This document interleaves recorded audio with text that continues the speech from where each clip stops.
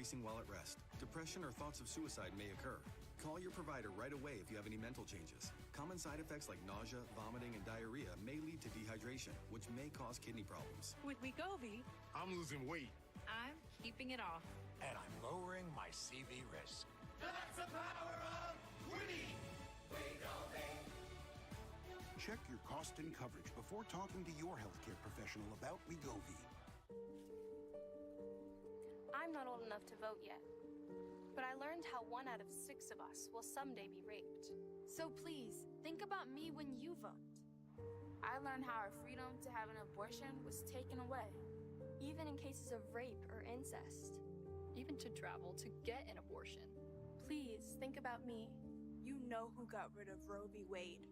Now women are being refused life-saving care at hospitals. And politicians are trying to ban birth control. Please, think about me. My parents call me their miracle daughter because I was born with IVF. But IVF could be banned too. Do they think we're less than human? Do they think we can't make decisions about our own bodies? About our own lives? When you vote, please think about me. And me. And me. Because the politician who got rid of Roe v. Wade, he couldn't care less. It's payback time. All these years you worked hard, you fixed it, you looked after it. Maybe it's time for your home to start taking care of you. We've invested in our home, we've worked on it. We had a whole lot of equity just sitting there. You paid down your mortgage, invested in your home. I guess you could say your home owes you. If you're 62 or older and own your home, learn how you could access a portion of your home equity to give you cash. A reverse mortgage could put more money in your pocket by eliminating your monthly mortgage payments, paying off higher interest credit cards, and covering medical costs. Look, Finance of America can show you how a reverse mortgage loan can use your built-up home equity to give you tax-free cash for almost anything you might need. Just eliminating mortgage payment freed up a lot of cash for us. I get to go and do what I want, when I want. Finance of America customers talk about the counseling they got along the way, so they know how a reverse mortgage works and how their home would help pay them back when they need it the most. Hey, what's up? I have no worries anymore. The fact that we're still in this home means so much. It's done everything for us that we hoped it would do for us. Call now to receive your free, no-obligation info kit. The kit shows you how to get the cash you need using your home's equity with a reverse mortgage. Find out how your home can start taking care of you. Call 1-800-789-5153. The worry every single month that that payment was gone. Our customers' homes are taken care of. Wake up and took my meds and go. But I'll hang with you in your stream, but I've got to cut some of the boards myself over here. I need to make money. 1-800-789-5153. We deserve a president who is tough, not just tough talking.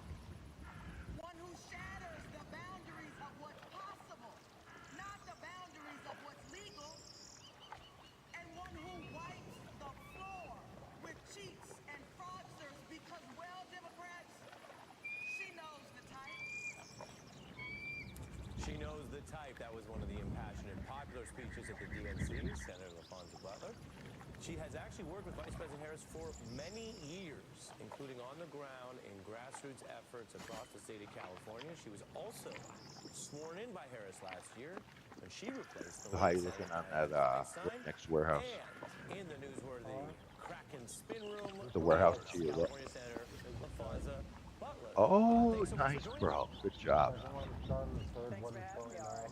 You're not just in the spin room, as they say.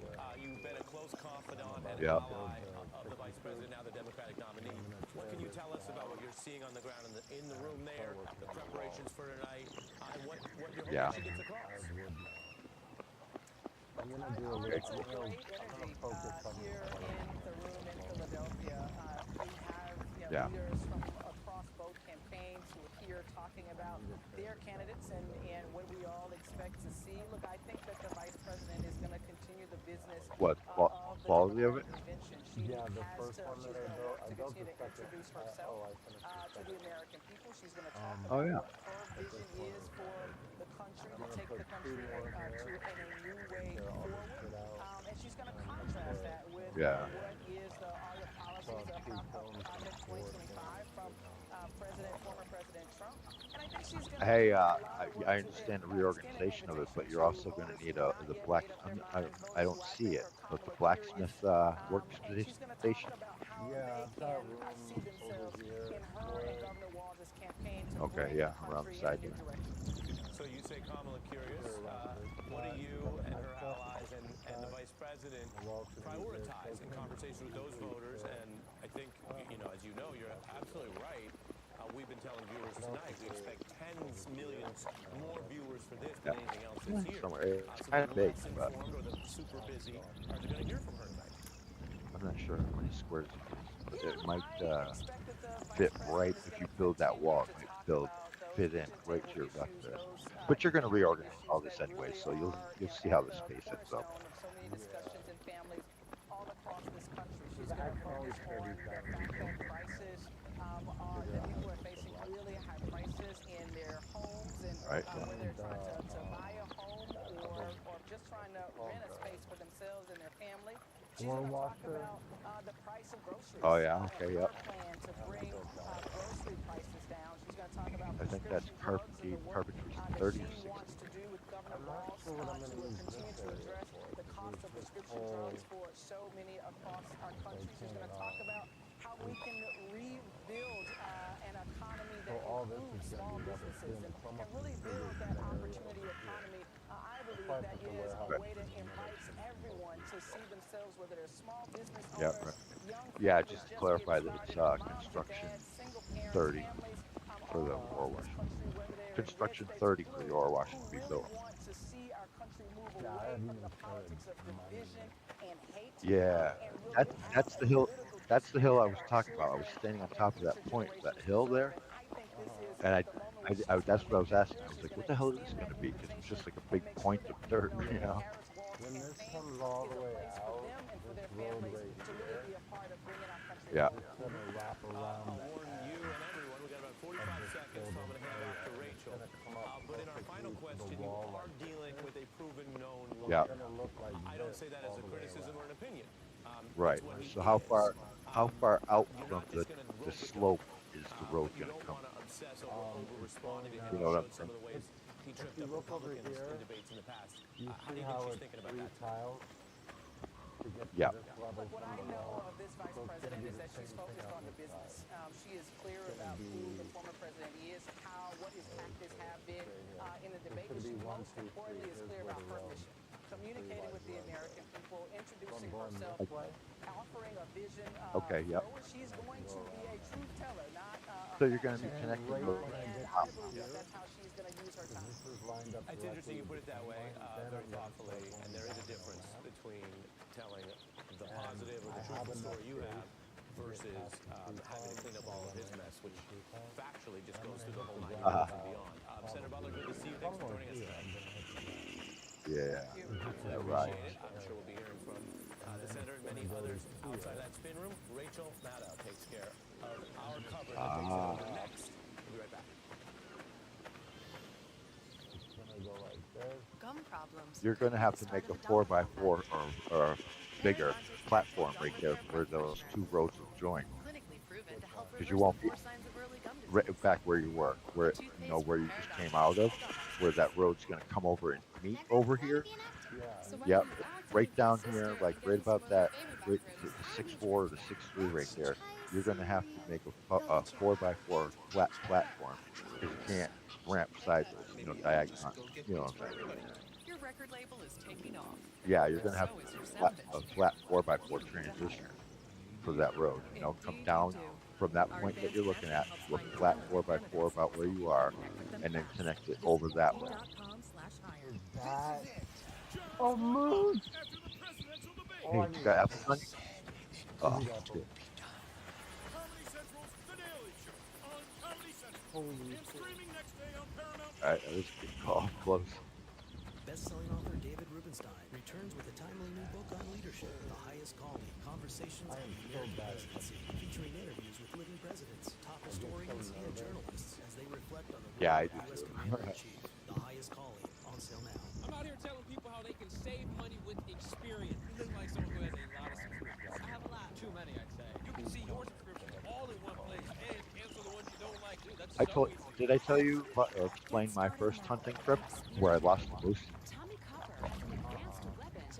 Oh, okay. So I'll make it short and sweet. I went out hunting, practicing my hunting skills because I've got to, boost that character's numbers. So I go out there. I'm thinking, okay, I'm going to take it one by one, nice and slow. I was solo. I didn't bring anybody with me. And to make a long story short, I ended up collecting a moose, killed a moose. Then I ended up collecting a deer. And so I was running heavy. So I went to turn around, and all of a sudden I had a freaking male deer that was close, just like as close as he was just right there. And he attacked me, so I ended up dying. I dropped my shit though, and I turned around and I went back to go get on my moose. It was fucking gone, dude. So I had to run all the way back home. Luckily, I wasn't too far, but it was far enough. I want that kind of relationship. Start now, free at Experian.com/car. Well, actually, I can't say that's the first. That's probably the fourth animal I've lost. Then stay tuned for the full debate, followed by insights and perspective. Special coverage begins tonight at 7 on MSNBC. Introducing MSNBC Premium on Apple Podcasts. Get early access and ad-free listening to Rachel Maddow's chart-topping series, bonus content, and new episodes of Morning Joe and MSNBC original podcasts ad-free. Subscribe on Apple Podcasts. Is your shower trying to tell you something? Is getting in and out of the bathtub becoming a safety concern? Are you worried about the cost of a bathroom remodel that could go on for weeks and weeks? Well, now you can have a gorgeous new bath or shower at a price you can afford with a one-day jacuzzi bath remodel. It was done the same day. Did not have to wait. It is amazing. I would give this Are you right-clicking? an A+. I definitely wish I would have called sooner. From soft close shower doors and adjustable shower heads to features like grab bars and custom seats that combine safety and style. It's never been easier. Get your free design consultation, schedule your one-day installation, and start loving your new bath or shower right away. Only weeks left to get waived installation and no interest and no payments for up to 1 year. Go to jacuzzibathremodel.com or call 800-991-0632. It might be your skills. Might not be high 0632. Call now. Oh, that's what you're doing, yeah. It's debate night in America. We will be with you watching together for the rest of tonight. And as promised, I'm now handing it off to Rachel Maddow, who is leading the prime coverage. Analysis starts next and continues through the debate. You almost The did entire right. debate on MSNBC. We will all be together reacting to it with you. So, handing it off to Rachel Maddow.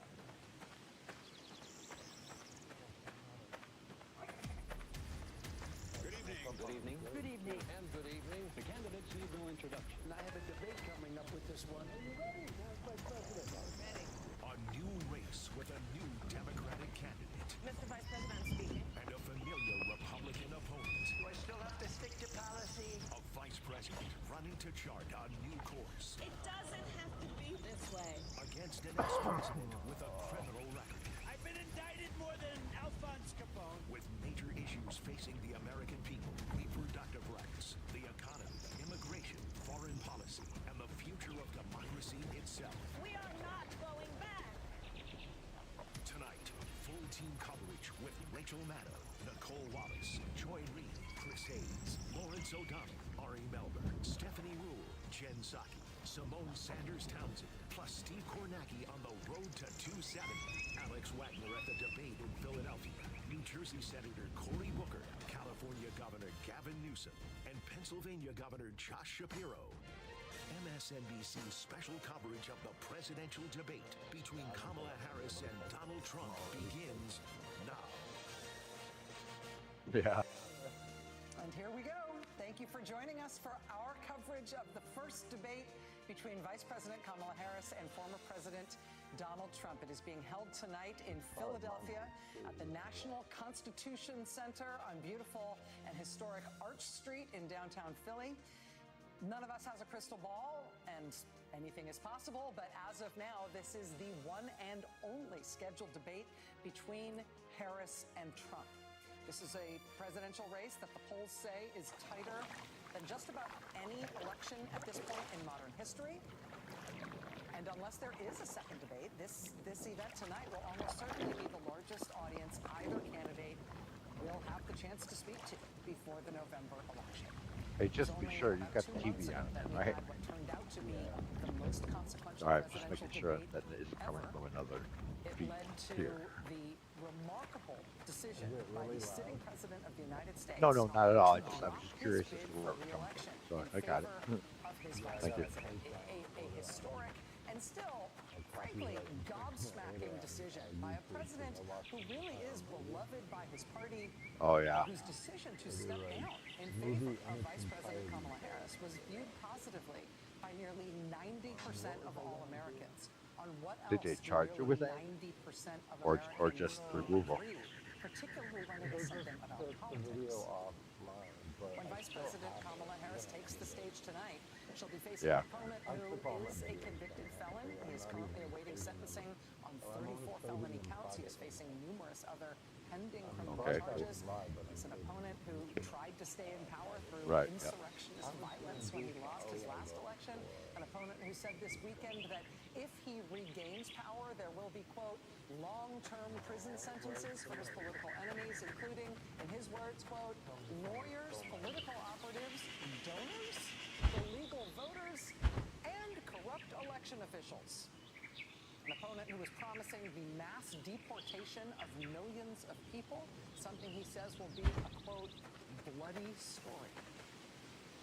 Vice President Harris brings her own set of unprecedented variables to tonight's debate. This will be the first presidential debate featuring a candidate who was nominated separate and apart from the primary process just 3 months before the election.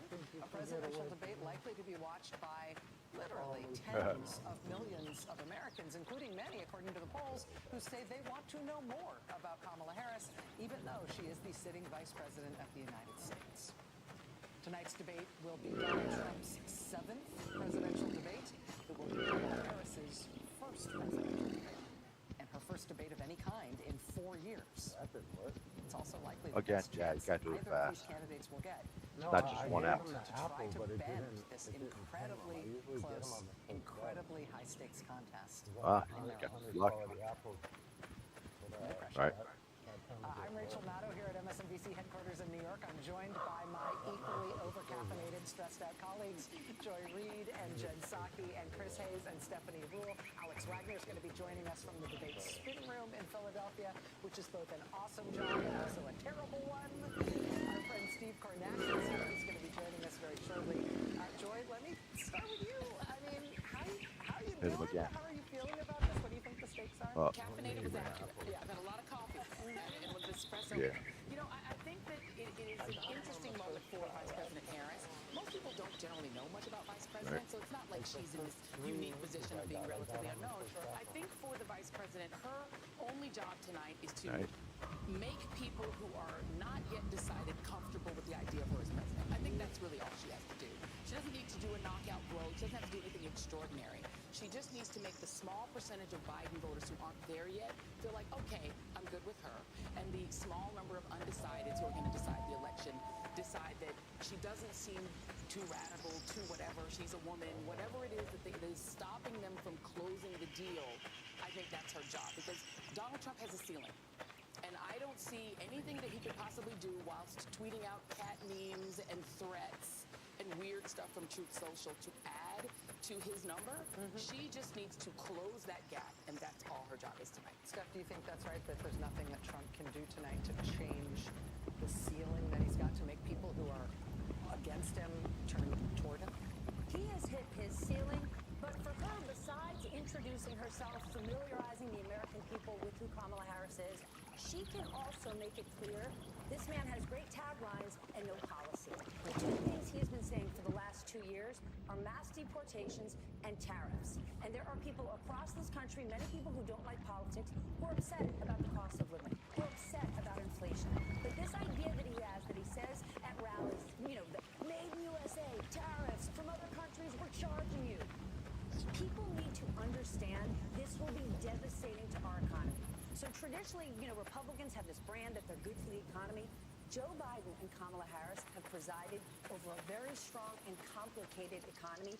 This is her opportunity tonight to explain that and say, we're going to make things better. But this guy has not only nothing to offer you, what he's offering is significantly worse. On the tariffs issue, and Lawrence O'Donnell's been talking about this a lot on his show and posting online about it, he's made the case that Trump should be asked follow-up questions designed to elicit whether he actually understands what a tariff is. That would be a good question. The way he's talking about them, it's as if he thinks they are a free source of money that costs America nothing, that makes other countries pay for our stuff. And it's almost the opposite of what it would economically be. But a low information voter will absolutely buy into that and say, you're damn right. And it makes no sense. So he needs to be asked that question because not only is there no explanation for it, if you're worried about inflation, having blanket tariffs across the board will be devastating. The last time we saw Donald Trump do this with China, it put the American farmer in a desperate hole that then required a huge farm aid package.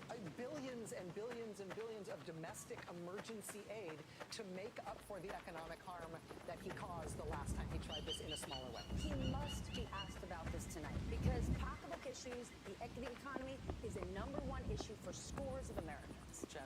I may be in the minority on this. I hope he's asked that question. I hope she does not proactively utter the word tariffs out of her mouth because I actually think this is, I mean, the thing I've been thinking about all day is like, she is a prepper, a studier. This is a thing I admire. We all admire. We're all nerds on this table. She's never met him before. She's never debated him before. He's a circus performer. She is not, right? So it's a very different kind of skill set and muscle than I think she has even used in past debates. He's not Mike Pence, right? So for me, what I think is most important for her is to be in the moment and come back to the home of, I'm fighting for you at home, and he is fighting for himself. And that, to me, is the message frame. If tariffs is a debate, great, but I don't think she should proactively be reiterating like a 12-point plan on the economy. Is that what it said? I think it's about reminding people who she's fighting. I feel like some of the strategy discussion about this debate and some of the free advice she's being offered is policy or no policy. You know, as if it doesn't matter what the policy discussion is. Yeah. The point is that you need to get people at home to trust you, to understand what you're saying, and to think you're a better Right, exactly. And wait, tariffs, nobody. Yeah, you got to move a little bit faster on that one because they turn around fast. Just like any other deer. Corporations have been the wealthiest Americans, and that should be made clear. She's also very popular. I mean, Yeah. very popular. Her position is, right? Her position is, to your point, right? Nobody wants the highest income to not pay more taxes. Most people don't. 90-something% of people do. So that would be a good point. But I'm still in the home frame of how people are feeling, kind of, and what their vibes are at home. And if they feel like she is thinking about them and he's just talking about his weird tariffs for himself and I was going to get himself out of jail. Well, I mean, I think the main tactical question, and I don't think it's an easy one, it's a difficult one. To Joy, goes to your point, I'm with you. How much you engage him, honestly. It's like, how much do you... This guy is going to say crazy stuff. He's going to ramble. He's going to say nasty things. He's going to lie about you. He's going to cast aspersions. You know, how much is the energy going here and how much is the energy going there? And that is a very, very difficult tactical question because he will say things like, you know, lie about things that immigrants have done. Yeah. Right? Well, you're going to let that hang there? You're going to put... So at every moment making that tactical decision, I mean, he's a hard guy to debate for that reason. I generally come down to the same place that I think we're sort of all in some ways, which is this is the most important thing for her. Talking to people at home. Talking to the camera and people at home. I'm Kamala Harris. I want to cut your taxes. He wants to raise them. I want to move forward. He wants to go back. I'm looking out for you, and I'm thinking about what we can do for you.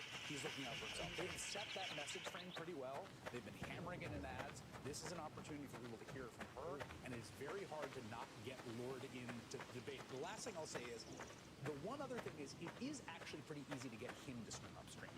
So so swimming upstream I think about, because we all do this for a living, it's like someone says something 45 seconds ago, and it's like, okay, 45 seconds went by. Am I going to swim back upstream to go talk about the thing 45 seconds, or am I going to keep going? Trump can't let certain things go. We saw it in the first debate. I might have to go fight in the battle of West Services PvP, but I'll stay here. It was like, what are you going to do about climate? It's like, well, can I go back to the suckers and losers? Can I go back to the suckers? Like, right? So there are No, I'm happy to stay here watching. Don't worry. Obsessing over whether he won the 2020 election, for instance, the suckers and loser thing, which is a sore point. Convictions of his often his business. Correct. And I think all those things that are ways to sort of deploy those as kind of landmines for him that he's going to come back to. Right, because he can't let them go. Exactly. Because he has no discipline around those things. Our friend Alex Wagner is in the spin room near the debate site in Philadelphia tonight. Alex, as I just mentioned, you have both an excellent and terrible job tonight. Can you tell us what it's like, what you're expecting tonight, and what the physical environment has been like thus far? Well, I am personally so overcaffeinated that I can hear a light ringing in my ears, Rachel. I think it's like, maybe going to be useful tonight. It's a massive spin room. It's like one of the biggest spin rooms I've ever been in. I don't know how that's actually going to play when it comes time for both campaigns to tell the press that they won. They both won. I was talking with some senior members of the Harris campaign, and maybe this will reassure Jen, but Vice President Harris did not do any debate prep today. She spent the day relaxing. Her husband is in the area. We can assume that they are just chilling, for lack of a better term. They feel confident. They did admit that they believe that she needs this a big win tonight, maybe more than Trump does. And then they also acknowledge that the bar is just a lot higher for a woman and a woman of color on a stage like this at a moment like this. So I think that there's kind of quiet confidence, but certainly not overconfidence about what might take place tonight. I think that I co-sign everything that my fellow colleagues at the big table in New York are saying about the bar, the relative difference in terms of accountability for both of these candidates. I will just tell you, in terms of quality of surrogates tonight, the Harris campaign has 3 governors who are going to be out here spinning, 3 senators, 4 congresspeople, a Gold Star father, and what the campaign is calling a surprise guest. I don't think it's Beyonce, so just get that out of your mind. But they have, they have a solid roster. The Trump campaign has Matt Gaetz, Vivek Ramaswamy, Laura Trump, Michael Whatley, the election denier and chair of the RNC, and J.D. Vance. So it'll be really interesting to see what planet both campaigns are living on after the debate tonight, and the quality of the spin. Because listen, there's going to be the debate, and then there's going to be the public impression of what happens at the debate, and I think both of those are going to matter probably equally. Alex, one of the things that I think we've all had in mind today, thinking back to the Trump versus Hillary Clinton debates in 2016, was Trump and Steve Bannon pulling a stunt, right? Having a sort of, it wasn't exactly a prank, but basically trying to pull off something between a prop and a stunt effect at the debate as a way of trying to get under Hillary Clinton's skin and trying to rattle her campaign. It is the Harris campaign that is promising a surprise guest in the spin room. Is there any other sign of any sort of shenanigans or stunts that either side is planning on playing? Well, I will say Trumpian shenanigans, I have not seen any sort of indicators of that, and nor have I heard any. So I can't give you more on potential Trump appearance here, although as always, Rachel, we are prepared for anything and everything. Given what happened at the last debate, who knows where this night ends?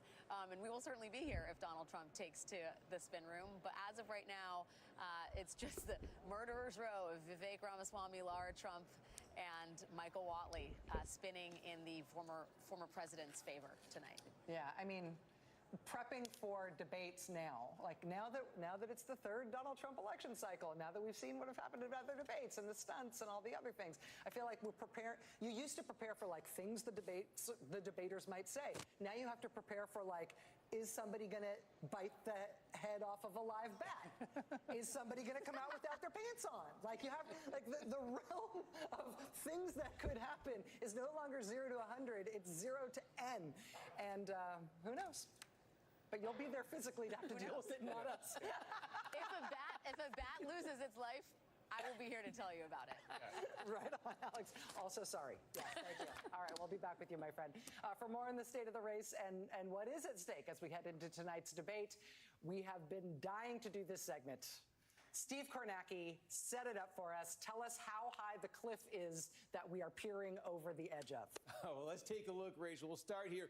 This is our average of the national polling, the major national polls that are out there right now. Harris with a 2-point advantage over Trump, 47-45%. And this gets to one of the two major questions I'm looking at as this fall campaign unfolds, and certainly as election night will eventually play out. And it's this. Remember, in 2016, Donald Trump lost the national popular vote by 2.1 votes to Hillary Clinton, but he won the presidency. In 2020, Joe Biden beat Donald Trump by 4.5 points in the national popular vote, and Trump nearly won the presidency. About 42,000 votes across 3 states would have kept Trump in the Oval Office. So a question for 2024 is there still going to be a Republican advantage, a Trump advantage in the Electoral College relative to the popular vote? If there is, then this is a very, very uneasy advantage for Democrats to have over Donald Trump coming out of Labor Day, just 2 points, because you could see what that has meant in the past.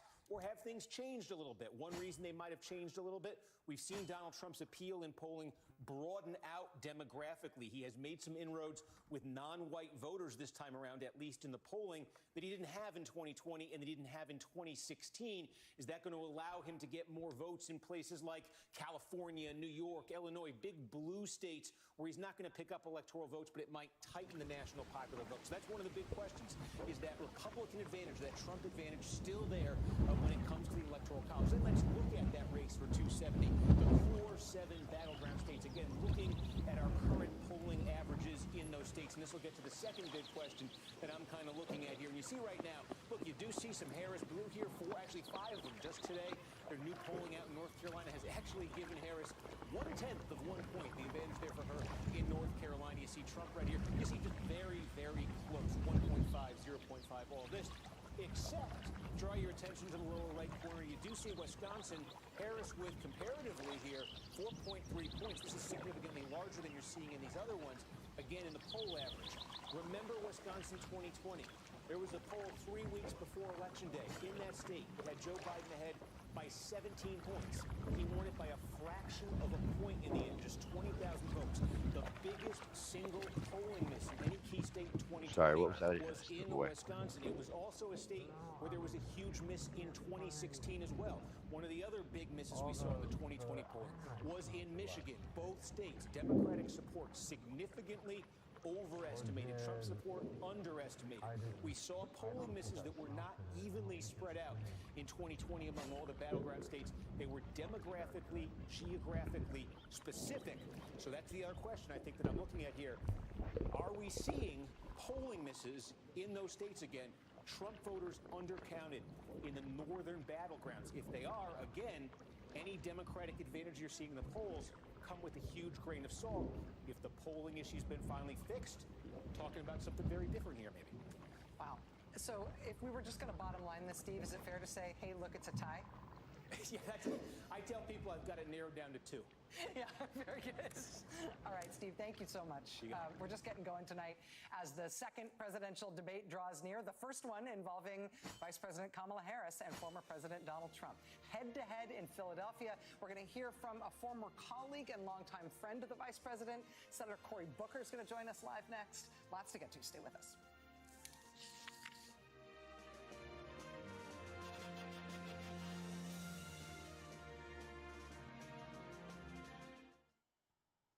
Dry, tired, itchy, burning? My dry eye symptoms got worse over time. My eye doctor explained the root was inflammation. Xiidra was made for that, so relief is lasting. Xiidra treats the signs and symptoms of dry eye disease. Don't use if allergic to Xiidra and seek medical help if needed. Common side effects include eye irritation, discomfort, blurred vision, and unusual taste sensation. Don't touch container tip to your eye or any surface. Before using Xiidra, remove contact lenses and wait 15 minutes before reinserting. Dry eye over and over? It's time for Xiidra. We all need fiber for our digestive health, but less than 10% of us get enough each day. Good thing Metamucil gummies are an easy way to get prebiotic plant-based fiber with the same amount of fiber as 2 cups of broccoli. Metamucil gummies, the easy way to get your daily fiber. What's a great place to find affordable luxury for less?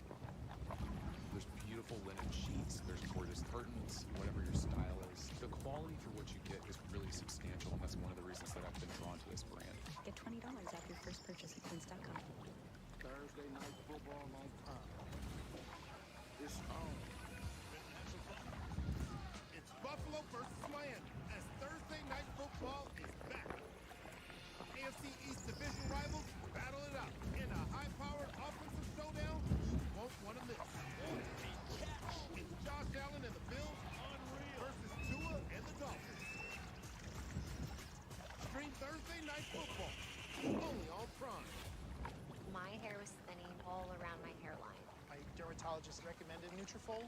It's 100% drug-free and clinically tested. My hair is longer, thicker. Nutrafol is life-changing for me. Get growing at Nutrafol.com. When did I call Leaf Filter? When I saw my gutters overflowing onto my porch. Leaf Filter is a permanent gutter solution, so you never have to worry about costly damage from clogged gutters again. That's the easiest call you can make. Call 833 Leaf Filter today or visit leaffilter.com. At SimpliSafe, we build advanced security sensors and cameras for your whole home. Powered by 24/7 professional monitoring and Fast Protect technology. Exclusively from SimpliSafe for faster police response. There's no safe like SimpliSafe. The dentist's office just lost my crown. But that's not what concerns me. It's that they have our social security number. The DMV that hasn't updated their computers since they were invented has two forms of my ID. And the online pet store that was breached? They have my payment information. Think of all the places that can expose your info. LifeLock monitors millions of data points for identity theft. If there's a problem, we fix it. Guaranteed. Cologuard. Squeeze the colon cancer. At home, like you want. Demand. Cologuard is for people 45 plus at average risk, not high risk. False positive and negative results may occur. Ask your provider for Cologuard. I did it my way. Do you need more space? You need a General Steel building system. Text METAL to 59583 to start designing your customized space. That's METAL to 59583 for same-day pricing on your personalized steel building system. Text METAL to 59583 before prices go up. The future. The way you see it is said to depend on where you sit. At XChair, we think it also gets down to how you sit, which is why our technology is light years ahead. With our groundbreaking LMX technology, bringing hot, cold, and touch into one extraordinary seating experience. At XChair, we've got our eye on the future of work, so you can focus on the present. XChair puts in the work, so you don't have to. Celebrate Labor Day with up to $400 off, including free LMX. Sale ends September 16th. Do you need more space? You need a General Steel building system. Text METAL to 59583 to start designing your customized space. That's METAL to 59583 for same-day pricing on your personalized steel building system. Text METAL to 59583 before prices go up. I was recruited to start this secret mission to dig up dirt on Joe and Hunter Biden. This was a mission impossible. Mission stupid. This is literally like a scene out of Spider. I mean, James Bond has nothing on us. Sorry if you were saying it. I realized my volume was down. Get early access and ad-free listening to Rachel Maddow's chart-topping series, bonus content, and new episodes of Morning Joe and MSNBC original podcasts ad-free. Subscribe. Blacksmith Station.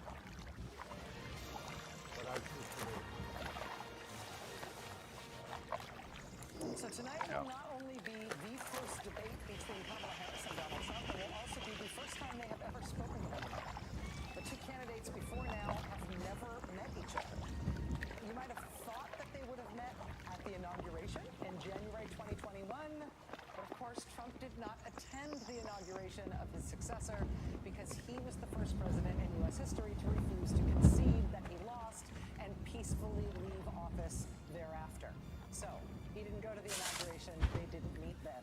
The only times they have ever even been in the same room, as far as we know, were during Donald Trump's State of the Union addresses while he was president.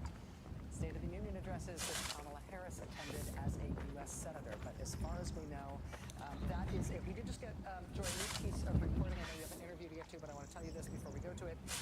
Apparently, this is newly reported by NBC News, Vice President Kamala Harris has spoken recently and repeatedly with former Secretary of State Hillary Clinton about debate strategy for tonight. Yeah. Hillary Clinton, of course, the only other woman to face Donald Trump in a one-on-one debate. According to NBC News, Clinton shared insights specifically about how Trump may attempt to bait her and suggested that Harris should instead try to turn that around on him, provoking him directly, according to multiple sources. You know, and it's interesting because, you know, Donald Trump has, as we all know, no respect for women. And I think he's doubly destabilized by this particular woman who he's gushed about as a beautiful woman. And so I am very curious to see how he reacts. We saw how disrespectful he was even looming over Hillary Clinton. Yet she did win all those debates. I mean, I think objectively most people believe she destroyed in all three debates. It didn't matter in the end. But it'll be interesting to see what, you know, the difference in Biden's strategy will be, because I'm not sure how much he gets destabilized just by her physical presence. So we shall see. He's not a disastrous debater, right? Go back to the Republican primary. He's a great insulter. He's a great insulter. Remember, He's the Chris great Christie, insulter. Jeb Bush, they melted standing next to him. He's a good insulter, a good interrupter, a good bully. And he's a Gish Galloper. He's just going to Gish Gallop over the moderators, and there's a muted microphone that actually will allow him to be sane-washed on the spot, and then maybe afterwards too. We're going to talk more about that later, but I want to bring right now in New Jersey Democratic Senator Cory Booker, and he has firsthand experience on what it's like to debate Vice President Harris, and he's also a friend of hers. So, Senator Booker, let's get right to that question of, Hillary Clinton has spoken with Vice President Harris, and we know she's given some debate tips. Let's get some from you. You've debated Vice President Harris. How do you expect that she will respond if, for instance, Trump throws personal insults? Well, the 2020 debate prep that I had was led by a woman named Karen Dunn, who is now one of the leaders of Kamala's debate prep. And so that just gets me really excited, because I know what Karen Dunn is the best at, which is helping people be the best version of themselves. And that's what excites me, because I sat next to Kamala on many hearings where she sparred with Donald Trump's cabinet appointees, and she is strong, competent, prepared. She has some fun. And I think what Americans are going to see tonight is the best version of who she is. And on top of that, they're going to see, I think, a guy that can't help but expose himself, who has no self-discipline, who is not going to be able to stay on the issues. And in many ways, we already know all the voters know who he is, but there's still a lot of voters who tonight, I think, are going to get a chance to see Kamala and learn more about her at her best. And to that point, one of the things that people do know about her, because she says it a lot on the campaign trail, she's a prosecutor. Ron Brownstein has a really interesting sort of take on this, is that cuts both ways. On the one hand, it helps her make a case against Trump, who is obviously a 34-count convicted felon, who I guess is proud of that and wants to, pardon insurrectionists, et cetera. On the downside, she is trying to make up ground that Joe Biden had built up with certain constituencies, including with African Americans. She's scoring, obviously, much higher than he is with African Americans, but not quite where Biden was. Do you think that she needs to avail herself of the opportunity to expound more upon what it means for her to have been a prosecutor, and also to kind of, amplify the things that Donald Trump would do with the criminal justice system, unleashing the police, et cetera? Yeah, look, I think that people are going to see her training, her skills, a lot of her career as a prosecutor. But she's a woman of many sides, and when I first got to know Senator Kamala Harris, I found her immediately to be deeply soulful. She had this incredible ability to relate to others who were in struggle. This daughter of two immigrants, this person that was different in many important parts of her life, who knows what it's like to struggle. And so I think a lot of that soulfulness people often miss. And a lot of that debating is not just parrying and sticking your points and exposing the weaknesses of a very weak candidate, in my opinion, but it's also a chance for people to see the fullness of her character. And Kamala is a person of great character, and I'm excited for people to get to know her and see that tonight as well.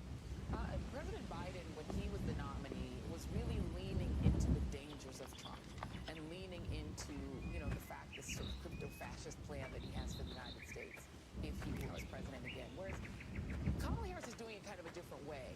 She's doing more of an outreach campaign, sort of widening the tent to include even Dick Cheney, and sort of talking about bringing the country together. And it's been more that tack than really leaning into the dangers of Donald Trump. Obviously, Tim Walz has completely deconstructed him as just weird rather than just dangerous. Which of those two, what should the balance be tonight in the way she is presenting not just herself, but the person at the other podium? Well, if you watch the way she dealt with a lot of the Trump cabinet appointees, she had really good ways of exposing them for who they are. And a lot of times it wasn't a bald-faced attack. It was the appropriate sort of nuanced question or a simple statement that laid claim the evidence. Donald Trump, as you said, is a guy that is former chief of staff, the secretary of two secretary of defenses, multiple cabinet members as well, Dick Cheney, others. Many Republicans have come out and either endorsed her or have just stayed away from Donald Trump. He is a man that is indicted by his own party's behavior towards him. And in many ways, I think that speaks for itself. So I think that she's going to find very deft ways of coming forward and reminding people of the chaos, of the kind of crassness, of the kind of person that he is, that was twice impeached, has multiple indictments, has dozens of convictions, somebody whose character is so bad that even his charity was fined millions of dollars and forced to shut down. I'm really confident she's going to bring that out, but do it in a way that doesn't take her into the mud where Donald Trump loves to go, but do it in a way that simply is straight with the American people and lets them come to the conclusions that to me are very obvious. New Jersey Senator Cory Booker, thank you so much for your time. And now back to you, Rachel. Thank you very much. Thank you, Senator.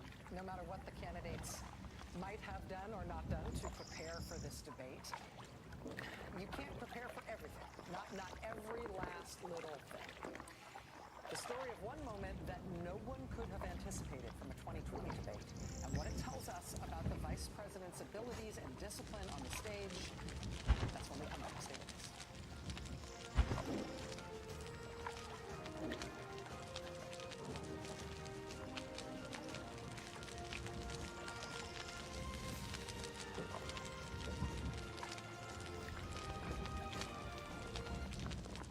After careful review of medical guidance and research on pain relief, my recommendation is simple. Every home should have Salon Talk.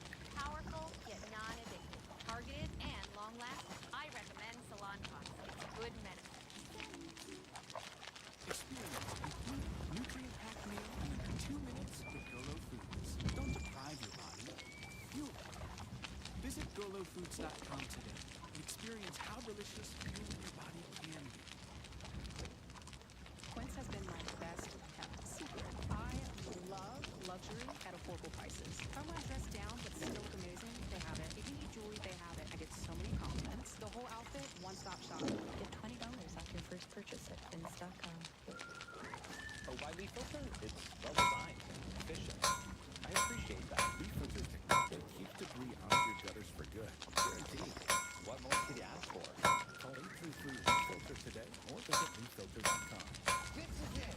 Germs going up after the presidential debate. They said it's going to be. Comedy Central's The Daily Show on Comedy Central and streaming next day on Paramount Plus.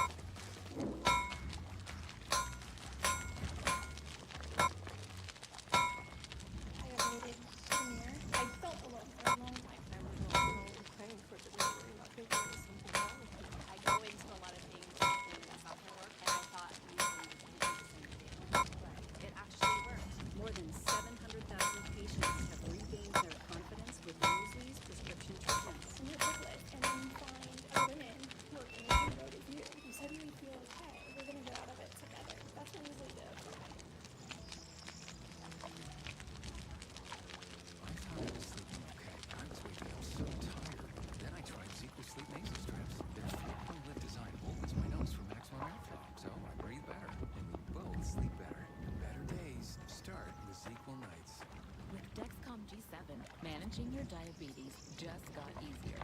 So, what's your glucose number right now? Good thing you don't need a finger stick. How's all that food affect your glucose? Oh, the answer's on your phone. What if you're hitting low at night? Wow, it can alert you. And you can even track your goals. Manage your diabetes with confidence with Dexcom G7, the most accurate CGM. Learn more at Dexcom.com. Only from SimpliSafe, 24/7 lifeguard protection. This exclusive technology allows SimpliSafe agents to help stop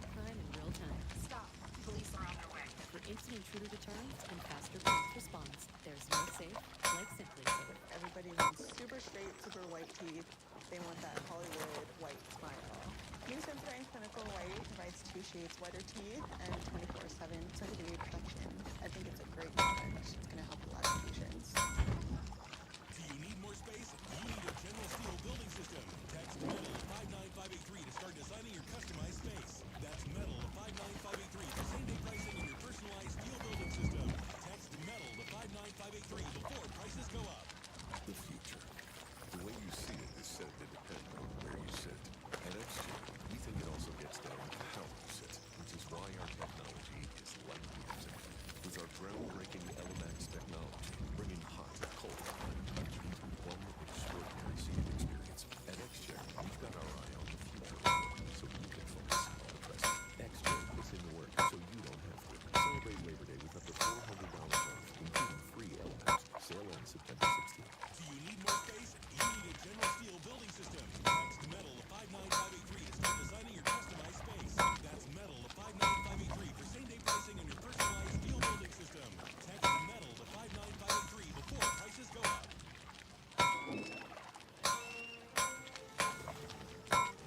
Sunset in Philadelphia, the unmistakable Philly skyline. The last time we saw Kamala Harris in a debate was 4 years ago, when she faced off with Mike Pence in the vice presidential candidates debate in 2020. Do you remember anything from that debate? You might remember they were seated. You might remember I am speaking. Do you perhaps remember that partway through that event, former Vice President Mike Pence received a visit from a fly? A large black housefly, a very large black housefly, landed on his beam and just stayed there, like started doing fly stuff. Jet black on his bright white hair, and it was there for more than 2 minutes, which was neither the fly's fault nor Vice President Mike Pence's fault. It just is a thing that happened. It's nature. Mr. Pence himself was in no position to see the fly on the top of his own head. It's like somebody says to you, hey, watch your head. You can't. Your eyes are in it. If something's happening on the top of your head, how do you know? So we know that he didn't see it. But we do know also that then Senator Kamala Harris could see it too. She was far apart from him. This was COVID time. Look at those big plexiglass shields between them and everything. And they're on opposite sides of the room. But she could see it. And we know that because a couple of weeks later, I asked her if she could see it. I just realized that I would kick myself if I didn't just ask you, before I let you go, if you noticed the fly on Vice President Pence's head at the time during the debate, or if that was something that only we could see it at home. Could you see it sitting next to him?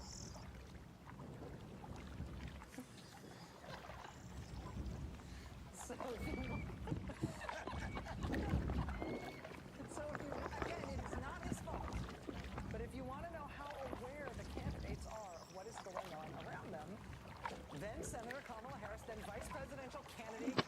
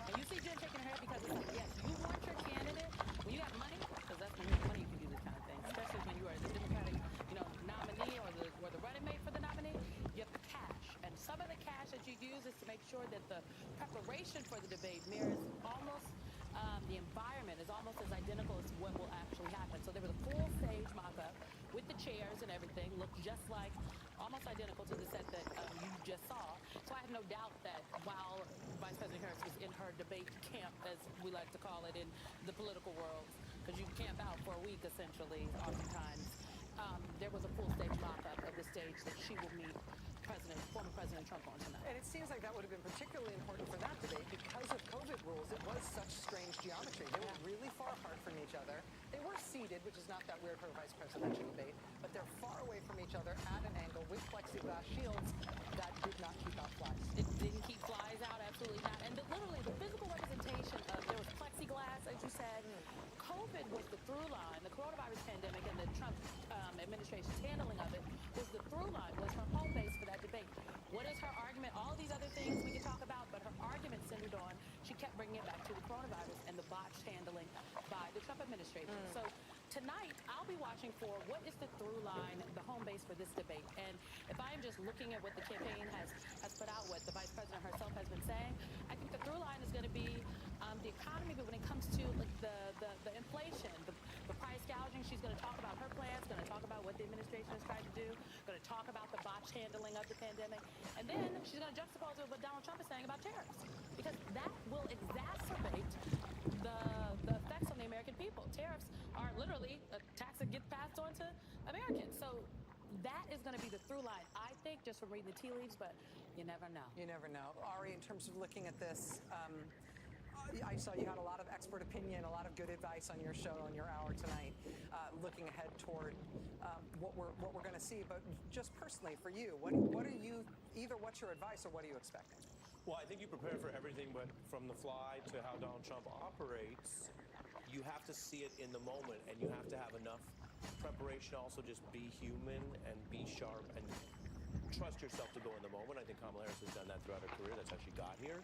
I do think that Donald Trump being such a liar, which can work more on the less engaged audience, which you get tonight. They're talking about Seinfeld level numbers in the New York Times. That means people who aren't as accustomed to inoculating against it.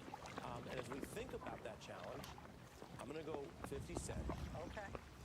I hate a liar more than I hate a thief. A thief is after my salary. A liar is after my reality. And that's what he does with his bumbling and his lying and the way that he lies about himself, his record, the future, abortion, how abortion actually operates. Some people will know those are lies because they've lived it and they've experienced these issues. Other people may get confused. And so we did hear from Senator Butler, who is a confidant of Harris, and she said Harris intends tonight to be a truth teller but not a fact checker. And it's such a strong distinction. Tell your story, be honest with the American people, but don't try to deal with every single thing he does, because we've seen other candidates get tricked up like that. And he will try to do that. I mean, he isn't just lying, he trolls is his tactic, is he says things that tap your moral compass. Hey, is this thing on? You better respond to me because this thing I'm saying is so offensive. I essentially force you morally to respond to it. That's one of his tactics, both as a politician and as a debater. He will try to draw her into responding to every trolling thing. The top Democrat from the state that might be the most important and most unpredictable battleground in the whole country is standing by at a watch party tonight. Pennsylvania Governor Josh Shapiro is going to join us here live next. We'll be right back.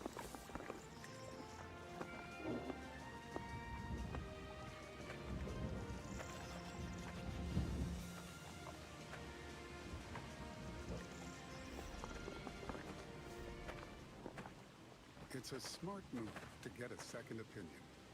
You do it when you're looking for a contractor. You definitely do it with medical advice. So why not with your stock market investments? We can help you see opportunities you may be missing. At Henry & Walsh, it only takes a second to schedule your free second opinion. So what's there to lose? Speak to Henry & Walsh, the second opinion people. What's a great place to find affordable luxury for less? There's beautiful linen sheets, there's gorgeous curtains, whatever your style is. The quality for what you get is really substantial, and that's one of the reasons that I've been drawn to this brand. Get $20 off your first purchase Hey, at Quince.com. do you have sewing ability? Can you Why Thanks, use Brad. 10 buckets of water when you can use one fire extinguisher? And to fight heartburn, why take 10 antacids throughout the day when you can take one Prilosec? For easier Yeah, this heartburn is relief, killer. one beats 10. Prilosec OTC, one Actually, pill, it's not. 24 It's hours, a zero sewing heartburn. kit. Ever worry that you're drinking too It's a much? sewing kit, and Take back it's control with 60. Or Health. Or Health Oh, provides actually, access yes, to medication 60. proven Hold to on, make buddy. it Gotta hold easier on. to drink less. Or quit drinking altogether. Qualify for treatment today at OrHealth.com. When pain freezes you in your tracks, Vapo frees your pain away. Penetrating pain relief with Vicks Vapors. Vapo frees your pain away. Now at Walmart. Looking good, guys.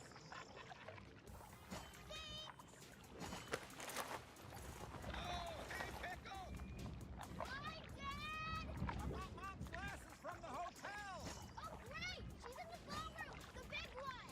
Coming up! Vacations are better with the credit gods on your side. Rewards once available to the few are now accessible to the many. Earn points for travel with Credit One Bank and live large. Super Beats, America's original and #1 selling beat brand for heart health support, is now available at Walmart. More cardiologists recommend Super Beats for heart health support than any other beat brand. So head to Walmart and try Super Beats Heart Chews today. Sure, Visprint prints business cards, but we also print these and those. And engrave that. We print your brand on everything so customers can notice you, remember you, and fall in love with you. If you need it, we print it with 25% off for new customers at visprint.com. Sometimes one muscles will fall asleep, so he takes Sequel, the world's #1 sleepwear brand, and wakes up feeling like himself. Get the rest to be your best with non-habit-forming Sequel. Better days start with Sequel nights. The online pet store that was breached has my payment info. And my cell provider that was just breached has my social security number from the credit check. 75% of Americans have had their social security number exposed due to recent data breaches. That's why LifeLock monitors millions of data points for identity theft. If there's a problem, we fix it, guaranteed. Meet Earthbreeze, a revolutionary laundry detergent that magically dissolves in any wash. There's no wasteful plastic jug, and it's water-free because you already have water. The future of laundry detergent has arrived. Learn more at earthbreeze.com. My hair starts to thin. I thought, am I gonna have any hair left? After I gave birth, my hair wasn't even thin, it was gone. As I got older, I couldn't grow past my shoulders. Nutrafol has different formulas for all the different changes so many women go through. Within 3 months, my hair is significantly fuller. It's longer, it's thicker. My friends noticed it. I felt like a completely different person. Try the #1 dermatologist recommended hair care supplement. It's Feudal. No.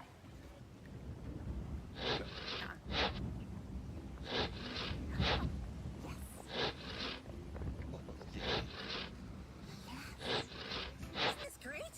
Yeah! I can do a cartwheel in here. Oh, hey! Would you like to join us? No. We would love to join you.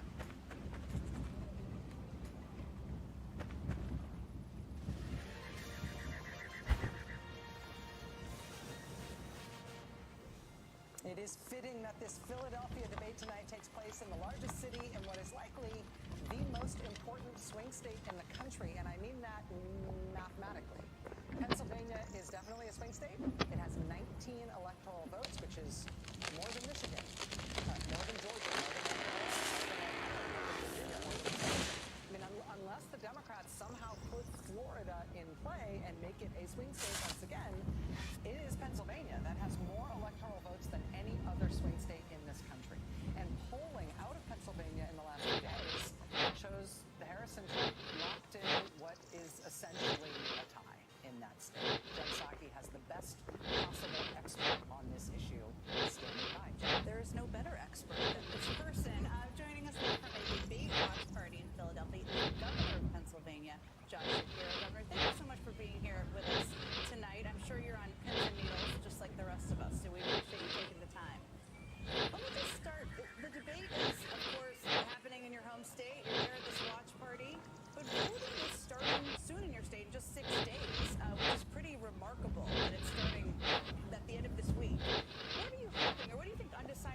voters in your state are hoping to hear tonight from Kamala Harris? What do they need to hear from her? Well, look, Jen, as you know, there is such a stark contrast in this race. I think Kamala Harris is going to both tell her story and also her vision for this country and prosecute the heck out of the case against Donald Trump. You can have a clear contrast. Kamala Harris has spent her career standing up for the people. Donald Trump has spent his career screwing over the people. And Kamala Harris has always stood up time and time again to protect our fundamental freedoms. That very freedom that was born right here in the city of Philadelphia. And Donald Trump has spent his career ripping away those freedoms. You got a clear contrast in this race, and I expect you'll see that on full display tonight in the debate. Yeah, there's no question there's a big contrast. We all talk about it a lot. I think this is so different because they've never met before, they've never debated before. One of the pieces of advice that Secretary Clinton reportedly gave to Vice President Harris is don't be baited by President Trump, by former President Trump. Oof. Don't be baited by him. Turn it back on him. Guys, I lost Jen. I'm sorry. All right, we lost the governor for a moment. Let's see if we can get him back. Okay, we'll see if we can get him back. Well, let us know. Interrupt us if we can get him back. I could tell at the beginning that he was going. That he was having a hearing. Yeah. It was having a hard time hearing. Yeah. Yeah. What was it allowed debate party or watch party? Which is kind of, I mean, you got to expect. I don't know how many tens of millions of people are going to watch tonight, but the Hillary Clinton, Donald Trump debate in 2016 was the most watched presidential debate ever. Wasn't that like 80+ million people watching? So I don't know. I can't imagine that we're going to get numbers that gigantic right now. But everybody that I know in my whole life, and most people in my life are not politics people, is planning on watching this thing. Literally every single person. I actually think it'll be at that level or better because I think this election takes place in such an urgent moment. I think post-Dobbs, everything is more urgent anyway. And I think because of the drama of the last 6 to 8 weeks, when you suddenly which turned people on to this race, including like my kids' friends who weren't paying attention and who were deliberately tuning out the race of the two old guys, are now actually engaged. So I actually think a lot of people will be watching. And I think that she's appeared in like small snippets with Megan Thee Stallion for people. Right, Brad Summer. This is a lot of people's opportunity to really get a first good look at her. Because again, no one really pays attention to us. Exactly right. In agreement and Joy, we went from a rematch that felt like a rerun to a lot of people to a completely new character. And we've discussed it at this table. I remember coming out right after the Biden-Trump debate. And Rachel, you saying, here's what we saw. We're going to deal with the facts. And people who say, well, they dislike those facts so much they wish they were different. It's fine. That's a feeling. What that spawned was this replacement that at the time people said, is she going to be treated like the vice president? Is she going to be treated like the history? No, it's very clear that she got a restart. The Democratic Party said we're looking at her anew, and she's handled herself. I mean, you can talk to anybody. I mean, Republicans have acknowledged in private it's one of the best, 5-week rollouts you can ever get. So now the country's saying, oh, let's look at her anew. It's also a test for her tonight, but there's clearly interest in, for lack of a better term, a new character. I got to say that to my mind, I don't know, I'm not an expert at these things, and I wouldn't believe advice from me. But if I were the Harris campaign, I would be thinking about Americans who think, Donald Trump is kind of a jerk over him. I just don't like Democrats. I just generally don't like Democrats, but I'm not going to vote.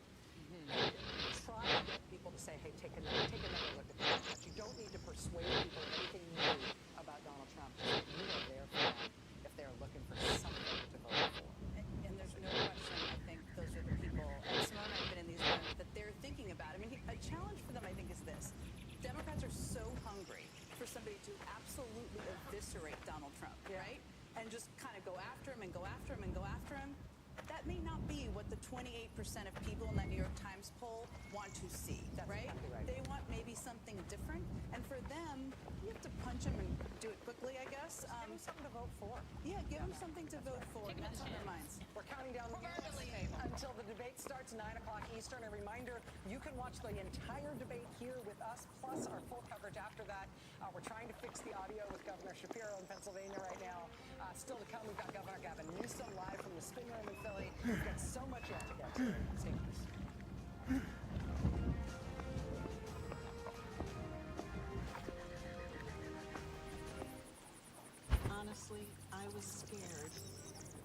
was told age-related macular degeneration could jeopardize my vision. Great. One more thing to worry about. It was all too hard to deal with in the beginning. But making a plan with my doctor to add PreserVision was easy. PreserVision AREDS 2 contains the exact NEI-recommended clinically proven nutrient formula to help reduce the risk of moderate to advanced AMD progression. Thanks to PreserVision, I feel better that I'm doing something about it, like millions of others. PreserVision. Type 2 diabetes? Discover the Ozempic Trizone. I got the power of 3. I lowered my A1C, CV risk, and lost some weight. In studies, the majority of people reached an A1C under 7 and maintained it. I'm under 7. Ozempic lowers the risk of major cardiovascular events such as stroke, heart attack, or death in adults also with no heart disease. I'm lowering my risk.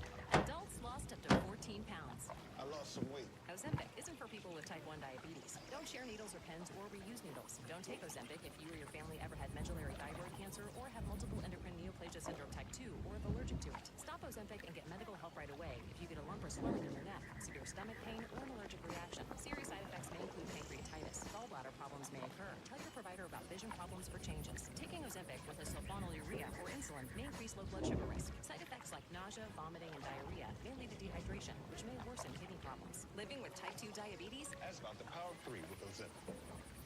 You love this style of shoe. They're comfortable, casual, stylish. But Skechers has topped them and made them even better. Because now they come in hands-free Skechers slip-ins. Just slip in and go with no bending down and no touching them. Try hands-free Skechers slip-ins. This is it. Germs going up after the presidential debate. And they said it couldn't be done. Comedy Central's The Daily Show on Comedy Central and streaming next day on Paramount Plus. The future. The way you see it is said to depend on where you sit. At XChair, we think it also gets down to how you sit, which is why our technology is light years ahead. With our groundbreaking Elemax technology, bringing hot, cold, and touch into one extraordinary seating experience. At XChair, we've got our eye on the future of work, so you can focus on the present. XChair puts in the work, so you don't have to. Celebrate Labor Day with up to $400 off, including free Elemax. Sale ends September 16th. Won't be affected by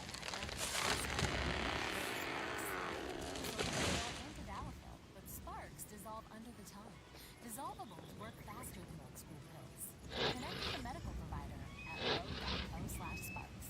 My relationship with my family and with my boyfriend and with myself were suffering. I really needed help. Really getting those thoughts out to a therapist and getting feedback was just life-changing.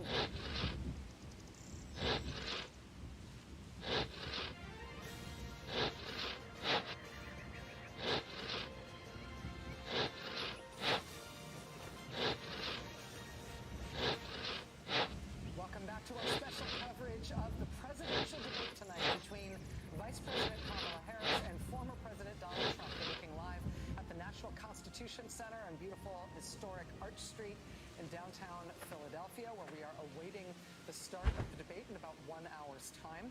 Just before the break, we had been speaking with Pennsylvania Governor Josh Shapiro, and audio gremlins leapt in between us and him and brought the interview to an unceremonious close. I've been told we've vanquished the gremlins and we have the governor back. Governor, I'm very sorry that happened. Thank you so much for sticking with us. I'm glad the gremlins are gone. Rachel, there's so much energy here in Philly. It must have messed up the earpiece, but I'm back and I'm excited to talk to you. Well, I know that you are at a watch party, and I know that nationwide there is an electric atmosphere around this debate. We really are expecting one of the largest debate audiences in history, one of the largest television audiences for anything short of the Super Bowl. Can you tell me, in Pennsylvania, which is so tight and which is so crucial as a swing state between these candidates, is there a sense that tonight's debate could be determinative, that it could be a real hinge for one or both of these candidates tonight in terms of which direction the race is going in your state? Look, I don't know that it's determinative, Rachel, but I know a lot of people are really interested. I was in South Central Pennsylvania today, Northeastern Pennsylvania, and now here in Philadelphia, in the southeastern part of the state. And a whole lot of folks came over to me and said, hey, I'm going to be watching that debate, or I'm really interested in this or that, or I'm excited to see how this goes. So I think there's genuinely a lot of excitement, a lot of enthusiasm, and and some curiosity, too, about how it's all going to go. And so I think people are excited. I think they're going to be tuning in. Governor, we got a little bit of reporting just at the outset of our coverage. NBC News reporting that among the people who have been in touch with Vice President Harris in the lead up to this debate is former presidential candidate Hillary Clinton, who is the only woman who's ever also debated Donald Trump one-on-one on the presidential debate stage. And according to NBC's reporting, Clinton shared some insight with Vice President Harris about how Trump may attempt to bait her. And suggested that Vice President Harris should, in that instance, try to turn that around and turn it back on Trump himself and try to provoke him directly. Wanted to get your reaction to that, whether you think that's good advice, whether you think that we should expect to see that tonight, and if that's the sort of thing that voters should be looking forward to. Look, I've known Kamala Harris nearly 20 years. She is a total pro. She's tough as nails. She knows to both share her vision for the country and how to prosecute the case against Donald Trump. But make no mistake, Donald Trump is a tough out in a debate. He's done this more than anybody else. I mean, year after year after year, he's been doing it in Republican primaries and, of course, in general elections. The guy is willing to lie about anything. He's literally, Rachel, willing to lie from one question to another. So it's hard to pin the guy down. It's hard to debate him. But I think Kamala Harris has both a strong record, a great vision, and a hell of a way about her that's going to allow her to prosecute the case effectively against Donald Trump. Make no mistake, it's going to be a tough out, but I know she's up to it. One of the things that has happened recently in the campaign, which, I mean, historically speaking, is a little bit of a surprise. As you get deeper into the general election campaign, you usually expect both candidates to sort of tack toward the center to try to alleviate any concerns about them being outside of American norms, about them being any sort of threat to the country, the kinds of questions that their opponent might have made against them by this point in the campaign. Instead, Donald Trump seems to be tacking in the opposite direction.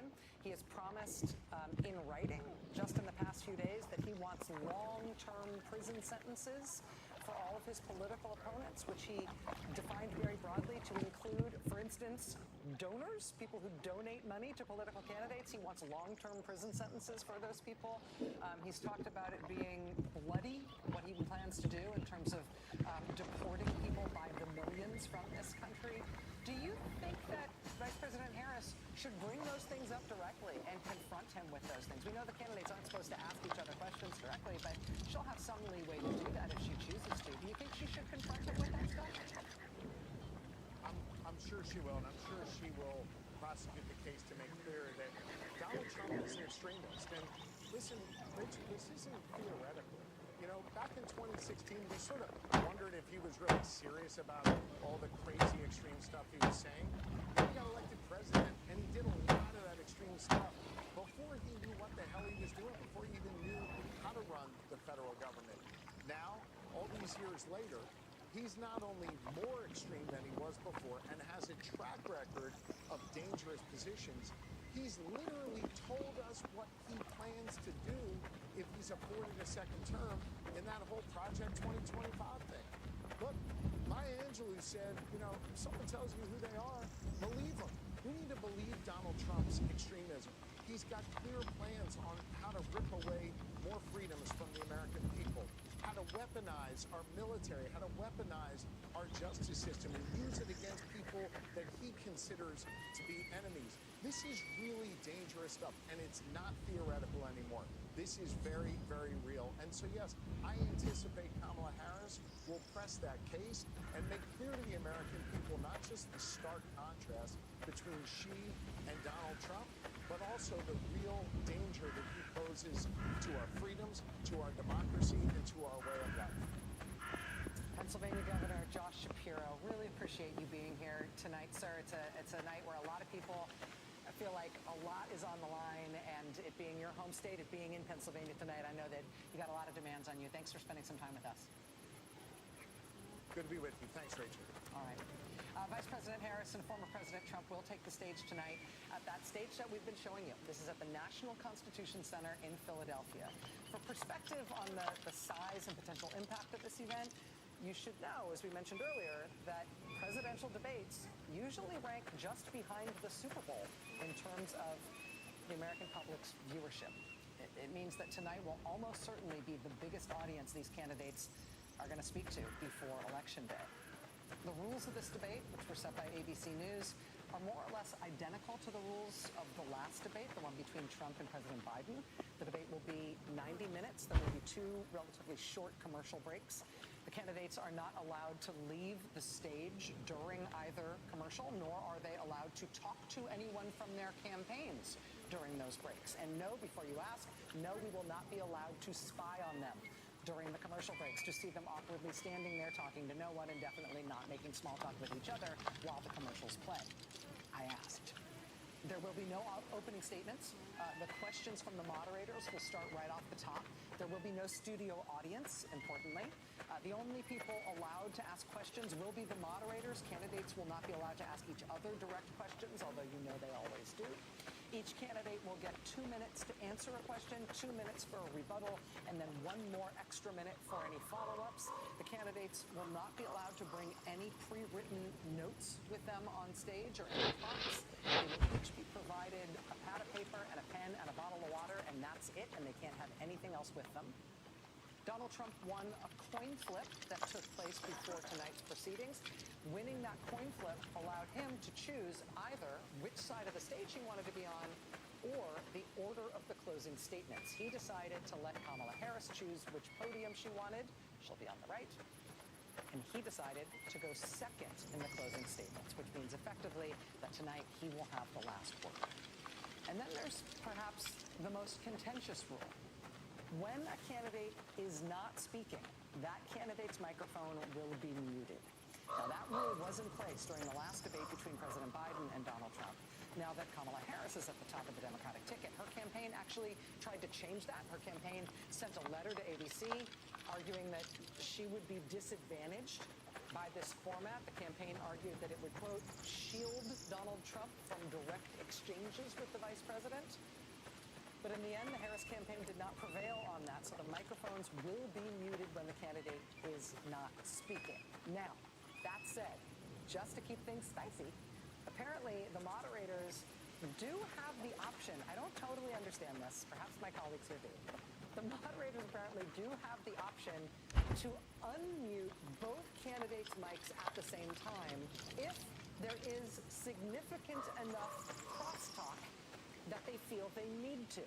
If they feel they need to unmute both microphones in order for the audience to understand what is going on, they have the leeway to do that. Now, that would be an extraordinary circumstance, so technically I should probably say we don't expect that, but honestly, who expects anything anymore? Anything is possible. Monkeys may fly. Water may flow uphill. So, we thank you for being with us tonight at MSNBC for this coverage. We know you have every option for where to watch tonight's debate. It's going to be everywhere, but we're really grateful that you are here with us. I am joined here in New York by my colleagues Joy Reid and Nicole Wallace and Chris Hayes and Lawrence O'Donnell. Lawrence, I want to start with you about those rules. Does anything jump out to you as something that you think is Well, I'm really glad about winning the coin toss again to get to sit beside Joy Reid. But Rachel, thank you for the most absurdist reading of debate rules in history. Debate rules are an embarrassment to the American political system. It is a game show created for and by television. It is preposterous at every level. The 2 minutes, and a president is never limited to 2 minutes in a response or in a time to think about something or say something. But then when you go all the way down to this utterly nutty, microphones are absolutely muted, except they're not. And when they're not, is not describable. This set of rules now has crossed the line into the twilight zone of debate rules. But there's no, I don't want to ruin the suspense. Trump's going to lose the debate because in debating, you lose if you lie. Like right off the bat, you lose if you lie. You lose hundreds of points right off the score if you lie. He's going to lie. And for younger people, they might not know, prior to Trump, lying didn't happen in presidential debates. Disagreements did.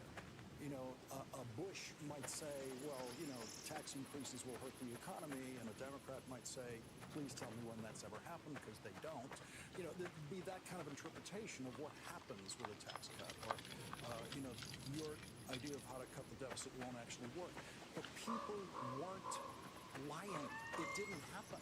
And the worst moment any candidate ever suffered in a presidential debate was when Jerry Ford, as president, in his debate, said that he did not think that Poland was heavily under the influence and controlled by the Soviet Union, and he had to correct that the next day.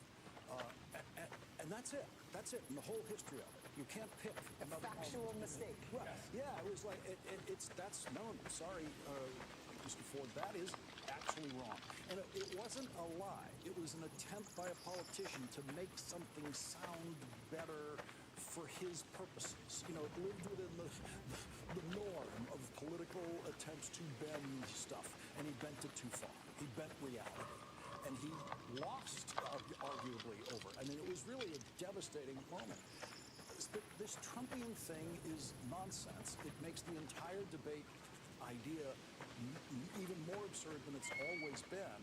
And Trump is going to lose. And the question is just, is the American media going to recognize that? Or they're going to say, you know, he lied well. That was good.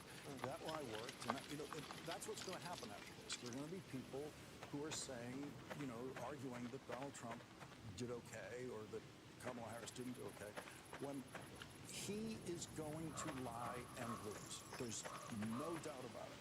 So I will distinguish between the rules of the debate, which I think you have inarguably dismantled, and the logistics of the debate, because they did make logistical decisions that the campaigns, in some instances, disagreed with.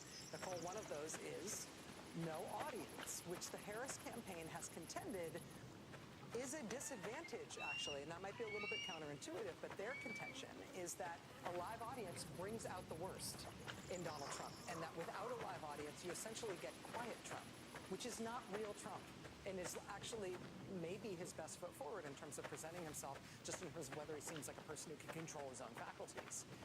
What do you make of these rules and logistics and how the campaigns are viewing them as advantages or disadvantages? Look, this may make me unpopular up here, but I don't think anyone that the Harris campaign is interested in talking to tonight gives a damn about any of this, right? They are talking tonight, and the momentum that she's achieved in the most extraordinarily successful. I mean, we compare her candidacy to Obama's, but President Obama had months and months to get to where she got in days and days. So what she has to build, this incredibly successful movement candidacy, what she gets to do tonight is to take that sort of political special sauce that she and only she has ever done in American politics and present it to the largest TV audience. That's it. Nobody watching that she cares about politically and statistically gives a damn about the rules. And for whatever the rules are, dumb, not dumb, fair, not fair, they agreed to them. So she's not the victim of any of the rules. Yeah. She agreed to them. She's there tonight. So the rules are what the rules are. But what her really miracle campaign needs to do tonight is to leave all of this to us, right? Leave this to cable chatter and go grab the voters that still haven't, seen a rally or don't know who she is, or maybe have heard some of those lies. Maybe they heard she's a radical San Francisco liberal. She used to stand there and do what Liz Cheney said was deliver a speech that George W. Bush could have given, or Ronald Reagan, which is probably so far the largest TV audience that has seen her. But if you saw her that night and you see her tonight and she gives, again, what Liz Cheney said was a speech that Ronald Reagan could have given, you won't believe the lies. And so this is interesting, endlessly, ceaselessly interesting to us. And I actually have an even more radical view than you. I think they should ask one question. Who won 2020? And if they can't get Trump to tell the truth or answer, I don't think they should go any further. Stay on it. Stay on it. But your attorney general said that was bullshit. But Chris Krebs said it. I mean, I actually have an even more radical view than you do on the rules, but I'm not sure that helps Kamala Harris sustain the momentum. This is what Chris Hayes was saying earlier in our coverage, saying that what Harris needs to do, needs to calibrate correctly, is the relationship between how much time she spends even acknowledging there's somebody else on the stage and how much time she spends speaking through the camera to people at home who are watching her, who are trying to figure out whether or not they want to vote for her. And it's a very difficult thing to calibrate because obviously she's a human being, so he's going to say things that are luridly false to Lawrence's point. point. I mean, not just lies, but lies that are, libelous, right? Like lies that are like disgusting. Lies are the kind of things that like are that you would get you kicked off of social media platforms once upon a time. So we'll say things like that. The question about like how you respond or not. I also do think like there's two parts of the debate. There's the fact that she's going to have more people she can talk to than any other audience she's going to probably ever have. Then there is, to your point, Lawrence, about the post-debate narrative chewing. And we do know that, like, one of the things that does happen is that does matter a lot, right? Because there's what people see, and then there's the discussion afterwards, and the knock-on effects, and the clips on TikTok, and all that sort of thing. And to your point, Lawrence, I really do think, like, this is where the asymmetry is at its most intense and egregious, right? If Kamala Harris yesterday had posted identically what Donald Trump did on Twitter, it would literally be the only story in America today. I don't even think there's a question about that. It would be a front page story in the New York Times. It would lead all the networks. It would be everything. Kamala Harris calls to prosecute and jail donor. What? Right. But that it's the like New York Times would literally cancel every other opinion piece they had planned for the rest of the week and have everybody write on that, all condemning it. And so there is just this unavoidable asymmetry. Yeah.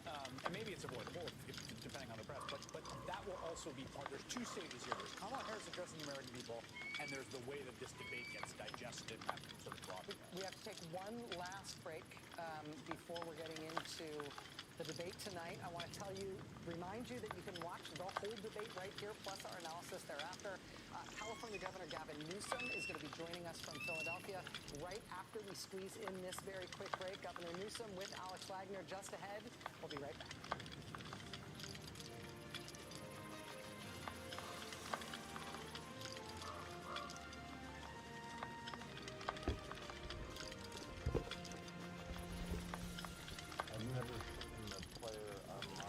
His outdated DMV has 2 forms of my ID.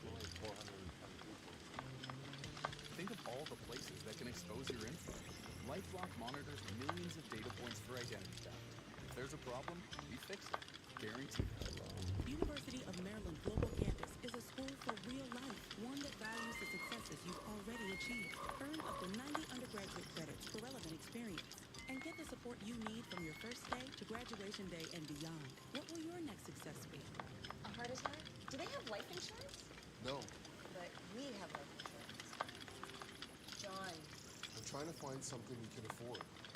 Fortunately, in only a few minutes, SelectQuote found John a $500,000 policy for only $29 a month, and his wife Anne a $500,000 policy for only $21 a month. Go to SelectQuote.com now and get the insurance your family needs At a price you can afford. SelectQuote. We shop, you save. If you're feeling out of step with your current big wireless plan, switch to Consumer Cellular. All the dips is the price. Ow, ow, ow. Storm. For plans starting at just $20, it's easy to switch to Consumer Cellular.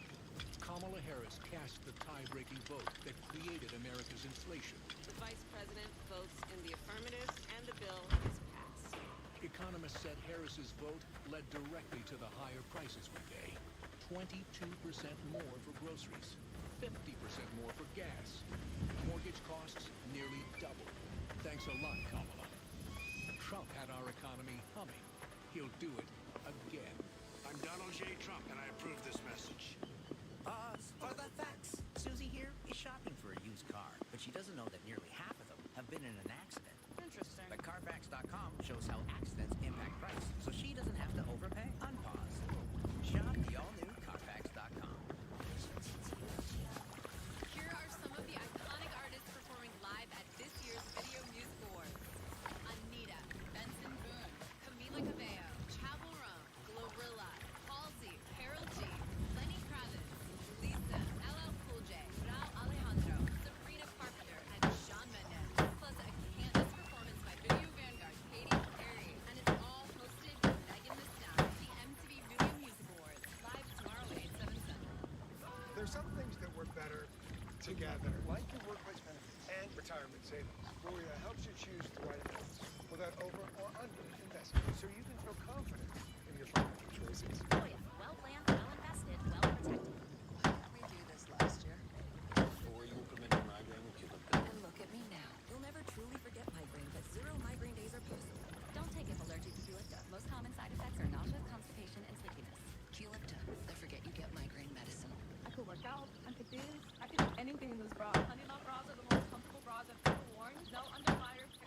cushioning on the sides to make it super comfortable and supportive. No backlash. Never. It's fun, it's beautiful, it's supportive. Free 30-day return. Shop now at honeylove.com.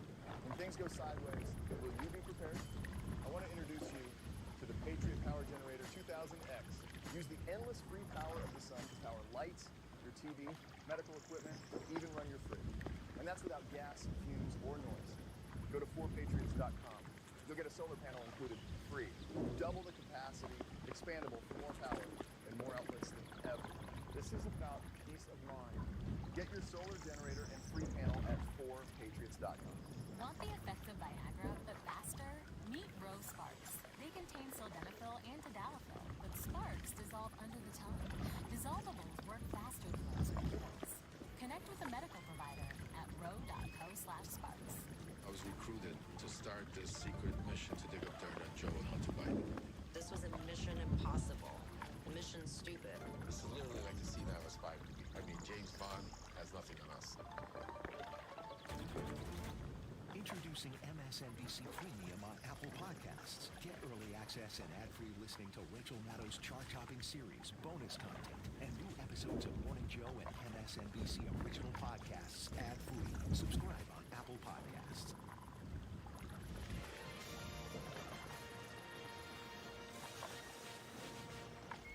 So the term spin room is both a little nauseating and sounds kind of derisive, but it's neither. It's become a sort of term of art in politics. It's the room, or in this case, the cavernous site, where people who aren't the candidates themselves go before and after the debate to do interviews and talk to reporters about what the candidates are going to do or have just done in that debate. In the spin room tonight in Philadelphia, among the very high-profile supporters and elected Democrats who are there on behalf of Kamala Harris, is our next guest, California Governor Gavin Newsom, who is standing by right now in Philly with Alex Wagner. Over to you, Alex. Thanks, Rachel. I just want everybody at home to know, for Truth in Journalism, I'm on a booster seat right now. There's no way I'm even approaching the governor's set up even more then. Yeah, thanks for that. That's right. Governor, I think we all remember at the convention you took Vice President Harris over the top and officially nominated her on the floor. It was an exciting moment for California. I know you have a long history with the Vice President. Can you talk a little bit about how, what your expectations are for tonight from someone who's on the biggest stage, arguably of her political life, but has been, making the argument for a while? Well, I mean, in the frame of expectations, and I don't want to overstate, but I don't want to understate, I have great expectations because I've seen her up close. I've been at those debates that people have seen game tape on, they've seen videos on. I was in the room. I've seen her underestimated, particularly, dare I say, with men. Yeah. I've seen her capacity to get under their skin. I've seen her capacity, and forgive me, this is not just a rote cliche thing to say, prosecute the case, whatever that case may be, both against the candidate, but also prosecute the case for the future. So I think this is going to be tough. I don't think she's going to sit back and take it from Trump. I think she's going to give plenty, but I also think she's going to be talking about you. She's going to be talking about me, the people watching it. You bring up the sort of gender piece of this, which I think is worth talking a little bit about, because in the last debate that you and I both attended, which featured President Biden and Donald Trump, Trump was kind of self-contained to a large degree. I mean, he was still saying rambling, incoherent, he was spreading disinformation, but he was not as aggressively mendacious as he has been.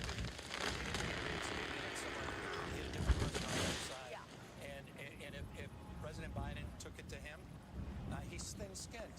He's weakness masquerading as strength. And this is a fragile guy. He's a broken person. I mean, really is. And as a consequence of that, he's incredibly vulnerable to reverting to who he really is, which is someone that doesn't necessarily feel worthy and is trying to overcompensate. And I think that's easily exploited. He's easily manipulated. And he's easily called that message. And I think that's why I think she has opportunity to be particularly effective tonight, because I don't think she's going to be timid. I don't think she's going to overdo it, but I think she will take that prosecutorial mindset. And I'll tell you what, Kamala Harris will show up tonight, not Kamala. I think this is also about dignity. This is also about respect, and she's going to demand it on stage. And if he doesn't provide it, he may regret it. Yeah, it feels like because she's a woman, because she's a person of color,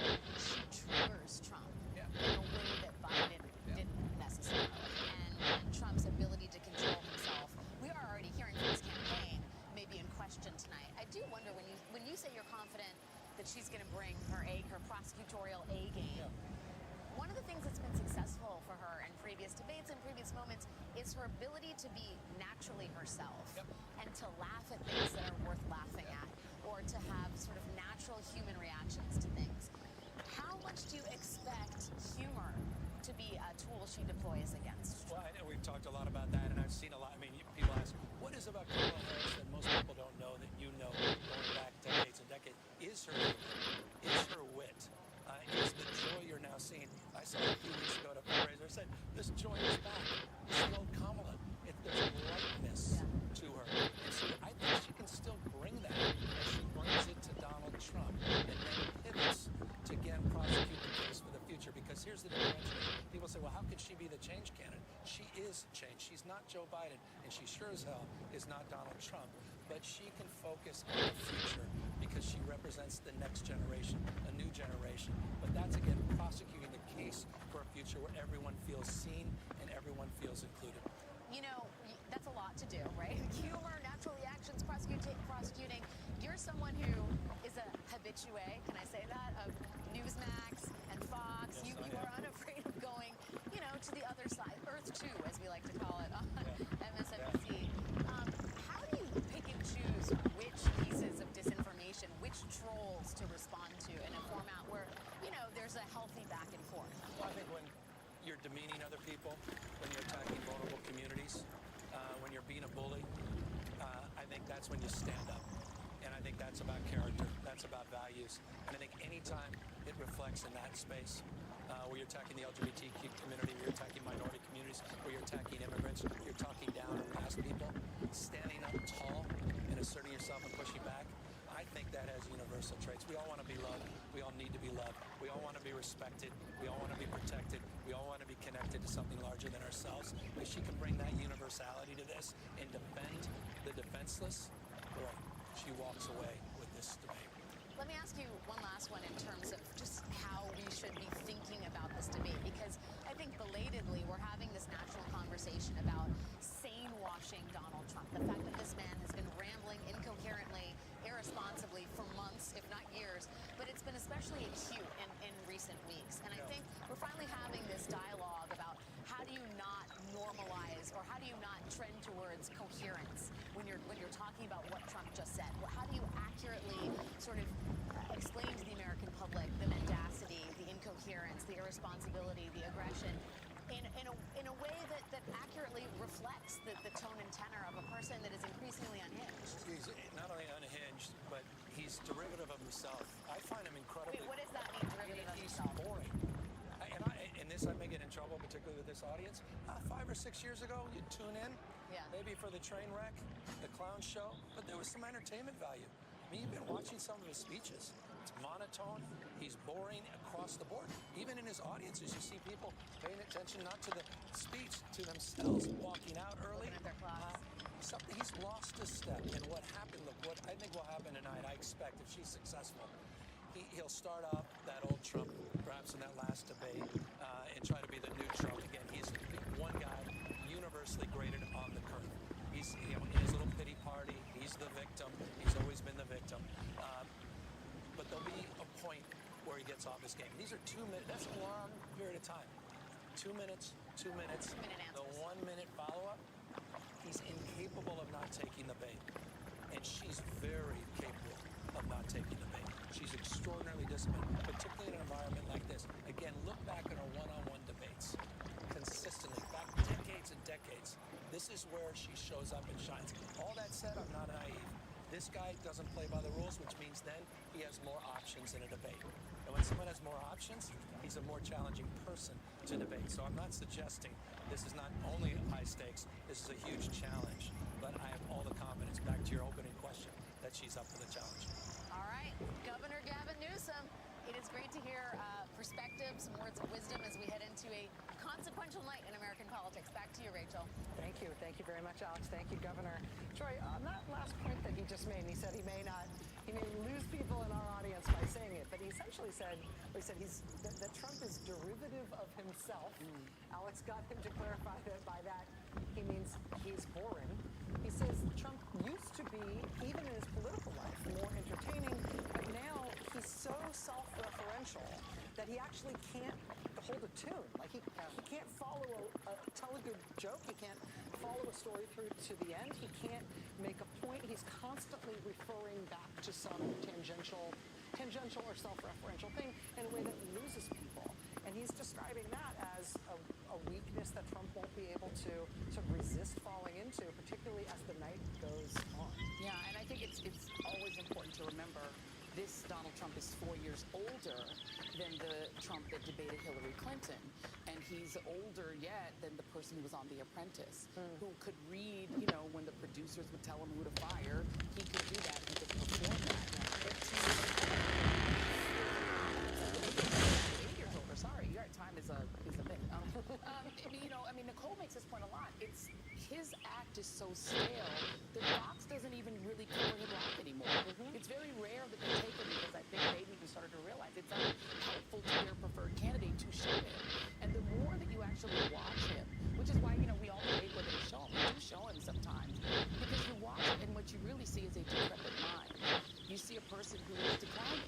He is the oldest person ever to run for president, and it is clear that he is in some form of cognitive decline. And he keeps referring back to things that make him comfortable. Hannibal Lecter, the movie that he went to the premiere for, the second version of. He goes to places that are bizarre, which he calls the weave.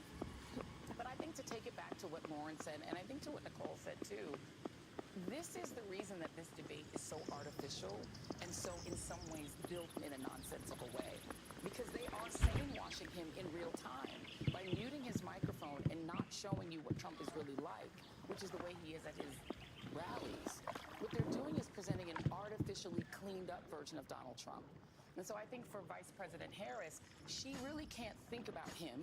Like, I think about the way she responded to Dana Bash when, God bless Dana, she asked that absurd question about her race, making her defend her racial identity. And she said, same old thing, next thing. And it was such a brilliant way to just dismiss something stupid. I think she does need to correct things like the tariffs and explain, what a tariff is. I think if that comes up. But I think all she has to do, I'll just reiterate what I said before. This is a 90-minute TV show for Vice President Harris to present herself to the small number of people who are watching, who want to vote, who are not non-voters, but who, for whatever reason, have not gone from Biden to her, from Indy to her, or from not voting to her. Treat it like a TV show, and that's your audience. Lawrence, how do you get those people to vote? Yeah, look, you have to think about Donald Trump as a TV show because he is, okay? It's in its 9th year. This is the 9th year of the series. There's no TV series in history that was better in its 9th year than its 4th year or its 1st year, okay? Never. All right, so hey, bud, I'm looking on the map, right, where we are, and I'm trying to figure out which way to go for Granite or Marble. Should I head west, southwest, or north? You're gonna go south. I think to get Granite. I'm not sure if that's that map. Hold on, let me check. Okay. There is a source of information. I gotta check to see if that's.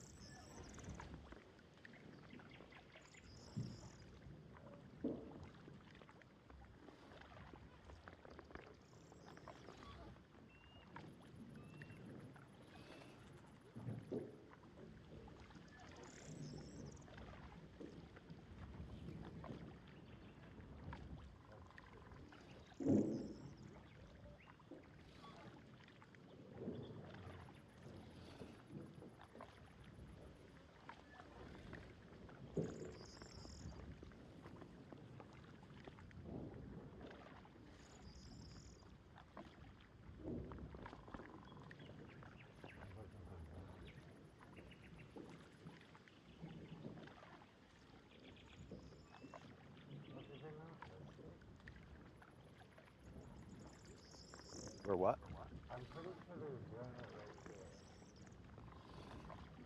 Lots of it. Oh, hey, okay, we'll zoom in right where we are. I think on those cliffs right to our west. Yeah, zoom in right there. See that cliff just southwest of us? Of you? Yeah, right there. Yep. I'm thinking either there or just those little rock spots north.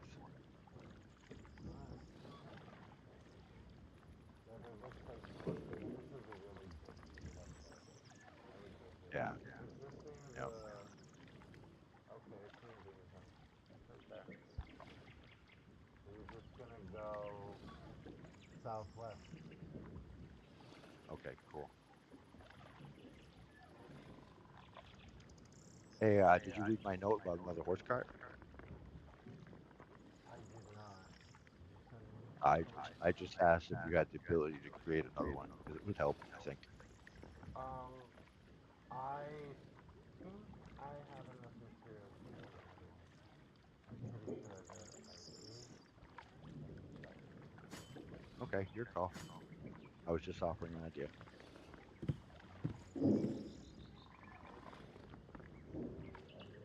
Yeah, I have 10 leather. And that's the most expensive grade leather.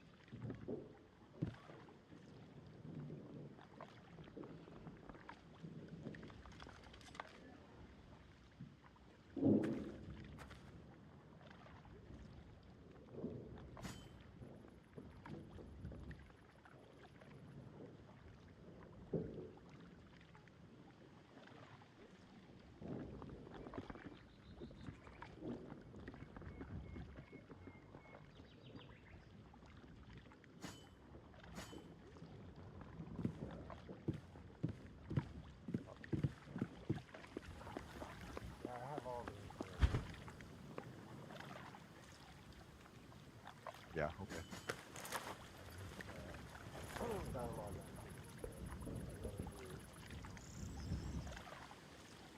Right, gotcha.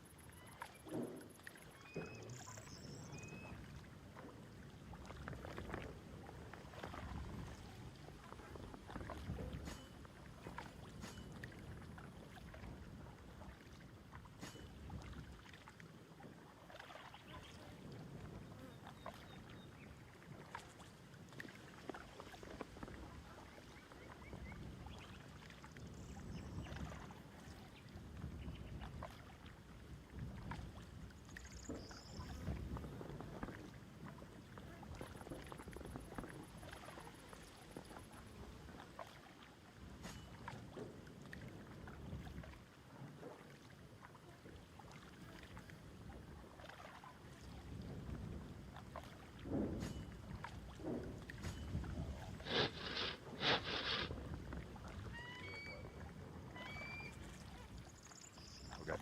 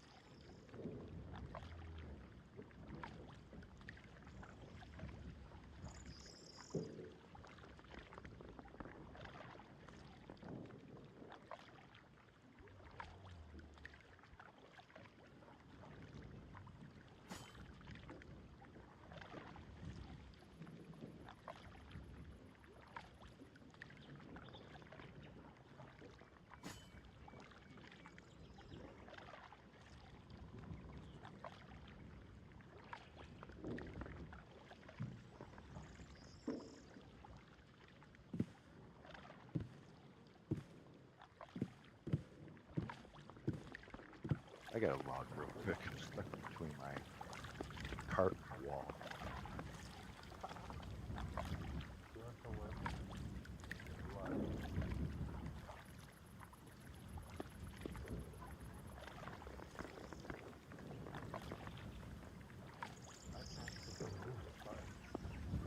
Yeah, I think I'm gonna have to. It won't let me disconnect.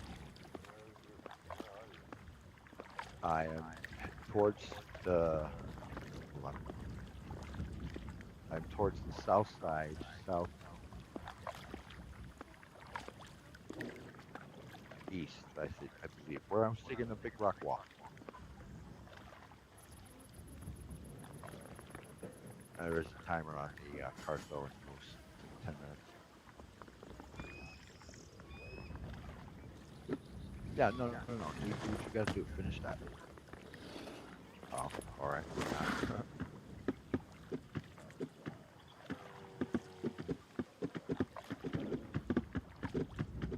Yeah, take a left. See that big hole right up ahead on the right? Look to your right. Look to your right. Stop, stop, stop. Range. Now turn around a little bit. Go up the hill.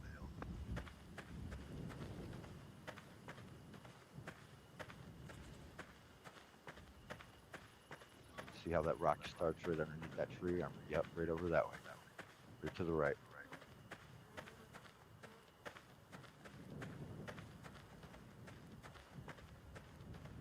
Yep, right there to the right. Yep, take a right. Take a right.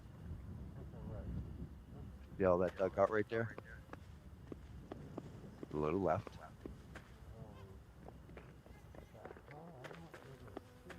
Let me turn on line.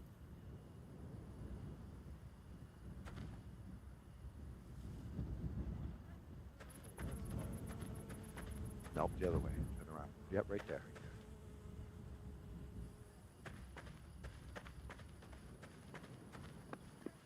Nope, turn around. Down the hill? Slide along the side of the mountain to your left. This way? Yes, right there. See that rock section just to your bare right? I'm digging that out right there. Just below you. Yep. Oh. So if you, yep, right there, right there. If you keep going, there's the horse. Yep.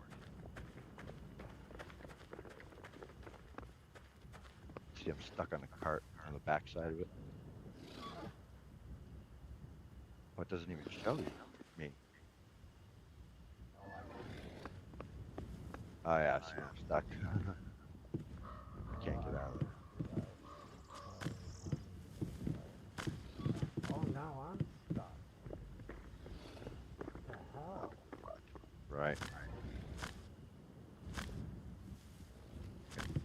Log out. Back in. That is fucking bizarre. Yeah, it's the terrain. It's because of that overhang right there. Yeah, if you log out and back in, it should pop you right in the same spot, but outside of that cut.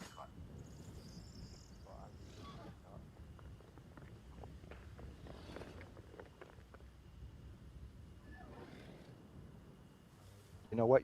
Oh shit, you can't even hit me. I can't. You know what? We're gonna have to control alt delete. Cancel it. That doesn't even work. What the hell?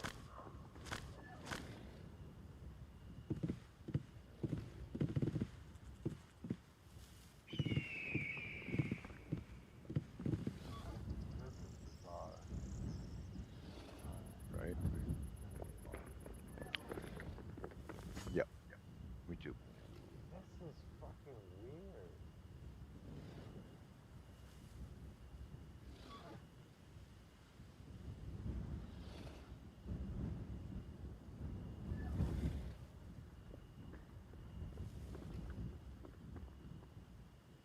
Oh, I see it now. You're talking to the Twitch chat.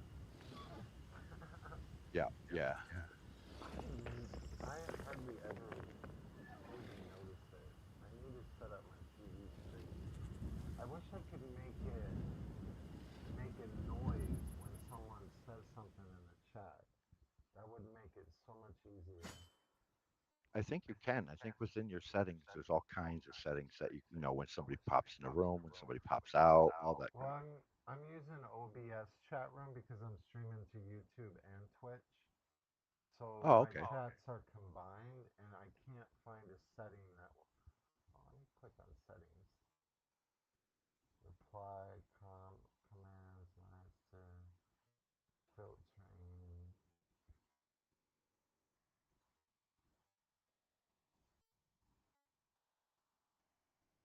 Oh. So I can connect this.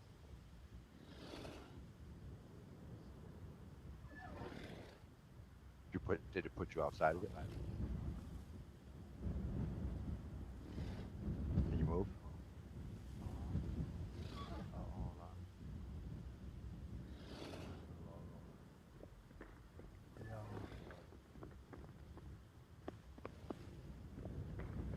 Yeah, you're right.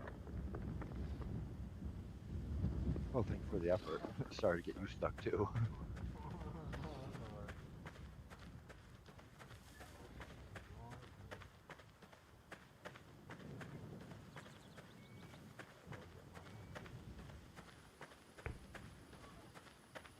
Yeah, I lost my horse. What? Timed out?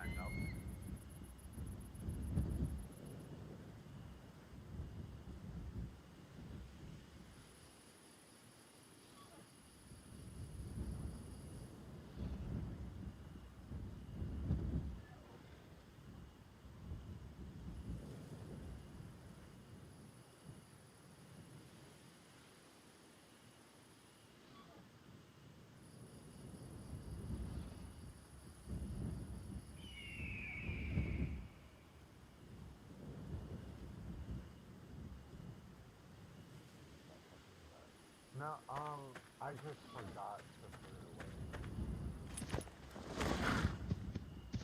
Oh, look, I'm stuck.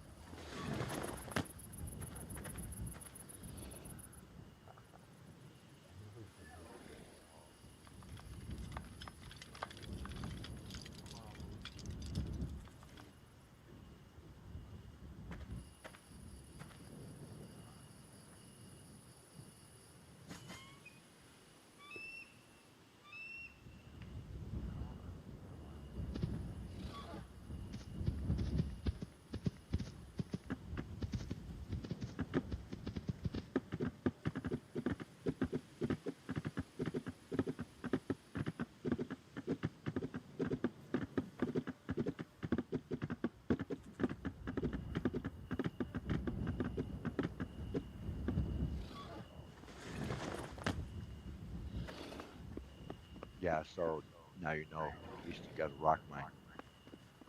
This stuff goes deep. Oh, yeah. I mean, there's plenty of rock.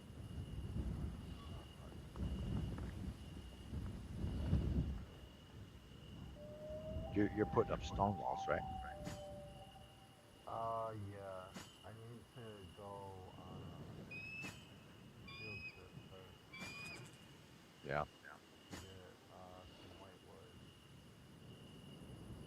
I'll go with you if you want. Or we can bring rock.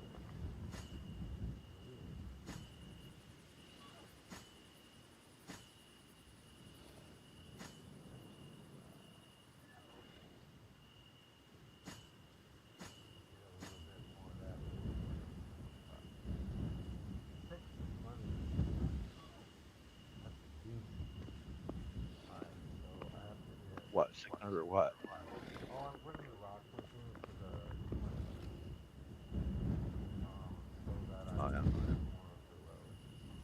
Every time I go over to the Whitewood thing, I bring like rocks. Yeah. Build like a little section of the road closer. Right. Yeah. Eventually, it'll be a full road. Right. Yep. That's the way to think. So did you want to come or? Yeah. I'll ride with you. Just let me drop this card off. Getting on it right now.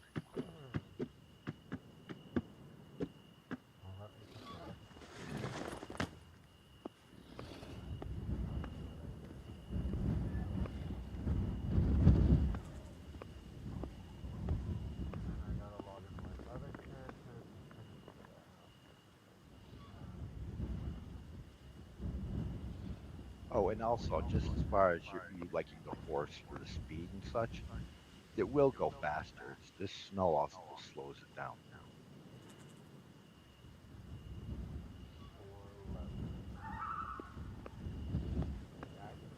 I have enough leather to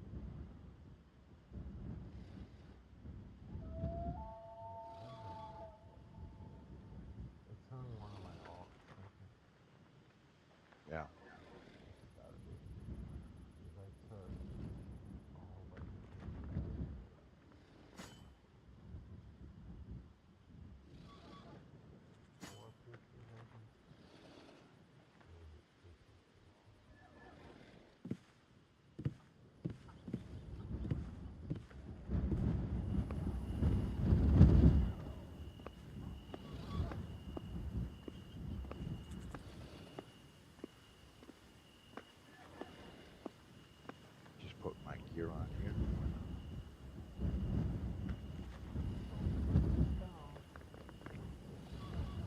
The what? Don't forget to load up with a stone if you can. Okay, yeah, you broke up when you said that. What did you say? You so we could build the road? Yeah, to build the road, because there's no source of stone. So every time I go over to the tree farm, I need a full inventory. Right. Okay, I got you. I don't have. Let me see. I'm on my screen now. Yeah, you're gonna have to build it because I'm only 30 and 30 in carpentry and Okay, construction. that's fine. You can just drop it on the ground. Or trade it to me once I got 600 rocks. Oh, I got 300. I've got all the rocks.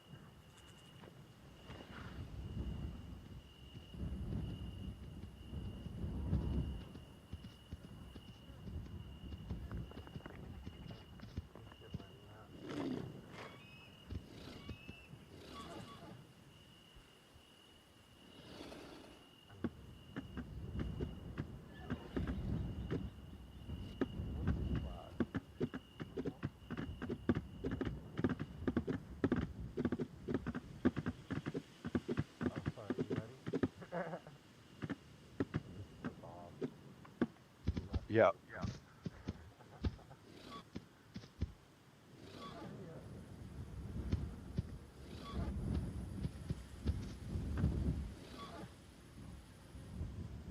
Go ahead.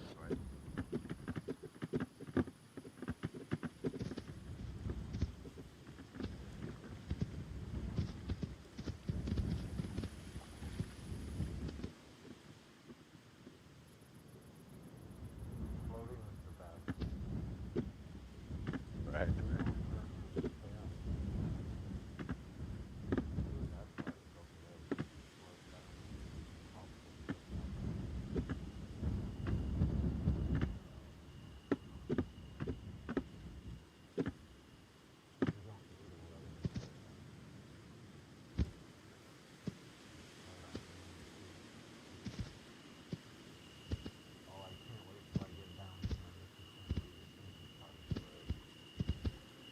Yeah, right.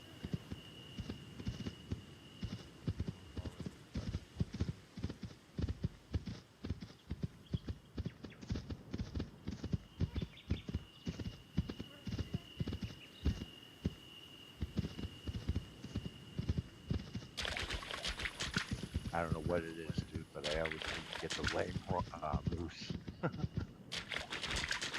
I've got the lame moose, slow one, retarded one. I lost you. Hold on for a second. Oh, I see it. I see it. Yeah, yeah. Come through the swamps.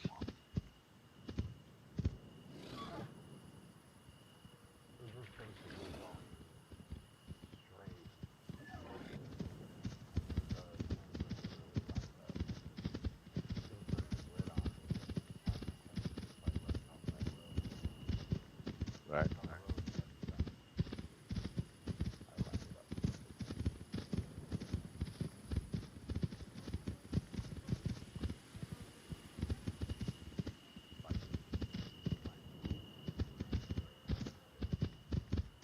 I know. Fine tuning that it requires. Oh, there's a moose. Pass it.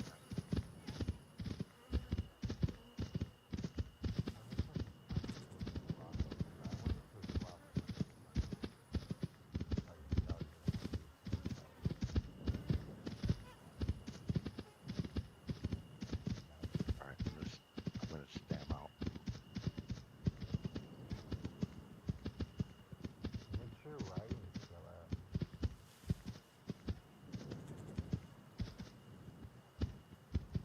Specifically horseback riding or Yeah. like cavalry? No, horseback riding. That's what At affects 33. how. Yeah, I get that. It'll keep your stamina on transition horse better. Oh yeah. Cool. Thank you for that. Once you get up to 100 on a courier horse, you can just run forever. Oh yeah, it'd be better. Definitely better. You don't ever have to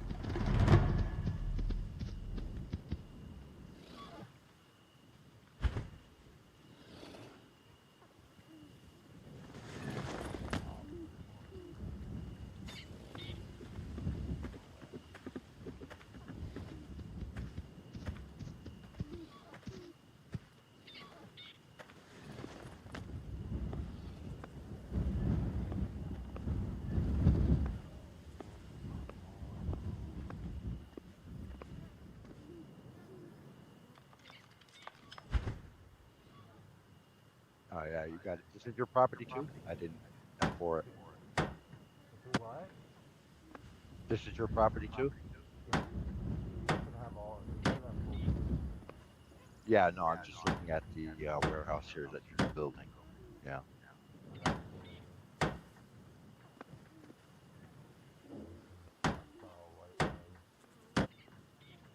This is still in the green zone? Yep. This is right on Sweet. the line between Amberwood and Whitewood. Like people have there's Amberwood planes on the east side of the road and Whitewood planes. This is like Yeah.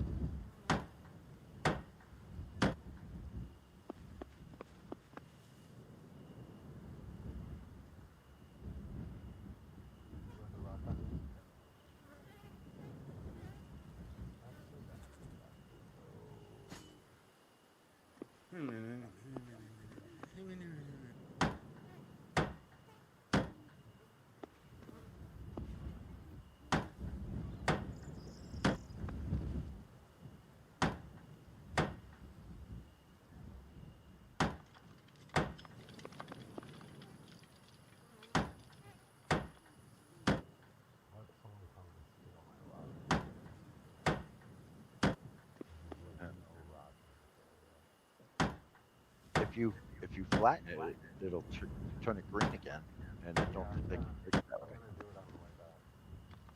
Okay. I'm gonna look around inside the fence real quick.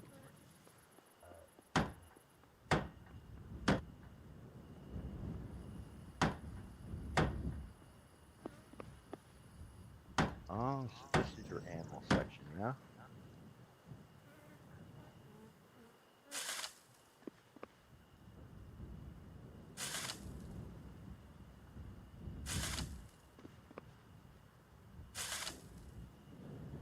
Tomea Dendro? I only have one plane on. Oh, okay. All those other people are just people farming. They're not very active. Yeah, alright.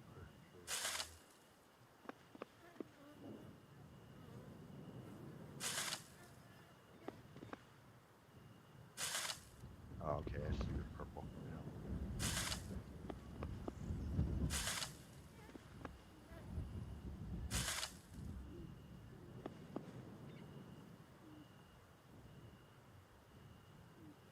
Ooh, quality 100, nice. Everything on that farm is quality. Oh yeah, cool.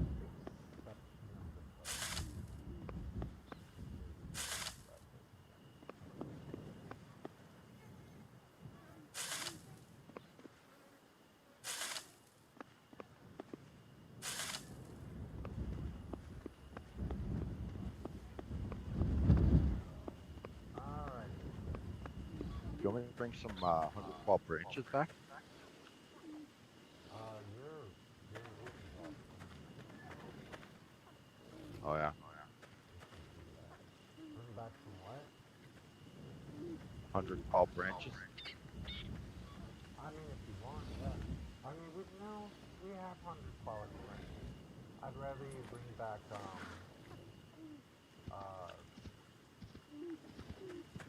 Wayward board. Oh yes, that's what we came for, right? And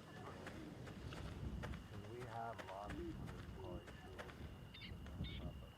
There are, Yeah, there's some boards over there. I think you're gonna have to cut them because I didn't expect to be doing this. I got an axe, but I don't have a saw.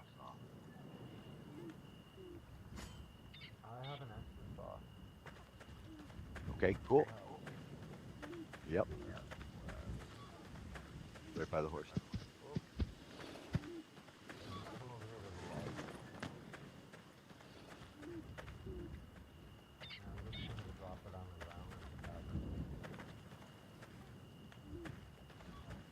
All right, 2.5 timer on it.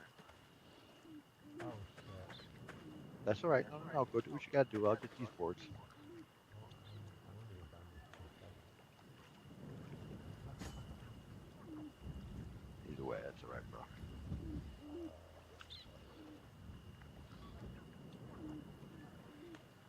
Well, there's one shitty saw. Shitty saw. Thank you. Really need to get my screw saw out. Oh yeah, I'm gonna blow through this saw.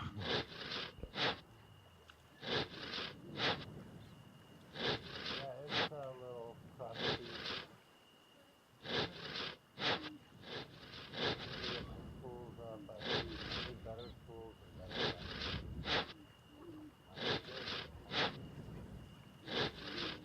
Yeah.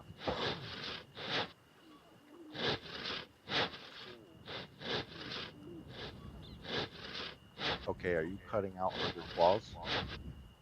Because I'm cutting out. I'm cutting out 100. There was a lot of Yeah. older videos. Okay, that's what I was doing. I'm just worried about that. Yeah, these are all the low quality tools. Well, I mean, because they don't have. Yeah.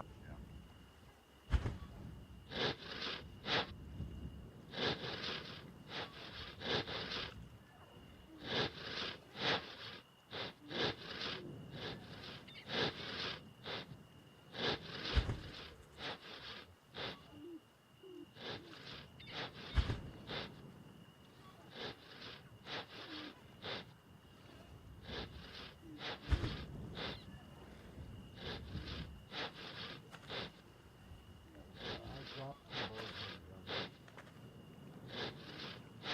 Yeah. How's this one?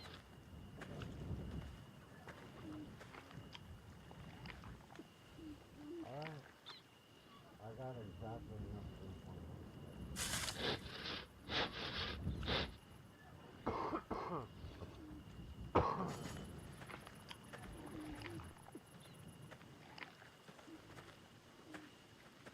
I can only carry 60. Yeah.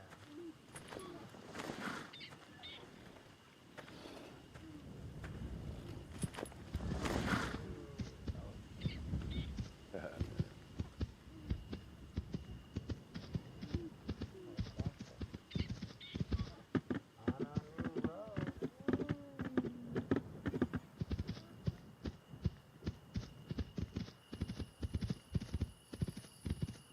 Oh look, there's another road. Second road. Yeah, that's All right down that little section that you took past that wolf. Should connect it right there. Oh yeah, I'm definitely connecting this. All I gotta do is land. It's already flat land. I don't know,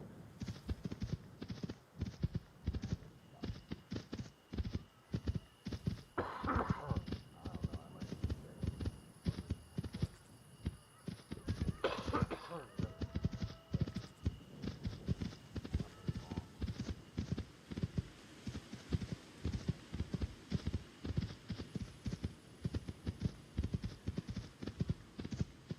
Whoa, whoa.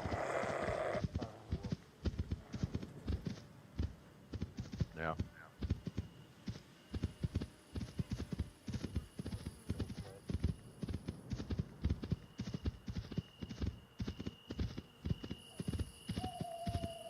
Realize how high up this mountain is. Yeah. I lost you because I started off slower, but I'm just heading this direction. Yeah, I'm standing right now. Oh. Hey, look at the side of that mountain on the right, depending on which way you're facing. Somebody built a road up that section too. I think that's a show off from, I can see my Yep. road, but, Yeah. I checked it's still off some of mine. On the Okay. right. Kinda, well, I can actually see the road near my friend from here. The little bend.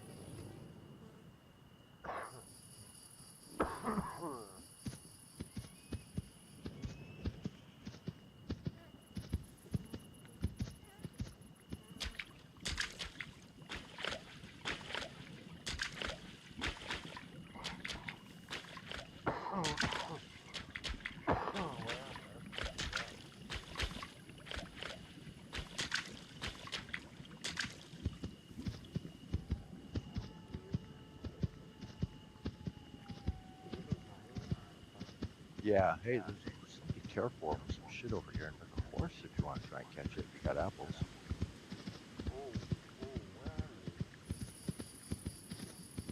On top of the hill. I didn't come down the slope yet.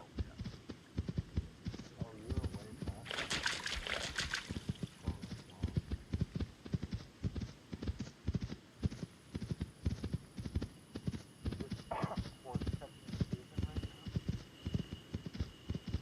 Oh, I'm not sure. I didn't even know it had to be. Like I said, I'm still learning avenues of the game too.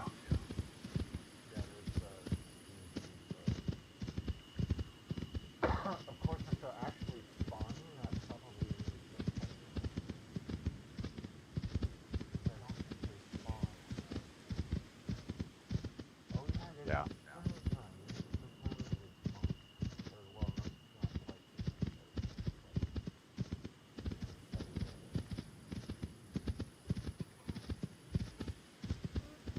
it was actually really Yeah.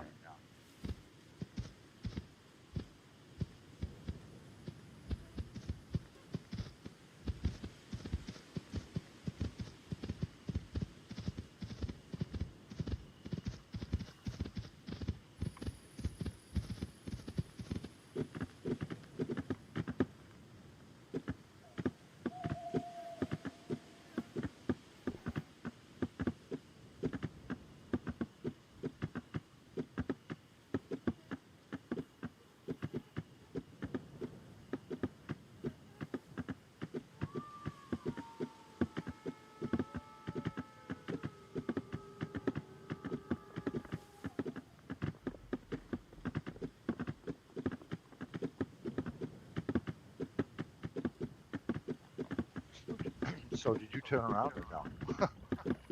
Oh, I'm in the city now. Oh, okay. Okay. I was looking for Yeah, no problem. Well, if we can't get the horse anyways, we can't get it. Oh, I'm gonna go out on my. I'm gonna search and see if I can look up some stuff. See if I can find some stuff. Well, I'm gonna finish the one first. Well, I need to put in anyway.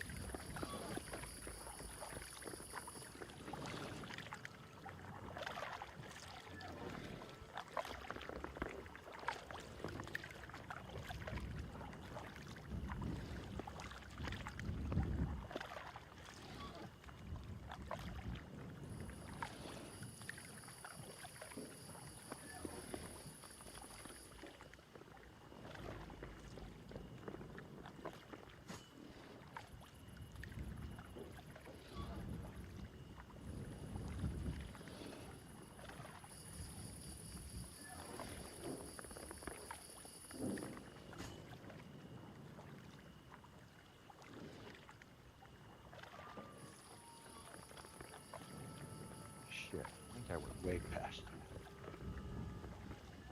Are you lost? You don't have a map. I do. I'll head back over that way. We came around the tip of that peak of a mountain, all right?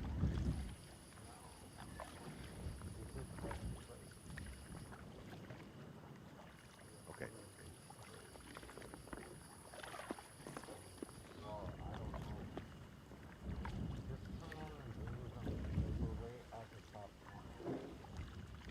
Right.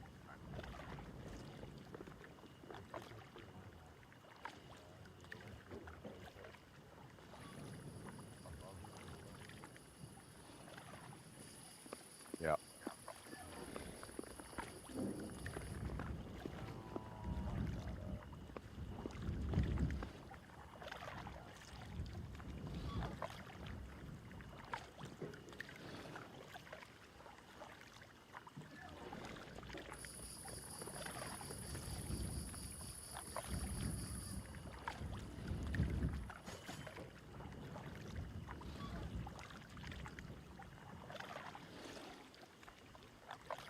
Oh, and I noticed when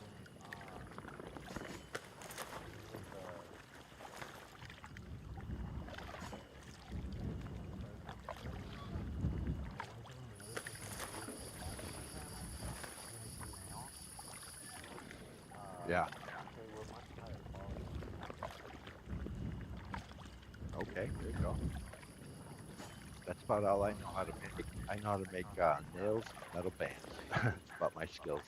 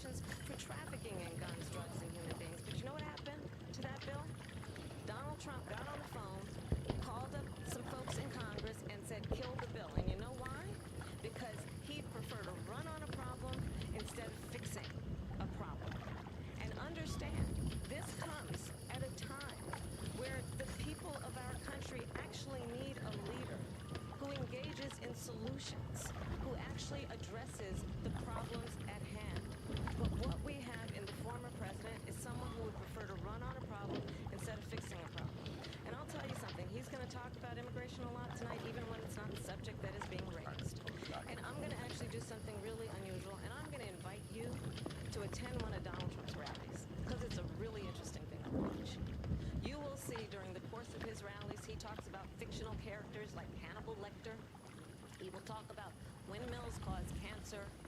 And what you will also notice is that people start leaving his rallies early out of exhaustion and boredom.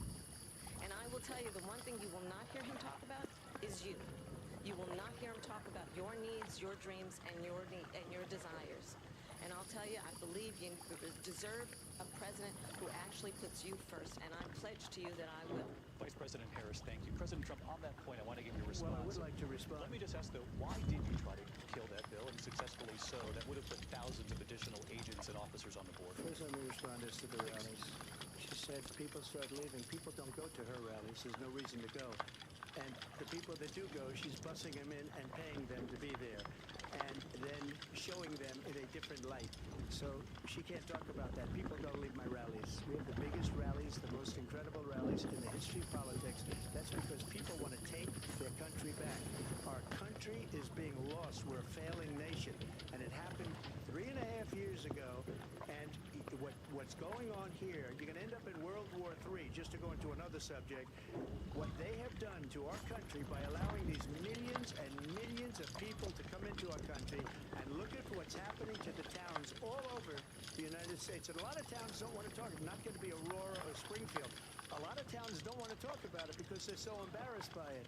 In Springfield, they're eating the dogs, the people that came in. They're eating the cats. They're eating the pets of the people that live there. And this is what's happening in our country, and it's a shame. As far as rallies are concerned, as far as the reason they go is they like what I say. They want to bring our country back. They want to make America great again. It's a very simple phrase, make America great again. She's destroying this country, and if she becomes president, this country doesn't have a chance of success. Not only success, we'll end up being Venezuela on steroids. I just want to clarify here. You bring up Springfield, Ohio, and ABC News did reach out to the city manager. He told us there have been no credible reports of specific claims of pets being harmed, injured, or abused by individuals within the immigrant community. Well, I've seen people on television. Let me just say here, this is the people on television say my dog was taken and used for food. So maybe he said that, and maybe that's a good thing to say for a city manager. I'm not taking this from but television. But the people on I'm taking it from television the city saying their manager. dog was eaten by the people that went there. Again, the Springfield city manager says there's no evidence of that. Vice We'll President find Harris, out. I'll let you respond to the rest of it. Are they saying that people are eating dogs? You know, this is, I think, one of the reasons why in this election I actually have the endorsement of 200 Republicans who have formally worked with President Bush, Mitt Romney, and John McCain, including the endorsement of former Vice President Dick Cheney and Congressmember Liz Cheney.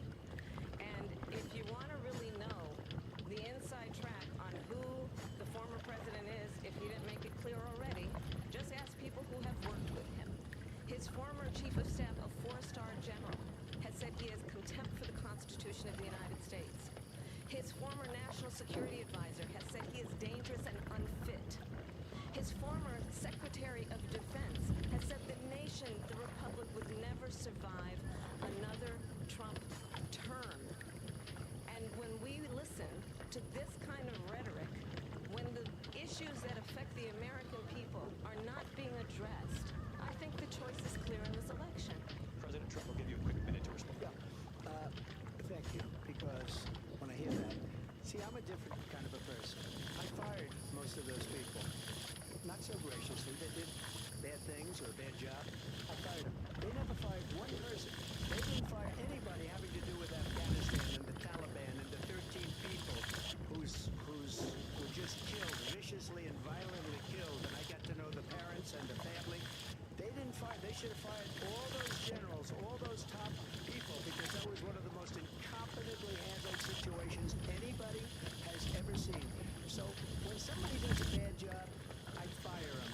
And you take a guy like Esper, he was no good, I fired him, so he writes a book. Another one writes a book, because with me they can write books, with nobody else can they.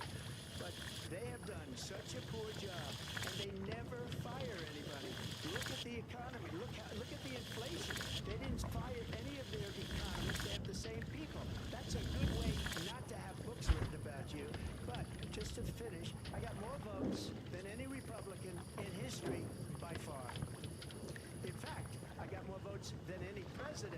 president in history by far. Let me continue on immigration. It was what we wanted to talk about earlier, so let's get back to your deportation proposal that the vice president has reacted to as well. President Trump, you call this the largest domestic deportation operation in the history of our country. You say you would use the National Guard. You say if things get out of control, you'd have no problem using the U.S. military. You also said you would use local police. How would you deport 11 million undocumented immigrants? I know you believe that number is much higher. Take us through this. What does this look like? Will authorities be going door to door in this country? It is much higher because of them. They allowed criminals, many millions of criminals. They allowed terrorists. They allowed common street criminals. They allowed people to come in, drug dealers, to come into our country, and they're now in the United States and told by their countries like Venezuela, don't ever come back or we're going to kill you. Do you know that crime in Venezuela and crime in countries all over the world is way down? You know why? Because they've taken their criminals off the street and they've given them to her to put into our country. And this will be one of the greatest mistakes in history for them to allow, and I think they probably did it because they think they're going to get votes, but it's not worth it because they're destroying the fabric of our country by what they've done. There's never been anything done like this at all. They've destroyed the fabric of our country. Millions of people let in, and all over the world, crime is down, all over the world except here. Crime here is up and through the roof. Despite their fraudulent statements that they made, crime in this country is through the roof. And we have a new form of crime. It's called migrant crime. And it's happening at levels that nobody thought possible. President Trump, as you know, the FBI says overall violent crime is actually coming down in this country. But Excuse me, the FBI they were defrauding statements. They didn't include the worst cities. They didn't include the cities with the worst crime. It was a fraud. Just like their number of 818,000 jobs that they said they created turned out to be a fraud. President Trump, thank you. I'll let you respond, Vice President. Well, I think this is so rich, coming from someone who has been prosecuted for national security crimes, economic crimes, election interference, has been found liable for sexual assault, and his next big court appearance is in November at his own criminal sentencing. And let's be clear, where each person stands on the issue of what is important about respect for the rule of law and respect for law enforcement, the former vice president called for defunding federal law enforcement, 45,000 agents, get this, on the day after he was arraigned on 34 felony counts. So let's talk about what is important in this race. It is important that we move forward, that we turn the page on this same old tired rhetoric and address the needs of the American people, address what we need to do about the housing shortage, which I have a plan for, address what we must do to support our small businesses, address bringing down the price of groceries. But frankly, the American people are exhausted with this same old tired playbook. Vice President Harris. Excuse me. Every one of those cases was started by them against their political opponent. And I'm winning most of them, and I will win the rest on appeal. And you saw that with the decision that came down just recently from the Supreme Court. I'm winning most of them. But those are cases, it's called weaponization. Never happened in this country.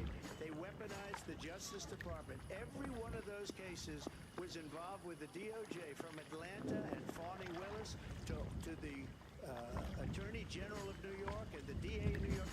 Every one of those cases. And then they say, oh, he's a criminal. They're the ones that made them go after me. By the way, Joe Biden was found essentially guilty on the documents case. And what happened in my documents case? They said, oh, that's the toughest of them all. A complete and total victory. 2 months ago, it was thrown out. It's weaponization, and they used it, and it's never happened in this country. They used it to try and win an election. They're fake cases. President Trump, thank you. A really quick response from Vice President Harris on this notion of weaponization of the Justice Department. Well, let's talk about extreme and understand the context in which this election in 2024 is taking place. The United States Supreme Court recently ruled that the former president would essentially be immune from any misconduct if he were to enter the White House again. Understand that this is someone who's openly said he would terminate, I'm quoting, terminate the Constitution of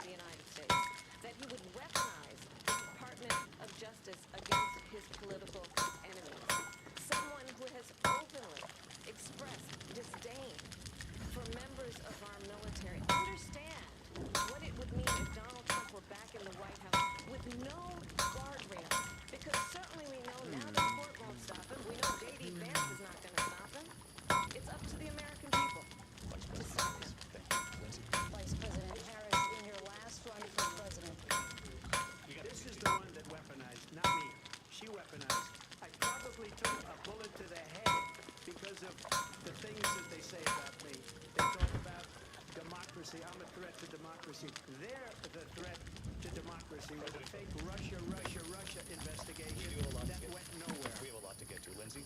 Vice President Harris, in your last run for president, you said you wanted to ban fracking. Now you don't. You wanted mandatory government buyback programs for assault weapons. Now your campaign says you don't. You supported decriminalizing border crossings. Now you're taking a harder line. I know you say that your values have not changed. So then why have so many of your policy positions changed? So my values have not changed, and I'm going to discuss every one of at least every point that you've made. But in particular, let's talk about fracking because we're here in Pennsylvania. I made that very clear in 2020. I will not ban fracking. I have not banned fracking as Vice President of the United States, and in fact, I was the tie-breaking vote on the Inflation Reduction Act, which opened new leases for fracking. My position is that we have got to invest in diverse sources of energy so we reduce our reliance on foreign oil. We have had the largest increase in domestic oil production in history because of an approach that recognizes that we cannot over-rely on foreign oil. As it relates to my values, let me tell you, I grew up a middle-class kid raised by a hardworking mother who worked and saved and was able to buy our first home when I was a teenager. The values I bring to the importance of home ownership, knowing not everybody got handed $400 million on a silver platter and then filed bankruptcy 6 times, is a value that I bring to my work to say we are going to work with the private sector and home builders to increase 3 million homes, increase by 3 million homes by the end of my first term. My work that is related to having a friend when I was in high school who was sexually assaulted by her stepfather.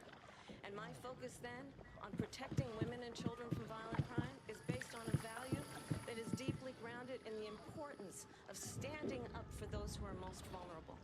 My work that is about protecting Social Security and Medicare is based on long-standing work that I have done, protecting seniors from scams. My values have not changed. And what is important is that there is a president who actually brings values and a perspective that is about lifting people up and not beating people down and name-calling. The true measure of the leader is the leader who actually understands the strength is not in beating people down, it's in lifting people up. I intend to be that president. President Trump, well, first of all, I wasn't given $400 million. I wish I was. My father was a Brooklyn builder, Brooklyn, Queens, and a great father, and I learned a lot from him. But I was given a fraction of that, a tiny fraction, and I built it into many, many billions of dollars, many, many billions. And when people see it, they are even surprised. So we don't have to talk about that. Fracking, she's been against it for 12 years. Defund the police, she's been against that forever.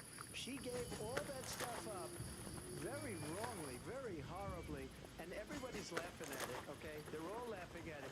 She gave up at least 12 and probably 14 or 15 different policies. Like, she was big on defund the police. In Minnesota, she went out, wait a minute, I'm talking now. If you don't mind, please. Does that sound familiar?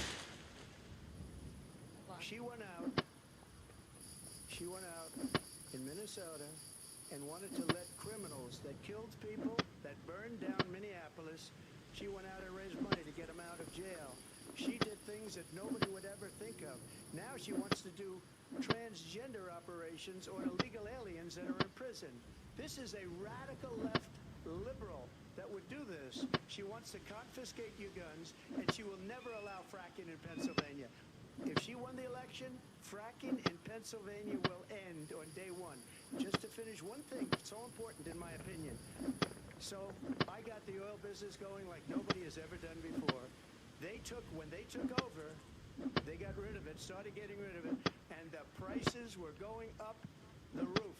They immediately let these guys go to where they were. I would have been 5 times, 4 times, 5 times higher, because you're talking about 3.5 years ago. They got it up to where I was because they had no choice, because the prices of energy were quadrupling and doubling. You saw what happened to gasoline. So they said, let's go back to Trump. But if she won the election, the day after that election, they'll go back to destroying our country, and oil will be dead, fossil fuel will be dead, we'll go back to windmills, and we'll go back to solar, where they need a whole desert to get some energy to come out of. You ever see a solar plant? By the way, I'm a big fan of solar. But they take 400, 500 acres of desert soil. These are not good things for the environment, as you understand. Thank you. Lindsay, thank you. We have an election in just 56 days. And I want to talk about the peaceful transfer of power, which, of course, we all know is a cornerstone of our democracy, and the role of a president in a moment of crisis. Mr. President, on January 6th, you told your supporters to march to the Capitol. You said you would be right there with them. The country and the world saw what played out at the Capitol that day, the officers coming under attack. Aides in the West Wing say you watched it unfold on television off the Oval Office. You did send out tweets, but it was more than 2 hours before you sent out that video message telling your supporters to go home. Is there anything you regret about what you did on that day? You just said a thing that isn't covered. Peacefully and patriotically, I said during my speech, not later on. Peacefully and patriotically. And nobody on the other side was killed. Ashley Babbitt was shot by an out-of-control police officer that should have never, ever shot her. It's a disgrace. But we didn't do this group of people that have been treated so badly. I ask, what about all the people that are pouring into our country and killing people that she allowed to pour in? She was the border czar, remember that. She was the border czar. She doesn't want to be called the border czar because she's embarrassed by the border. In fact, she said at the beginning, oh, I'm surprised you're not talking about the border yet. That's because she knows what a bad job they've done.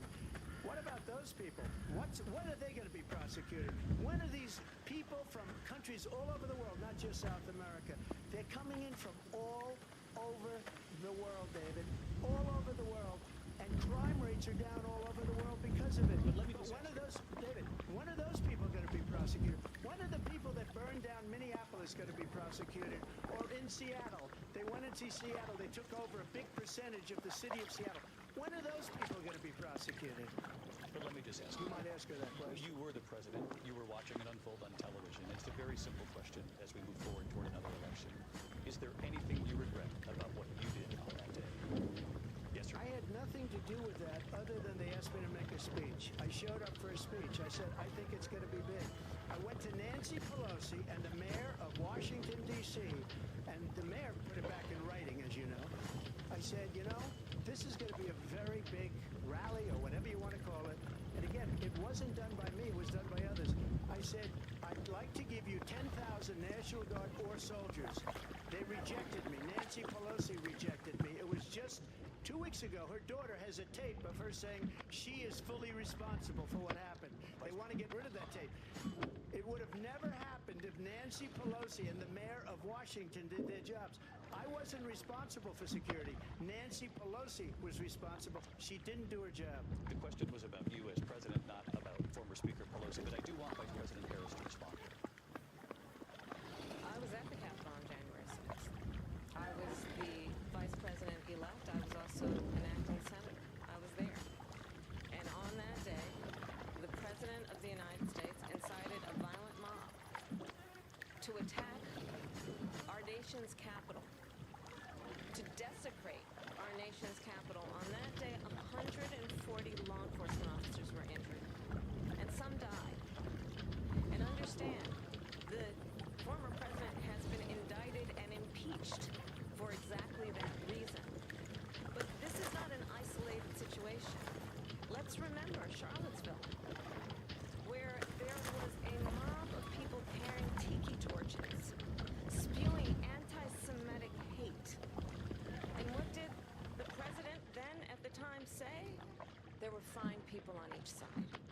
Let's remember that when it came to the Proud Boys, a militia, the president said, the former president said, stand back and stand by. So for everyone watching who remembers what January 6th was, I say we don't have to go back. Let's not go back. We're not going back. It's time to turn the page.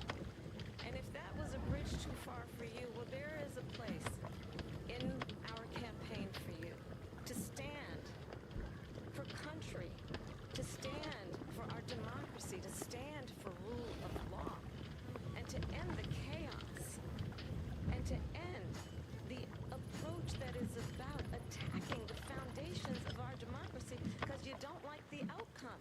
And be clear on that point. Donald Trump, the candidate,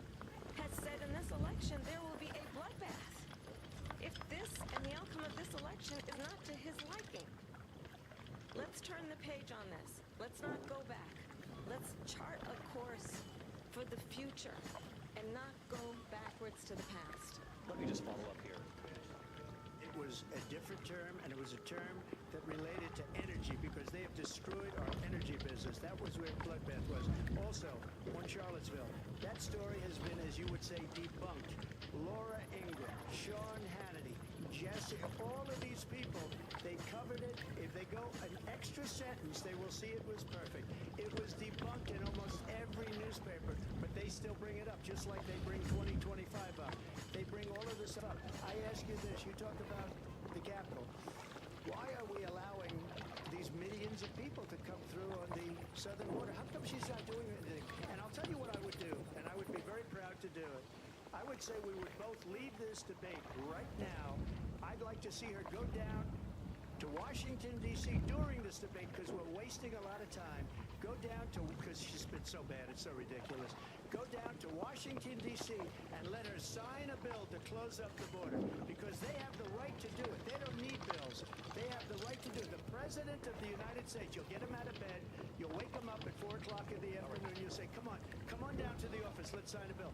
If he signs a bill that the border is closed, all he has to do is say it to the Border Patrol, who are phenomenal. If they do that, the border is closed. Those people are killing many people, unlike J6. We talked immigration here tonight. I do want to focus on this next issue to both of you because it really brings us this into focus, truth in these times that we're living in. Mr. President, for 3.5 years after you lost the 2020 election, you repeatedly falsely claimed that you won, many times saying you won in a landslide. In the past couple of weeks leading up to this debate, you have said, quote, you lost by a whisker, that you, quote, didn't make it, that you came up a little bit short. Are you now acknowledging that you lost in 2020? No, I don't acknowledge it at all. I said that sarcastically, you know that. It was said, oh, we lost by a whisker. That was said sarcastically.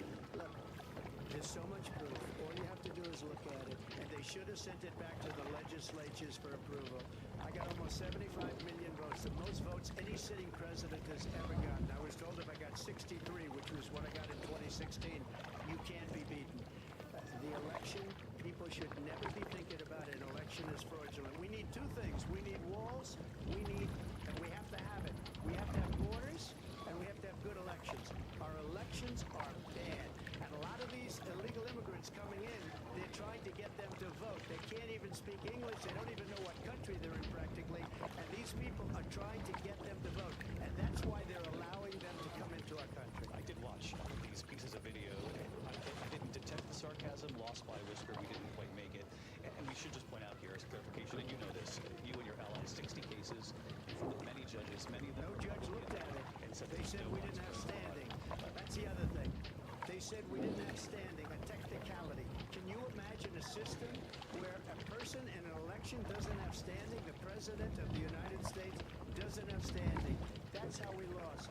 If you look at the facts, and I'd love to have you do a special on it, I'll show you Georgia, and I'll show you Wisconsin, and I'll show you Pennsylvania, and I'll show you... We have so many facts and statistics, but you know what?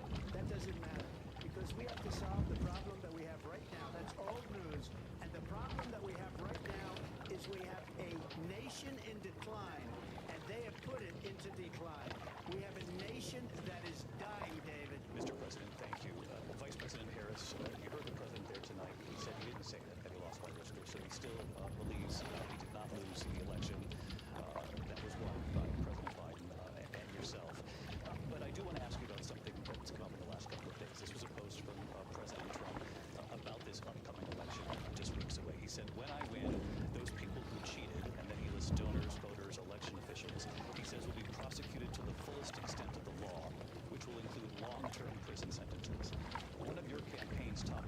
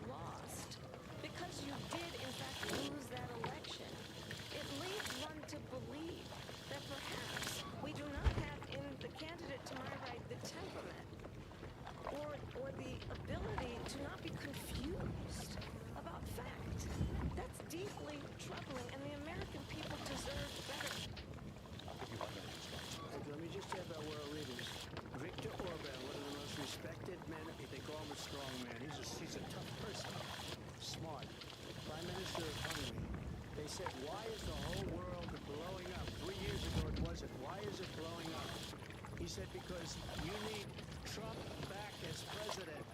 They were afraid of him. China was afraid, and I don't like to use the word afraid, but I'm just quoting him. China was afraid of him. North Korea was afraid of him. Look at what's going on with North Korea, by the way. He said Russia was afraid of him. I ended the Nord Stream 2 pipeline, and Biden put it back on day one, but he ended the XL pipeline. The XL pipeline in our country, he ended that. But he let the Russians build a pipeline going all over Europe and heading into Germany, the biggest pipeline in the world. Look, Viktor Orban said it. He said the most respected, most feared person is Donald Trump. We had no problems when Trump was president. But when this weak, pathetic man that you saw at a debate just a few months ago, that if he weren't in that debate, he'd be running instead of her. She got no votes. He got 14 million votes. What you did, you talk about a threat to democracy. He got 14 million votes, and they threw him out of office. And you know what? I'll give you a little secret. He hates her. He can't stand her. But he got 14 million votes. They threw him out. She got 0 votes. And when she ran, she was the first one to leave because she failed. And now she's running. I don't understand it, but I'm okay with it because I think we're going to do very well. Turning now to the Israel-Hamas war and the hostages who are still being held, Americans among them. Vice President Harris, in December, you said, quote, Israel has a right to defend itself, but you added, quote, it matters how, saying international humanitarian law must be respected. Israel must do more to protect innocent civilians. You said that 9 months ago. Now an estimated 40,000 Palestinians are dead. Nearly 100 hostages remain. Just last week, Prime Minister Benjamin Netanyahu said there's not a deal in the making. President Biden has not been able to break through the stalemate. How would you do it? Well, let's understand how we got here. On October 7th, Hamas, a terrorist organization, slaughtered 1,200 Israelis. Many of them young people who were simply attending a concert. Women were horribly raped. And so absolutely, I said then, I say now, Israel has a right to defend itself. We would. And how it does so matters. Because it is also true, far too many innocent Palestinians have been killed. Children, mothers. What we know is that this war must end. It must end immediately, and the way it will end is we need a ceasefire deal and we need the hostages out. And so we will continue to work around the clock on that. Work around the clock, also understanding that we must chart a course for a two-state solution. And in that solution, there must be security for the Israeli people and Israel, and in equal measure for the Palestinians. But the one thing I will assure you always, I will always give Israel the ability to defend itself, in particular as it relates to Iran, and any threat that Iran and its proxies pose to Israel. But we must have a two-state solution where we can rebuild Gaza, where the Palestinians have security, self-determination, and the dignity they so rightly deserve. President Trump, how would you negotiate with Netanyahu and also Hamas in order to get the hostages out and prevent the killing of more innocent civilians in Gaza? If I were president, it would have never started. If I were president, Russia would have never, ever, I know Putin very well, he would have never, and there was no threat of it either, by the way, for 4 years, have gone into Ukraine and killed millions of people when you add it up. Far worse than people understand what's going on over there. But when she mentions about Israel, all of a sudden, she hates Israel. She wouldn't even meet with Netanyahu when he went to Congress to make a very important speech. She refused to be there because she was at a sorority party of hers. She wanted to go to the sorority party. She hates Israel. If she's president, I believe that Israel will not exist within 2 years from now. And I've been pretty good at predictions, and I hope I'm wrong about that one. She hates Israel. At the same time, in her own way, she hates the Arab population because the whole place is going to get blown up. Arabs, Jewish people, Israel. Israel will be gone. It would have never happened. Iran was broke under Donald Trump. Now Iran has $300 billion because they took off all the sanctions that I had. Iran had no money for Hamas or Hezbollah or any of the 28 different spheres of terror, and they are spheres of terror, horrible terror. They had no money. It was a big story, and you know it. You covered it very well, actually. They had no money for terror. They were broke. Now they're a rich nation, and now what they're doing is they're spreading that money around. Look at what's happening with the Houthis and Yemen. Look at what's going on in the Middle East. This would have never happened. I will get that settled and passed, and I'll get the war with Ukraine and Russia ended. If I'm president-elect, I'll get it done before even becoming president. Vice President Harris, he says you hate Israel. That's absolutely not true. I have my entire career and life supported Israel and the Israeli people. He knows that. He's trying to, again, divide and distract from the reality, which is it is very well known that Donald Trump is weak and wrong on national security and foreign policy. It is well known that he admires dictators, wants to be a dictator on day one, according to himself. It is well known that he said of Putin that he can do whatever the hell he wants and go into Ukraine. It is well known that he said when Russia went into Ukraine, it was brilliant. It is well known he exchanged love letters with Kim Jong-un. And it is absolutely well known that these dictators and autocrats are rooting for you to be president again because they're so clear. They can manipulate you with flattery and favors.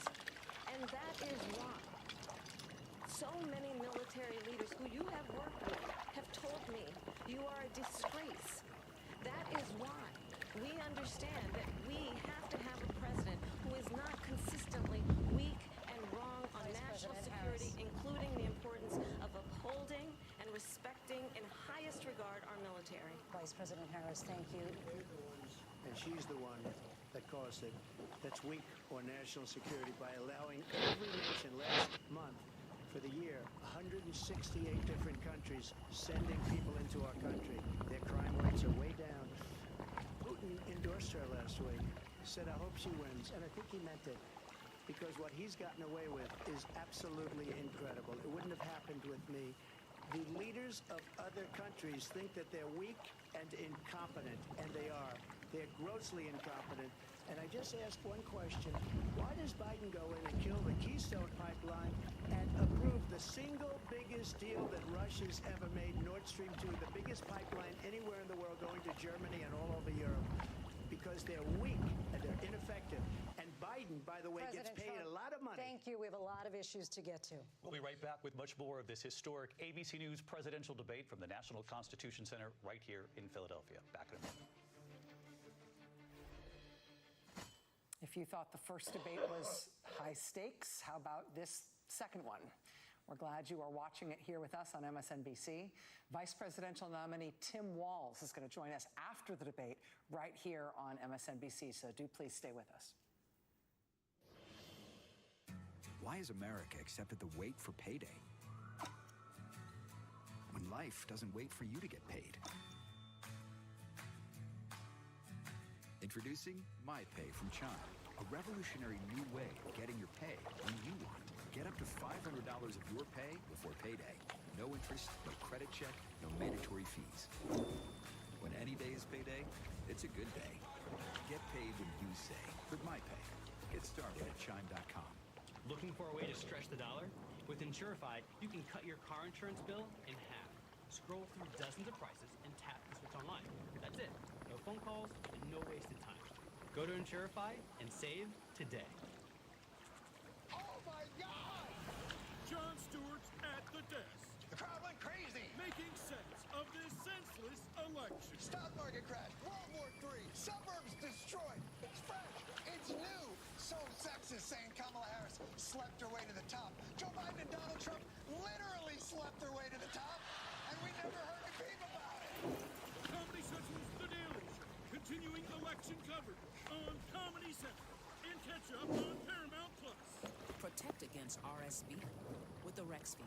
Arexvy is a vaccine used to prevent lower respiratory disease from RSV in people 60 years and older. Arexvy does not protect everyone and is not for those with severe allergic reactions to its ingredients. Those with weakened immune systems may have a lower response to the vaccine.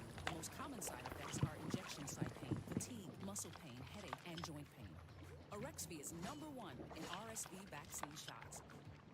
RSV? Make it a Rexv. University of Maryland Global Campus is a school for real life, one that values the successes you've already achieved. Earn up to 90 undergraduate credits for relevant experience, and get the support you need from your first day to graduation day and beyond. What will your next success be?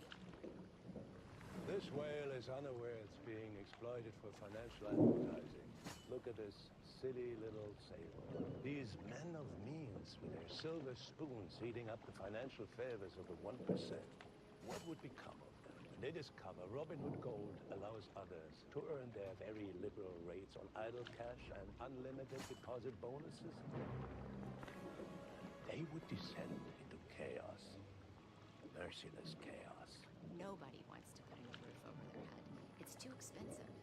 And if they can extend the life of that roof and get 5 more years or 10 more years, it's a no-brainer. What RoofMax does is it helps people in that they don't have to spend that $15,000, $20,000 on a new roof. They can spend pennies on the dollar. The RoofMax product was a small percentage of cost of replacing a roof. This is a great financial decision for us as a community.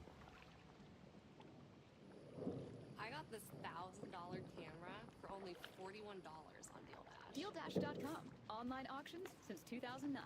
This PlayStation 5 sold for only 50 cents. This iPad Pro sold for less than $34. And this Nintendo Switch sold for less than $20. I got this KitchenAid stand mixer for only $56. I got this barbecue smoker for $26. And shipping is always free. Go to DealDash.com right now and see how much you can save. Send those pics in. What we running with today? You already know. Joe, Trav is about to go off tonight. Facts. That's the play. Run it, and I'll see y'all tonight. Might have to run that. I told y'all to run that. Come on now. You said it. Come on. You said it. Download the PrizePicks app today. Enter $5 and get $50 instantly. PrizePicks, run your game. Every election night reveals a story about the candidates, about the campaign that we just watched, but it reveals a story about the voters who decided the election. The presidential election is America's family photo, and we take one every 4 years. You're looking at a live image of the Philadelphia skyline as we expect the ABC News presidential debate to pick back up momentarily. This is a 90-minute debate overall. They've just had the first of what will be 2 commercial breaks in total. Now back to the National Constitution Center in Philly. Presidential debate tonight. We're going to continue here, and I want to turn to the war in Ukraine. We're now 2.5 years into this conflict. Mr. President, it has been the position of the Biden administration that we must defend Ukraine from Russia, from Vladimir Putin, to defend their sovereignty, their democracy, that it's in America's best interest to do so, arguing that if Putin wins, he may be emboldened to move even further into other countries. You have said you would solve this war in 24 hours. You said so just before the break tonight. How exactly would you do that? And I want to ask you a very simple question tonight. Do you want Ukraine to win this war? I want the war to stop. I want to save lives that are being uselessly, people being killed by the millions. It's the millions. It's so much worse than the numbers that you're getting, which are fake numbers. Look, we're in for 250 billion or more because they don't ask Europe, which is a much bigger beneficiary to getting this thing done than we are. They're in for $150 billion less because Biden and you don't have the courage to ask Europe like I did with NATO. They paid billions and billions, hundreds of billions of dollars when I said, either you pay up or we're not going to protect you anymore. So that's maybe one of the reasons they don't like me as much as they like weak people. But you take a look at what's happening. We're in for 250 to 275 billion. They're into 100 to 150. They should be forced to equalize. With that being said, I want to get the war settled. I know Zelensky very well, and I know Putin very well. I have a good relationship, and they respect your president, okay? They respect me. They don't respect Biden. How would you respect him? Why? For what reason? He hasn't even made a phone call in 2 years to Putin. Hasn't spoken to anybody. They don't even try and get it. That is a war that's dying to be settled. I will get it settled before I even become president. If I win, when I'm president-elect, And what I'll do is I'll speak to one, I'll speak to the other, I'll get them together. That war would have never happened. And in fact, when I saw Putin after I left, unfortunately left because our country has gone to hell. But after I left, when I saw him building up soldiers, he did it after I left, I said, oh, he must be negotiating. It must be a good, strong point of negotiation. Well, it wasn't, because Biden had no idea how to talk to him. He had no idea how to stop it. And now you have millions of people dead, and it's only getting worse, and it could lead to World War III. Don't kid yourself, David. We're playing with World War III, and we have a president that we don't even know if he's... Where is our president? We don't even know if he's a president. And just to clarify they here... threw him out of a campaign like a dog. We don't even know. Is he our president? But we have a president, Mr. President, that doesn't know he's alive. Your time is up. Just to clarify the question, do you believe it's in the U.S. best interest for Ukraine to win this war, yes or no? I think it's the U.S. best interest to get this war finished and just get it done. Negotiate a deal, because we have to stop all of these human lives from being destroyed. I want to take this to Vice President Harris. I want to get your thoughts on support for Ukraine in this moment, but also as Commander-in-Chief, if elected, how would you deal with Vladimir Putin, and would it be any different from what we're seeing from President Biden? Well, first of all, it's important to remind the former president you're not running against Joe Biden, you're running against me. I believe the reason that Donald Trump says that this war would be over within 24 hours is because he would just give it up. And that's not who we are as Americans. Let's understand what happened here. I actually met with Zelensky a few days before Russia invaded, tried through force to change territorial boundaries, to defy one of the most important international rules and norms, which is the importance of sovereignty and territorial integrity. And I met with President Zelensky. I shared with him American intelligence about how he could defend himself. Days later, I went to NATO's eastern flank, to Poland and Romania. And through the work that I and others did, we brought 50 countries together to support Ukraine in its righteous defense. And because of our support, because of the air defense, the ammunition, the artillery, the javelins, the Abrams tanks that we have provided, Ukraine stands as an independent and free country. If Donald Trump were president, Putin would be sitting in Kyiv right now. And understand what that would mean, because Putin's agenda is not just about Ukraine. Understand why the European allies and our NATO allies are so thankful that you are no longer president, and that we understand the importance of the greatest military alliance the world has ever known, which is NATO, and what we have done to preserve the ability of Zelensky and the Ukrainians to fight for their independence. Otherwise, Putin would be sitting in Kyiv with his eyes on the rest of Europe, starting with Poland. And why don't you tell the 800,000 Polish Americans right here in Pennsylvania how quickly you would give up for the sake of favor and what you think is a friendship with what is known to be a dictator who would eat you for lunch. Vice President Harris, thank you. We've heard from both of you on Ukraine tonight. Afghanistan came up in the last hour. I wanted her to respond to something you said earlier, and please, I'll give you a minute here. Putin would be sitting in Moscow, and he wouldn't have lost 300,000 men and women, but he would have been sitting in Moscow, quiet please, he would have been sitting in Moscow much happier than he is right now. But eventually, you know, he's got a thing that other people don't have. He's got nuclear weapons. They don't ever talk about that. Got nuclear weapons. Nobody ever thinks about that. And eventually, maybe he'll use them, and maybe he hasn't been that threatening, but he does have that. Something we don't even like to talk about. Nobody likes to talk about it. But just so you understand, they sent her to negotiate peace before this war started. 3 days later, he went in and he started the war because everything they said was weak and stupid. They said the wrong things. That war should have never started. She was the emissary.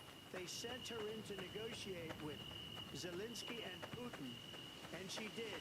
And the war started 3 days later. And that's the kind of talent we have with her. She's worse than Biden. In my opinion, I think he's the worst president in the history of our country. She goes down as the worst vice president in the history of our country. But let me tell you something. She is a horrible negotiator. They sent her in to negotiate as soon as they left. Putin did the invasion. President Trump, thank you. You did bring up something. You said she went to negotiate with Vladimir Putin. Vice President Harris, have you ever met Vladimir Putin? Can you clarify tonight? Yet again, I said at the beginning of this debate, you're going to hear a bunch of lies coming from this fellow. And that is another one. When I went to meet with President Zelensky, I've now met with him over 5 times. The reality is it has been about standing as America always should, as a leader upholding international rules and norms, as a leader who shows strength, understanding that the alliances we have around the world are dependent on our ability to look out for our friends and not favor our enemies because you adore strongmen instead of caring about democracy. And that is very much what is at stake here. The President of the United States is Commander-in-Chief, and the American people have a right to rely on a president who understands the significance of America's role and responsibility in terms of ensuring that there is stability and ensuring we stand up for our principles and not sell them for the benefit of personal flattery. We've talked about Ukraine and Vladimir Putin. I do want to talk about Afghanistan. It came up in the first hour of this debate. I want to move on to Afghanistan. Said Trump did the most amazing thing I've ever seen. He got these countries, the 28 countries at the time, to pay up. He said, I've never seen, he's the head of NATO. He said, I've never seen. For years, we were paying almost all of NATO. We were being ripped off by European nations, both on trade and on NATO. I got them to pay up by saying, one of the statements you made before, if you don't pay, we're not going to protect you. Otherwise, we would have never gotten it. He said it was one of the most incredible jobs that he's ever seen done. Thank you. I want to turn to Afghanistan. It came up in the first hour of the debate, and we witnessed a poignant moment today on Capitol Hill, honoring the soldiers who died in the chaotic withdrawal from Afghanistan. I do want to ask the Vice President, do you believe you bear any responsibility in the way that withdrawal played out? Well, I will tell you, I agreed with President Biden's decision to pull out of Afghanistan. 4 presidents said they would, and Joe Biden did. And as a result, America's taxpayers are not paying the $300 million a day we were paying for that endless war. And as of today, there is not one member of the United States military who is in active duty in a combat zone in any war zone around the world, the first time this century. But let's understand how we got to where we are. Donald Trump, when he was president, negotiated one of the weakest deals you can imagine. He calls himself a deal maker. Even his national security advisor said it was a weak, terrible deal. And here's how it went down. He bypassed the Afghan government.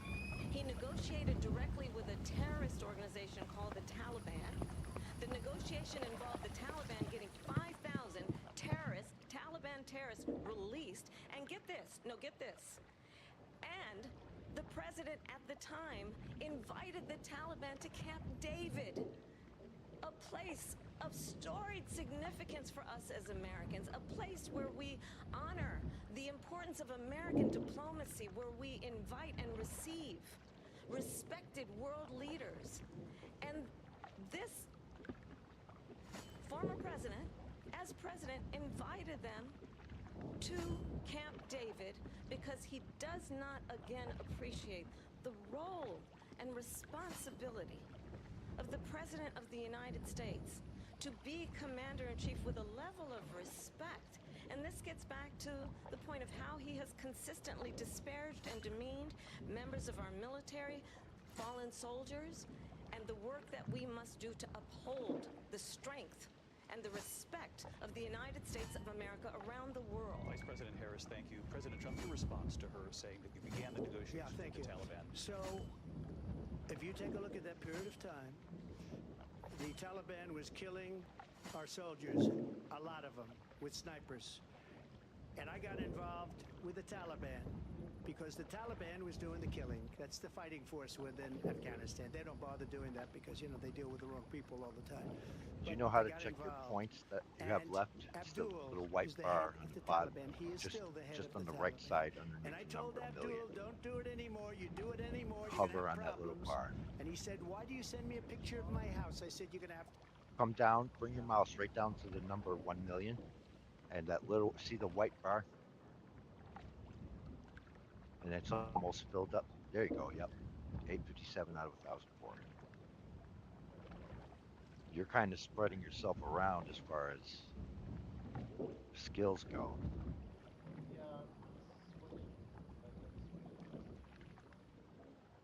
Yeah, right.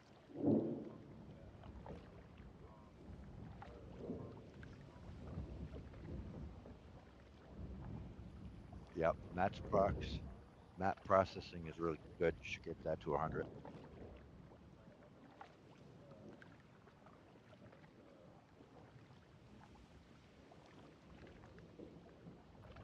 Is this going to be your minor blacksmith?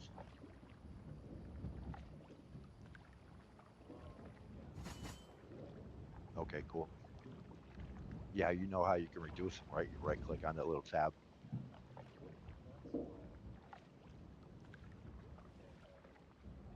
Okay, cool.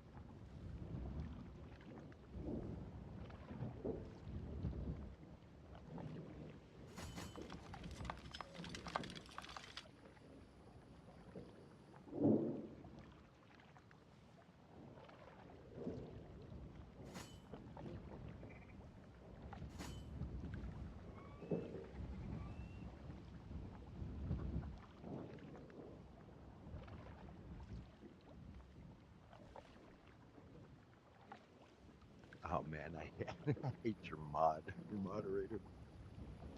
I can't put in my emojis.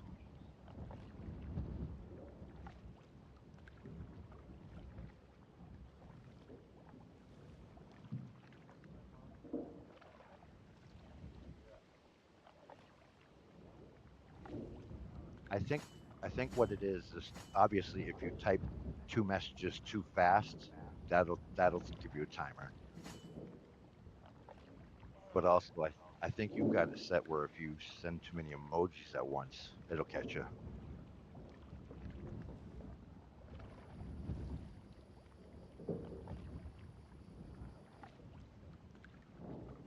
Yeah, no rush.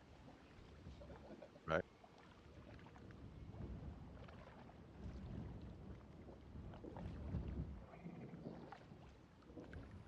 Hey now.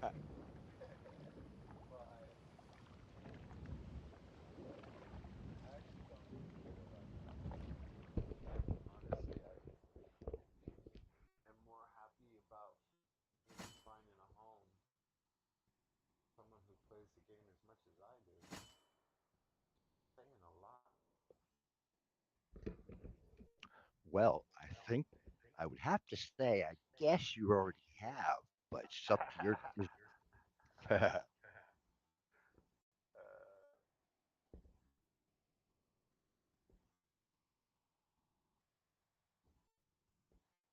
Yeah, dude, even if you don't decide to come with us, we'd love to have you. But even if you decide to just go on your own, that's cool too. I'll still help you.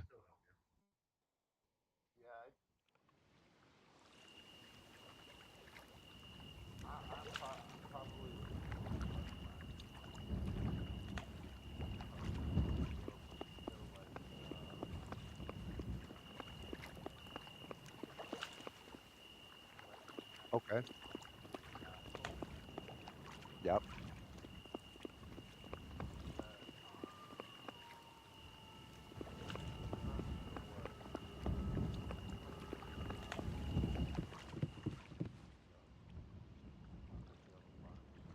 How many fifes? Fifes, beef, same thing. At right now, I believe we only have two or three because, like I said, we went through the rebuild, and but we do have. Actually, I think we have four because we have four outposts.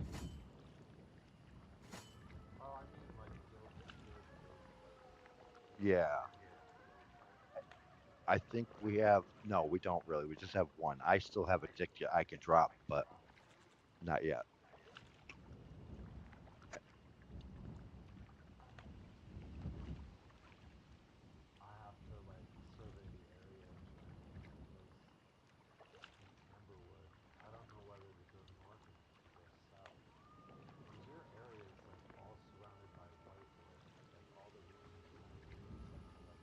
Yeah.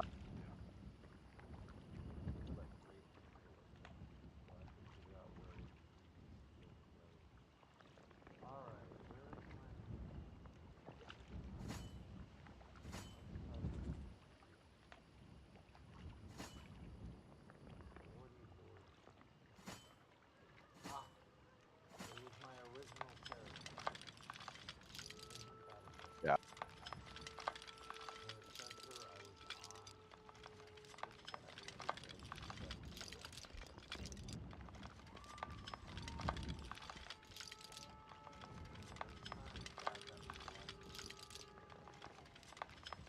Yeah.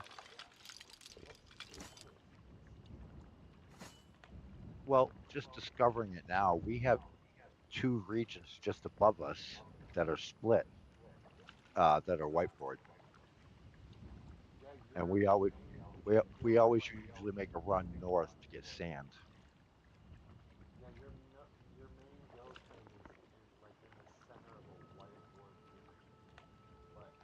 Yeah. Yeah. No, no, no. Just up north, Ufer to First and Smallbeck, Smallberg. Yeah, because that little see that little pond. Are you on your map? Pop your map real quick. I just want to show you. Go to the region where we live. Zoom in. Oh wow, your map works fast. All right, see that white section right above it? That rock?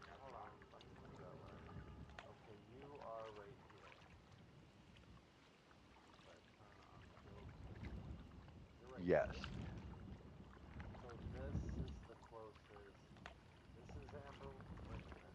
That's Whitewood above. And see that little round lake? That's where we run to get our sand, our high qual sand. It takes like 10 minutes. So's that one. And I think you're correct. The other ones around us are Ambra. Yep.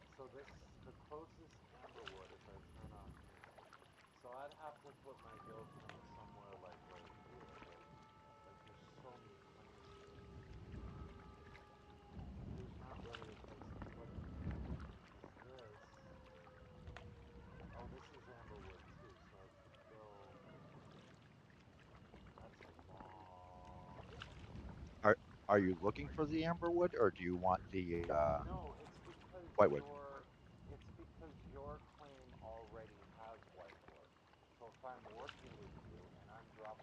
Yep.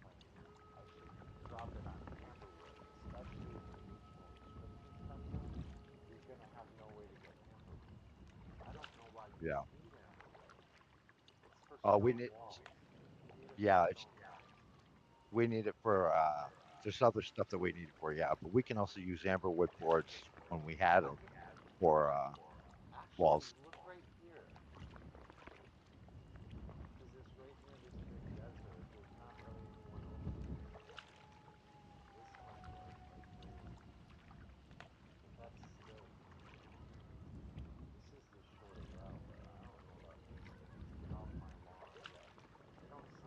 Uh, all right.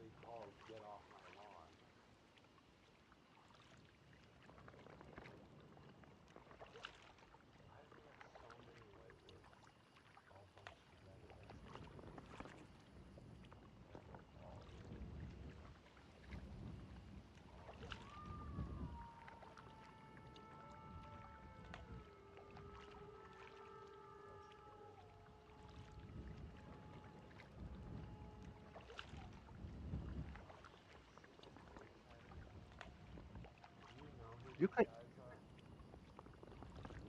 Which which ones? Regional are.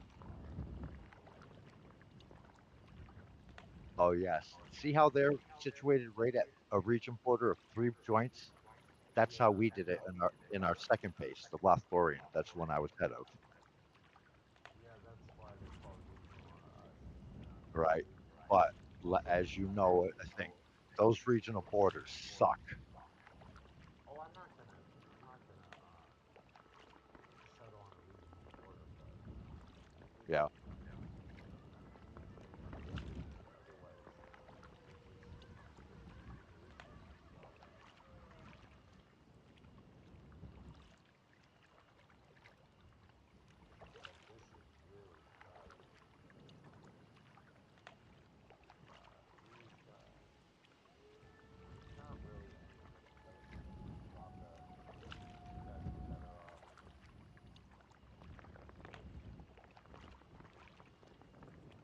Well, just remember, if you end up moving, we'll be able to collaborate all our people and get you up and running.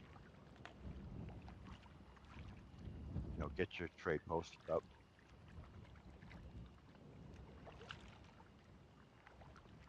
all right, let's see if I have enough. Do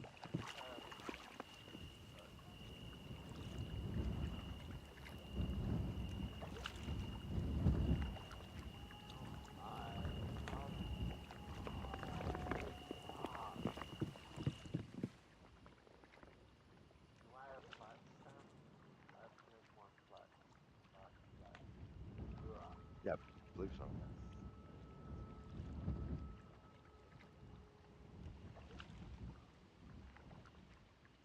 I hope this is enough.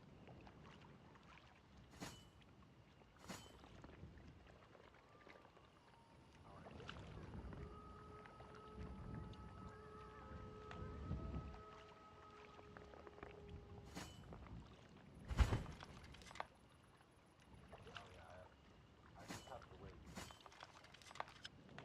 And that will be working. Right.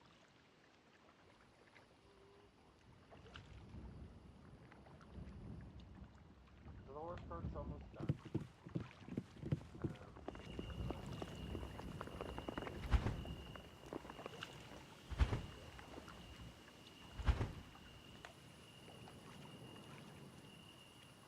Oh, I need mortars too. Yeah, 20 more.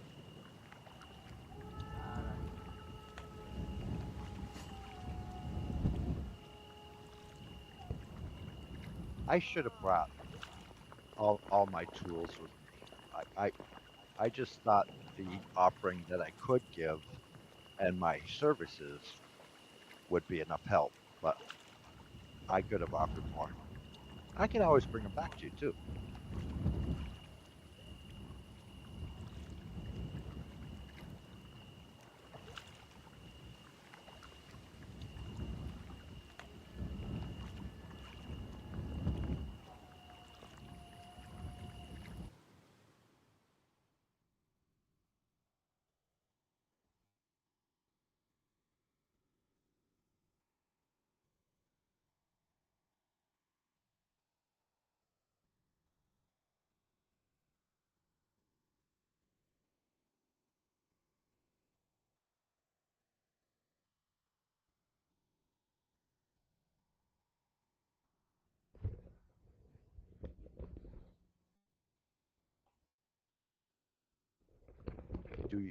Just out of curiosity, do you have one or two characters that, if you had to, you would PvP with?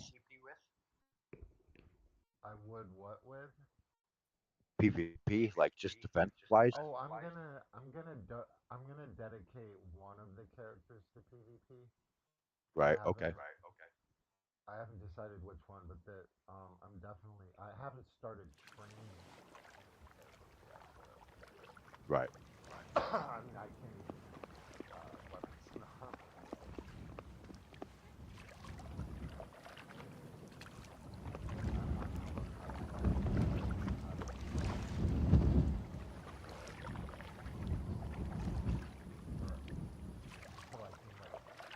I can't even kill an animal. Yeah. Don't worry, bro. I'm in the same boat. Or a wolf or a... Yep. I don't think I've ever killed I think I've maybe done total of like 4, 5, or 6, but that was out of luck too. Yeah, I have a lot of work.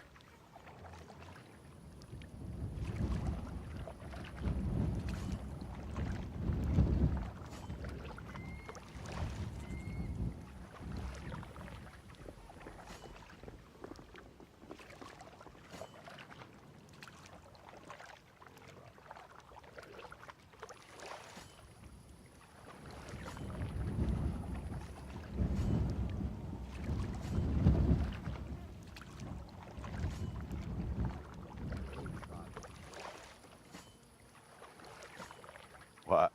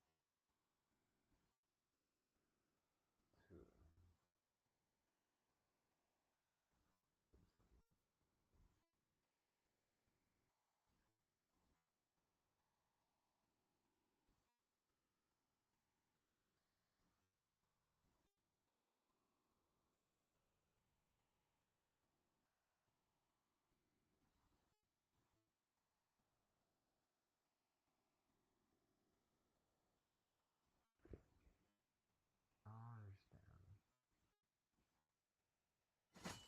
Oh, that could be because I logged in on the wrong fucking character.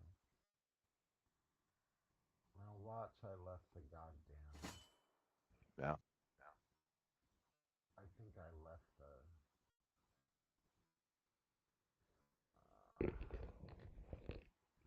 I think I left the flux in my goddamn backpack on my other character. What is wrong with my mic? It's not working.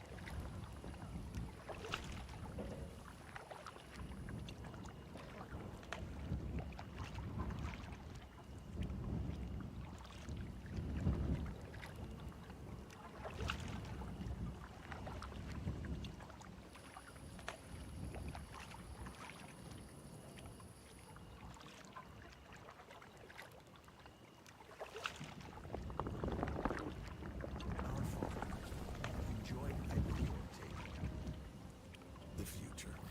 The way you see it is said to depend on where you sit. At XChair, we think it also gets down to how you sit, which is why our technology is light years ahead. With our groundbreaking LMAX technology, bringing hot, cold, and touch into one extraordinary seating experience. At XChair, we've got our eye on the future of work, so you can focus on the present. XChair puts in the work, so you don't have to. Celebrate Labor Day with up to $400 off, including free LMAX. Sale ends September 16th. Democracy is egalitarian, which means it's for everyone. But it also, I think, is a divinely inspired gift of our forefathers to show us that we can lead ourselves.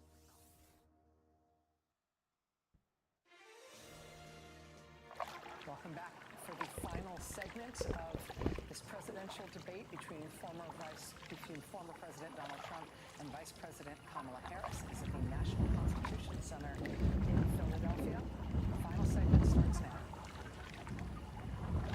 Time has come for closing statements by President Harris.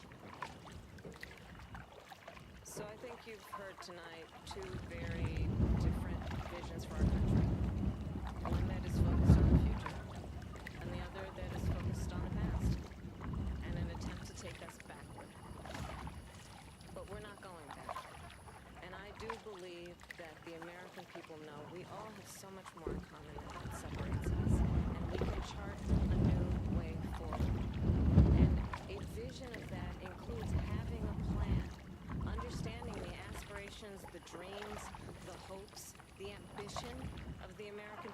which is why I intend to create an opportunity economy, investing in small businesses, in new families, in what we can do around protecting seniors, what we can do that is about giving hardworking folks a break and bringing down the cost of living. I believe in what we can do together that is about sustaining America's standing in the world and ensuring that we have the respect that we so rightly deserve, including respecting our military and ensuring we have the most lethal fighting force in the world. I will be a president that will protect our fundamental rights and freedoms, including the right of a woman to make decisions about her own body and not have her government tell her what to do. I'll tell you, I started my career as a prosecutor. I was a DA, I was an attorney general, a United States senator, and now vice president. I've only had one client, the people. And I'll tell you, as a prosecutor, I never asked a victim or a witness, are you a Republican or a Democrat? The only thing I ever asked them, are you okay? And that's the kind of president we need right now. Someone who cares about you and is not putting themselves first. I intend to be a president for all Americans and focus on what we can do over the next 10 and 20 years to build back up our country by investing right now in you, the American people. Vice President Harris, thank you. President Trump? So he just started by saying she's going to do this, she's going to do that, she's going to do all these wonderful things. Why hasn't she done it? She's been there for 3.5 years. They've had 3.5 years to fix the border. They've had 3.5 years to create jobs and all the things we talked about. Why hasn't she done it? She should leave right now, go down to that beautiful White House, go to the Capitol, get everyone together and do the things you want to do, but you haven't done it, and you won't do it because you believe in things that the American people don't believe in. You believe in things like we're not going to frack, we're not going to take fossil fuel, we're not going to do things that are going to make this country strong. I'm done with the dirt in my cart on this section. You want me to help you with building logs? They were back to building normal energy plants. Yeah, sure. We're not ready for it. We can't sacrifice our country for the sake of bad vision. But I just ask one simple question. Why didn't she do it? We're a failing nation. We're a nation that's in serious decline. We're being laughed at all over the world. All over the world they're laughed. I know the leaders very well. They're coming to see me. They call me. We're laughed at all over the world. They don't understand what happened to us as a nation. We're not a leader. We don't have any idea what's going on. We have wars going on in the Middle East. We have wars going on with Russia and Ukraine. We're going to end. Did you say is your mic coming through? Yes, it is. It'll be a war like no other because of nuclear weapons, the power of weaponry. I rebuilt our entire military. She gave a lot of it away to the Taliban. She gave Oh, I it to got you loud and clear over this side. What these people have done to our country, and maybe toughest of all, is allowing millions of people to come into our country. Many of them are criminals, and they're destroying our country. The worst president, the worst vice president in the history of our country. President Trump, thank you. And that is our ABC News presidential debate we should from probably here use in the Philadelphia cart, at the National Constitution Center. I'm Lindsay Davis. And I'm David Muir. Right. Thank you for watching here in the U.S. and all over the world, and from all of us here at ABC News. Good night. Actually, Lindsay Davis and David Muir wrapping this presidential debate between former President Donald Trump and Vice President of the United States, Kamala Harris. I can get it in a certain spot, but the steeper, the worse. Different approaches to the task at hand here. I had a television executive once tell me that everything you need to know about a live event on television you can tell with the sound off. And if you had the sound off for this debate, which I'm sure nobody did, what you would have seen was Trump looking physically hunched, angry, squinting. I never saw the whites of his eyes the entire debate, shouting, constantly interrupting himself, not just going down tangents, but being unable to finish a thought, seeming very frustrated, very angry, very negative, and very tired. In contrast, Kamala Harris appeared to be sort of light on her feet, quite puzzled by him. The two-shot of him I'm just outside the gate. squinting and We hunching left. and having physical trouble squeezing the words out, certainly squeezing the sentences out, while she just looked at him absolutely It depends puzzled what by area where you this heading is towards. going. These I right think there? that visual may be as much of a takeaway as anything that was said. That said, boy, what was said? Trump repeatedly coming back to the same lines over and over again. I'll try it. About world crime rates being low, because that being the explanation for America having high crime rates. What do you mean by Said too high? strange things like all Democrats wanted Roe versus Wade overturned. He said that it is legal to kill children in the United States. He insisted that he saw something on television about eating dogs. That was one of the weirdest moments of the debate, saying he saw it on television, so therefore he knows it's true, and so therefore what the police said about it can't be true. Kamala Harris kept going back to her plan, her campaign, but also kept going directly at him. She told him that military leaders who have worked with him have told her that Donald Trump is a disgrace. She said to him that you are a disgrace. She described Okay, him what as direction? Oh, confused there you are. and unable Where to are you cutting understand from, Micah? he lost the election. She said he was fired by 81 million people, and he's having a very difficult time processing it. She said he was handed $400 million on a silver platter and then filed bankruptcy 6 times. She said people leave his rallies early due to exhaustion and boredom. And talking about the Russia-Ukraine war, she said Putin would be sitting in Kyiv, if he were president, with his eyes on the rest of Europe, starting with Poland. And why don't you tell the 800,000 Polish Americans right here in Pennsylvania how quickly you would give up for the sake of favor and what you think is a friendship with what is known to be a dictator who would eat All right, cool. you for Yeah. lunch.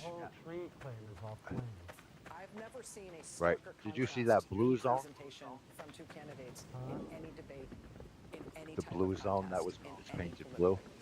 I think And that's control it for. now, I think that we all know that maximum humility is No, required, that's an admin particularly in the next 57 days. Well, We yeah, do but- not know Unless, the outcome of unless the they election. change things. But if these matter at all in the outcomes of said elections, it should be over. Because Right. she didn't just prevail in Yeah, every I found exchange. She I prevailed found at a the mine human one time and I tried digging. I thought I'd be able to dig under the property, like admin property. Didn't work. awesome. What about the country? The whole beginning was, I don't know if you noticed, his synapses did not seem to be firing. But Why she are put out these her entire trees? economic agenda. The thing that she suggested she do, you just need to Right. yeah, it was all out there. Fuck it, all load up. That's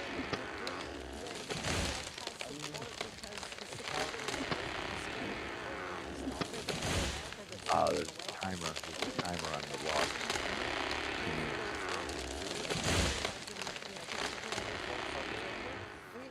It's her job to cover what the campaigns do and the political apparatus. The Trump campaign is going to plans B, C, and D, and they have them. You know, they're dark and they're dirty and they're heinous. What do you mean? You know, they're going to the types of things that Trump tweeted about, the threats, the retribution, the placement of allies on election boards. I'm as they've done in the gathering state of these Georgia. 100 false sprouts. They're always good to have. Did not win Trump any new voters. We are now The one seeing tree I'm on the is. second presidential debate in history where Poland might be the deciding issue. The only thing. Oh yeah, all that. Yeah. 800,000 Polish people in the state of Pennsylvania. Kamala Harris reached out directly to those voters. If she got 10,000 of them to focus on the threat to Poland that Vladimir Putin represents, she may have won the presidential election in that particular response. Let's start at the beginning. When they entered, I was wondering what was going to happen. Would there be a handshake? Yeah. We're going to see that video more than once. It's Donald Trump running away from her.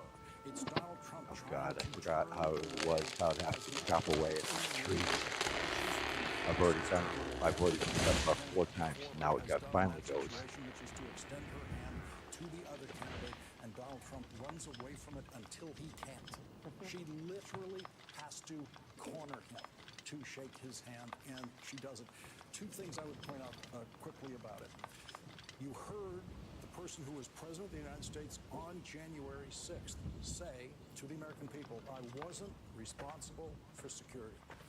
President of the United States, Commander-in-Chief, is what this job is about, and he's saying when they're attacking the Capitol and I'm doing nothing for 2 hours and more than 2 hours, I wasn't responsible for security.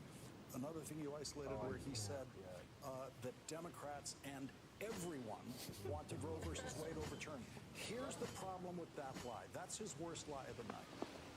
Because he was lying to the voters about the voters. He was lying about you, and you know it. More than 60% of the country is sitting there saying, Apple he's trees, lying well, about me. 91. I'm a Republican, and I didn't want Roe overturned. I'm a Democrat. I'm an 91. I didn't want Roe overturned.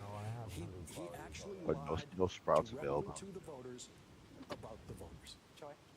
I think the moment that the debate went completely sideways for Donald Trump was the moment when Vice President Harris was very smart about saying, she's not the only person. This was an answer about immigration. David Moore asked about illegal border crossings. We knew that question was coming, that they were going to talk about that, talking about it reaching a record high, numbers have dropped, blah, blah, blah. She says, I'm the only person on this stage who's prosecuting transnational gangs, trafficking drugs and human beings. She talks about that bill that was on the table that Donald Trump called Republicans and said, don't vote for because he wanted the issue, but he didn't want to solve the problem, he just wanted the issue of the election. And then she did what I think is the smartest thing of the night, and it is the thing that we got from Hillary Clinton that she was being advised to do. Get him with the one thing that will completely destabilize him for the rest of the debate, and it did. And you named it before. It's when he said, essentially she said that we need a leader who focuses on solutions. He's going to talk about immigration when it's not even the subject, because he kept going back to the millions of people and they're all criminals and they're he kept doing it, and she called him on it. And she said, note that he's going to talk about immigration when it's not the question. And I invite you to attend one of his rallies where he talks about Hannibal Lecter. And I want you to know that people at these rallies start leaving early. What you won't hear him talk about is you. That ended Donald Trump's, the cheese being firmly affixed to the cracker. He literally, after that, could not stop interrupting. He could not stop going back. He could not stop going right back to his special place where he went on about immigration. He argued. He then turned around and interrupted and tried to keep arguing about crowd size. He tried to say we're going to World War III. He said millions of towns are rural Springfield. He said that multiple times. They're eating dogs and cats. Oh, you got him on you? Just replanting them now? David breaks in Well, I don't want to be. and says, no, sir. There is Yeah, no I hear you. That's recording about proper. it. He kept rambling. I think what Vice President Harris managed to do was every single thing that the campaign beforehand said they wanted her to do. She got her policy points out. Yeah. After this debate, what people will think about when they think about Vice President Harris is $25,000 for building a first home, $50,000 for a new business. They will think about the $6,000 tax credit because she kept saying it. And what he kept saying was rambling, bizarre nonsense that made him look old. It made him 42 look seconds on these unstable. 4 logs, and It I made got him him. look not just unpresidential, but the look that was on Vice President Harris's face. I kept screenshotting her face. The look said pity. She looked like she pitied him, and she kept looking at him like, are you okay? And she finally said, I think you're having a hard time connecting with reality. Donald Trump got destroyed in this debate because he can't control his mind. And you don't want a president of the United States that is not in full control of his mind. It was by far the best debate performance against Donald Trump ever by anyone, I think. You know, including quick parentheses, it may very well be the best televised debate performance ever. Yeah, I cannot think of a better one. I thought it was exceptional. I thought it's the best anyone's ever done against him. Both Republicans in Republican primaries and those big group brawls and one-on-one, even though I think both Biden and Hillary acquitted themselves well against him. The thing that she did, and it almost became like comical at a certain point, was she's doing 2 things every time. What do I want to communicate? Because we're talking about how you negotiate this, right? How much him, how much you? What do I want to communicate about what I'm doing? And then, in the midst of that, just this little lure of the fish, and it could be John McCain. You know if you bring up John McCain, he's going to litigate John McCain. It could be very fine people in very fine people. It could be suckers and losers. He's going to go talk about suckers and losers. Every single time, she would communicate, and then she would leave dangling this bait. and he would swim up to the bait, and the bait was always a thing that Donald Trump was obsessed with about himself. Yes. A grievance, a thing in the past, the well-worn things that we've heard him go on and on about. Nancy Pelosi was the reason that January 6th got attacked, yada, yada. And every one of them just served to reaffirm the fact that the guy is old, out of it, and obsessed with his old grievances. All this is to your point on humility, I have no idea. You could come out of this and the polling could be exactly the same. Yeah. Or you could tell me that some group of swing voters are like, I don't know. I don't have the mind of a swing voter. You run it back? I don't know. I'm humble on that. What I saw was someone totally outmatched in every single way. Can I add, though? You go. Grab two, because if you can, because I got that low qual 14. Tough and critical of the press. ABC did a very fine job. Yes. You have a regular star, right? On the eating of pets. Yeah. Which is important. You gotta say it. But I think no, I'll use Grims even if you need to get rid of them, you know. But I think I just lost 2 logs. Pissed me off. Me when you said I lost by a whisker. This one's easy. Got Trump on 3 sides of whether or not Yeah. I won in 2020. He said I won, and then he said I said sarcastically that I lost by a whisker, and then David Muir ended it by saying no, that wasn't sarcastic. So what the American people heard was Trump on 3 sides of the outcome of 2020, and David Muir and Lindsay Davis played an important role in that. They were excellent. I think I kudos to them because they did just enough fact checking not to be meant to be a part of the debate, but to make sure that really egregious lies were shut down. The one thing I would add is theatrically, what Vice President Harris did that I thought was very smart was that when she was saying something about Donald Trump, particularly when she was talking about the way foreign governments that she has interacted with think about him, she looked at him. Yes. And he would not look at her. He would not look at her. He stayed and he glowered into the camera. And that two-shot, I think, puts her at a stature so far above him. He looked weak and he looked afraid because he wouldn't look her in the eye. And she said, you are a disgrace. And I'm not saying I'm saying you're a disgrace. I'm saying that the people that I speak with that are heads of Military leaders who have worked with you tell me that you are a disgrace. And in order to say you, she has to turn to him. And he can't bear it. He can't bear it. And then he, All right, what'd you say, 45 logs? He goes to Viktor Orban. And you could almost hear the entire audience laughing because you're like, you've got to be kidding. That's your defense, Viktor Orban. And his other good one was when he tried to explain how it was his idea to get out of Afghanistan, but it was a terrible idea. He says, well, he names like a random name of an Arabic name and says, well, that guy loves me. Like he didn't have anyone that he could point to that was like a character witness. He also invented a head of the Taliban named Abdul.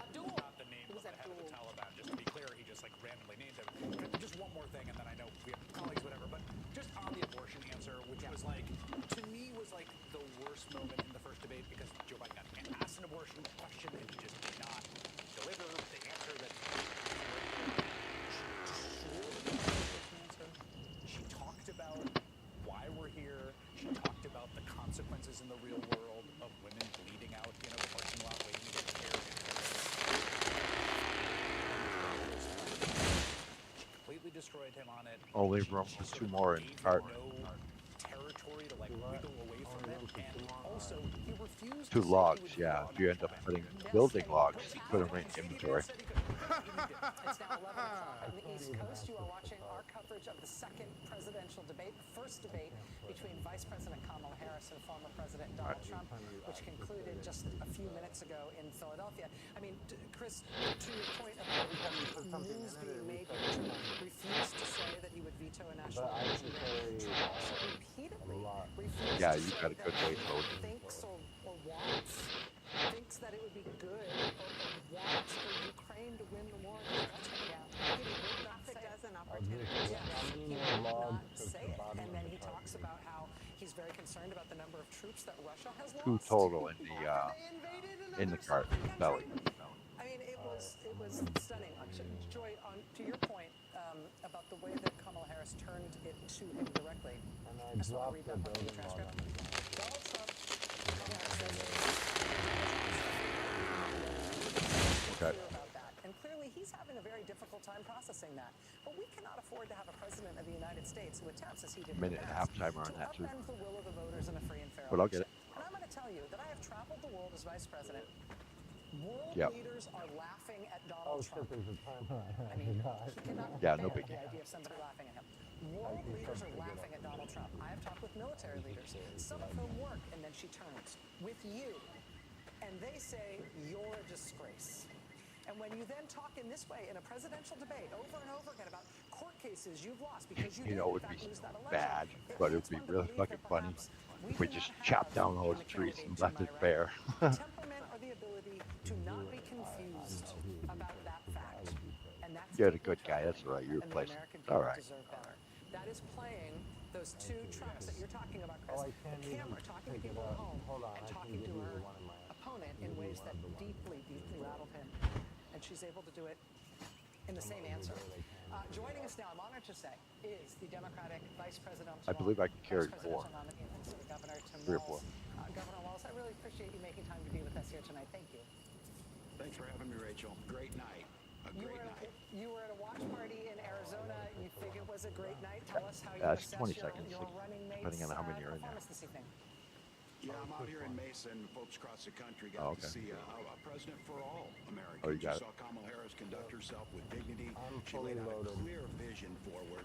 Can you grab that stump right there, right to your left? Own a home, making sure I don't have a prescription shovel. drugs are My not shovel too died. expensive, and tackling real problems and doing it all with grace and dignity. And then on the other side, look, I don't know how other describe it. You saw a nearly 80-year-old angry narcissist continue to veer off into things that in any other setting might actually be funny, but they're dangerous in this setting. They're dangerous because this guy anywhere near the White House is simply unacceptable. But I think the good news is a lot of Americans are going to see this clip. These things are going to go around. They're going to You talk got to no their scrubs neighbors, on you? and they're going to see what Vice President Harris is bringing to them. She talks about them. He talks about himself. She talks about real issues. He goes on tangents that are hard to follow. So I have to tell you, I'm excited about this. It's what we all knew. I'm glad more people are engaging, and we've got an opportunity. All of this, doing it with joy. A politics of joy, a politics of possibilities, versus this just increasingly dark. Look, what I say is, Rachel, this guy's rooting against America. He's rooting for failure. He does not want good news. He does not want good economic news. He does not want to see unemployment inflation going down. Right? They're going to either think those trees are dead on them or they didn't grow yet. Like, what the hell? Time? What? He's the guy who started the When they problem. look at it, they'll probably She think did a it's great job. quality I'm really proud of her. Right. You know, your running mate, Vice President Harris, one of the things that she was just getting praised for at this table here was that she, right out of the gate, was able to get to a lot of the details of her policy proposals, the kinds of practical proposals that you're talking about, things like child tax credit and a big tax deduction for startup businesses and for first-time homeowners. And she laid out those things, and those things, it's important, obviously, to communicate those things to the American people. It's such a big audience. Tens of millions of people are watching tonight. It wasn't necessarily news, though, because we know that's what she's running on. On the other side, the other candidate, former President Trump, did make a bunch of news tonight. He refused to say whether or not he would sign a national abortion ban. He refused to say that Ukraine should win the war in Russia. I think we're close to it. You know, 9 years after you first said you wanted to get rid of Obamacare, do you yet have your own health care plan? And he responded by saying, I think we get 4. Yeah, I think we get 4 logs per 112 tree log, 100 logs. Changes anything for you in terms of thinking about how to campaign against him and his right? I get 8. Americans should know. Okay, yeah, 8. Yep, right. Talking about this, of course he would not sign a ban against that because he wants it. He's the one who ruined Roe. Right, yeah, He brags about gotcha. it all the time. Of course he's not going to do anything with Ukraine because he wants Putin, his buddy, to be in there, and he wants to undermine our alliances that have kept peace in the world. These non-answers are as clear as anything. He can't answer them. And again, when you ask him for a plan, 9 years on health care, we know what he's going to do. He's going to destroy the ACA, get rid of pre-existing condition protections. He's going to attack Social Security and Medicare. And the one thing I say, Rachel, is he is clear about he will give tax cuts to the wealthy because that's the one thing he actually followed through with. So he has no plan. When I travel, and we all see this, when I was at the D-Day memorial, it was clear that other countries deeply concerned with Donald Trump coming back, deeply concerned that his inability to do anything other than a transactional shakedown of our historical allies, as we said on the beaches of Normandy, where Americans died, protecting Europe, protecting us. That's the thing. You give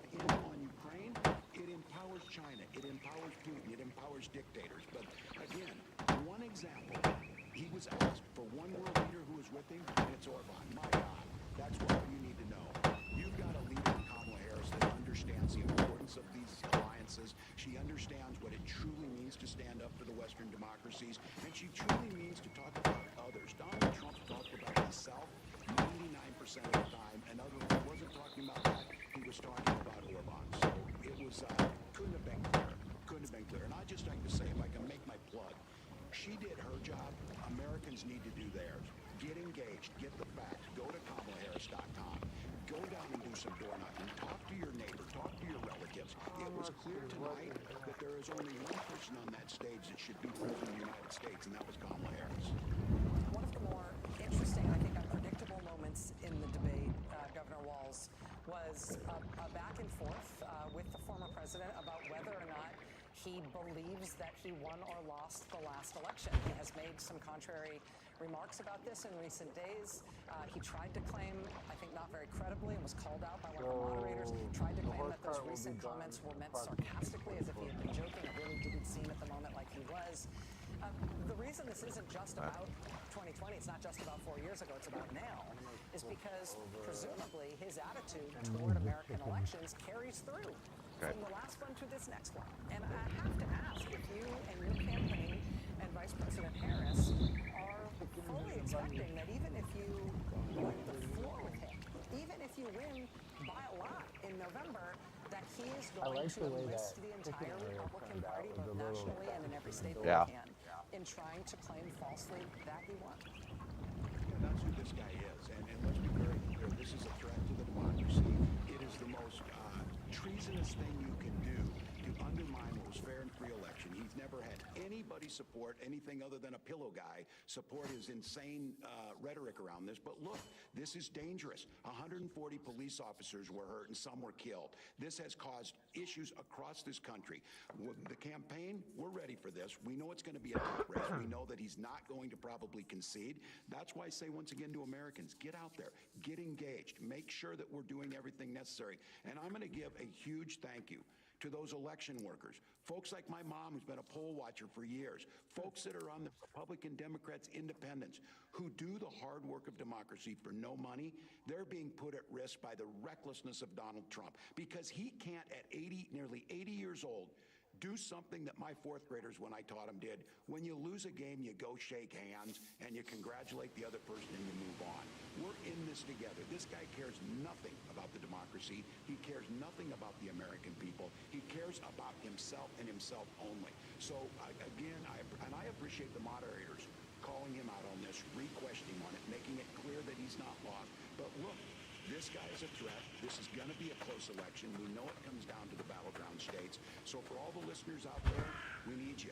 We need you to get engaged. We need you to send a message to this. And I just came a few minutes ago from talking with Mesa Mayor Giles, a Republican who says I'm a strong Republican. I don't agree with all of your positions, but you are standing in the breach of democracy. Donald Trump is a threat to that, and he proudly stood there with he and his family.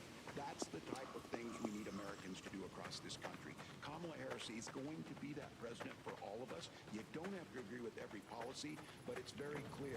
She trusts this democracy. She puts the Constitution above everything else. He doesn't. I'm going to get the opportunity to have a debate with someone who's on the stage because Mike Pence sure isn't, because he was willing to put the Constitution above Donald Trump. So we get to continue this conversation over the next 56 days, but it's absolutely critical people know what the threat is.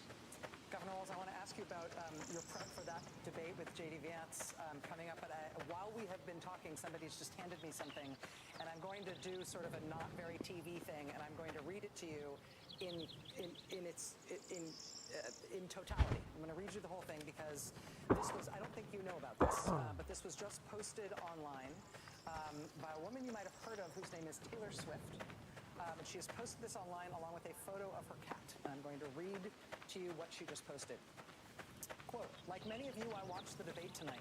If you haven't already, now is a great time to do your research on the issues at hand and the stances these candidates take on the topics that matter to you the most. As a voter, I make sure to watch and read everything I can about their proposed policies and plans for this country. Recently, I was made aware that AI of me, quote me, falsely endorsing Donald Trump's presidential run was posted to his site. It really conjured up my fears around AI and the dangers of spreading misinformation. It brought me to the conclusion that I need to be very transparent about my actual plans for this election as a voter. The simplest way to combat misinformation is with the truth. And then she says, quote, I will be casting my vote for Kamala Harris and Tim Walz in the 2024 presidential election. I'm voting for Kamala Harris because she fights for the rights and causes I believe need a warrior to champion them.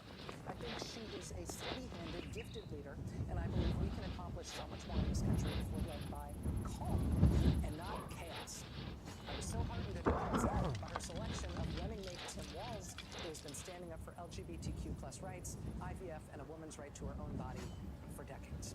I've done my research, and I've made my choice. Your research is all yours to do, and the choice is yours to make. I also want to say, especially the first-time voters, remember that in order to vote, you have to be registered. Yep. I A little also tip find it's much on easier that to vote is early.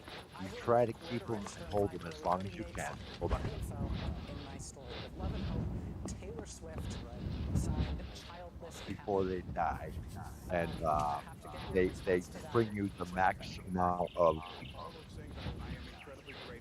resources I say that also as a cat owner. when you slaughter. Look, you heard it. We know that it's there. That was eloquent, and it was clear. And that's the type of courage we need in America to stand up. We've seen it out of those Republicans who were at the DNC. We've seen it out of women who would like to have their own personal lives kept personal, but are forced to go out there because they nearly died because they can't get abortion services in a pregnancy. And now you have somebody like Taylor Swift coming out and making it very clear.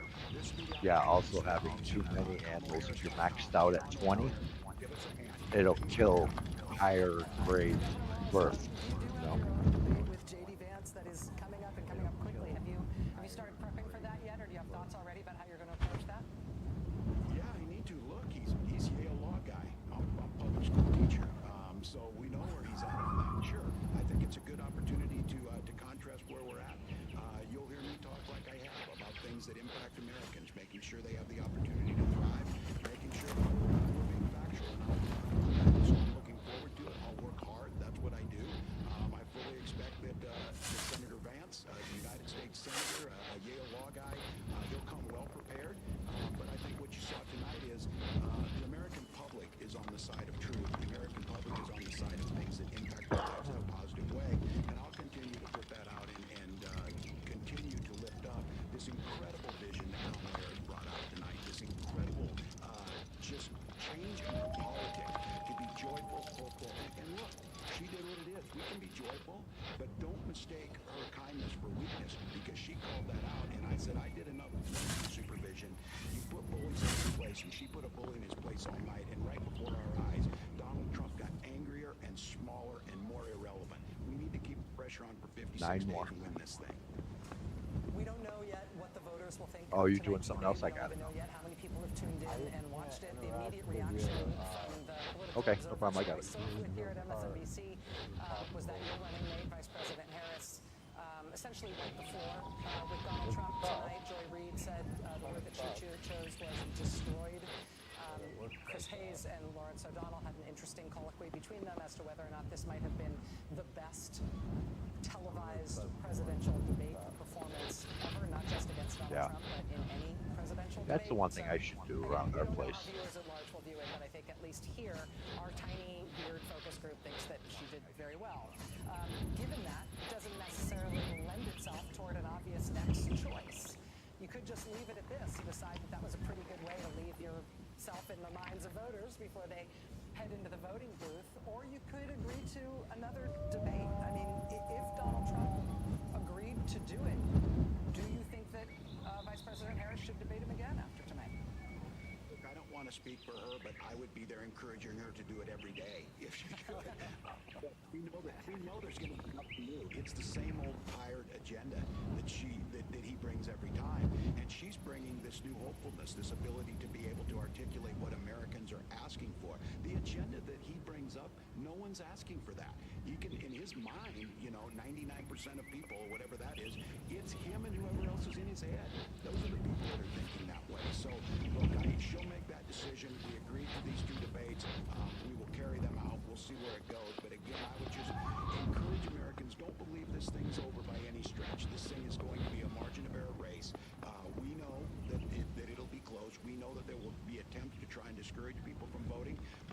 Swift's right. Get registered early, get engaged, and, voting's the entry point. Maybe make a few phone calls, do a door knock. If you can, contribute. Those are the things that help us take this message to every corner of the country. Democratic Vice Presidential nominee, Minnesota Governor Tim Walz. Sir, I know a lot of pressure on your schedule tonight. Thank you so much for spending some of it here with us. Thanks, Rachel. All right, good luck, sir. Joy? I just want to point out. All right, Taylor that warehouse Swift is ready for you. 283 million followers, and 1 million people have already liked that Instagram post. And it already has 1 million likes, and it already came out during our interview with Tim Walz? Yep. It happened a little before he came out, yes. And it's not even the first post she posted. She's posted like 3 other things since then. So Taylor Swift is not just a celebrity. She actually, commands a humongous squad of particularly young white women. And I think it's important to point that out because one of the places that Democrats have never been able to do well is among white voters, even young white voters, even young white women. Dobbs has changed a lot, but you've also had people like Taylor Swift come in and culturally put forward a version of young womanhood that is super modern, and she has been relentlessly attacked by the J.D. Vance world as being a bad role model because she is unmarried. And so she now is leaning into the exact demographic that J.D. Vance relentlessly targets, that he relentlessly disrespects. And she commands so much popularity among her super fans that they've changed the NFL in a lot of ways. Yeah. So it's not a small endorsement, it's a big deal. And a lot of her fans are too young to vote and too young to buy concert tickets and don't have revenue streams to afford the concert tickets. So Taylor Swift's fandom is made up of her fans and their parents, their moms and their dads. And if there was ever a campaign and a candidacy tailor-made for a push for girl dads on choice, on eliminating exceptions for rape and incest, on the positive role model and leadership and humility and joy that Harris is bringing, this may be a sort of door swinging open for the girl dads for Harris. Can I just say, as a hopeless, bleeding heart liberal who's also an enormous football fan, I didn't think we were going to get football in the national divorce, but I there's a Travis Kelce situation. Like, I did not see that happen, but somehow we're sort of ending up with it, and I'm just going to say I will take it. And note that Kendrick Lamar is going to be in New Orleans, and he's going to be the halftime show, and it's like it's also a theme of the Harris campaign is they don't like us. But in a real way, to your point about the Taylor Swift and Travis Kelce and that what that is sort of a pop cultural phenomenon. This idea of the sort of weirdness and extremism and J.D. Vance going on all these podcasts where in the manosphere where you talk about how the purpose of a postmenopausal woman and all this stuff. That it is really true that this sort of fringe weirdness is a huge part of what is the modern right, what is the Donald Trump coalition, and the RFK endorsing all this stuff. And it is a strange cultural moment in which that is their play. Their play is the RFK vote and the Manosphere podcast, versus the Taylor Swift, Travis Kelce. It's the Argentina election. J.D. Vance is the protege. The only jobs he has really ever had are as the protege of an eccentric right-wing German billionaire who says democracy should have never been attempted and everything's gone downhill since women had the right to vote. Yeah. That's the only person he's ever had jobs working for. And who bought him his U.S. Senate seat, $15 million to give him that Senate seat. It's the only election he's ever run in. And they put him as vice president to Donald Trump. They could have picked somebody to normalize Donald Trump, but instead they picked the intern to the eccentric billionaire who doesn't believe in democracy and who spent a good part of his own political life trying to convince his fellow rich, eccentric right-wing billionaires that they should move to floating shipping containers in the middle of the sea because no land-based continent could contain their brilliance. And by the way, he is now the person with the second closest finger on the button to a 78-year-old declining senior citizen who you can see right now is cognitively declining. And not only that, but they are running against the whole culture. It's Beyonce and Taylor Swift and Kendrick Lamar. Budweiser and the NFL. All of it. It's all of it. But it's a 50-50 race. I mean, just I hate to read just back.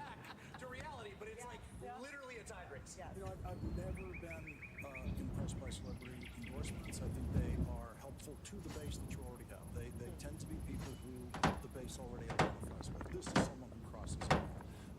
This is, I think, the most important celebrity endorsement we've ever seen in the presidential campaign, especially because it is so close and it can make that kind of difference. The Harris for President campaign now has the two most perfectly timed and most important endorsements of this campaign. Joe Biden's 27-minute timed endorsement after he said, "I'm not the candidate."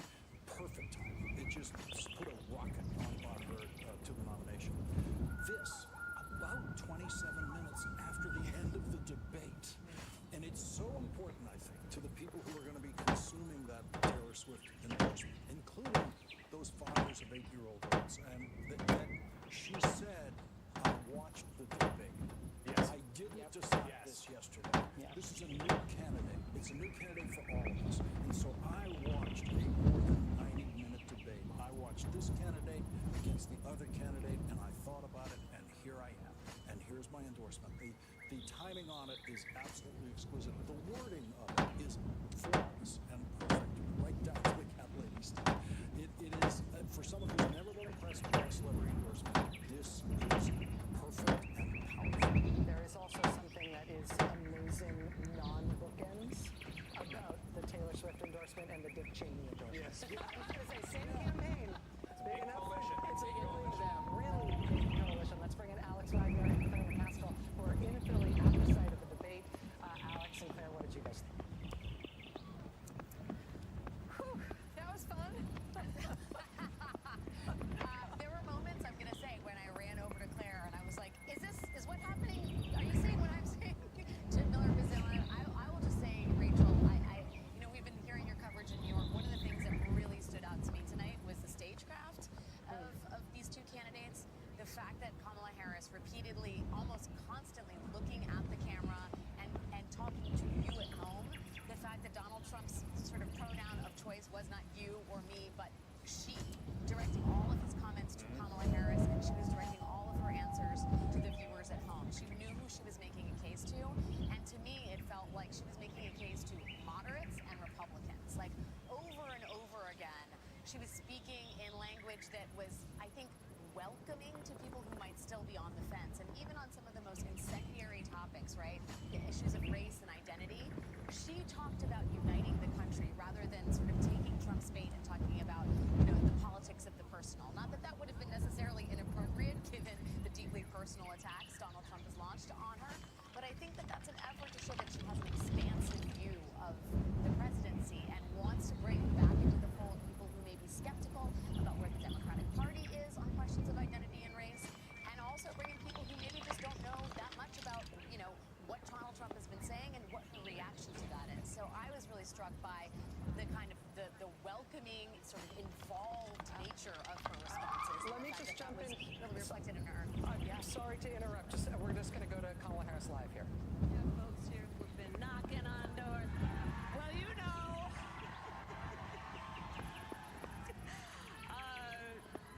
but we have a lot of work to do, okay? And tonight, I think, highlighted for the American people what's at stake. I started the debate by talking about it, and it became apparent, I think, throughout that about an hour and a half, that, look, this is very much two different visions for our country. Ours, which is a vision for the future, and his, which is about the past and taking us backward. And as I said on the debate stage, we are not going back. We are not going back. And so we know what we're fighting for. We know what we stand for, and that's why we know what we're fighting for. We're fighting for the dignity of all people. We're fighting for the dignity of work. We are fighting for middle-class families. We are fighting to uplift people, understanding the true measure of the strength of a leader is not based on who you beat down, it's based on who you lift up. That's what we stand for. And so we got some work to do because, listen, I think that we think today was a good day, and it kind of was. But we have 56 days to go, and guys, we're still the underdogs in this race. It's tight. We have got to win Pennsylvania.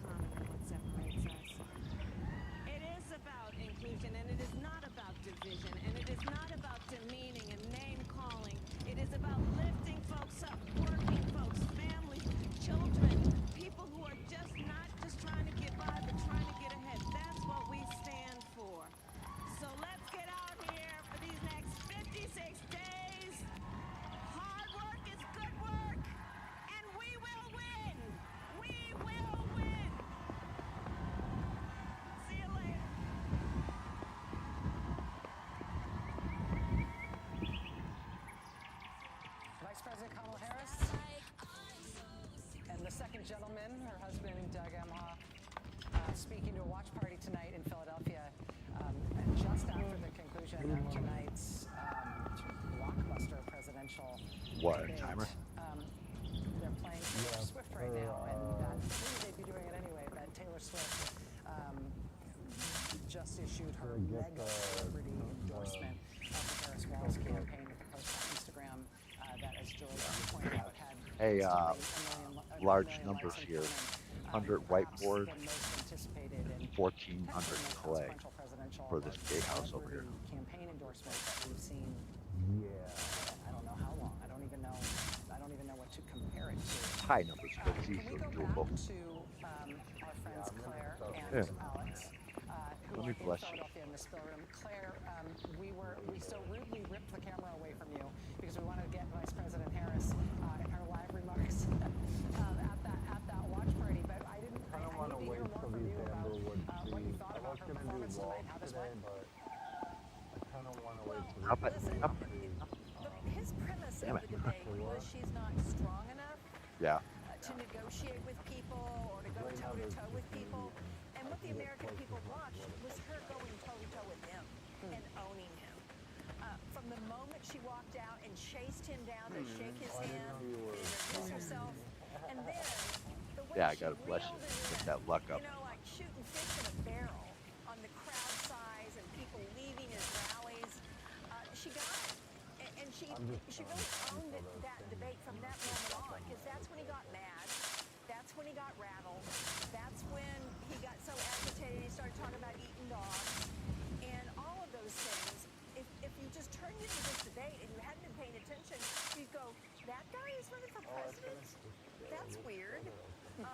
And I think she demonstrated how good she will be going toe-to-toe Nice. with the bad guys in the world, because she did a really good job going toe-to-toe with this guy. We just saw her tell that watch party in Philadelphia in not so many words. She said, today was a good day. I think that the Oh, you just campaign, need 2 I more don't know if ropes they're for the reading the cart. instant response or if they just know what happened on that debate stage, but clearly they think this went as well as I think most observers think it went. I'll ask you the same question that I just asked Governor Tim Walz, who we just interviewed live here. Given how well this went for Kamala Harris, This one's linen should rope she for the debate cart. again, You or need should 2 she just more, leave it at and then this? it's done. Well, yeah, that's what I meant. Oh, I don't think he would debate again. Oh, okay. But I don't think she should miss the opportunity to ever have a side-by-side contrast. I think it checks so many boxes for her. People get to know her better. They see her strength. They see that she's focused on them and not Okay. herself. And I do think Alex was right. Leave it there, dude. I'll get it. I Really love looked mine. at the camera That's my and job. repeatedly said, this is about making sure that you feel good about the future, that your government can do something for you that will help you. And it was just such a stark difference. You should know that Alex is not next to me right now. Yep, we can put them in the stone Trump fences. has come in the spin room, just so you know. That has happened. And he is desperately trying to get the attention that I think he needs his oxygen at this point, even though I think that most of the people in this Right. room that are here spinning on his behalf know that he had a bad night. Is he literally standing there like he's his own surrogate, trying to get people to talk to him about his own performance? Exactly. Yeah. Exactly. He walked in Oh, the yeah. room. We knew that something was going on because Secret Service was around, but everybody was Ha just ha, sending right. us Here I JD am. Vance. It's actually Donald Hey, Trump walked into the spin room to spin on his own behalf. They might be, but it's okay. I've done this before. It's not a sign of strength or Remember confidence King in your own, AFK? performance when you're trying to extend past the final bell. This is live images of what's happening now in the spin room. Jen Psaki, how do you think that? Hey, so that where you were digging over here, picking up that dirt, Well, I'm going to start by playing the role of Ari Melber. do you, because on the next row up, do you want to dig that out as well? they were playing, here's a lyric from the song they were playing. Yeah, I'm gonna I'm do so a sick moat of all running the as way fast as I can, wondering if I'd get there Oh, quicker okay, if gotcha. I was a man. Which I don't know that they know how perfect that song was for this moment. Because they know. They may know, but All right, see where I'm jumping? struck me about the debate All right, was see where I'm jumping she over here? shifted the power You're right. dynamics. I mean, we all remember watching The Clinton whole debate second Donald row up, From the moment I think you she should did pull that out too. That, or maybe she the just third like too, reach her because arm the out. siege She ladders, chased him down you know, to just shake his flop hand. them over and And there he they come. never really recovered control of the debate, which was so interesting it's just a reflection also to I me know, of how that's she's why I'm been here. underestimated over and over and over and over.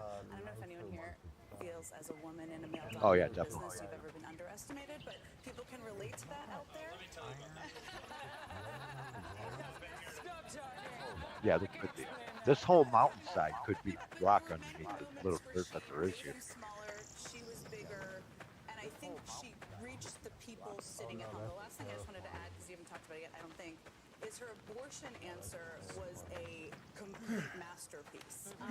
It was Oh, you got a road so up well this done, side too? so passionate, so informed. They will take that because the question is, what do you do now, right? She did well in the debate. You don't become president from winning a debate. Just ask John Kerry, Hillary Clinton, many people. They can take that. They can use that to build support among the women that they need more support. The white women, as Joy was talking about, she's not where Joe Biden was among women quite yet in terms of how many, Oh the yeah. percentage of what Right. he won in 2020. There's more room to go. That abortion answer, Yeah, I thought, you, was you're a one little, of the best you're a moments little, of they're a little higher up than many good from you. moments. We are I don't going to think take you. a very, very quick break. If they, We're if they gonna not get continue, tonight and putting a check in. yeah, I'm Remember, coming. Jacob Sparrow had all those undecided voters in Arizona who were all saying Yeah, ahead I'm with of the you. debate what they wanted to see. It'll be very interesting to see what their take was on all this. That's ahead, plus lots more. Stay with us. We'll be right back. And I'm going to tell you that Uh, I have traveled the world as vice yeah. president of To the be United honest States. with you, I'm not sure what And this is. world This, leaders are this just laughing might be. about it. I have talked with That's a lot of military work leaders, for a road some of down whom that work way, with you, and it and would. they say you're a disgrace. Look how steep And and here you we got go. a Consumer zigzag. Cellular uses the same powers as Big Yeah. Wireless and then passes the savings on to you, saving money for something else. Speaking of, I ordered us some Thai food. For unlimited talk and text with reliable coverage starting at just $20. Call Consumer Cellular.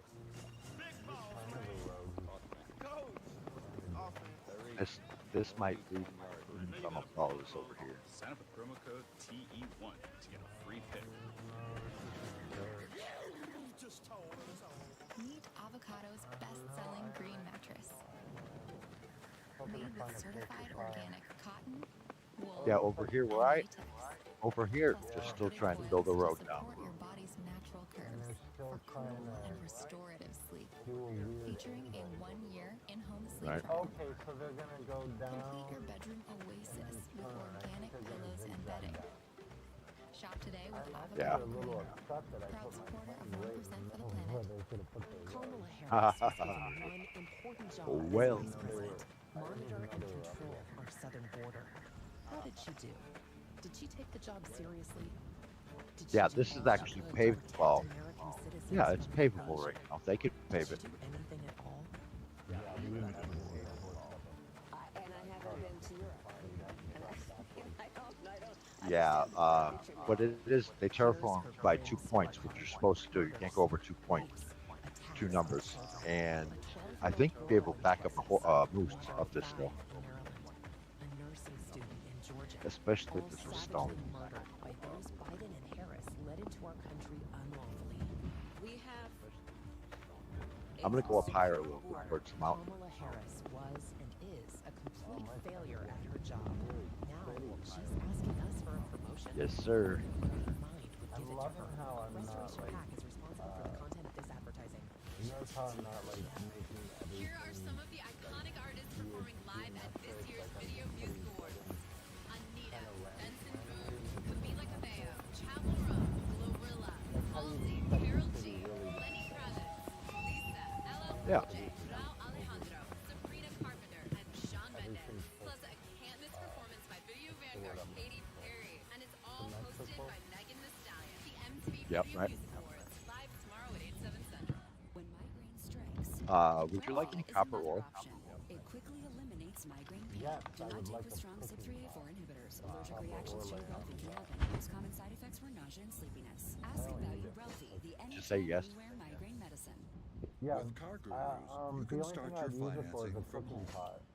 If only you could Okay. do things your way I all could the time. definitely use it for that, but I don't need a lot of Maybe it. someday, Dad. Get it with Gurus. Tens of millions of roofs across America are failing. wearing out decades early and leaking, oftentimes without you knowing about it, causing tremendous damage. Here's how you know you have a problem with your roof.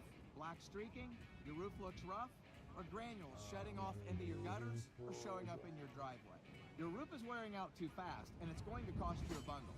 RoofMax makes your roof like new by strengthening and rejuvenating it. So give us a call, and we'll give you a free assessment to see if your roof qualifies.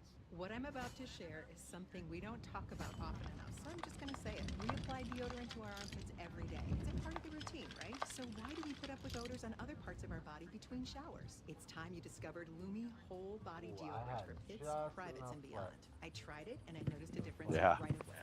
Everywhere. You won't realize the body odor you've just been living with until you try Lumi and it's gone. Give Lumi Whole Body Deodorant a try. Start controlling your body odor better, everywhere.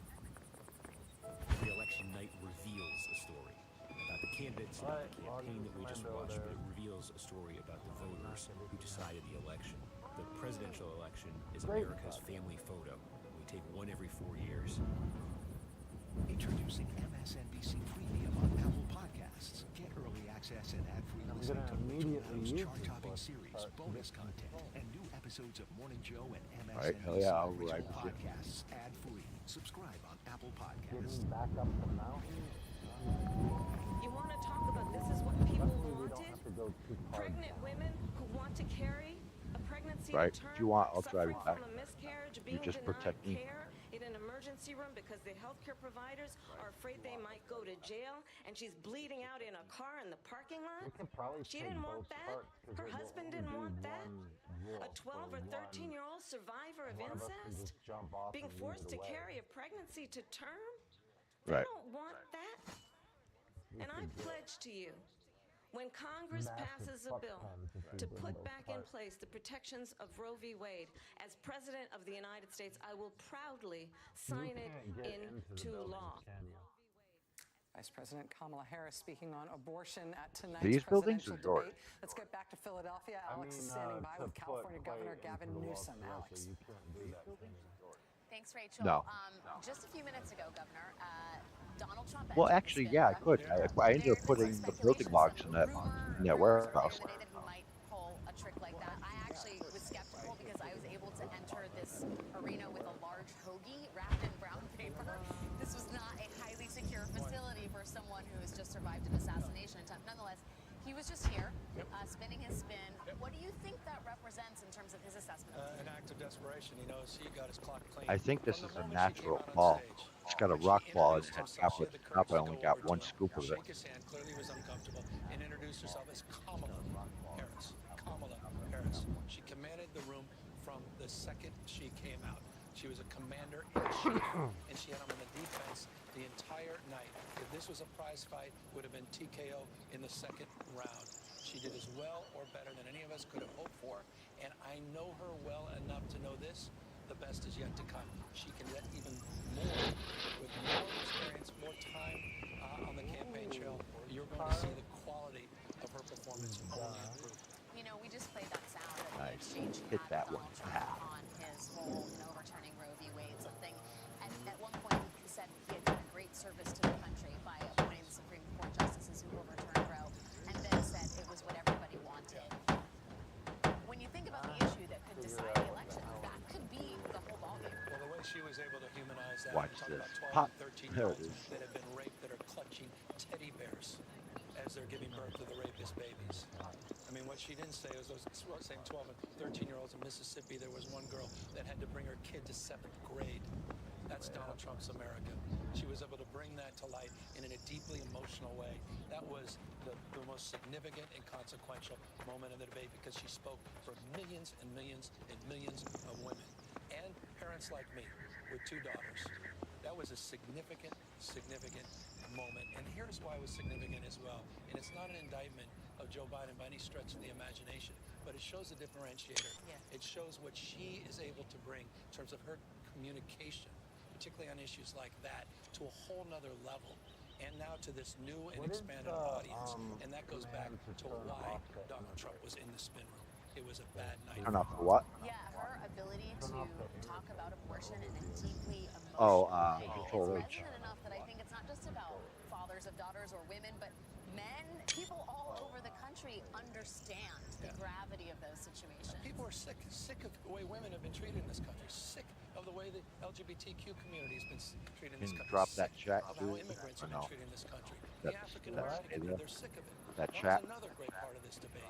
Near the end, when we talked about the issues of race, and she elevated that. And I saw there was a young girl, No, no, an no. African American girl in the spin room.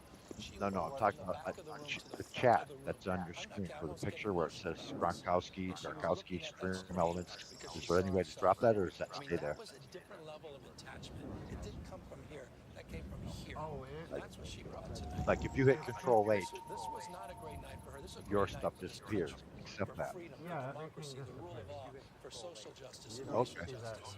This is, I'm just filled with pride. And I'm also filled with pride because that's the Kamala Yeah, Harris I've yeah, I known saw. for 30 years. We've been saying this. Yeah, People no. go, When you how hit do we Control I'm H, it just didn't drop telling that you chat. It that dropped everything Kamala else, Harris but not I've the known chat. That's what I was just for 30 wondering. years.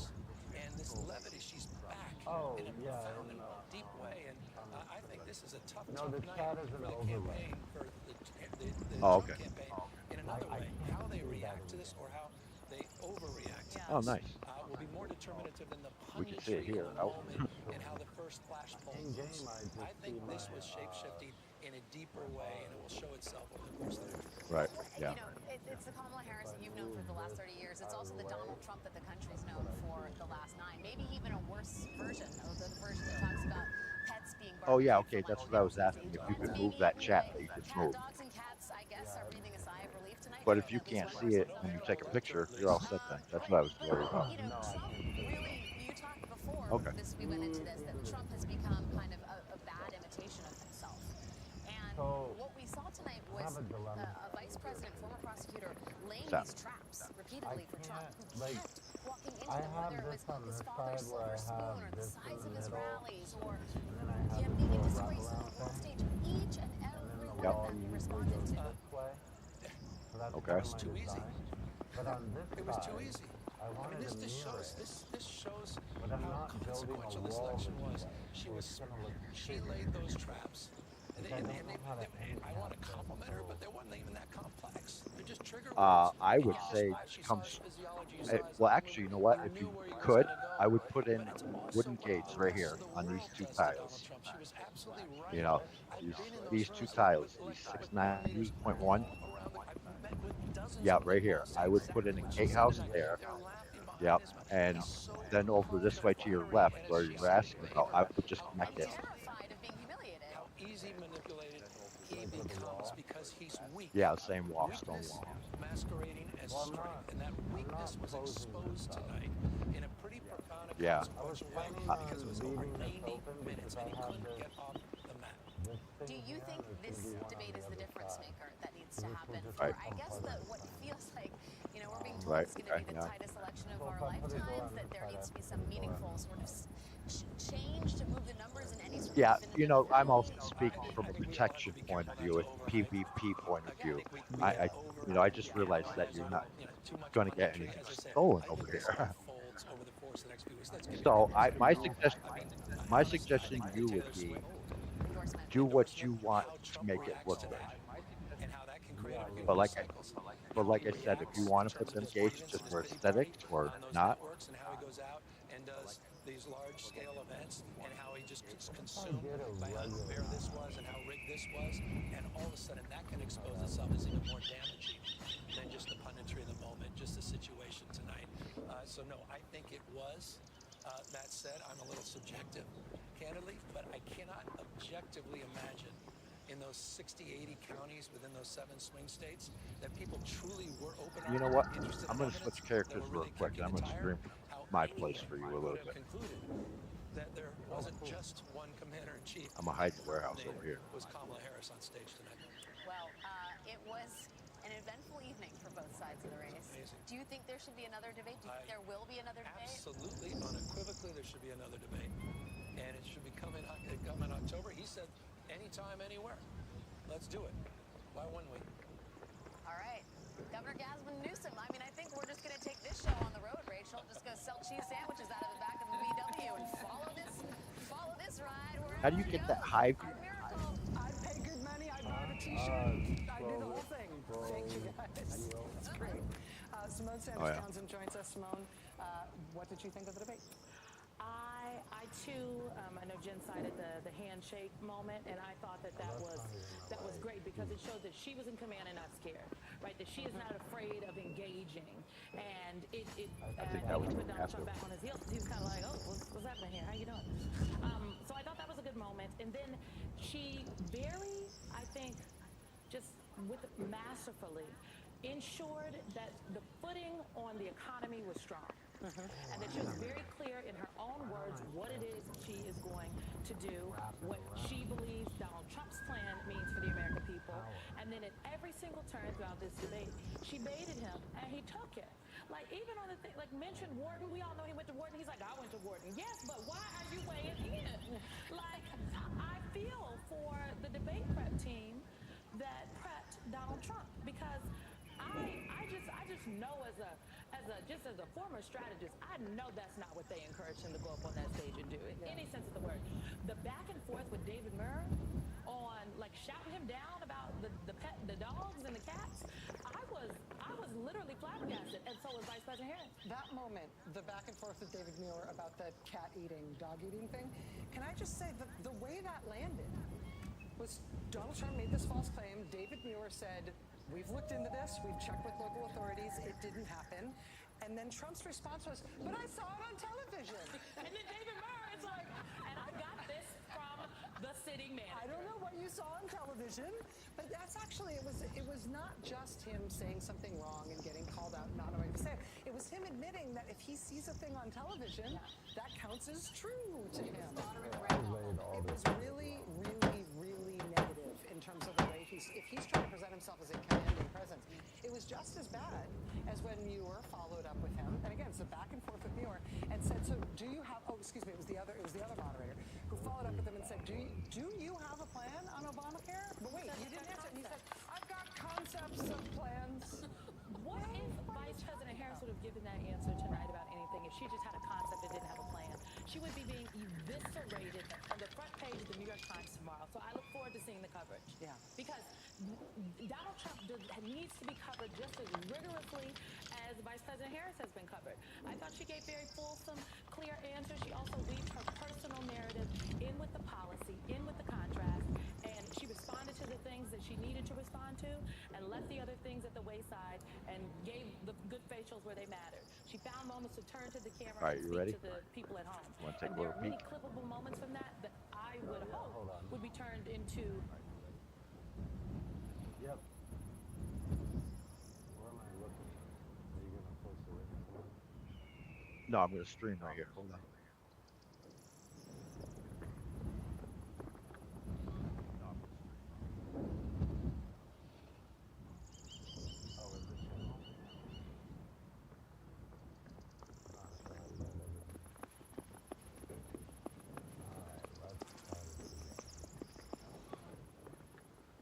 Okay, here you go.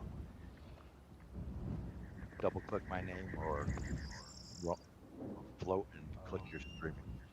Watch stream, rather.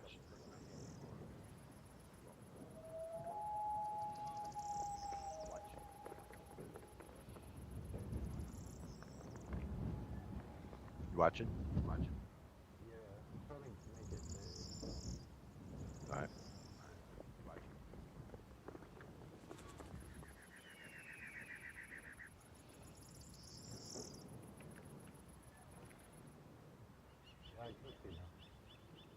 Okay, so the farthest building over there is the farming warehouse.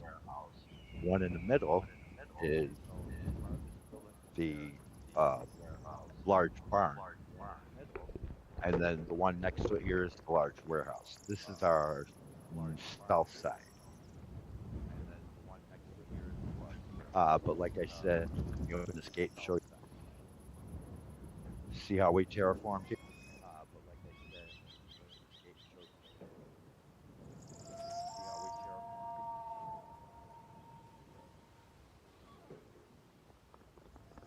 I can go all the way over here and still get in.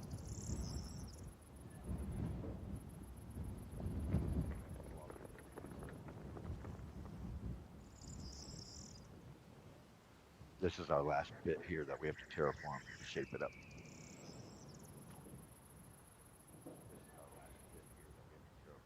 So this is our east side, um, and this is part of our rocket.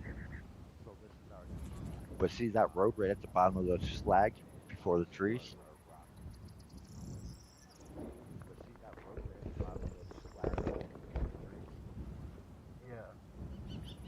That goes right to our stone mines and granite mines. That's how dedicated our builder is, our boss. He's just like you. He's a dedicated shovel man.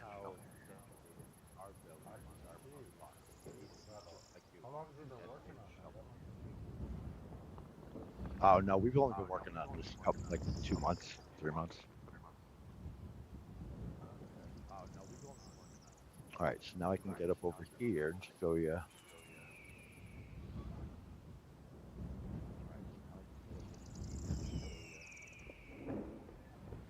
All right, I'm gonna take a shortcut through here, right by the fence.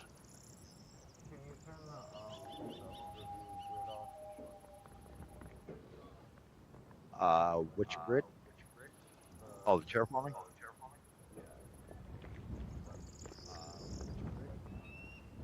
Yep, no problem.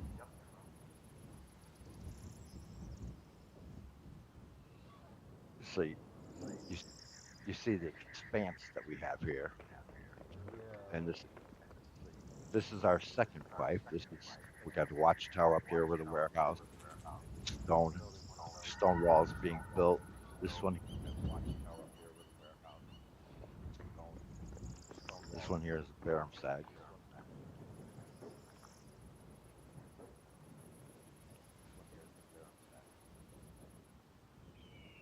And this is just the outside. We've got a couple new people that built this over here. They're training, but they're learning too.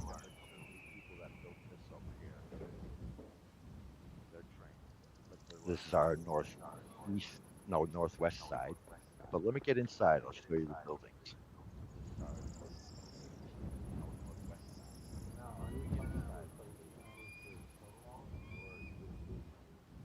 No, sir. Those are going up as castle walls.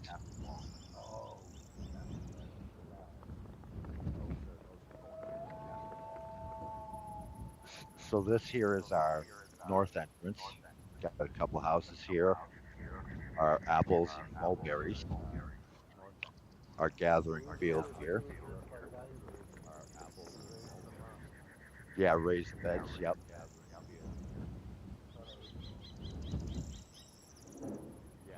Over there, directly above my head, is there's a 100 qual carp shop,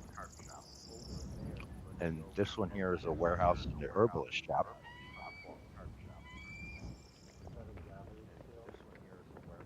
Yep. Most of it's high qual dirt, I believe.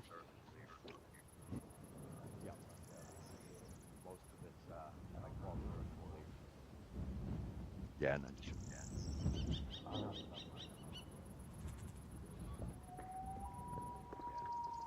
but so yeah, right. So these are the castle walls that we're building. Our main entrance, only entrance here. And down that way is where I showed you the farming stuff.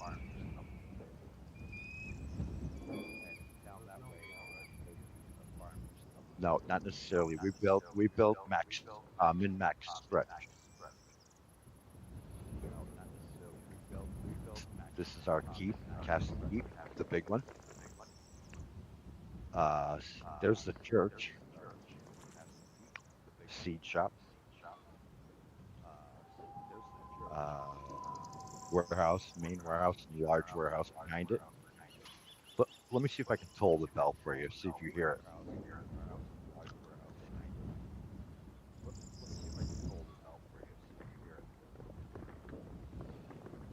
You hear that? Well, it's a bell. It's a bell going off like a warning bell. But yeah, like I was telling you, see how our stations are set up here?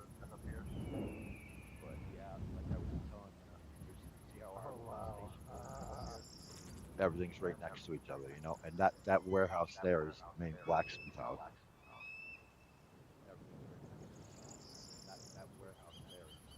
and this one here is my warehouse and wood warehouse.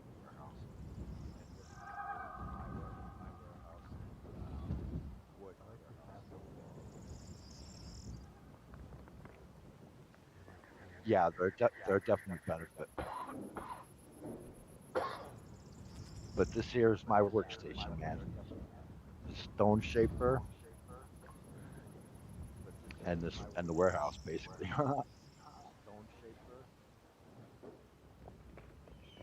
But yeah, we got to replace all these palisades.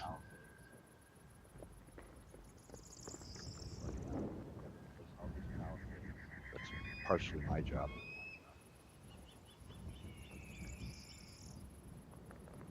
And we've got our inner and outer forest, trade post, housing.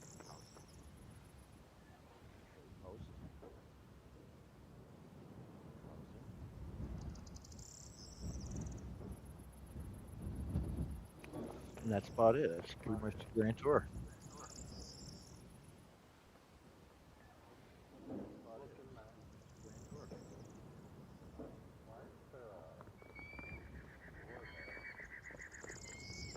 This one to block that castle entrance. The wall.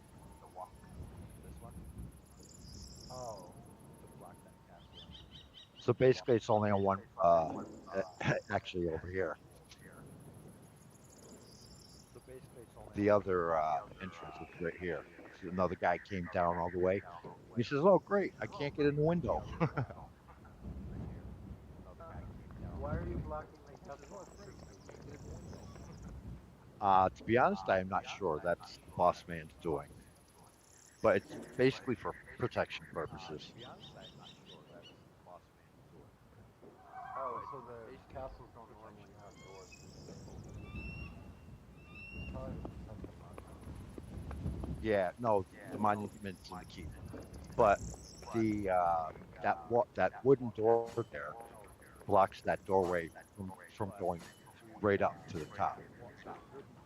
I personally am not sure. Yeah, I'm not sure why he blocked it, but now it's inaccessible.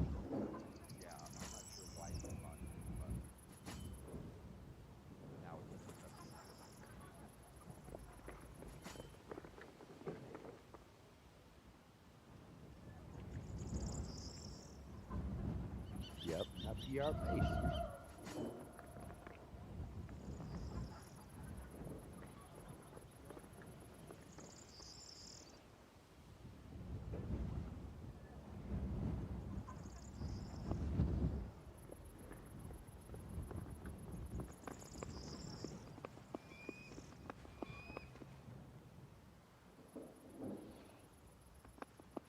I have this one back.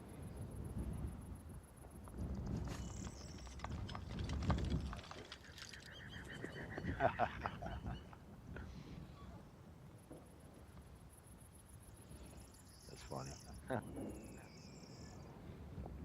Actually, this one's pretty well.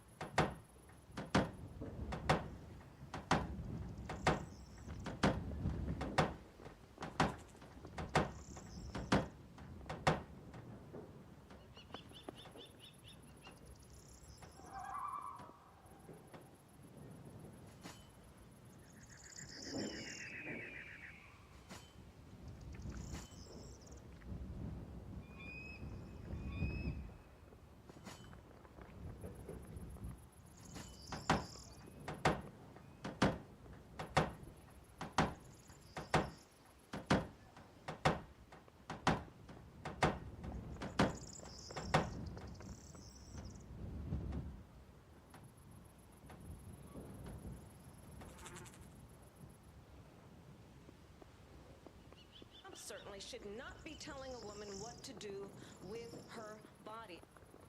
Notably, Donald Trump tonight repeatedly refused to say if he would sign or veto a national abortion ban. So what do you think? It came to his desk. He also notably, repeatedly refused to say whether he thought it would be good for Ukraine to win the war against Russia. And when No, he the asked setup if he is trying. has a health care plan to replace Obamacare, which he said he wants to repeal, Trump said he has a quote, concepts of a plan. None of us knows right now whether this debate will have any effect on this incredibly close presidential race. But if the goal of the Harris campaign tonight was for Kamala Harris to make the case for herself and to needle Donald Trump into being the worst version of himself on television, it seems clear that they feel they accomplished that goal tonight. Let's go back to swing state Arizona, where our own Jacob Soboroff just watched tonight's debate with This corner piece is 4 wide, right? I'm sort of desperate, Jacob, to know what everybody thought of it. Rachel, it really is a profound privilege to get to do this and 4 spend o'clock. time with folks like the people Actually, I in this think room it might that I be did get to watch the 6. debate with. 3 by Tonight, 3. I have to say that nobody watched this debate coming out of it who said, who wasn't coming in voting for Trump or thinking about voting for Trump, then I'm now going to lean for Trump. There are multiple people in this group who are now either going to participate on behalf of Vice President Harris or are now leaving Harris. One thing I want to say is it's still 97 degrees in Phoenix, Arizona. It's 9 p.m. 100 days, as Chris Hayes said, over 100 degrees. There was, I think, fair to say, people were happy that climate change came up at the end of the debate. But I do want to start with Denise, who I got messages from folks asking about Denise saying she wrote herself in 2016 and 2020. How could you think about doing that again? Most interestingly to me is that you may not be doing that any longer. And in particular, I watched you get, I think it would be fair to say, deeply emotional, feel free to contradict me, during the portion of the debate about reproductive rights and what Vice President Harris had to say about that. Why? Well, for years we've had men legislators tell us we can't have abortions, we have to do this with our bodies, we have to do that with our bodies. Yeah. We've never had control, and finally we have someone who's a woman who gets that it's about us. And abortion has been in our society and been around much longer than Roe v. Wade. And Roe v. Wade protected women of childbearing years from the charlatans and the hacks and the people who were just not doing right by them. And so the door is now open. It feels like a connection has been formed between you and Vice President Harris. It wasn't there before tonight. Oh, absolutely.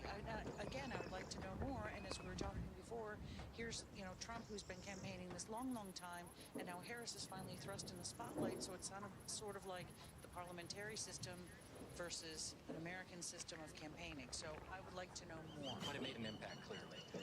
Denise, thank you very much. Julian, let me start with you on the issue of the economy, because we talked before the debate about how you could very well be 1 month away, these are your words, not mine, from homelessness based on jobs and affordability here. When Vice President Harris said, and I want to make sure I get this right, Donald Trump has no plan for you, speaking of the economy, you were talking about how before politicians don't have a connection to you, you didn't feel that way. You feel like what Vice President Harris was talking about maybe in that moment spoke to you?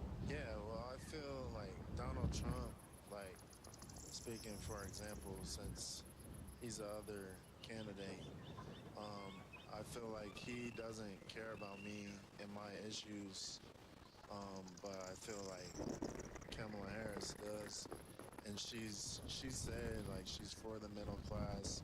She was considered middle class when she was growing up. She said that right off the top. Yeah, and she resonated with you, huh? Yeah, and also she it sounds like to me small businesses was what she also talked about. She made an impact on you tonight. All right, Julian, thank you very much. I'm going to come over here and talk to Bonnie, 30-year elementary school teacher. Yeah, I got the feeling, bro, that this whole side of the mountain underneath the dirt, it's rock. President Trump was talking about Vice President Harris's plans and said, basically, run, spot, run. He was mocking her, making a joke about a children's book, one that you probably know well. But it was about the war in Ukraine and former President Trump's refusal to say that he wanted Ukraine to win. It seemed to bother you, at least at one of the most times during this debate. I would say I was disappointed at the fact that he didn't give a direct answer to that. I mean, you're either for a country and its ideals or you're not. And I was frankly surprised that he didn't give a direct answer as to whether he was supporting Ukraine or not. You're another one of the folks here who has said to me in between the debate and now that the door is now open for you to vote for Vice President Harris. What else would you like to see from her? I would like to see more off-the-cuff type of interviews and answering questions that aren't practiced or set up ahead of time. Well, it's been an abbreviated campaign. We got a couple months left. I think you're probably going to get that. Well, I hope to hear more from her. Bonnie, thank you very much. All right, let's go to Jeff, who, Jeff, remember everybody, was, after the last debate, Trump, hell no, Biden, oh no. The door is now open to you as well for Vice President Harris. You were saying to me that the portion of the debate about January 6th, by the way, we're in Maricopa County, one of the centers of election denialism, at least the debate around it. Local elections here are hotly contested about literally election administrators who have denied not only the results of the 2020 election, but continue to deny the results of the 2024 terms, about the integrity of the system here going into 2024. What bothered you so much about former President Trump? You say you're a McCain Republican, saying he had no regrets about January 6th. It's really hard to get my head around because, he's saying, I didn't do anything except give a speech, but actually what he was doing is orchestrating how the whole situation was playing out. He told the Secret Service guys to take the metal detectors out and let people just come in unreviewed, uninspected. I mean, that's a terrible thing to do, but there were a lot of other things going on for 2.5 hours when he was prancing around in the White House, and it just seemed like how can you not take responsibility at some point for the whole thing? I mean, I didn't see any other banners up there except Trump banners, so I think it was a pretty much heavily skewed group in favor of Trump. You didn't believe him with what he had to say? No, but because liars don't cheat and cheaters don't lie. Wait, I said that wrong. Cheaters don't win and winners don't cheat. What type of impression did Vice President Harris make on you tonight as a McCain Republican with members of the McCain family now endorsing Vice President Harris? Yeah, Bobby McCain came in and said it would be a disaster for the country if Trump got back into the office, and his brother did too. And so it's just, I mean, I think there's a clear line that there are people who understand the importance of this election, and there's people who want to just play, keyboard warriors and making a fuss and really saying heinous things about other people. So that's Trump bully. And I think Kamala Harris came out showing some decorum and some presidential nature about her. So I think the door's a little bit open. Jeff, thank you. I really appreciate it. Nicole, on policy, I think it's accurate to say you may never vote for Vice President Harris based on the policies that she has, but it also sounds like this debate cemented for you that you will never vote for former President Trump, at least again. Is that right?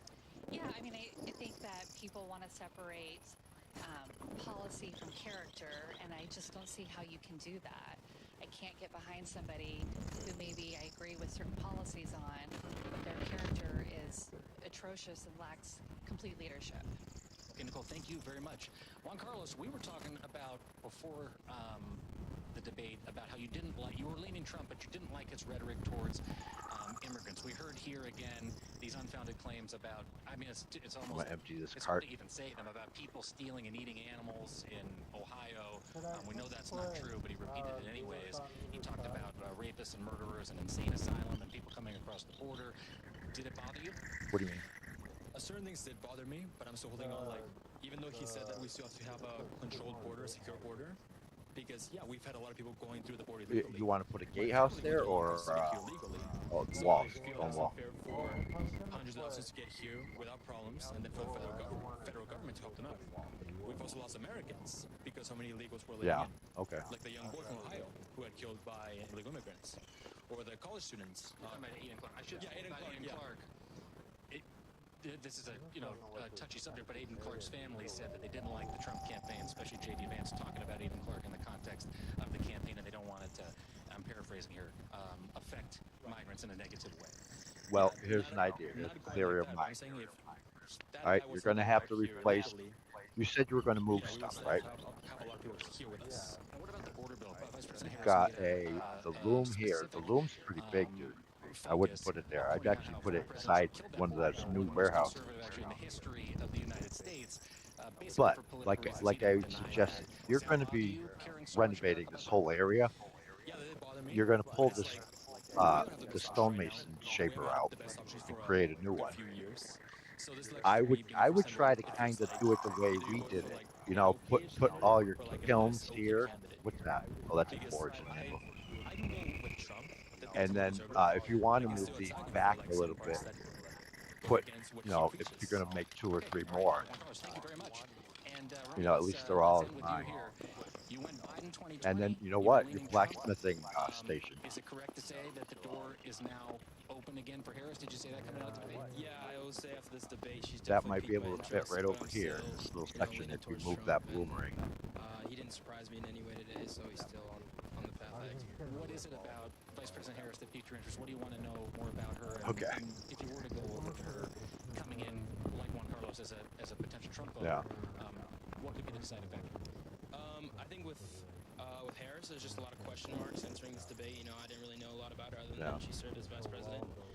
And today, unfortunately, she didn't get to talk about a lot of her policy, and so I need to step away from this now that she's piqued my interest to kind of do my own research and look on.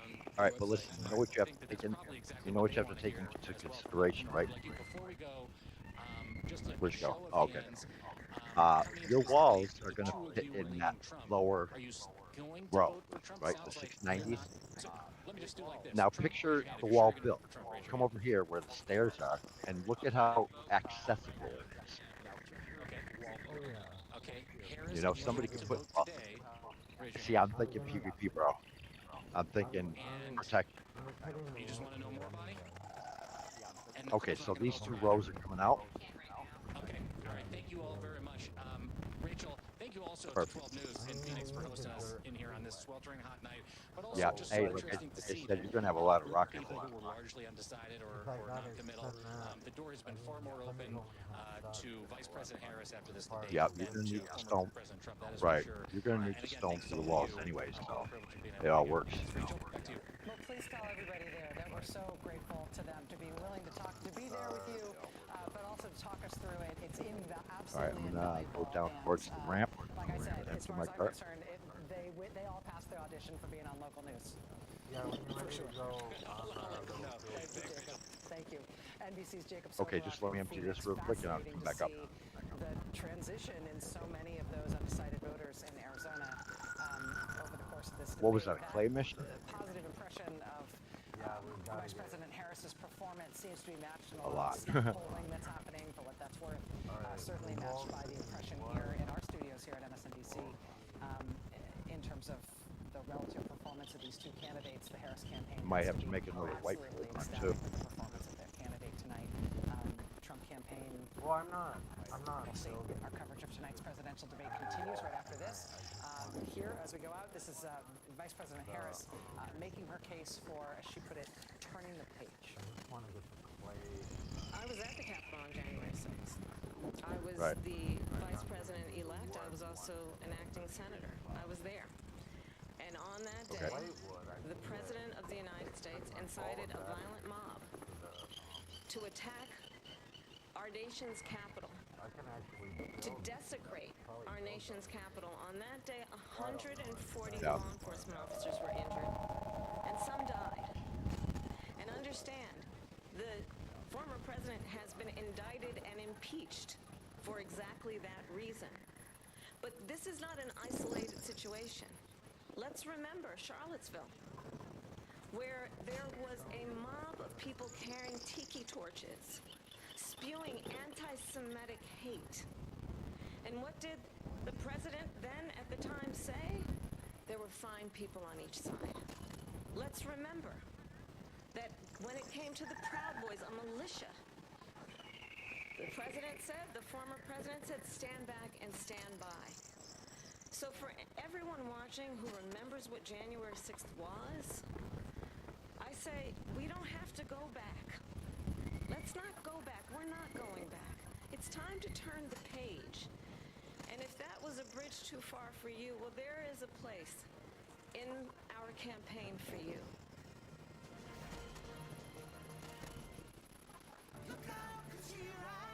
Have you always had trouble losing weight and keeping it off?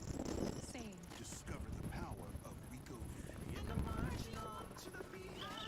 With Wegovy, I lost 35 pounds. And some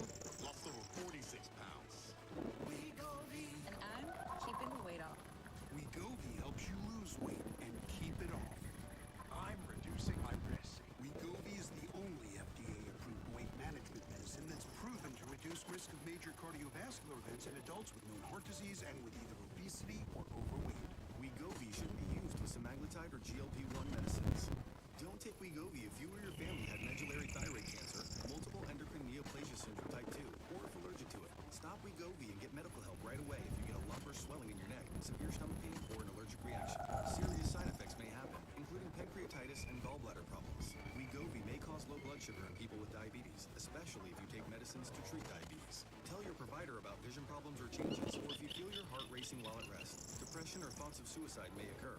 Call your provider right away if you have any mental changes. Common side effects like nausea, vomiting, and diarrhea may lead to dehydration, which may cause kidney problems. With Wegovy, I'm losing weight. I'm keeping it off. And I'm lowering my CV risk. That's the power of winning. Check your cost and coverage before talking to your healthcare professional about Wegovy. Only Purple's Gel Flex Grid passes the raw egg test. Yeah, I No think other this mattress ramp is cradles your fit body in here, and bro. simultaneously supports your spine. Memory foam doesn't come close. Get your best sleep guaranteed. Save up to $1,000 during our Labor Day sale. Visit purple.com. It's gonna fit in here right between these two, right along that guy's edge of his property. JB was the first person to call. He's resurfaced my flooring. He's done plumbing work. He's refinished this beautiful table here. Find top-rated certified pros in Yeah, I your just area tried to at our number it out. It actually goes a little ways where it'll start flattening out. Embarrassing. Difficult to Oh, you talk mean the about. one going It down? could be Peyronie's disease, Yeah. or PD, a real medical condition that urologists can diagnose and have been treating for more than 8 years with Xiaflex, the only FDA-approved non-surgical treatment for appropriate men with PD. Along with daily gentle penile stretching and straightening exercises, Xiaflex has been proven to help gradually reduce the bend. Don't receive if the treatment area involves your urethra, or if you're allergic to any of the ingredients. May cause serious side effects, including penile fracture or other serious injury during an erection, and severe allergic reactions, including anaphylaxis. Seek help if you have any of these symptoms. Do not have any sexual activity during and for at least 4 weeks after each treatment cycle. Sudden back pain reactions and fainting can happen after treatment. Tell your doctor if you have a bleeding condition or take blood thinners, as risk of bleeding or bruising at the treatment site is increased. Join the tens of thousands of men who've been prescribed Xiaflex. Make an appointment with a Xiaflex-trained urologist. Visit bencarrot.com to find one today. They are trying to shut down this legal loophole to get 100 milligram generic Viagra or 20 milligram generic Cialis delivered to your door for just 87 cents in less than 2 minutes. Do this. First, scan the QR code to go to getfridayplans.com. Then, you select if you need generic Viagra or Cialis, the quantity you need, and the dosage. I'll pick 100 milligram, thank you very much, and then their system will see if you qualify. Give it a second to find the best deals, and boom. Look at that. 87 cents for each 100 milligram generic Viagra tablet. 20 milligram Cialis is the same price. The prescription and shipping are free. Scan the QR code to go to getfridayplans.com and see for yourself. Don't wait. Scan the QR code or go to getfridayplans.com now. Now let's go to Minnesota's Democratic Governor Tim Walz. These guys are just weird. Robber barons like J.D. Vance and Donald Trump gutted the Midwest. Your first reaction to the choice of Tim Walz? Democrats were deflated. Now, game is on. I think this race is going to get even more interesting. Morning Joe, weekdays from 6 to 10 on MSNBC.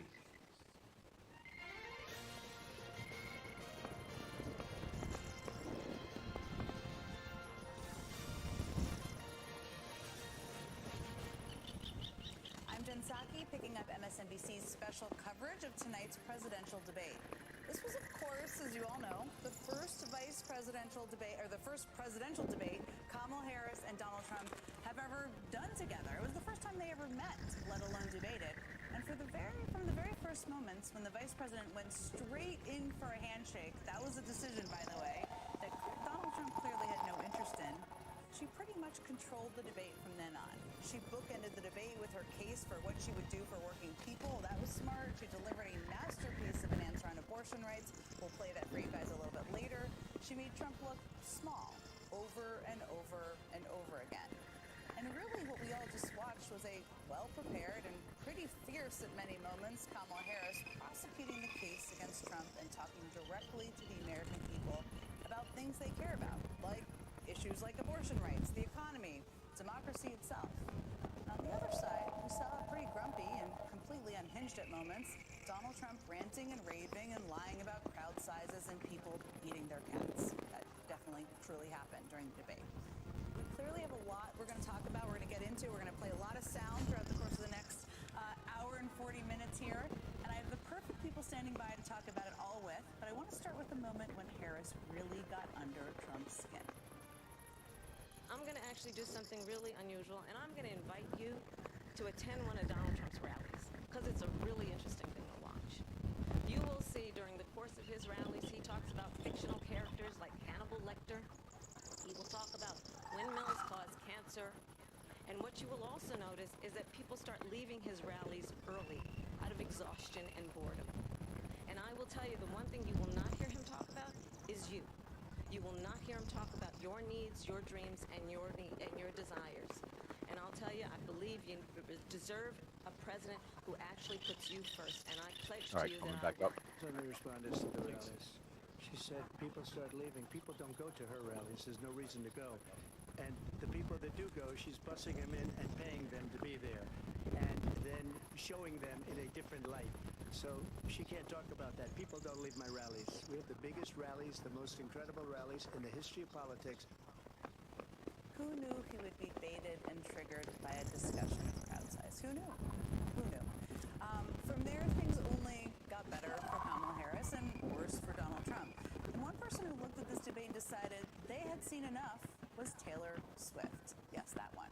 Who in a lengthy and impassioned Instagram post tonight to her 283 million followers endorsed Kamala Harris for president. And yes, she did it with a cat photo.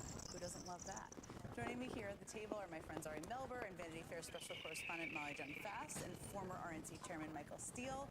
And joining us from Philadelphia are more friends, Alex Wagner, who's been in that spin room for 117 hours approximately, and host of the Bulwark podcast, Tim Miller.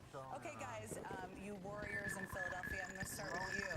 Alex, before the debate, you pointed out that there was not really an ambitious plan by the Trump team to have a lot of people in the spin room.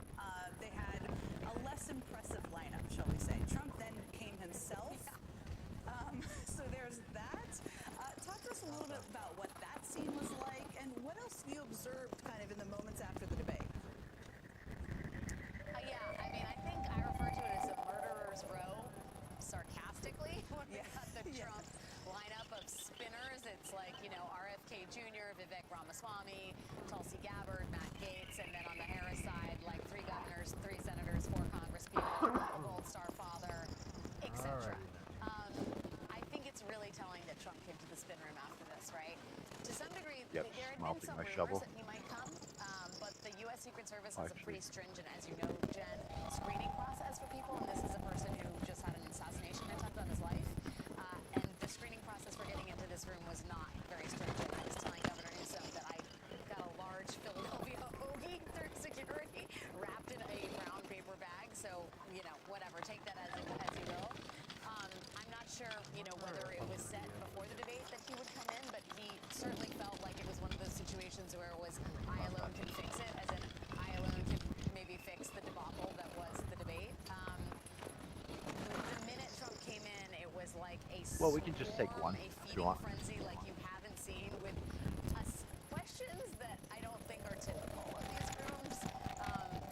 For example, questions about whether people are in fact eating dogs and cats, crowd-size questions. Just the questions themselves were a reflection of how badly I think Trump bungled this and made this about A lot of wiggling on that with those cards. rage and ineptitude at making a case to the American public. But, nobody was more excited to be sort of watching the chaos unfold than the gentleman sitting next to me, Tim Miller, who is literally getting into arguments with people off camera about, their values. Now, Tim, I'll hand the mic to you, Tim. As a follower of your Twitter account, I know what she's talking about because you've been wandering around asking Republicans in the room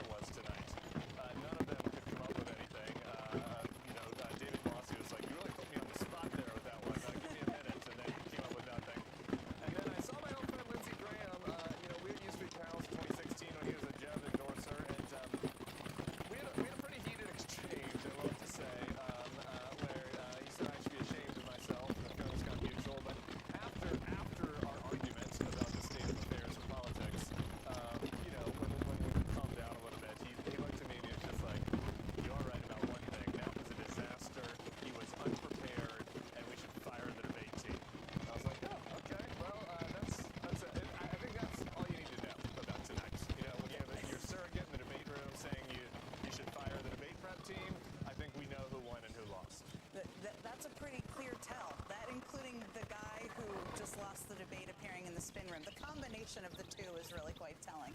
Okay, Ari, I know you have been dying to talk about what happened. I think it was 27 minutes. Well, I Is can that carry. right? I think I might be able After to try the it. debate, which is the endorsement by a certain superstar I just talked about.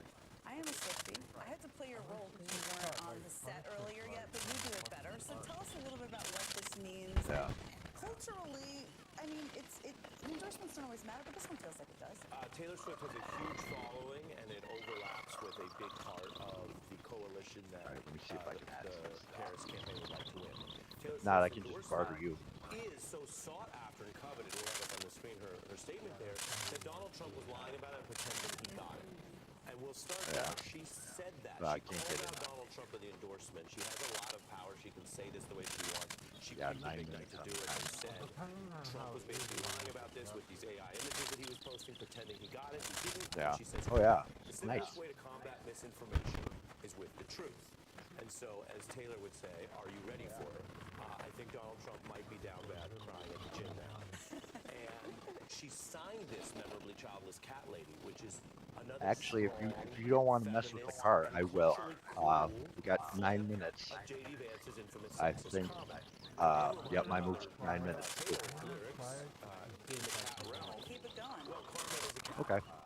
Just remember, if you can't get up on the wiggling back and forth on diagonals, yeah. All right, no problem. Karma for one of the many people who've seen this throughout her career and her life. One of the many people who underestimated her or antagonized her or tried to narrow her. Yep, gotcha. She's also said, you caged me, then called me crazy. Who's afraid of little old me? You should be. And I think this is lyrics and truth, but also something that are hundreds of millions of global followers and many tens of millions of people in the United States. A diverse following, but one that does lean young, but with parents involved, as Nicole Wallace mentioned. This is exactly the kind of enthusiasm that you cannot buy or trade. It has to be somewhat organic. This is her decision. It speaks on behalf of the feminists and other issues that are at stake. She talked about that in the statement. She has many people who will be not necessarily brainwashed by this, as the right might try to complain, but who will be giving the Harris-Walz ticket another look tonight and tomorrow. And I can tell you something else. There are a lot of people who will hear about and watch parts of the debate. There are young people who may not have watched the debate and may not have decided if they're voting, and they're waking up to these posts and they're talking about it with each other, and they should do their own research. She said that. It was a very sophisticated and thoughtful message. It wasn't, you have to do this. But she's also posted tonight links to where to register to vote. If there are tight margins in some of these states, especially in the blue wall, and we see a larger youth or female turnout, this could be part of the story that also started tonight. So we may be at an inflection point. It's a really interesting. I mean, remember back when she endorsed Joe Biden, Can't there was get a green big green zones to increase show on in my voter map. registration. You could see the numbers I hate this increase just map. from that moment. I thought her statement was very thoughtful as well. I'm just going to pick up the baton of the Taylor Swift lyrics since Yeah, earlier and I then it referenced doesn't these pop they were out the playing at the information rally that you that click Vice on the President right Harris button. was at, which was, I'm so tired of running as fast as I can. Would I get there faster if I were a man? Which was the perfect lyric, because one of the things that struck me about this debate was that she flipped the gender dynamic. She flipped the power dynamic, I guess I should say. From, and she spoke with Secretary Clinton, which I think is so interesting. We'll never know the totality of everything they talked about, but I'm betting that Secretary Clinton learned some things. Yeah, I from think those it's just debates. a perm Maybe issue. she gave her some advice. And from that Oh, you all set? moment, she aggressively shook hands. She kind of controlled the debate in a way that Trump, who's kind of a sexist bully, wasn't necessarily prepared for. But what struck you, Molly, about the debate? Look, Harris is a prosecutor, right? She was a sex crimes prosecutor. She was attorney general. She was senator. Doing donuts. So she has a lot of experience, and she's had a lot of experience in the Senate with these hearings. So I knew she was up for this. The thing that she had to do here that was a delicate balance was she had to prosecute the case while making the case for herself, right? And she was able to do that. She is not just prosecuting Trump. She's also saying why she is a better candidate than he is. And that is a balance. I think that the handshake was brilliant, right? It caught him off guard. And how are you going to resist a handshake, right? I mean, that's what you're supposed to do.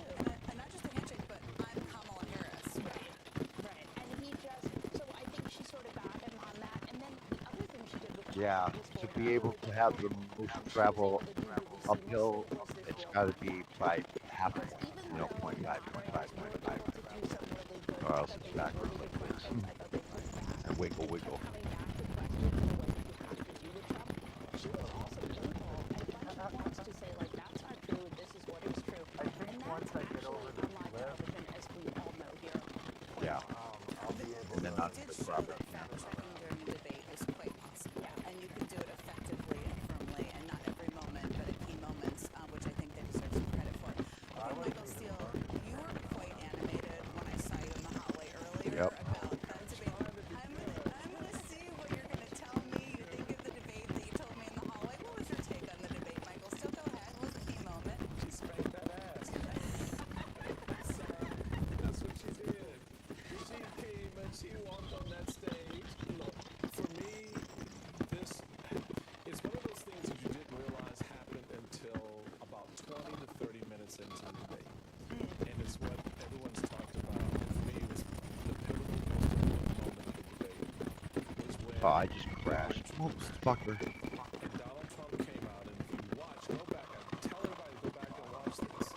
He comes out, he goes direct to the podium. He is not, usually go to the middle of the floor to greet your opponent. He went to the podium, he had no intention of shaking your hand.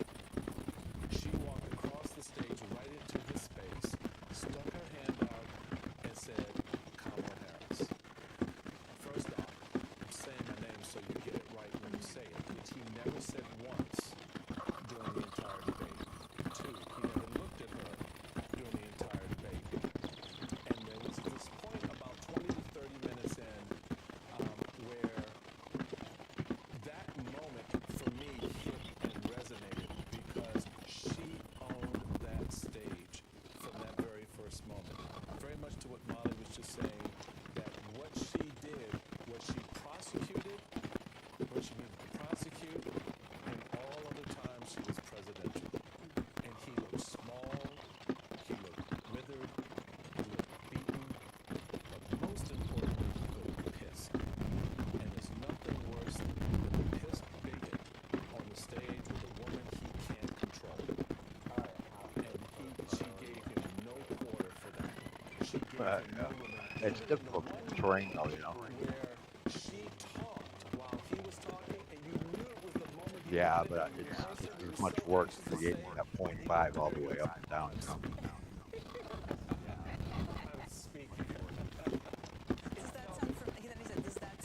You're good.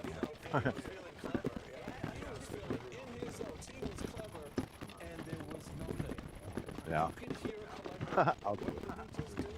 Across the country, even amongst his own people. So I think tonight was definitive for her. Tonight, Kamala Harris showed that she was not just a vice president, that she was in fact ready to be president on foreign policy, on the economy, on domestic social issues, on issues, sensitive issues around abortion and race. She had a presidential vein that popped out very clearly for the country to see. And Donald Trump, the only thing he could do was stand there and look at the floor, sulk, pout. And on Twitter, the only thing MAGA could complain about was, oh, ABC, why are they fact-checking only Donald Trump? I tried to. Because he was the only one lying on the stage. Yeah. You know what's striking about that is sort of Roger Ailes, a disgraced Fox executive, and Michael Steele, and Rachel Maddow, and Tim in our spin room all agree on one thing. Ailes has passed away, so he's not saying it today, but he said it many times in his life. You can see it on YouTube. You can see it, and Rachel mentioned that earlier. And that's the Fun. thing. We all understand the bluster and the spin. Bro, I remember when I first started and we built our first base. We ended up building a road from our base all the way to the granite mine. It was awesome, dude. But before that, I had to truck it down there, and I actually got stuck a couple times. That's how I learned. He forced me to drive that damn cart. But no, I don't, I'm not saying you said this, but I don't see this as the debate. No, it's the election. No. And she did, to your point, I agree with you. No, this was not a knockout. And I don't think that was her intention. I don't think she really came in there to knock him out. I finger on him. She had to go in there and just find that spot where she could rattle. You can let it hang. It won't fall off. To keep him off his game. As long as your moose is safe on the square, your card's fine. One point, he, even with the enemy spin, he looked aware in real time that it wasn't going well. No, he looked very aware of that. We'll just sneak in a very quick break here. We have much more to get to. A senior advisor to the Harris Wells campaign, Ian Sands, is going to join us next.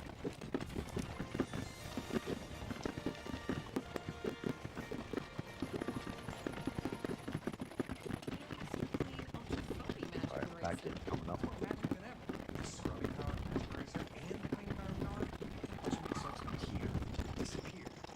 And watch how sprays can leave grime like that. With up to 10 times the cleaning power, foamy melts in on contact. Magic. It makes this ring a thing of the past. Makes you forgetty about Big Don spaghetti. New Ultra Foamy Magic Eraser. Clean with more magic than ever.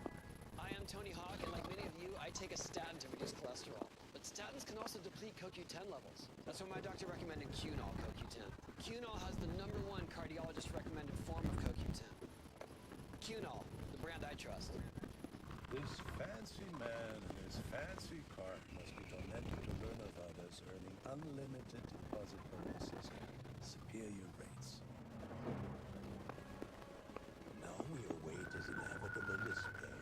Sleep more deeply and wake up rejuvenated. Purple Mattresses exclusive Gel Flex Grid draws away heat, relieves pressure, and instantly adapts. Sleep better, live purple. Right now, save up to $1,000 during our Labor Day sale. Visit purple.com or a store near you. But y'all, I get to decide when I get paid. My pay lets me get up to $500 of my pay when I need it. There's no interest, no credit checks, no mandatory fees. And that's why I Chime. Join me at chime.com and get paid when you save. When did I call leaf filter? When I saw my gutters overflowing onto my porch. Leaf filter is a permanent gutter solution, so you never have to worry about costly damage. I'm gonna go grab some more clay. It's the easiest call you can make. Call 833-LEAF-FILTER today or visit leaffilter.com. Listen, I might not be a relationship expert, but I do have some hacks. They say, Lauren, what's the secret to a long-sustained relationship? It's Blue Chew. Blue Chew. Blue Chew? Blue Chew. Blue Chew. Blue Chew. Blue Chew. Blue Chew, baby! Blue Chew is an online subscription-based service that sends these affordable tablets directly to your home. No one even has to know. Right, I hear you.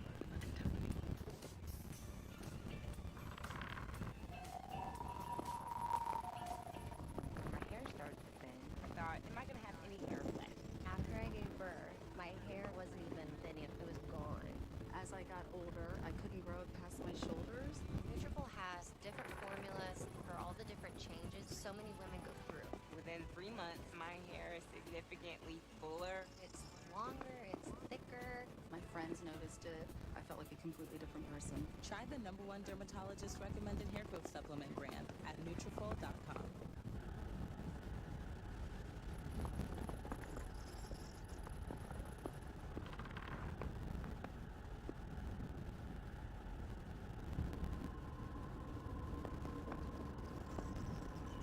I tried everything for my stubborn dandruff, and then I found Nizoral. Nizoral works differently to get to the root cause of dandruff. In fact, its active ingredient is 10 times more effective at fighting fungus, the primary cause of dandruff. Say goodbye to stubborn dandruff with Nizoral.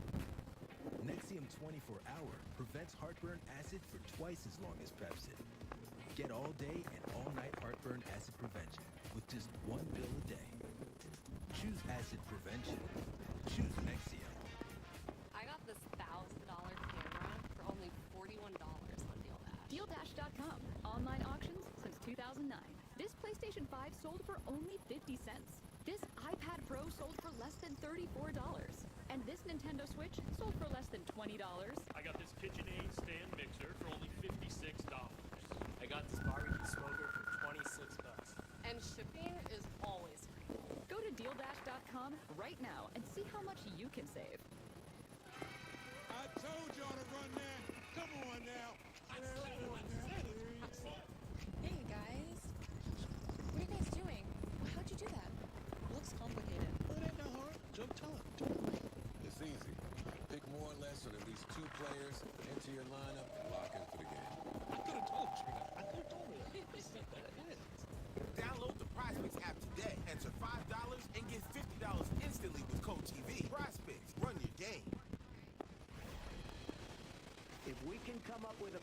going to cost our people, our population, less money and be better health care than Obamacare, then I would absolutely do it. But until then, I'd run it as good as it can be run. So just a yes or no, you still do not have a plan? I have concepts of a plan. That's a worry, America. He has concepts of a plan. Right. Joining the conversation from Philadelphia is senior advisor for the Harris Walls campaign, Ian Sams, who I'm sure he's too professional to have chuckled during that moment, but we all chuckled a little bit. It seemed like, when I start here, Ian, I mean, I want to talk about that too, but it seemed like Trump, I mean, we've been talking about it. He had a pretty bad night. Vice President Harris had a very good night. She seemed like she was in a very good mood afterwards when she was at the campaign event or the watch party. Have you had a chance to speak to her at all since she finished the debate? She's been over at the watch party. I've been here in the spin room. But look, I think that you're exactly right. I think Donald Trump got rattled. I think that people saw from Vice President Harris the prosecutor that she is, prosecuting the political case against 4 years of Donald Trump. In fact, maybe more than 4 years. A lot of Americans maybe have forgotten some of the contours of his record when he was president, and she wasn't going to let him get away from this debate without the American people hearing about how he led the economy into the ditch. And I think what's most important kind of about what we saw from her tonight, you saw it in the first few minutes. You know, she contrasted their visions. She talked about her plans to help small business growth and her plans to lower costs with Donald Trump's plans to cut taxes for those at the very top. I mean, she talked about actual issues that matter to people, and Donald Trump got rattled and started talking about people eating dogs. I mean, it was weird.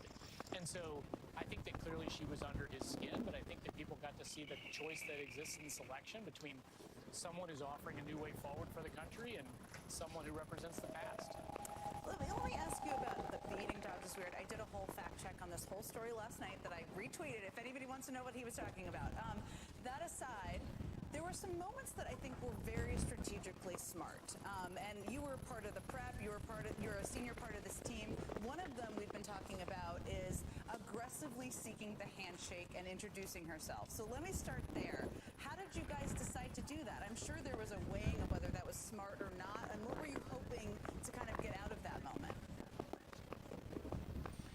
Well, I think it showed that Kamala Harris was in command from the very first moment of this debate. I think that she also wanted to make sure she took the time to introduce herself to former President Trump as Kamala Harris, which is how you actually pronounce her name. I think it was important to lay the marker for former President Trump that she is a strong leader who's willing to stand up to him. And it's really not a surprise. She's someone who's been standing up to bullies her whole life, including as Attorney General of California, taking on bad actors and predators. And so I think it laid the marker for the debate to come, that she was not going to shy away from his taunts, lies, attacks, and she certainly didn't throughout the debate.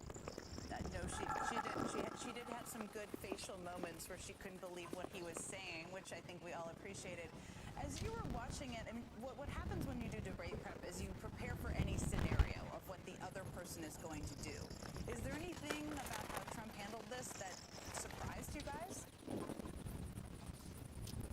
Look, I think that even his team is sort of leaking out that he was not as disciplined as they had prepared him to be, that they wanted him to talk about other things that he didn't talk about.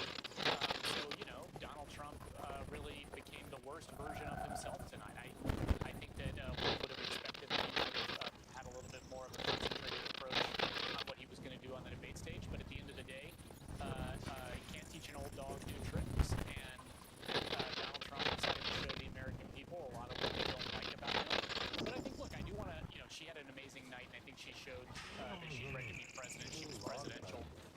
Anybody watching that debate can see a commander-in-chief in Kamala Harris.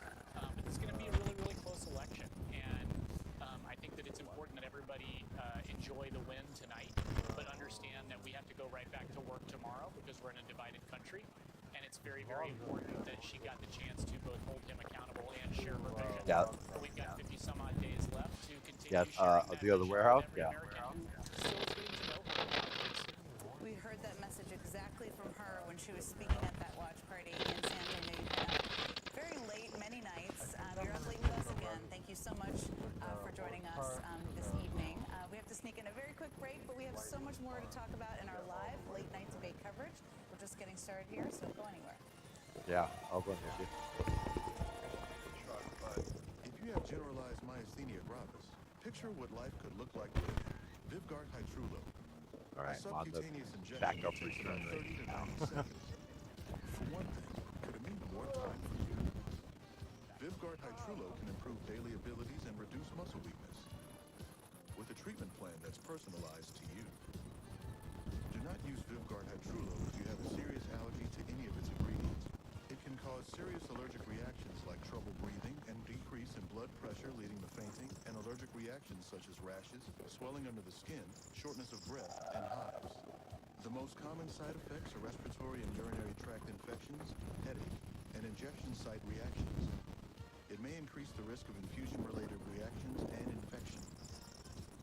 Tell your doctor if you have a history of infections or symptoms of an infection. Talk to your neurologist about Vyvgart Hytrulo for GMG and picture your life in motion. Only Purple's Gel Flex Grid passes the raw egg test. No other mattress cradles your body and simultaneously supports your spine. Memory foam doesn't come close. Get your best sleep guaranteed. Save up to $1,000 during our Labor Day sale. Visit purple.com or a store near you. The online pet store that was breached has my payment info. And my cell provider that was just breached has my social security number from the credit check. 75% of Americans have had their social security number exposed due to recent data breaches. That's why LifeLock monitors millions of data points for identity theft. If there's a problem, we fix it, guaranteed. Oh, why we filter? It's well designed, efficient. I appreciate that. WeFilter's technology keeps debris out of your gutters for good, guaranteed. What more could you ask for? Call 833-WeFilter today or visit WeFilter.com.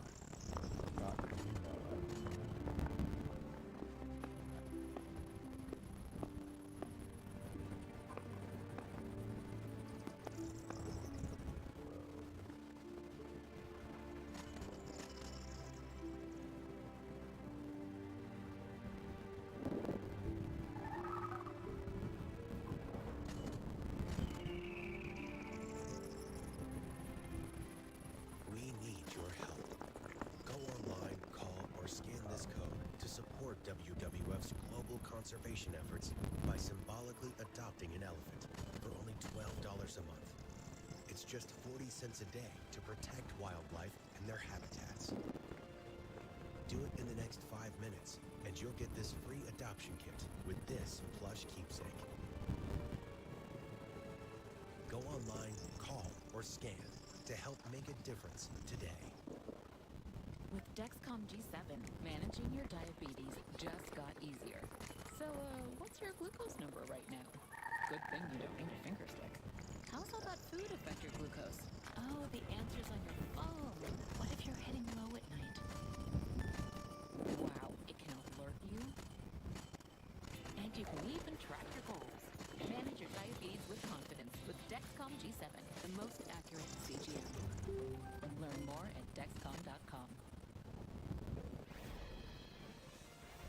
We have another full hour of live debate coverage coming up. We'll show you all the biggest moments. We'll play them for you in case you missed them from tonight's debate.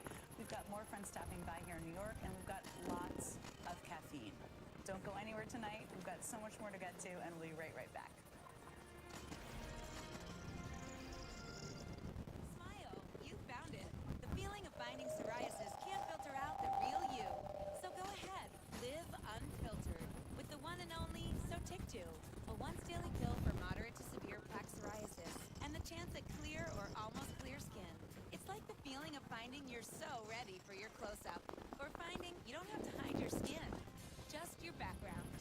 Once daily Sotyktu was proven better, getting more people clearer skin than the leading pill.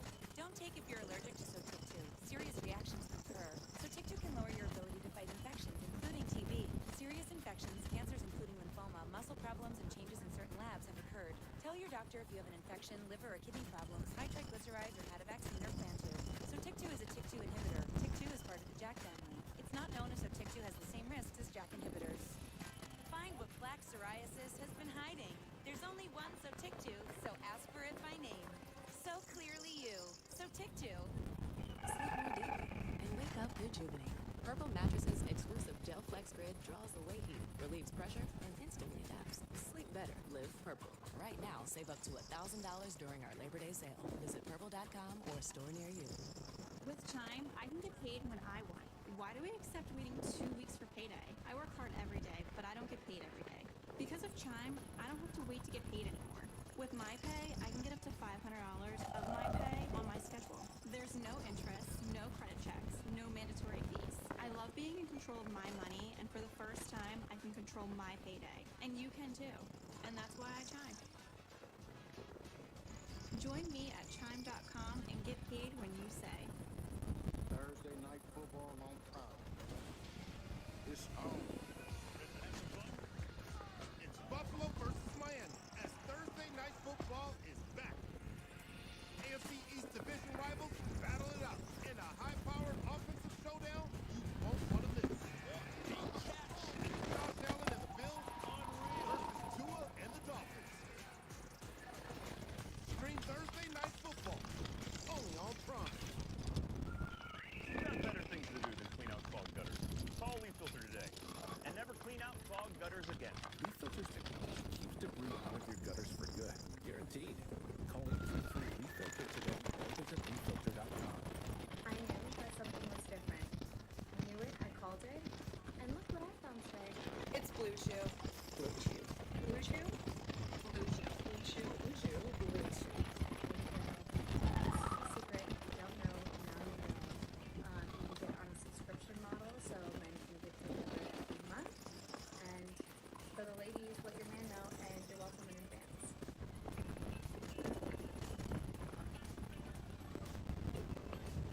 If you're about to replace your roof, stop. There's a solution about 80% less expensive. 9 out of 10 roofs can be saved by RoofMax. Guaranteed to extend the life of your current roof by 5 to 15 years at a fraction of the cost of a new roof. RoofMax's deep penetrating power restores flexibility and water protection. Nobody wants to replace their roof. Restore it instead with RoofMax for 80% less. Call now for a free roof inspection. Send those pics in. What we running with today? You already know. Joe, Trav is about to go off tonight. Facts. That's the play. Run it, and I'll see y'all tonight. Might have to run that. I told y'all to run that. Come on now. You said it. Download the PrizePicks app today. Enter $5 and get $50 instantly. PrizePicks, run your game. Every election night reveals a story about the candidates, about the campaign that we just watched, but it reveals a story about the voters who decided the election. The presidential election is America's family photo. We take one every 4 years. Introducing MSNBC Premium on Apple Podcasts. Get early access and ad-free listening to Rachel Maddow's chart-topping series, bonus content, and new episodes of Morning Joe and MSNBC original podcasts ad-free. Subscribe on Apple Podcasts.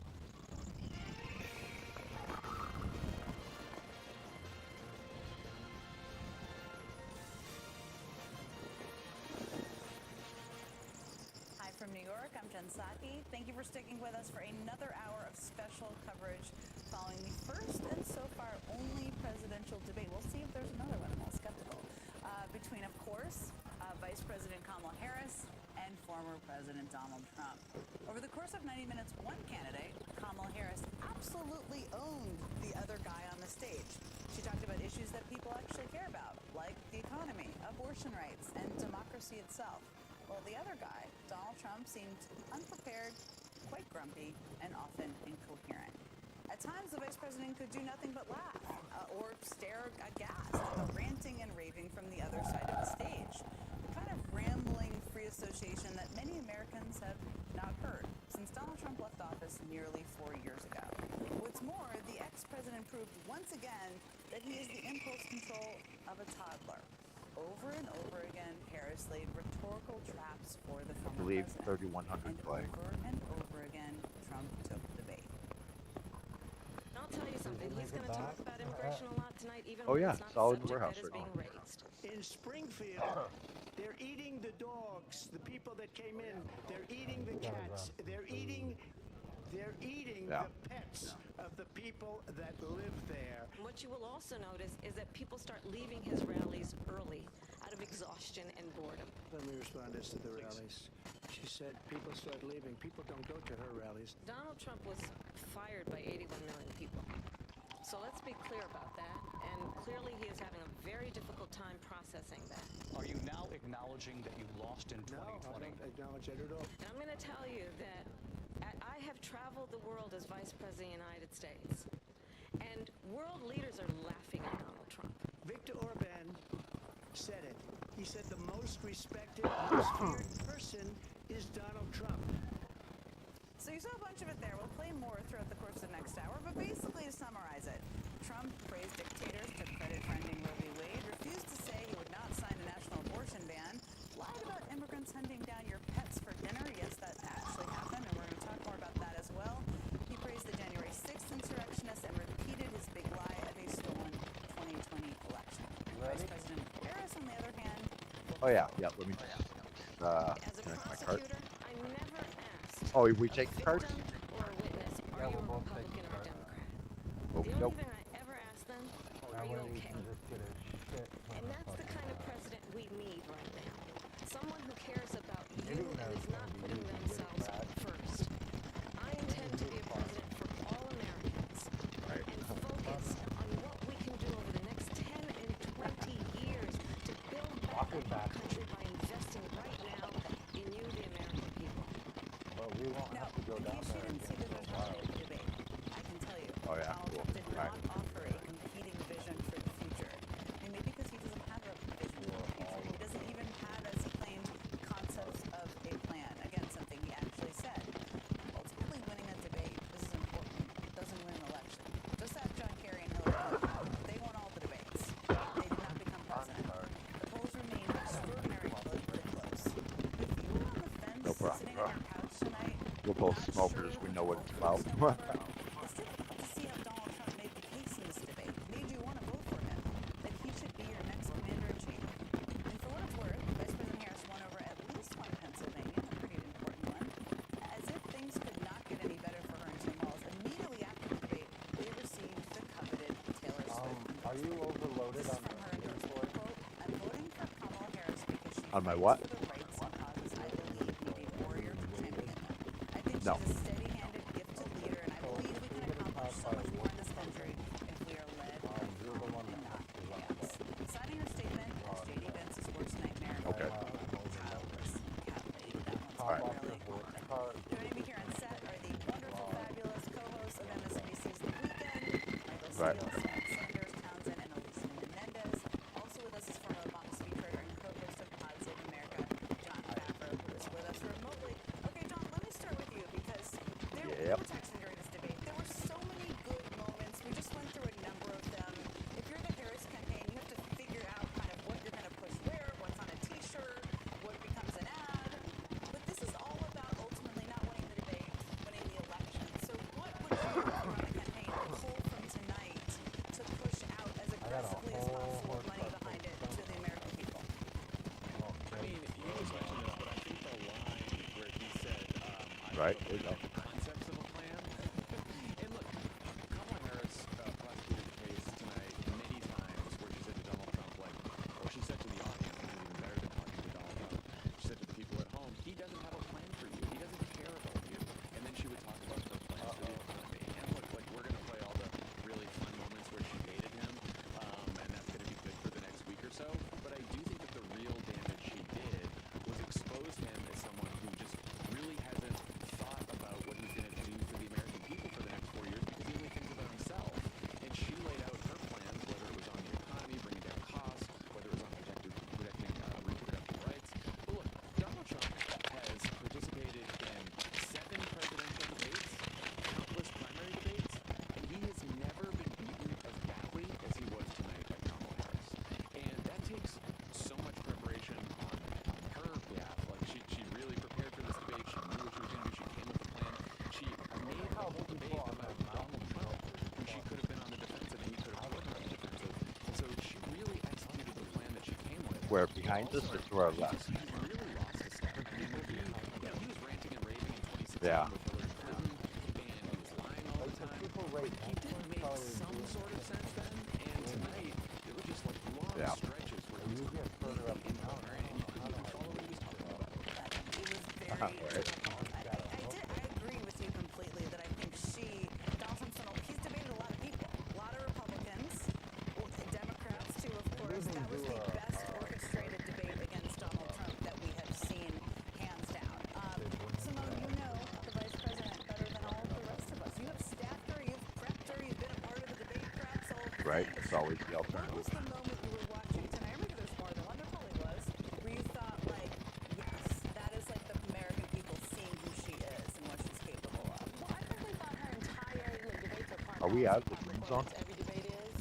And I think that she hit the marks on the policy and the performance. People are all like, oh, she won, he lost, and da-da-da. I think, frankly, as you know, when you debate a debate, the question is, Somebody put up a fence, little fencing thing. Oh, there's a cow or a bull over there to the left. you were in the preparation talking about the debate. And did she come across clear and strong? Check, yes. Did she get her policy positions out and what she believes on the economy, which is important to voters across the board, not just these people in the middle. Black voters, young people, women of every, race, people, everybody cares about the economy. Check, yes. Did she adequately counter the lies? Yes. Absolutely, yes. There was more she could have said, but then she wouldn't have done the thing about her own policy. Did she find moments to turn to the camera and speak directly to the American people at home? And let them know, say, hey, find your camera. Right, yeah. That's a wolf race twin, no? No. Something. Ah!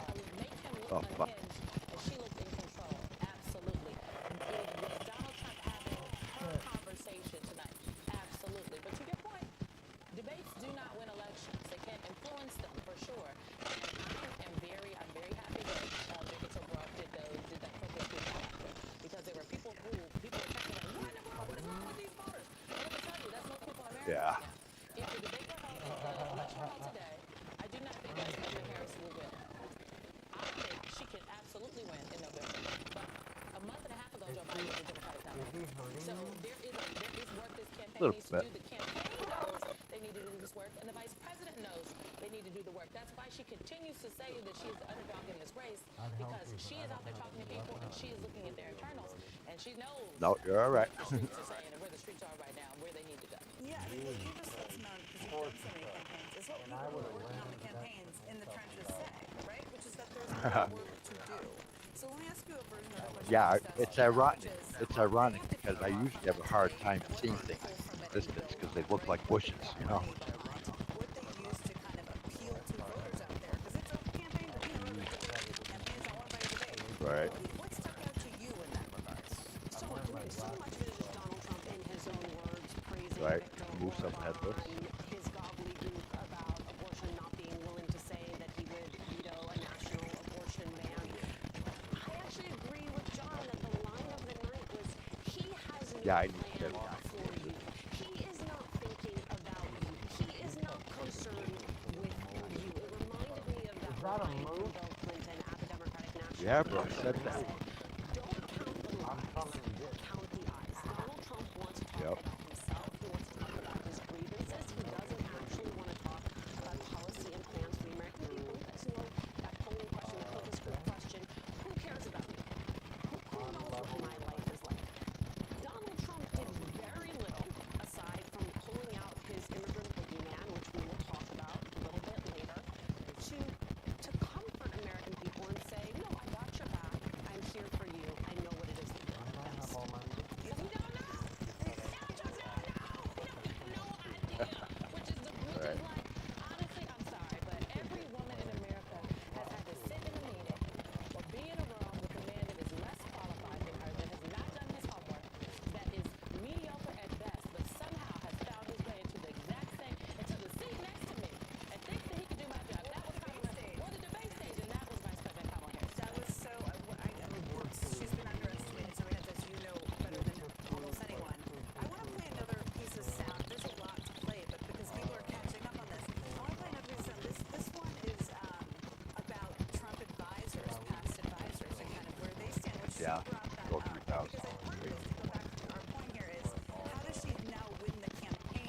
you messages. So let's play that and we'll talk about it. yeah. Do you remember how many boards required in that stone wall? Plastic? His former national security advisor has said he is dangerous and unfit. His former secretary of defense has said Right. the nation, the republic, would never survive another Trump term. And when we listen to this kind of Right. rhetoric, when the issues that affect the American people are not being addressed, I think the choice is clear Oh. in this election. Yeah. Oh. Sedated a bit, but I was want to go. But Michael, You say sedated, I say crushed. Crushed. You watch the man lose the air Yeah. out of very important parts. When she did that. As a Yeah. I'm former gonna go down a president, little further. That particular part to me was exceptionally damning, and Snoop she Dogg. had a lot of good damning moments.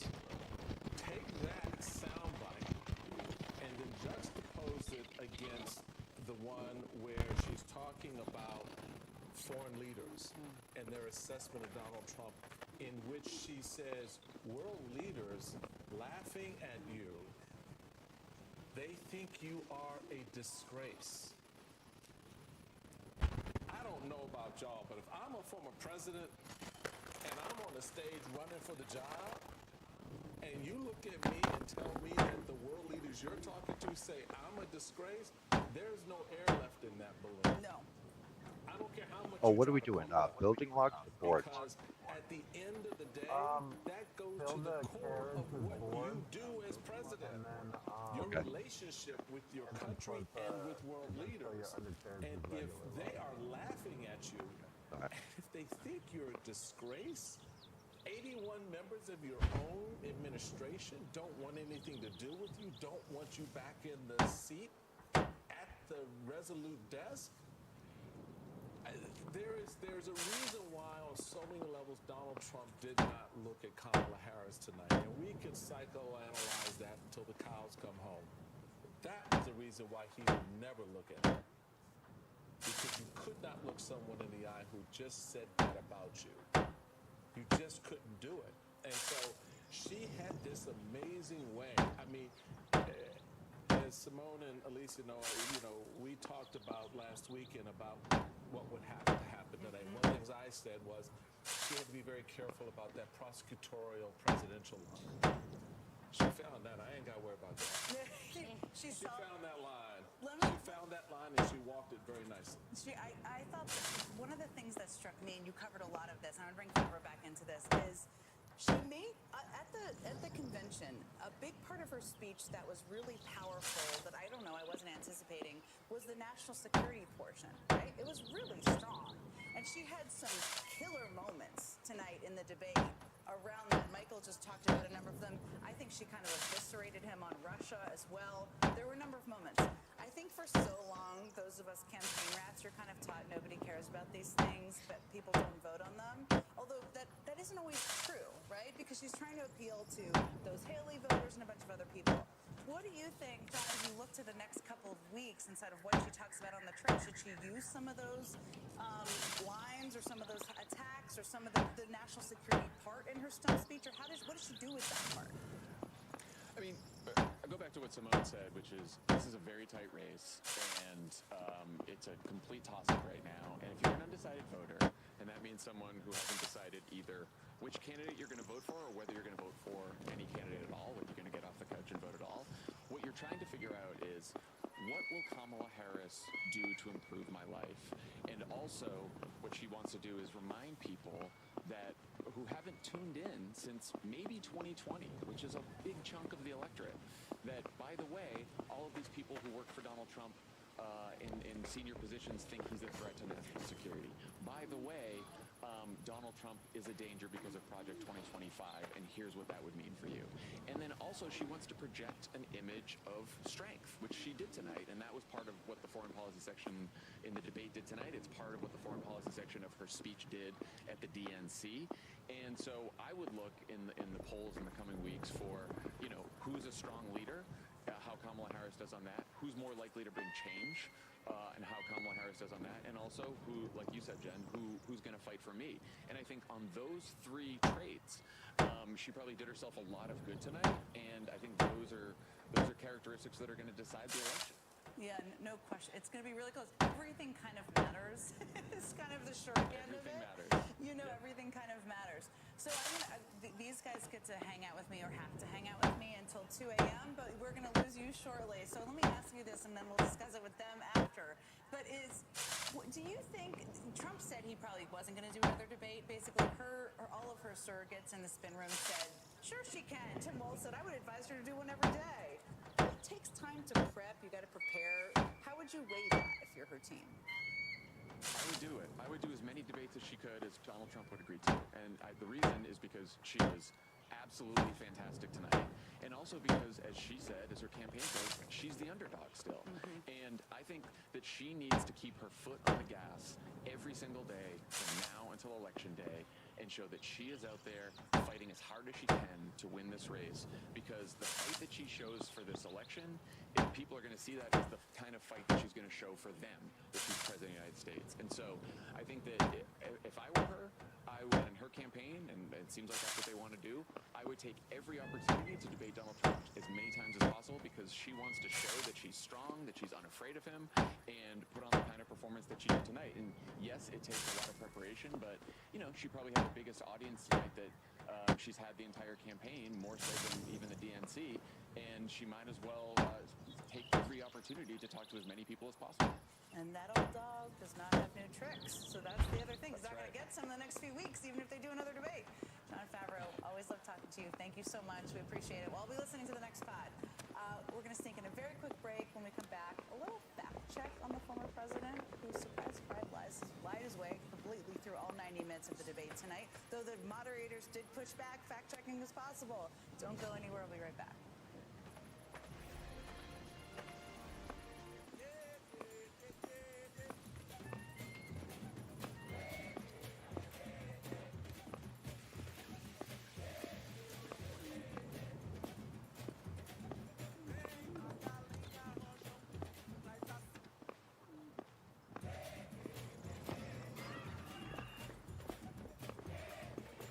This one is for you.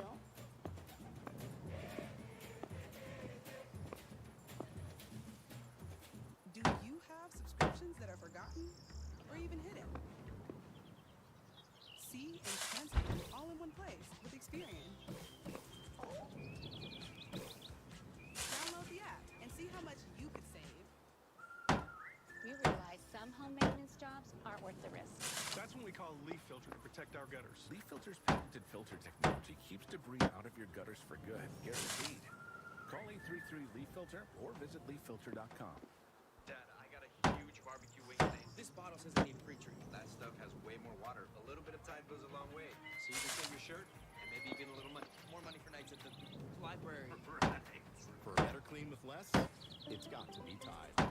Oh, what a good time we will have. You can make it happen. Voltaren for long-lasting arthritis pain relief. You founded your kayak company because you love the ocean, not spreadsheets. You need to hire. I need Indeed. Indeed you do. Our matching platform lets you spend less time searching and more time connecting with candidates. Visit Indeed.com/hire. It won't be hard to find someone to fix this. But before I started Angie's List, different story. A lot has changed for us at Angie since then, but the issues facing homeowners are the same. And the solution too, skilled local pros. Get started at Angie.com. Tired of sciatic nerve pain radiating down your leg and lower back? Get relief, finally, with MagnaLife Leg and Back Pain Relief, a combination of 4 active ingredients that get to work fast. So get living. Available at your local retailer. I'm not just an expert on eye care savings. I'm also an expert at tracking stylish trends and looking good. Looking good starts with comfort and confidence, like when you wear Florence by Mills frames created by Millie Bobby Brown, only at America's Best.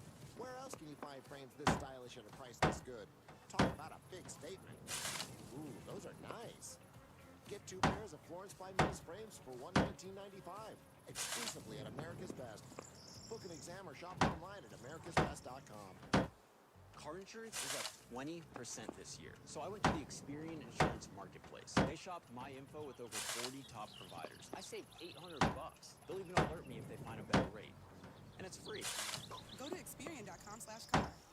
They are trying to shut down this legal loophole to get 100 milligram generic Viagra or 20 milligram generic Cialis delivered to your door for just 87 cents in less than 2 minutes. Do this. First, scan the QR code to go to getfridayplans.com. Then, you select if you need generic Viagra or Cialis, the quantity you need, and the dosage. I'll pick 100 milligram, thank you very much, and then their system will see if you qualify. Give it a second to find the best deals, and boom. Look at that. 87 cents for each 100 milligram generic Viagra. 20 milligram Cialis is the same price. The prescription and shipping are free. Scan the QR code to go to getfridayplans.com and see for yourself. Don't wait. Scan the QR code or go to getfridayplans.com now. More than ever, you need clarity. More than ever, trust is everything. More than ever, democracy needs an ally. Facts must win the day. And questions need to be answered. Because more than ever, the work we do will reverberate for generations.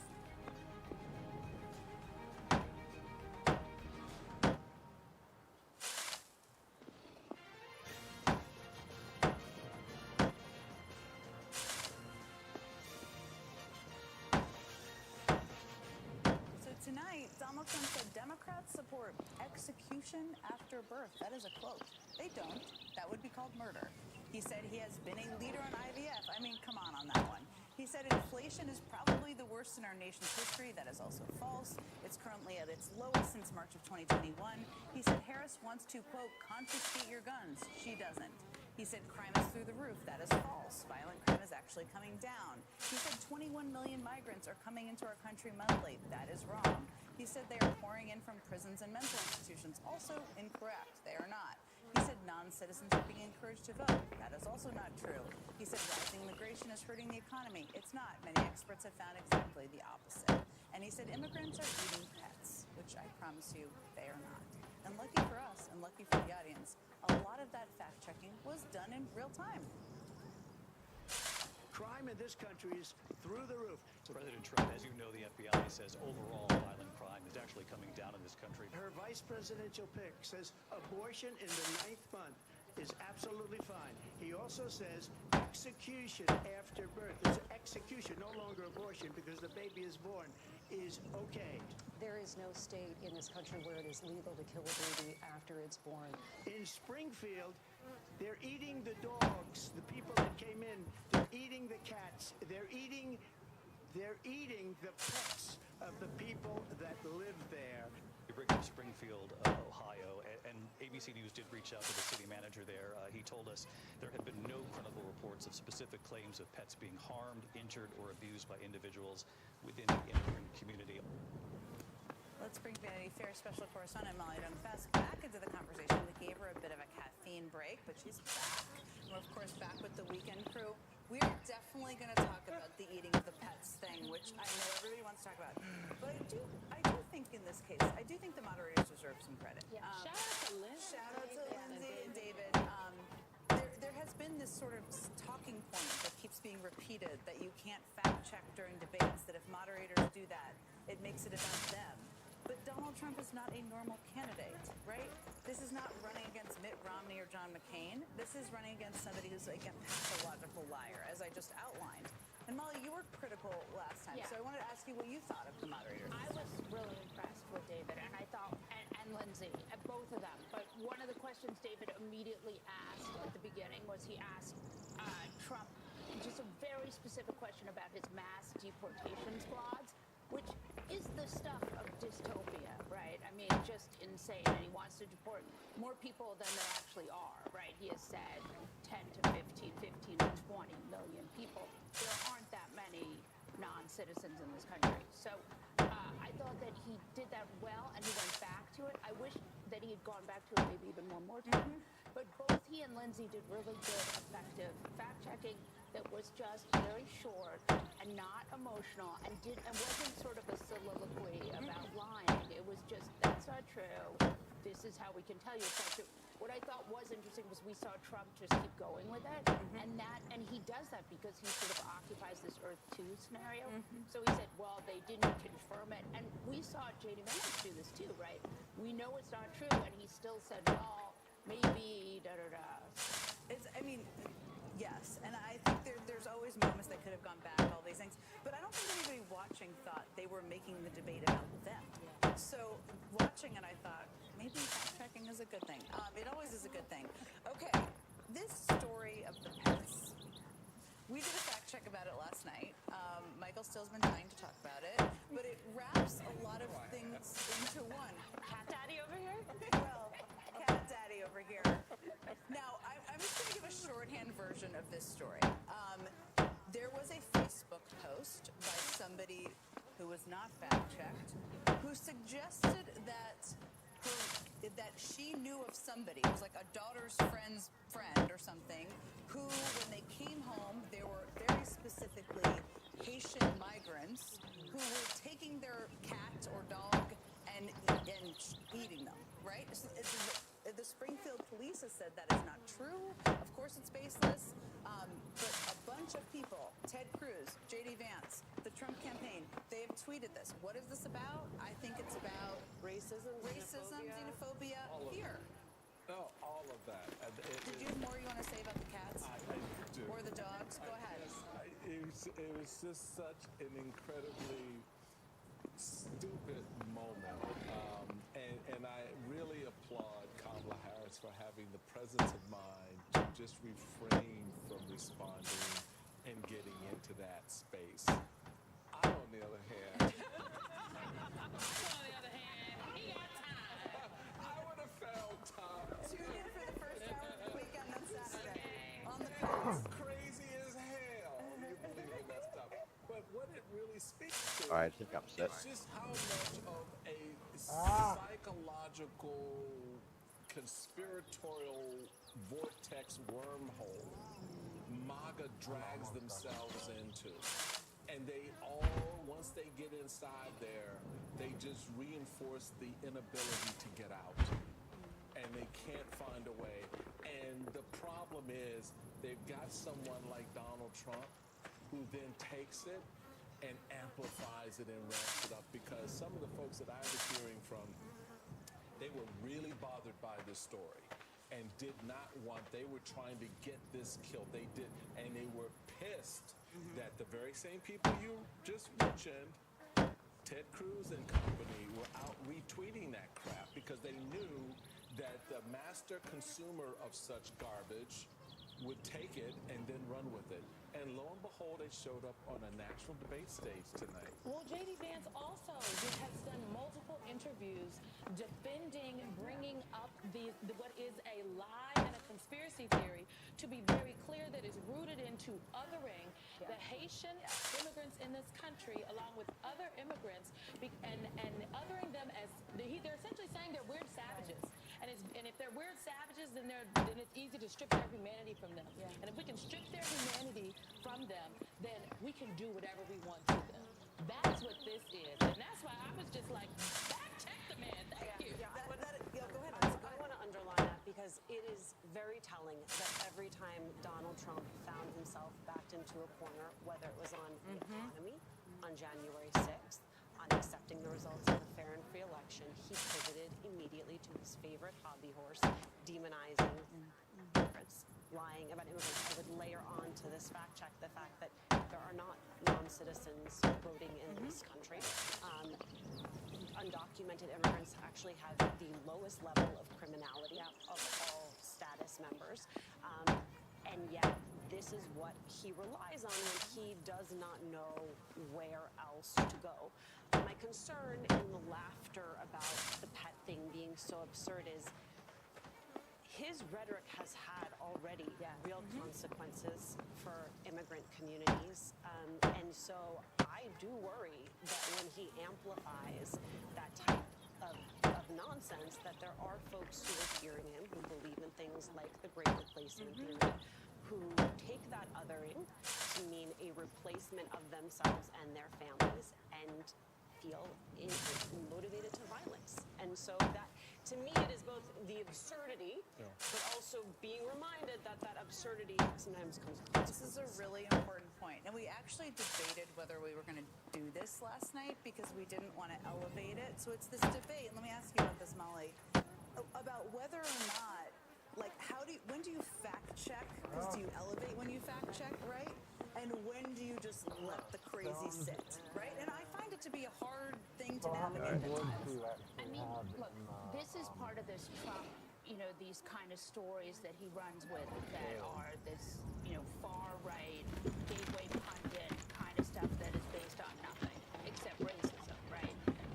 I would say that you have to fact check it because it's not to the point where this Or less logs in belly. candidate is saying it during a debate, right? There's no way out of that. But I think that's right that we saw in 2016, we saw, marches and guys with torches and, we saw violence and we saw January 6th. So there is absolutely a straight line between lying about the people and violence.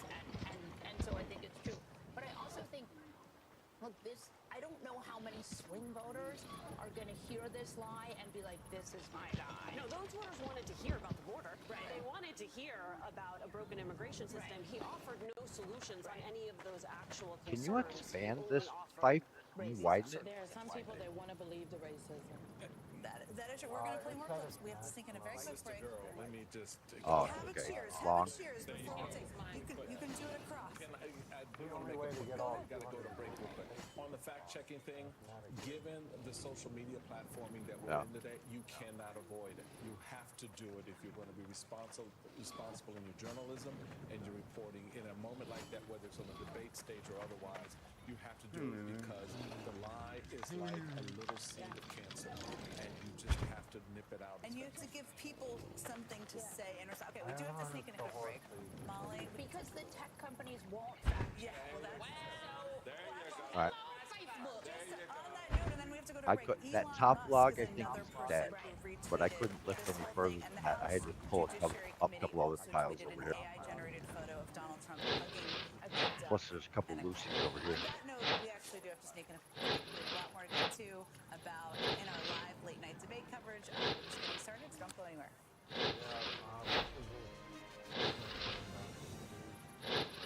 I was stuck. Unresolved depression since I was on my way. I needed more from my antidepressant. Vraylar helped give it a lift. Adding Vraylar to an antidepressant is clinically proven to help relieve overall depression symptoms better than an antidepressant alone. Got And in timer Vraylar 6 clinical minutes. studies, most found no substantial impact. Yep. Elderly dementia patients have increased risk of death or stroke, report unusual changes in behavior or suicidal thoughts. Antidepressants can increase these in No, children not and young necessarily. adults, report fever, stiff muscles, or confusion, But okay. disease or threatening, or uncontrolled muscle movements, which may be permanent. High blood sugar, which can lead to coma or death, weight gain, and high cholesterol may occur. Movement dysfunction and restlessness are common side effects. Stomach and sleep issues, dizziness, increased appetite, and fatigue are also common. Side effects may not appear for several weeks. I didn't have to change my treatment. I just gave it a lift. Ask about Vraylar and learn how AbbVie can reduce it. It's possible, yeah. But I think if you don't touch it, you just insert the logs. I mean the board. And I do the same thing. No, it's okay. I think if you end up dropping the boards in there, that's it. Enter, drop, exit. I think I'll be able to do it too. Welcome to Stormy Heights, where the windows are always Pella. Pella's fiberglass is the strongest material for windows and patio doors. The fiberglass frame is even scratch and dent resistant. Pella windows. Replacing windows by Pella now. Just the flu. I'm quite harmless, really. I should have brought a hatchet. Dangerous flu complications like pneumonia,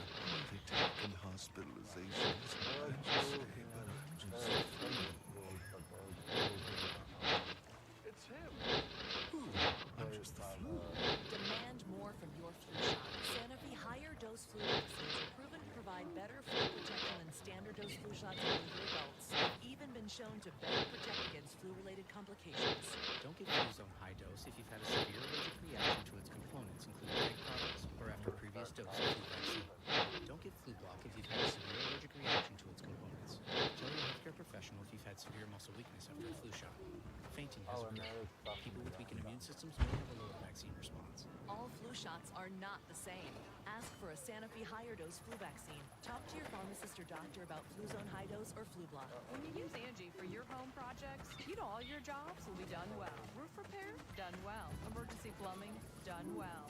So the next time you have a project, join the millions of homeowners who use Angie to care for their home. Get started at Angie.com. One thing we know is true, no matter race, gender, ethnicity. The need to screen when new. For colon cancer's a priority. Indeed. Everyone 45 plus at average risk should screen for colon cancer. These folks are getting it done at home with me, Cologuard. Cologuard is a one-of-a-kind way to screen for colon cancer that's effective and non-invasive. It's for people 45 plus at average risk, not high risk. False positive and negative results may occur. Ask your provider for Cologuard. They are trying to shut down this legal loophole to get 100 milligram generic Viagra or 20 milligram generic Cialis delivered to your door for just 87 cents in less than 2 minutes. Do this. First, scan the QR code to go to getfridayplans.com. Then, you select if you need generic Viagra or Cialis, the quantity you need, and the dosage. I'll pick 100 milligram, thank you very much, and then their system will see if you qualify. Give it a second to find the best deals, and boom. Look at that. 87 cents for each 100 milligram generic Viagra tablet. 20 milligram Cialis is the same price. The prescription and shipping are free. Scan the QR code to go to getfridayplans.com and see for yourself. Don't wait. Scan the QR code or go to getfridayplans.com now. I think that's an 800 durability. Try doing a 1200. You get 8 extra or 10 extra. So add that on top of what you get. To prosecute transnational criminal organizations for trafficking in guns, drugs, and human beings. But you know what happened to that bill? Donald Trump got on the phone, called up some folks in Congress and said, kill the bill. And you know why? Because he'd prefer to run on a problem instead of fixing a problem. And understand, this comes at a time where the people of our country actually need a leader who engages in solutions, who actually addresses the problems at hand. No, but actually it's counted down. The cart has just running on it, and the moose has 3.5 on it. Joining our conversation here in New York is Maria Teresa Kumar. She's the president and CEO of Voto Latino and MSNBC contributor. Thank you for joining us. Yeah, so I think you were right by disconnecting. We've been trying to play a bunch of moments from the debate, and that one was interesting to me for a range of reasons. One being Trump did kill the border bill, right? Yeah, that's the thing. Even if we were guilty, same guilt, we still have the same time. Everybody hates it. 30 seconds of counting. I think it's an effective argument, but I also think that for a lot of folks watching her, they keep saying, well, did she switch her positions? And she keeps saying, no, I have my values, but did you switch her positions? And everybody recalls where she stood when it came to healthcare, when it came to the border, when she was running as a senator, and when she was interviewing for a job. But now she has been at the job. And how many of us have literally, when we are interviewing for a job that we do not know, have a certain perspective, and the moment we're in the seat, we're like, oh, I have to reevaluate how I'm going to tackle these certain issues. And in this case, she is now saying, I am in the driver's seat, I better understand the changes that we need to make to policy. Whereas when she was interviewing 4 years ago, she wasn't capable of doing it, right? She didn't have full information. And so that is, I think, one of the reasons why I would encourage when people are talking to us, like, your values haven't changed, but you are now in the seat and you understand that what's happening in the border is far more complex than you understand. Because by the time someone gets to the border, that's not immigration policy, that's a broken system. How do we actually start talking about the Western Hemisphere issues, bring in Mexico, and you say, how are we going to solve this together? I've been saying that for the last 10 years or so. The next next president of the United States needs to call a regional summit of every country between Canada and Venezuela and Guatemala, all of them. Simone's like, funny you should bring that up. They do that. That's what I'm saying. How do y'all think that the border crossings are down right now? It's because Mexico is enforcing their border with Guatemala. But that's not something that's not a public-facing effort. Right. That's diplomacy backdoor. We all know how that works in Washington. What I'm talking about, if you want to control and command this conversation on the border, you have the next president, Kamala Harris, sit and send a message to every president in the region and every prime minister to our north that says, we're meeting here, not in Washington, but down here in this location, and we're going to have this conversation about the economic, the social, and the climate. Does the summit of the Americas not happen? Am I making it up? So there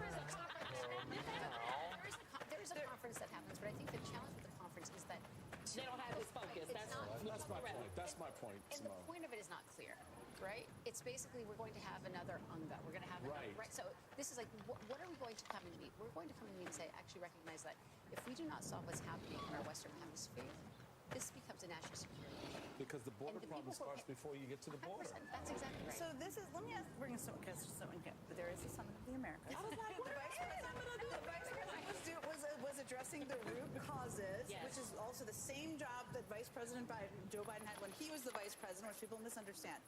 They're going to keep coming after her on the border is not fixed. There are, migrants streaming, lying, scaring people, xenophobia. What do you think? What do you wish they were saying? Are they saying the right things? I mean, you lived through the first, chunk of the. I lived through She's the Border Czar, and then you get on the phone being like, let me just explain to you what the role is, and they write She's the Border Czar, and it's like I never said it. What is not happening is I think the fuller explanation of her root causes of migration work. That is actually not I think it's minus double, so I think it's actually 12. When you put in the log, it comes with 2 spots. To Vice President Harris's credit, and Alicia points this out all the time. Did you already sprout all these trees here? The fixing, not just enforcement, but also the people inside the country, the interior, what we need to do to fix the pipeline and whatnot, and ensuring that people can come into this country, because Donald Trump did decimate the immigration system. He literally trying from the Maples, but I ended up grabbing them from the Birches. But there is all this root causes work that happened with CEOs and companies prompting them to invest into the region, bringing them together for those big meetings to do that, those conversations. Oh, we can throw them right in the box here, huh? I was thinking I'd take them home. The former president of Guatemala, President Yamate, the new president of Guatemala, which this is a president that is very much so helping root out that corruption. There's a new president in Mexico. What is happening in Venezuela has real implications on what is happening here. Not only is Maduro not accepting the results of the election, okay, he is also, people are fleeing Venezuela. No. Largest groups of people that are coming Yeah, to 89, the 90, US 91 border with top. And so I do think that they need to talk just succinctly, but a little bit more connect the dots, because you can't just say this is a diplomacy issue as well. What about? And never talk about what she's What about? Oh, you, Onto Simone's 100 or nothing. That there's an opportunity as Donald Trump strips migrants and immigrants on the interior of this country of their humanity for Vice President Harris to imbue them with their humanity as she talks to the American people. And I think there are 2 places for her to do that. I think one, talking about Donald Trump's deportation forces and the fact that he wants to come and take people out of their homes who've lived I'm gonna there gather the some majority materials of for their down lives. here. They don't even speak the language in their country of origin. And 2, to really take a victory lap on what she and President Biden that's why I have put this done problem when there. it comes to keeping American families together, allowing for parole in place for spouses of American citizens. That is a political winner with voters of all stripes. Don't shy away from it. Lean into it and create a contrast with Donald Trump. Very much, very good summary there. Everyone, this is like a forum here on how to talk about this issue. Okay, we have to sneak in another quick break coming up. We're going to talk about how J.D. Vance got name checked tonight, and he might be having an awkward conversation with his boss tomorrow. Don't go anywhere. Yeah. When migraine strikes, you're faced with a choice. Accept the trade-offs of treating, or push through the pain and symptoms. With Ubrelvy, there's another option. One dose quickly stops migraine in its tracks. Treat it anytime, anywhere, without worrying where you are or if it's too late. Do not take with strong CYP3A4 inhibitors. Allergic reactions to Ubrelvy can happen. Most common side effects were nausea and sleepiness. Migraine pain relief starts with you. Ask about Ubrelvy. Learn how AbbVie could help you save. This is the easiest non-toxic swap you'll ever make. Lumino's toothpaste was made For by repair kits? designed to break up plaque and remove any toxins in the mouth. So it'll deep clean your teeth and whiten your teeth without any sensitivity. Find Lumino toothpaste at a Walmart and Target. Hey, with Priceline VIP Family, you can unlock deals 5 times faster. You don't even have to be an actual family. Oh, I'd be the dad. I'm the dad. Hey, physically, it's clear that I'm the dad. Okay, so which dad is paying? You're the dad. They say we should stop eating so much meat. So we made meat out of plants. Because we aren't quitters. Impossible.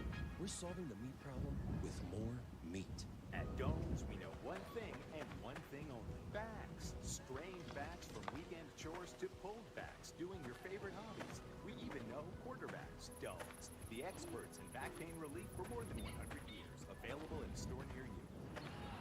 Dude, dog food in the fridge? It's not dog food. It's fresh pet. Real meat, real veggies. Real weird.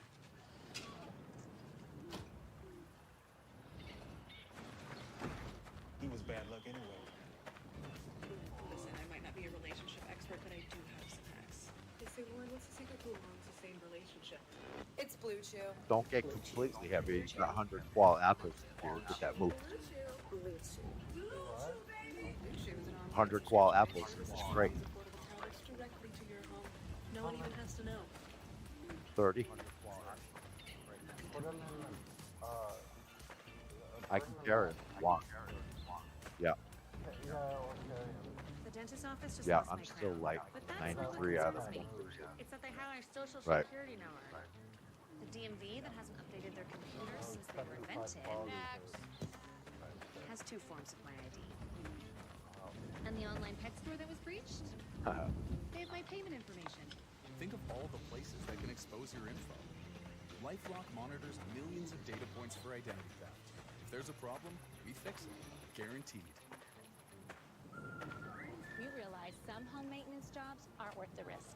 That's when we call Leaf Filter to protect our gutters. Leaf Filter's patented filter technology keeps debris out of your gutters for good. Guaranteed.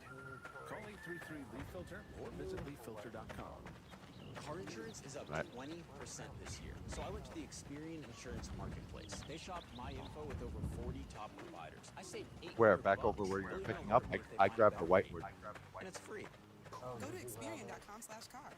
Yeah, With probably. I'm Chime, at your I can car get paid right now. when I want. I couldn't believe it. I can get up to $500 of my pay on my schedule. There's no interest, no credit checks, no mandatory 2.5 fees, minute and timer. that's why I Chime. Join me at Chime.com and get paid when you say. I'm getting vaccinated with Pfizer's pneumococcal pneumonia vaccine. So am I, because I'm at risk for pneumococcal pneumonia. I already got a pneumonia vaccine, but I'm asking about the added protection of Prevnar 20. If you're 19 or older with certain chronic conditions like asthma, diabetes, COPD, or heart disease, or are 65 or older, you are at increased risk for pneumococcal pneumonia. Prevnar 20 is approved in adults to help prevent infections from 20 strains of the bacteria that cause pneumococcal pneumonia in just 1 dose. Don't get Prevnar 20 if you've had a severe allergic reaction to the vaccine or its ingredients. Adults with weakened immune systems may have a lower response to the vaccine. The most common side effects were pain and swelling at the injection site, muscle pain, fatigue, headache, and joint pain. I want to be able to keep my plan. I don't want to risk ending up in the hospital with pneumococcal pneumonia. That's why I chose Prevnar 20. Ask your doctor or pharmacist about the Pfizer vaccine for pneumococcal pneumonia. But if I could just get a yes or no, because your running mate, J.D. Vance, has said that Yep. you would veto it if you No, did come yeah, to I it. Well, I did got discuss two it with camera. JD in all fairness. But yeah, I'm JD, ready when you are. And I don't mind if he has a certain view, but I think you're speaking for me, but I really didn't. Look, we don't have to discuss it because she'd never be able to get it. That's called buyer's remorse, I think, maybe of who he selected. I for got a the wagon. J.D. Vance said Donald Trump would veto a national abortion ban. Donald Trump clearly did not give him the go-ahead on that, so that's very awkward, and maybe it's an awkward meeting. Anyway, with that, I did think Yeah, right. answer, Dude, are you missing and you something? have an interesting quibble with it, and I want to talk about that, was quite strong. And when I think about moments that the campaign will push out, her 2-minute answer on abortion rights, which was very passionate, very authentic, I thought was great. And David Plouffe, who works on the campaign, but was watching some dial groups and said that there was a 40-point lead among undecided voters on that answer, which is not a surprise. But you had an interesting quibble, which I actually don't disagree with. So what was your issue? Yeah, and I appreciate all of that point. It's just that there is this narrative that has evolved in this space talking about abortion that I think is disrespectful. And Alicia was making the point earlier about the impact on families. When Donald Trump says that, Democrats want to kill babies after they're born. Well, that's murder. All right, there are laws against that. But the point being that that's a form of abortion in the 9th month, or if a baby is born in a situation or a condition in which the baby may not survive after birth, right? And I thought when he said that, Yeah, it looks good. totality of the narrative of abortion, that she would stop in that moment and go, you know what? That is All right, yeah, stop right here if you want, or keep going. That's not what we believe in. That's not a policy that we would ever advocate for. But she didn't. And I thought this was a moment where you do. This is when you defend your camp. Because to be honest, that is a lie that sticks with a lot more voters than I think Democrats really appreciate. And it like the cat thing. All right, I'm gonna get the one on the right. I think he's on. Did I ran out of stamp? Oh, he's on me now. Along with everything else she's saying about this issue, make it very clear where Democrats stand, because I think the narrative is kind of confused for some voters out there. Yeah, Michael, when you're talking about Yeah. where it lives is places that the media doesn't come into, right? It lives in WhatsApp. It lives in really close circles where it does all of a sudden, because there's no counter to what he's saying, it does become wildfire. It goes into the person's imagination. They're willing to push the envelope that far. And there's no fact checking in those spaces. Yeah, it's a very good. I mean, someone made this point to me that you, a Democrat strategist type person, that Trump is incoherent, right? He was tonight. He is often, but everybody on his campaign isn't incoherent, and they actually run in certain districts and certain areas quite comprehensive, smart campaign ads focused on a range of these issues, and that's something you got to be open-minded. But I think you cut it off. No, I blame former Governor Ralph Northam. Okay, that's where this came from. Don't you got it wrong. He was like the governor of West Virginia. I'm like, the governor of West Virginia. What was he talking about? He meant the governor of Virginia, Right. the former governor, Governor Ralph Northam, who is a doctor by trade. And there was a clip of him once, and very, very not well put together answer that Republicans have been running on since that race with Glenn Youngkin. So where is Ralph Northam? Please come clean up on aisle 5. Only if he tells us if it was she was in blackface or the hood. You get the final thought here. I think that abortion answer is one of the things that will be pushed out. What do you think the campaign should push out that would be effective with her if they need to win more over? No, I agree. She connected emotionally. She connected substantively on the issue. And I would just remind us, Pennsylvanians get their early vote ballots in 5 days. Yes. Like, this election is not 50-plus days out. This election is happening in real time. And so if there are people who were motivated, they're going to have the opportunity to exercise that motivation very, very soon. And if I am the Harris campaign, I am trying to push people to that option as quickly as possible. Lots of work ahead. Michael Steele, Simone Sanders Townsend, Alicia Menendez, and Maria Teresa Kumar. Thank you all for staying up late with me. I always appreciate it. That does it for us for now. Good night, good morning, all the things. All right. Do you want me to party you those 100 fall apples? I don't have the skills here. Oh, okay. All right. Some things stand the test of time. Long-lasting IDEA HD Yep. could significantly improve your vision.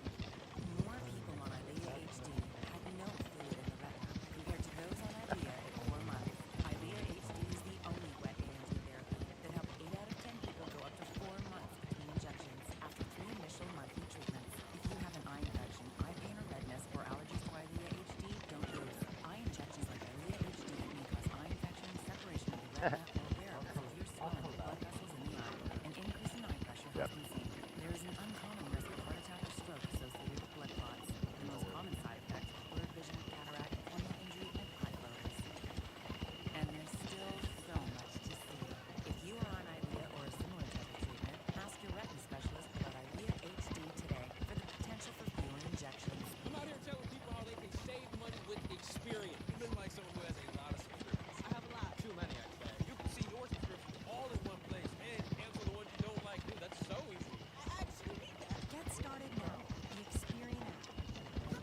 For me? Have you always had trouble losing weight? I'm behind. Same. Oh, with Wegovy, I lost 35 pounds. And some lost over 46. Yeah, flank. Well, I was going to flank the moose on the left side, drive them forward, but you said, fuck it, I give up. Reducing my risk. Wegovy is the only FDA-approved weight management medicine that's proven to reduce risk of major cardiovascular events in adults with heart disease, obesity, or overweight. Wegovy shouldn't be used with semaglutide or GLP-1 medicines. Don't take Wegovy if you or your family have medullary thyroid cancer, multiple endocrine neoplasia syndrome type 2, or are allergic to it. Stop Wegovy and get medical help right away. Lumbar swelling, severe stomach pain, or an allergic reaction. Serious side effects may happen, including pancreatitis and gallbladder problems. Wegovy may cause low blood sugar in people with diabetes, especially if you take medicines to treat diabetes. Tell your provider about vision problems or changes, or if you feel your heart racing while at rest. Depression or thoughts of suicide may occur. Call your provider right away if you have any mental changes. Yeah, I have, unfortunately, and it's actually gone down to an average of 300 a little while ago, but the 400 is a jump.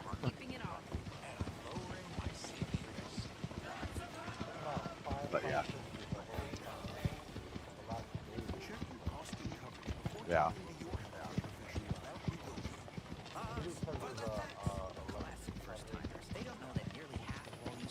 I'm not sure.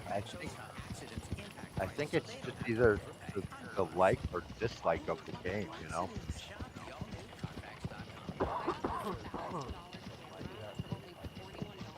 DealDash.com. Online auctions since 2009. This PlayStation 5 sold for only 50 cents. This iPad Pro sold for less than $34. And this Nintendo Switch sold for less than $20. Just out of curiosity, did you start off having that streak claim before you built over here? Go to DealDash.com right now and see how much you can save. Okay. I get to decide when I get paid. My pay lets me get up to $500 of my pay when I need it. There's no interest, no credit checks, no mandatory fees. And that's why I Chime. Oh, yeah. Join me at Chime.com and get paid when you say. All right.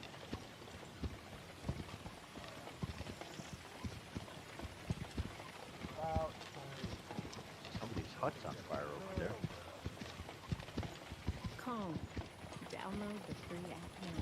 It's now 11 o'clock on the East Coast. You are watching our coverage of the second presidential debate. All right. First debate between Vice President Kamala Harris and former President Donald Trump, which concluded just a few minutes ago in Philadelphia. I mean, Chris, to your point about news being made here, Trump refused to say that he would veto a national abortion ban. Trump also repeatedly refused to say that he thinks or thinks that it would be good or wants for Ukraine to win the war. He would not say yes, he would not say Oh, it. And then fuck me. I was looking at the wrong. Shit. Hey, after they invaded, you're going to have to pick up my shit. I mean, it was stunning. Joy, to your point about the way that Fuck, I was looking at the red bar and the wrong one. Damn it. Fuck me. Kamala Harris says to the camera, Donald Trump was fired by 81 million people, so let's be clear about that. And he's having a very difficult time processing that. But we cannot afford to have a president of the United States who attempts to secede in the past. Running a big oval. Yeah. In a free and fair election. But I'm going to tell you that I have traveled the world as Yeah. vice president. Fuck, I was worried about this. If I died, I think I'm gonna. I should have claimed your house. World leaders are laughing at Donald Trump. I've talked with military leaders, some of whom work, and then she turns. What do you mean, how far? All the way. They say you're a disgrace. I've got 86 stop and 0 hard. Court cases you've lost because you did, in fact, lose that election. It leads one to believe that perhaps we do not have in the candidate to my right the temperament or the ability to not be confused about that fact. And that's deeply troubling. And the American people deserve think that. I'll be able to do That it. is playing those two tracks that you're talking about, Chris. The camera talking to people at home and talking to her opponent in ways that deeply, deeply rattled him. And she's able to do it in the same answer. Joining us now, I'm honored to say, is the Democratic Vice Presidential nominee for Governor Tim Walz. Governor Walz, I really appreciate you making time to be with us here tonight. Thank you. Thank for having me, Rachel. Great night. You were at a watch party in Arizona. You think it was a great yes. night? Tell us how you assess your I believe running so, mate's performance this evening. Yeah, I'm out here in Michigan. Folks across the country got to see Right here, right to your right, turn right. Oh shit, I didn't realize that. Conduct herself with dignity. She laid out a clear vision forward, one that's an opportunity economy we keep talking about, ability to own a home. Yeah, use making opposite sure roads. prescription drugs are not too expensive, and Are you tackling running real heavy? problems and doing it all with grace and dignity. Oh, And no, on I the dropped other my side, log. look, I don't know how others describe it. You saw a nearly 80-year-old angry narcissist You also have continue to veer off into things that in any other setting might actually be funny, but they're dangerous. if you want to lose them like quick fast, use the button This guy bleed. anywhere near the White House is simply unacceptable. But I think the good news is a lot of Americans are going to see this clip. These things are going to go around. Alright, I They're just gonna laugh at their revived. neighbors, and they're going to see what Vice President Harris is Fuck, bringing I to them. knew She this was gonna talks happen. I about was them. worried about it He too. talks about himself. She talks about real issues. He goes on tangents that are hard to follow. So No, I have to did. tell I you, I'm should. excited about this. It's what we all I wasn't knew. planning on More dying. people are engaging, and we've got an opportunity. Hey, since I'm in the green zone, I wonder if I'll spawn right here. Politics of joy, a politics of possibilities versus this just increasingly dark. Oh, What I get a say is, snow Rachel, melt. this guy's rooting against America. He's rooting for failure. He does not want good news. He does not want good economic news. He does not want to see unemployment and inflation going down. He wants to see the worst because whatever twisted vision he has, he thinks he's the guy to fix it when he's the guy who started the problem. So she did a great job. I'm really proud of her. You know, your running mate, Vice President Harris, one of the things that she was just getting praised for at this table here was that she, right out of the gate, was able to get to a lot of the details of her policy proposals, the kinds of practical proposals that you're talking about, things like child tax credit and a big tax deduction for startup businesses and for first-time homeowners. And she laid out those things, and those things, it's important, obviously, No. to communicate I'm those gonna try things and to the idle. American people with such a big audience, tens of millions of people are watching tonight. It wasn't necessarily news, though, because we know that's what she's running on. On the other side, the other candidate, former President Trump, did make a bunch Yeah, of if you moves want, tonight. just He leave the refused to terms say there. whether or not he would sign a national abortion ban. He The primitive refused to stuff say tools. that Ukraine should win the Just war. make sure you in grab the Russia. spear. That would be Oh better. my God. He was asked, Yeah. 9 years after you first said you wanted to get rid of Obamacare, do you yet have your own All right, let me see here. healthcare plan? And he responded by saying, I have concepts of plans. I mean, all of this was, among other things, it was new information in terms of Donald Trump's plans. I wonder if that changes anything for you in terms of thinking about how to campaign against him and his running mate. Americans should know. We know what a non-answer is when he's talking about this. Of course he would not sign a ban against that because he wants it. He's the one who ruined Roe. He brags about it all the time. Of course he's not going to do anything with Ukraine because he wants Putin, his buddy, to be in there, and he wants to undermine our alliances that have kept peace in the world. These non-answers are as clear as anything. He can't answer them. And again, when you ask him for a plan, 9 years on health care, we know what he's going to do. He's going to destroy the ACA, get rid of pre-existing condition protections. He's going to attack Social Security and Medicare. And the one thing I say, Rachel, is he is clear about he will give tax cuts to the wealthy because that's the one thing he actually followed through with. So he has no plans.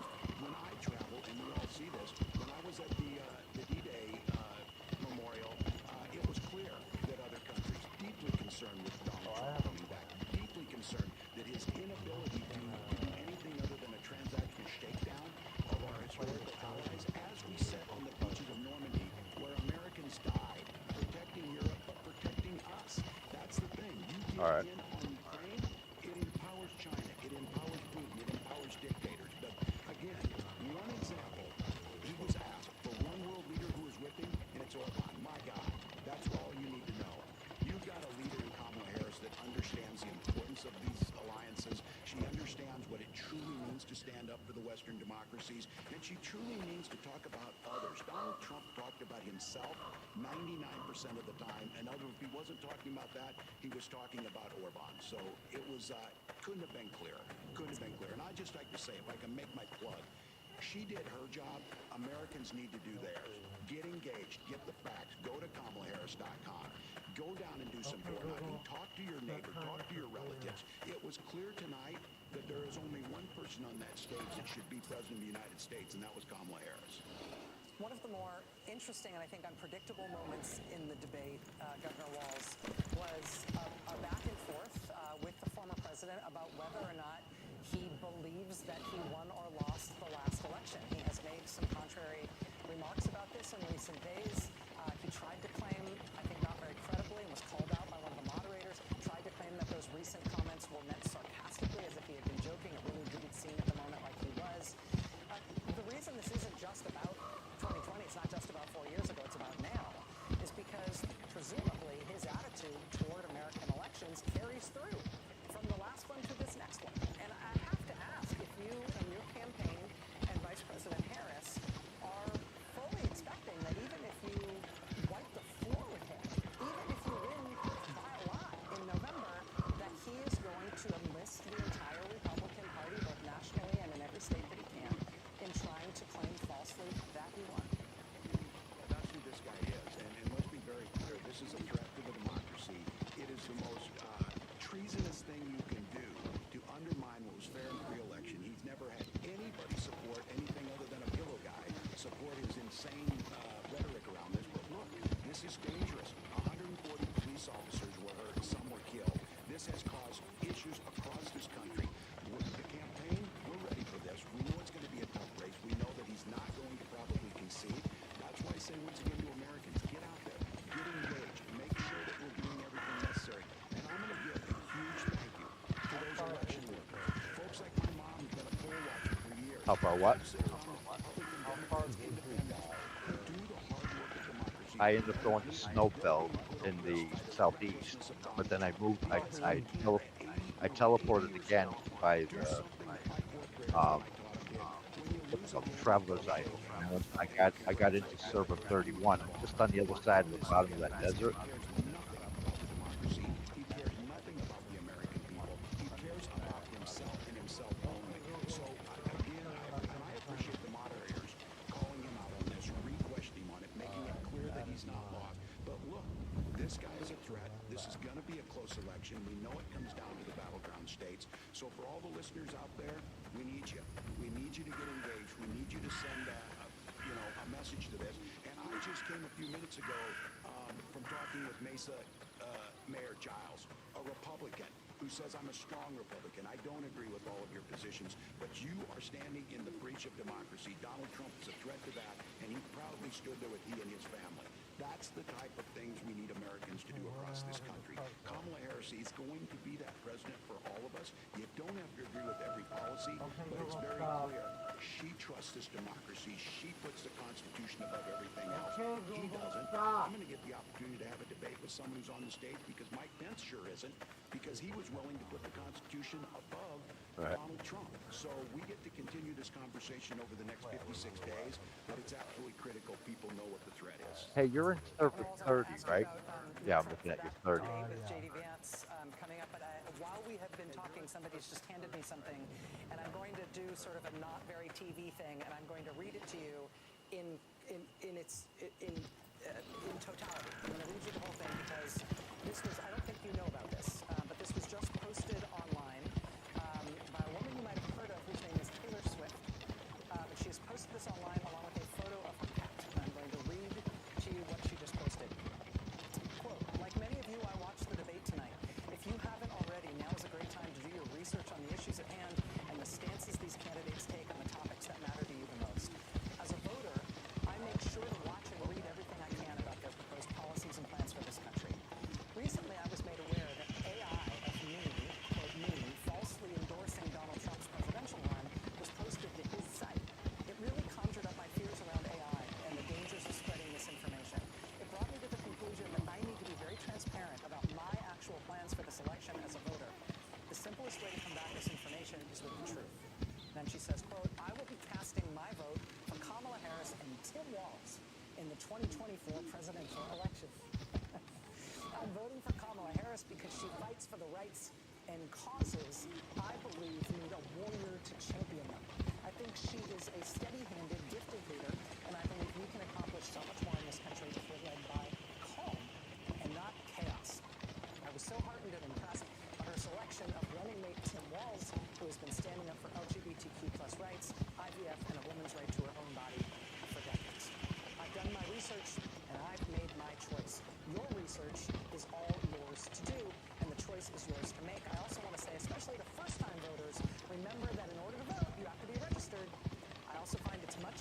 know what? I think I'm gonna have to run. Link where to register and find early voting dates and info in my story. With love and hope, Taylor Swift signed childless cat lady. From the opposite side of that desert for you. I'm in server 31, which is right next to you. But it's also a distance away. And it was clear. And that's the type of courage we need in America to stand up. We've seen it out of those Republicans who were at the DNC. We've seen it out of women who would like to have their own personal lives kept personal, but are forced to go out there because they nearly died because they can't get abortion services in a pregnancy. And now you have somebody like Taylor Swift coming out and making that very clear. This would be the opportunity, Swifties. CamalaHarris.com. Get on over there. Give us a hand. Get things going. You do have your own debate with J.D. Vance that is coming up quickly. Have you started prepping for that yet, or do you have thoughts already about how you're going to approach that? Yeah, you need to look. He's a Yale law guy. I'm a public school teacher. So we know where he's at on that. Sure. I think it's a good opportunity to contrast where we're at. You'll really talk like I have about things that impact Americans, making sure they have the opportunity to thrive, making sure that we're being factual and how we talk about that. And so I'm looking forward to it. I'll work hard. What are you talking about? The other part? I fully expect that Senator Vance, yeah. United States Senator, Yale law guy, all right. he'll come well prepared. But I think what you saw tonight is the American public is on the side of truth. Yeah, that's what I was going to say, kind of daisy chain. Pull one up as far as you can, get back to the other one before it's done. Oh shit, that's a big hit. This incredible vision that comes out of this incredible change in our politics to be joyful, hopeful, and look, she did what it is. We can be joyful, but don't mistake her kindness for weakness, because she called that out, and I said, I did enough lunchroom supervision. You put bullies in their place, and she put a bully in his place all night, and right before our eyes, Donald Trump got angrier and smaller and more irrelevant. We need to keep the pressure on for 56 days and win this thing. We don't know yet what the voters will think of tonight's debate. We don't even know yet how many people have tuned in and watched it. The immediate reaction from the political observers who I served with here at MSNBC was that your running mate, Vice President Harris, essentially wiped the floor with Donald Trump tonight. Joy Reid said the word that she chose was destroyed. Yep.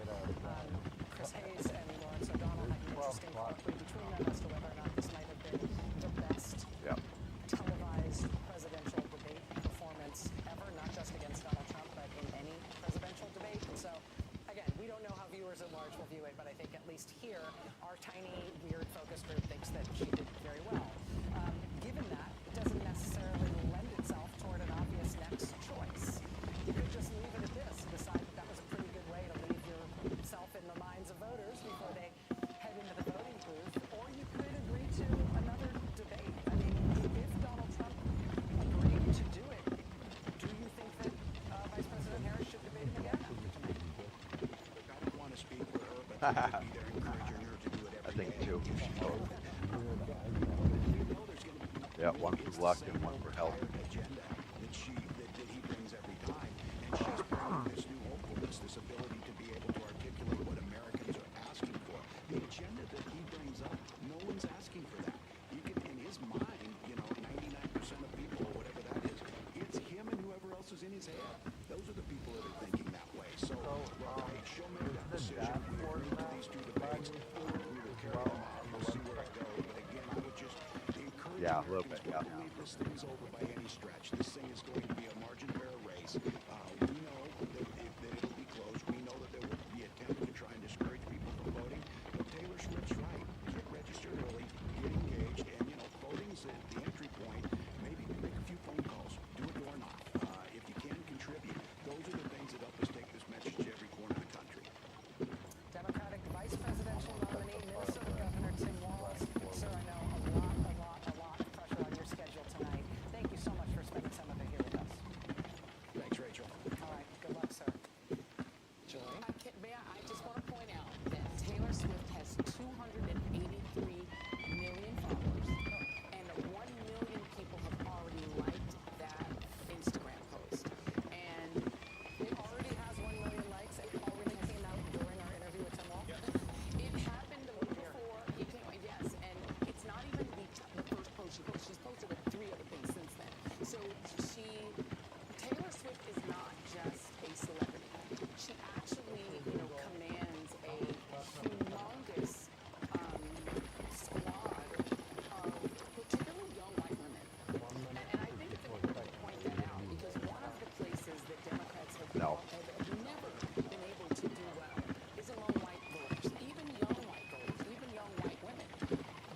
has changed a lot. But you've also had people like Taylor Swift coming in culturally put forward a version of young womanhood that is super modern, and she has been relentlessly attacked by the J.D. Vance world as being a bad role model because she is unmarried. And so she now is leaning into the exact demographic that J.D. Vance relentlessly targets, that he relentlessly disrespects. And she commands so much popularity among her super fans that they've changed the NFL in a lot of ways. Yeah. So it's not a small endorsement, it's a big deal. And a lot of her fans are too young to vote and too young to buy concert tickets and don't have revenue streams to afford the concert tickets. So Taylor Swift's fandom is made up of her fans and their parents, their moms and their dads. And if there were ever a campaign for candidacy tailor-made for a push for girl dads on choice, on eliminating exceptions for rape and incest, on the positive role model leadership and humility and joy that Harris is bringing, this may be a sort of door swinging open for the girl dads for Harris. Can I just say, as a hopeless, bleeding heart liberal who's also an enormous football fan, I didn't think we were going to get football in the national divorce, but I situation, like, I did not see that happen, but somehow we're sort of ending up with it, and I'm just going to say I will take it. And know that Kendrick Lamar is going to be in the Martians, and he's going to be the halftime show, and it's like, it's also a theme. It's a Harris campaign, and they don't like us. In a real way, to your point about, the Taylor Swift and Travis Kelce and that, what that is, sort of a pop cultural phenomenon. This idea of the sort of weirdness, extremism, and J.D. Vance going on all these podcasts from the manosphere, where you talk about how, the purpose of a postmenopausal woman and all this stuff. It is really true that, like, this sort of fringe weirdness is a huge part of what is the modern right, what is the Donald Trump coalition, and, like, the RFK endorsing all this stuff. And it is a strange cultural movement, which, like, that is their play. Their play is, like, the RFK vote and the Manosphere podcast, versus the Taylor Swift Travis Kelce. It's the Argentina. J.D. Vance is the protege. The only jobs he has really ever had are as the protege of an eccentric right-wing German billionaire who says democracy should have never been attempted and everything's gone downhill since women have the right to vote. That's the only person he's ever had jobs working for. And who bought him his U.S. Senate seat, $15 million would give him that Senate seat. It's the only election he's ever run in. And they put him as vice president to Donald Trump. They could have picked somebody to normalize Donald Trump, but instead they picked the intern to the eccentric billionaire who doesn't believe in democracy and who has spent a good part of his own political life trying to convince his fellow rich, eccentric right-wing billionaires that they should move to floating shipping containers in the middle of the sea because no land-based continent could contain their And by the way, he is now the person with the second closest finger on the button to a 78-year-old declining senior citizen who you can see right now is cognitively declining. And not only that, but they are running against the whole culture. It's Beyonce and Taylor Swift and Kendrick Budweiser and the NFL. It's all of it. But it's a 50-50 race. I hate to rent this back to reality, but it's like literally a tie race. I've never been impressed by celebrity endorsements. I think they are helpful to the base that you already have. They tend to be people who the base already identifies with. This is some of the process again. This is, I think, the most important celebrity endorsement we've ever seen in a presidential campaign, especially because it is so close. They can make that kind of difference. The two most perfectly timed and most important endorsements of this campaign. Joe Biden's 27-minute long endorsement after he said, "I'm not a candidate." Perfect time. It just put a rocket on her to the nomination.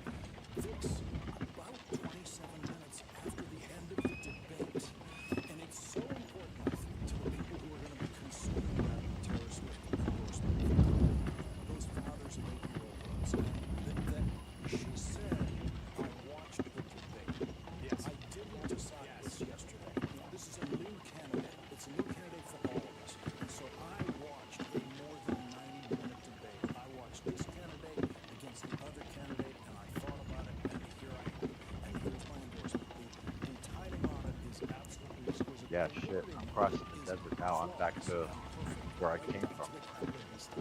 Going to the claim I came from, my B claim. Impressed by a celebrity endorsement. This is perfect and powerful. There is also something that is amazing non-bookends about the Taylor Swift endorsement and the Dick Cheney endorsement. Yes. I was going to say, same campaign. You know, it's a really big coalition. Let's bring in Alex Wagner and Claire McCaskill are in Philly at the site of the debate. So Claire, what did you miss? That was fun. There were moments, I'm going to say, when I ran over to Claire and I was like, is what happening? Are you saying what I'm saying? Jim Miller was on it. I will just say, Rachel, we've been hearing your coverage in New York. One of the things that really stood out to me tonight was the stagecraft of these two candidates. The fact that Kamala Harris repeatedly, almost constantly looking at the camera and talking to you at home. The fact that Donald Trump's sort of pronoun of choice was not you or me, but she, directed all of his comments to Kamala Harris, and she was directing all of her answers to the viewers at home. She knew who she was making a case to, and to me, it felt like she was making a case to moderates and Republicans. Like, over and over again, she was speaking in language that was, I think, welcoming to people who might still be on the fence, and even on some of the most incendiary topics, right? The issues of race and identity. She talked about uniting the country rather than sort of taking Trump's bait and talking about, the politics of the personal. Not that that would have been necessarily inappropriate given the deeply personal attacks Donald Trump has launched on her, but I think that that's an effort to show that she has an expansive view of the presidency and wants to bring back into the fold people who may be skeptical about where the Democratic Party is on questions of identity and race, and also bring in people who maybe just don't know that much about, what Donald Trump has been saying and what the reaction to that is. So I was really struck by the kind of the welcoming, sort of involved nature of her responses. Let me just jump in. Reflected in her. Sorry to interrupt. We're just going to go to Kamala Harris live here. Folks here who've been knocking on doors. Well,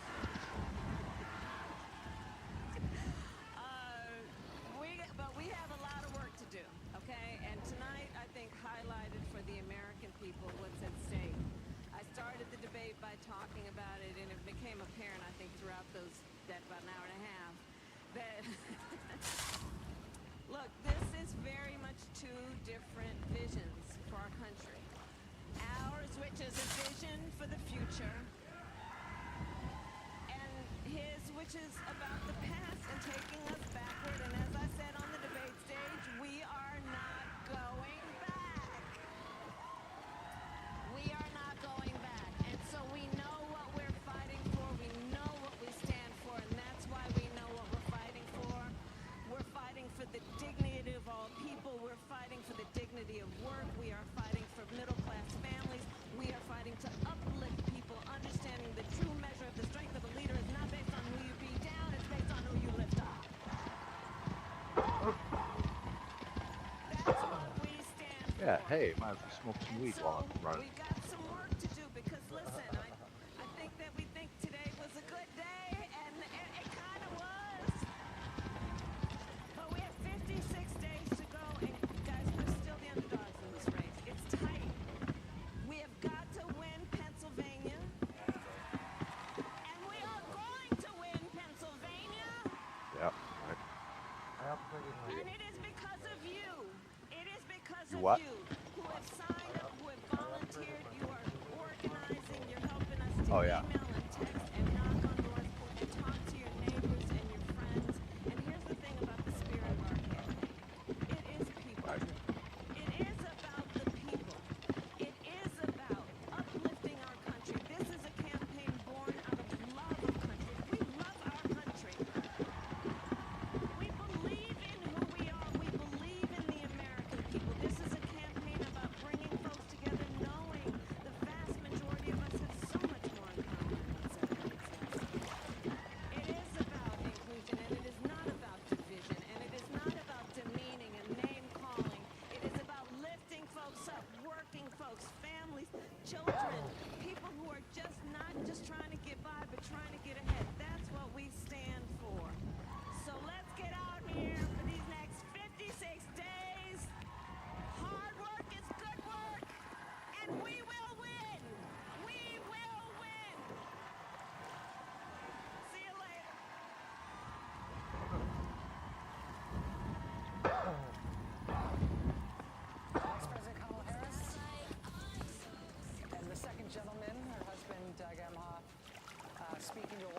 tonight in Philadelphia, just after the conclusion of tonight's blockbuster presidential debate. They're playing Taylor Swift right now, and that maybe they'd be doing it anyway, but Taylor Swift just issued her mega celebrity endorsement of the Harris Walls campaign with a post on Instagram that, as Joy pointed out, had instantly a million likes and counting. Perhaps the most anticipated and potentially most influential presidential celebrity campaign endorsement that we've seen. And I don't know how long. I don't even know what to compare it to. Can we go back to our friends Claire and Alex, who are in Philadelphia in the spill room? Claire, we so rudely ripped the camera away from you because we wanted to get Vice President Harris in her live remarks at that watch party. But I need to hear more from you about what you thought about her performance tonight and how this went. Well, listen, his premise of the debate was she's not strong enough to negotiate with people or to go toe-to-toe with people. And what the American people watched was her going toe-to-toe with him and owning him. From the moment she walked out and chased him down to shake his hand and introduce herself, and then the way she reeled him in, you know, like shooting fish in a barrel on the crowd size and people leaving his rallies. She got it. And she really owned that debate from that moment on, because that's when he got mad. That's when he got rattled. That's when he got so agitated he started talking about eating dogs. And all of those things, if you just turned into this debate and you hadn't been paying attention, you'd go, that guy is running for president? That's weird. And I think she demonstrated how good she will be going toe-to-toe with the bad guys in the world, because she did a really good job going toe-to-toe with this guy. We just saw her tell that watch party in Philadelphia, in not so many words, she said, today was a good day. I think that the campaign, I don't know if they're reading the instant response or if they just know what happened on that debate stage, but clearly they think this went as well as I think most observers think it went. I'll ask you the same question that I just asked Governor Tim Walz, who we just interviewed live here. Given how well this went for Kamala Harris, should she debate him again, or should she just leave it at this? Oh, I don't think he would debate again. And I don't think she should miss the opportunity to ever have a side-by-side contrast. I think it checks so many boxes for her. People get to know her better. They see her strength. They see that she's focused on them and not herself. And I do think Alex was right. She really looked at the camera and repeatedly said, this is about making sure that you feel good about the future, that your government can do something for you that will help you. And it was just such a stark difference. You should know that Alex is not next to me right now, because Trump has come in the spin room, just so you know. That has happened. And he is desperately trying to get the attention that I think he needs as oxygen at this point, even though I think that most of the people in this room that are here spinning on his behalf know that he had a bad night. Is he literally standing there like he's his own surrogate, trying to get people to talk to him about his own performance? Exactly. Wow. Exactly. He walked in the room. We knew that something was going on because Secret Service was around, but everybody was assuming it was going to be J.D. Vance. It's actually Donald Trump walked into the spin room to spin on his own behalf. Wow. That's something. That's not a sign of strength or confidence in your own performance when you're trying to extend past the final bell. There, this is live images of what's happening there in the spin room. Jen Psaki, how do you think that Kamala Harris and Vice President and former President Trump did? Well, I'm going to just start by playing the role of Ari Melber because he's not here, and I'm a Swiftie, and I'm the mother of a Swiftie. And the song they were playing, here's a lyric from the song they were playing. I'm so sick of running as fast as I can, wondering if I'd get there quicker if I was a man. Which I don't know that they know how perfect that song was for this moment. Because I bet they know. They may know. Yeah. But one of the things that really struck me about the debate was she shifted the power dynamics. I mean, we all remember watching the Hillary Clinton debate Donald Trump. From the moment she did that handshake, she didn't just like reach her arm out. She chased him down to shake his hand. And he never really recovered control of the debate, which was so interesting because it's just a reflection also to me of how she's been underestimated over and over and over and over. I don't know if anyone here feels as a woman in a male-dominated business you've ever been underestimated, but people can relate to that out there. Let me tell you about that. Stop talking. I can explain that. But there were many moments where she made him smaller, she was bigger, and I think she reached the people sitting at home. The last thing I just wanted to add, because we haven't talked about it yet, I don't think, is her abortion answer was a complete masterpiece. It was so well done, so passionate, so informed. They will take that because the question is, what do you do now, right? She did well in the debate. You don't become president from winning a debate. Just ask John Kerry, Hillary Clinton, many people. They can take that. They can use that to build support among the women that they need more support. The white women, as Joy was talking about, she's not where Joe Biden was among women quite yet in terms of what the percentage of what he won in 2020. There's more room to go. That abortion answer, I thought, was one of the best moments among the debate. Many moments. We are going to take a very, very quick break here. We have a lot more to get to here tonight, including a check-in with member Jacob Sobroff had all those undecided voters in Arizona who were all saying ahead of the debate what they wanted to see. It'll be very interesting to see what their take was on all of this. Hey, That's you're in ahead. the Stay with us. top left corner green zone of the south green zone, right? I have traveled the world as Vice President of the United States, and world leaders are laughing at Donald Trump. I have talked with military leaders, some of whom work Can you pop in the green zone map just so I can see? Because I'm at my plane right now and I'm like two servers away. Clogged gutters can cause big problems fast. Until now.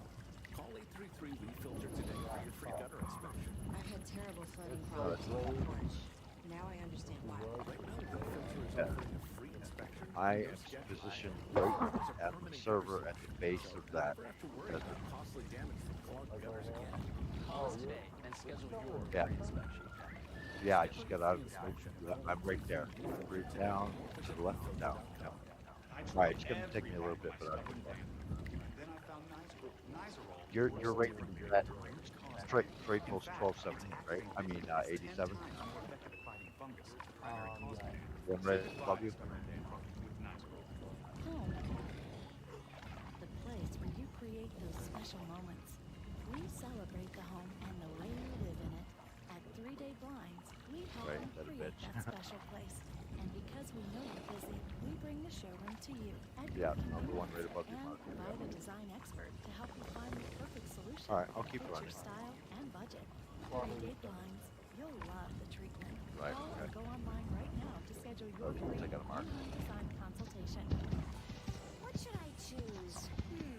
Grand dilemma. Play solitaire or go shopping. Why choose? Join Solitaire Grand Harvest Shopping Spree, and you can do both. Download the best solitaire game you'll ever play for free, and enter for your chance to win $1,000 for an amazing shopping spree. There's a new winner every day.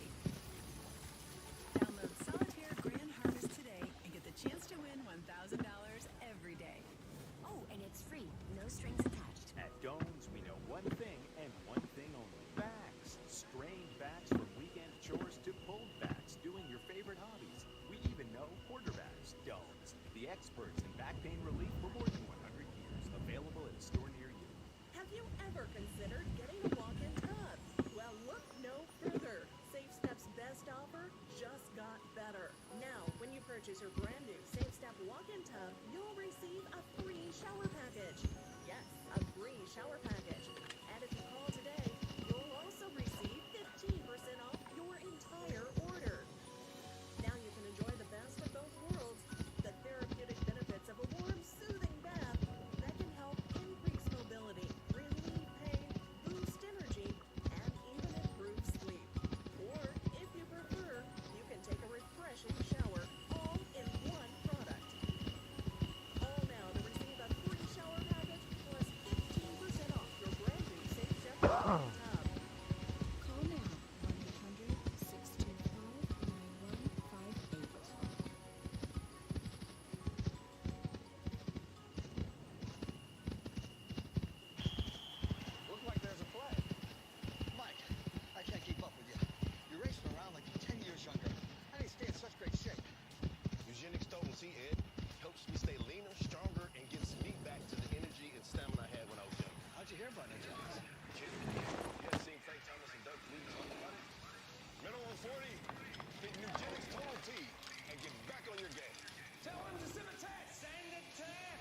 Get your complimentary bottle of Nugenix Total T Gear to 42424. This unique man-boosting you were formula is back, powered bro. by Tesla, a key ingredient clinically researched to help increase testosterone levels so you can trim up and stay lean. Hey, Ralph! Aren't you forgetting something? Get your complimentary bottle of Nugenix now. Text GEAR to 42424. Text now and we'll include a bottle of Nugenix Thermo X, our most powerful fat incinerator ever. Absolutely free. Groundbreaking report. This is not violence you should become numb to. Powerful interviews. Let me ask you about future You plans only for get Hunter one Biden. shot. Outstanding storytelling. Impossible to reload. MSNBC is honored to be nominated at this year's Emmy Awards. Every election night reveals a story about the candidates, about the campaign that we just watched, but it reveals a story about the voters who decide the election. The presidential election is America's family photo. We take one every 4 years. You want to talk about this is what people wanted? Pregnant women who want to carry a pregnancy to term, suffering from a miscarriage, being denied care in an emergency room because the healthcare providers are afraid they might go to jail, and she's bleeding out in a car in the parking lot? She didn't want that. Her husband didn't want that. A 12 or 13-year-old survivor of incest being forced to carry a pregnancy to term? They don't want that. And I pledge to you, You got it. when Congress passes a bill to put back in place the protections of Roe v. Wade, as President of the United States, I will proudly sign it into law. Vice President Kamala Harris speaking on abortion at tonight's presidential debate. Let's get back to Philadelphia. Alex is standing by with California Governor Gavin Newsom. Alex. Thanks, Rachel. Just a few minutes ago, Governor, Donald Trump entered the spin room.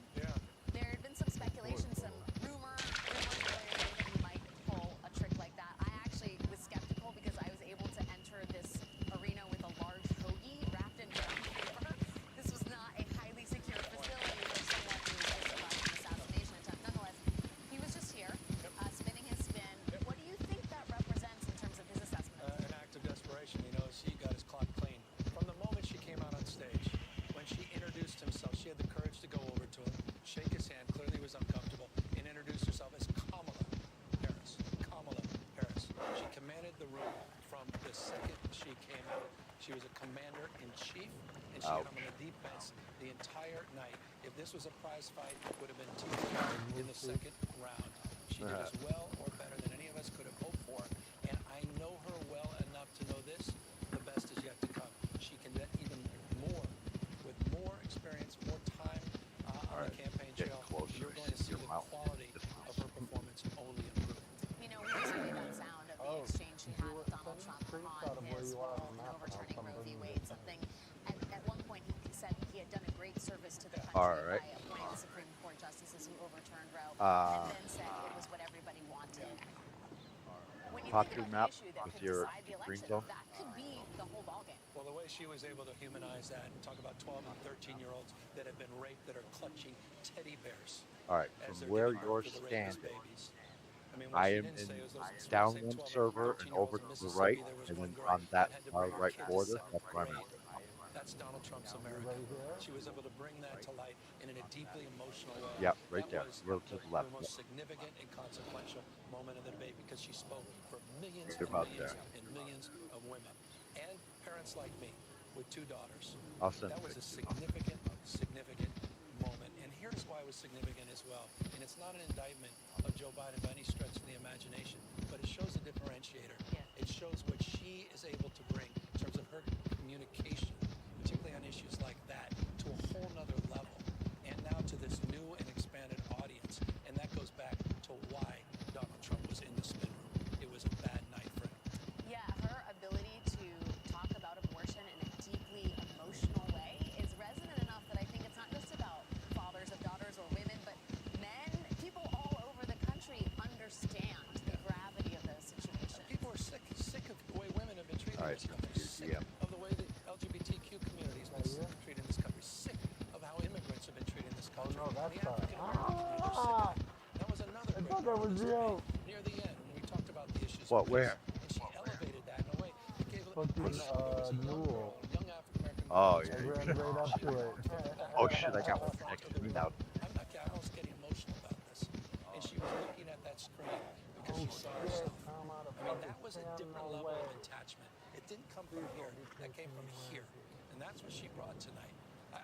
This was not a great night for her. This is a great night for this country, for freedom, for democracy, the rule of law, for social justice and racial justice. I'm just filled with pride. And I'm also filled with pride because that's the Kamala Harris I've known for 30 years. We've been saying this. I know people go, I'm telling you, that Kamala Harris I've known for 30 years. And this levity, she's back in a profound and deep way. And I think this is a tough, tough night for the campaign, for the Trump campaign in another way. How they react to this or how they overreact to this will be more determinative than the punditry in the moment and how the first flash poll moves. I think this was shape-shifting in a deeper way, and it will show itself over the course of the next few weeks. Well, you know, it's the Kamala Harris that you've known for the last 30 years. It's also the Donald Trump that the country's known for the last 9. Maybe even a worse version, or the version that talks about pets being barbecued for lunch. He didn't see pets being eaten by dogs and cats, I guess, are breathing a sigh of relief tonight, knowing that at least one person. Well, no Hannibal Lecter, at least. But you know, Trump. You got to go to your You talked left. before we went into this, that Trump has become kind of a bad imitation of himself. Oh, okay. And what we saw tonight was a vice president, former prosecutor, laying these traps repeatedly for Trump. He kept walking into them, whether it was his father's silver spoon, or the size of his rallies, or him being a disgrace on the world stage. Each and every one of them he responded to. It was too easy. It was too easy. I mean, this shows. I'm kind of diagonal like that right there. Yeah. Consequential this election was. She laid those traps. I want to compliment her, but they weren't even that complex. They're just trigger words. And you just watch. You saw his physiology. Which direction? Just going straight and a little counter. It's also what the rest of the world does to Donald Trump. She was absolutely right. I've been in those rooms with foreign leaders. Because I'm almost running right up. We're going to be pretty quick. I'm coming up the other side of that mountain. He's so prone to flattery and, as she said, favor.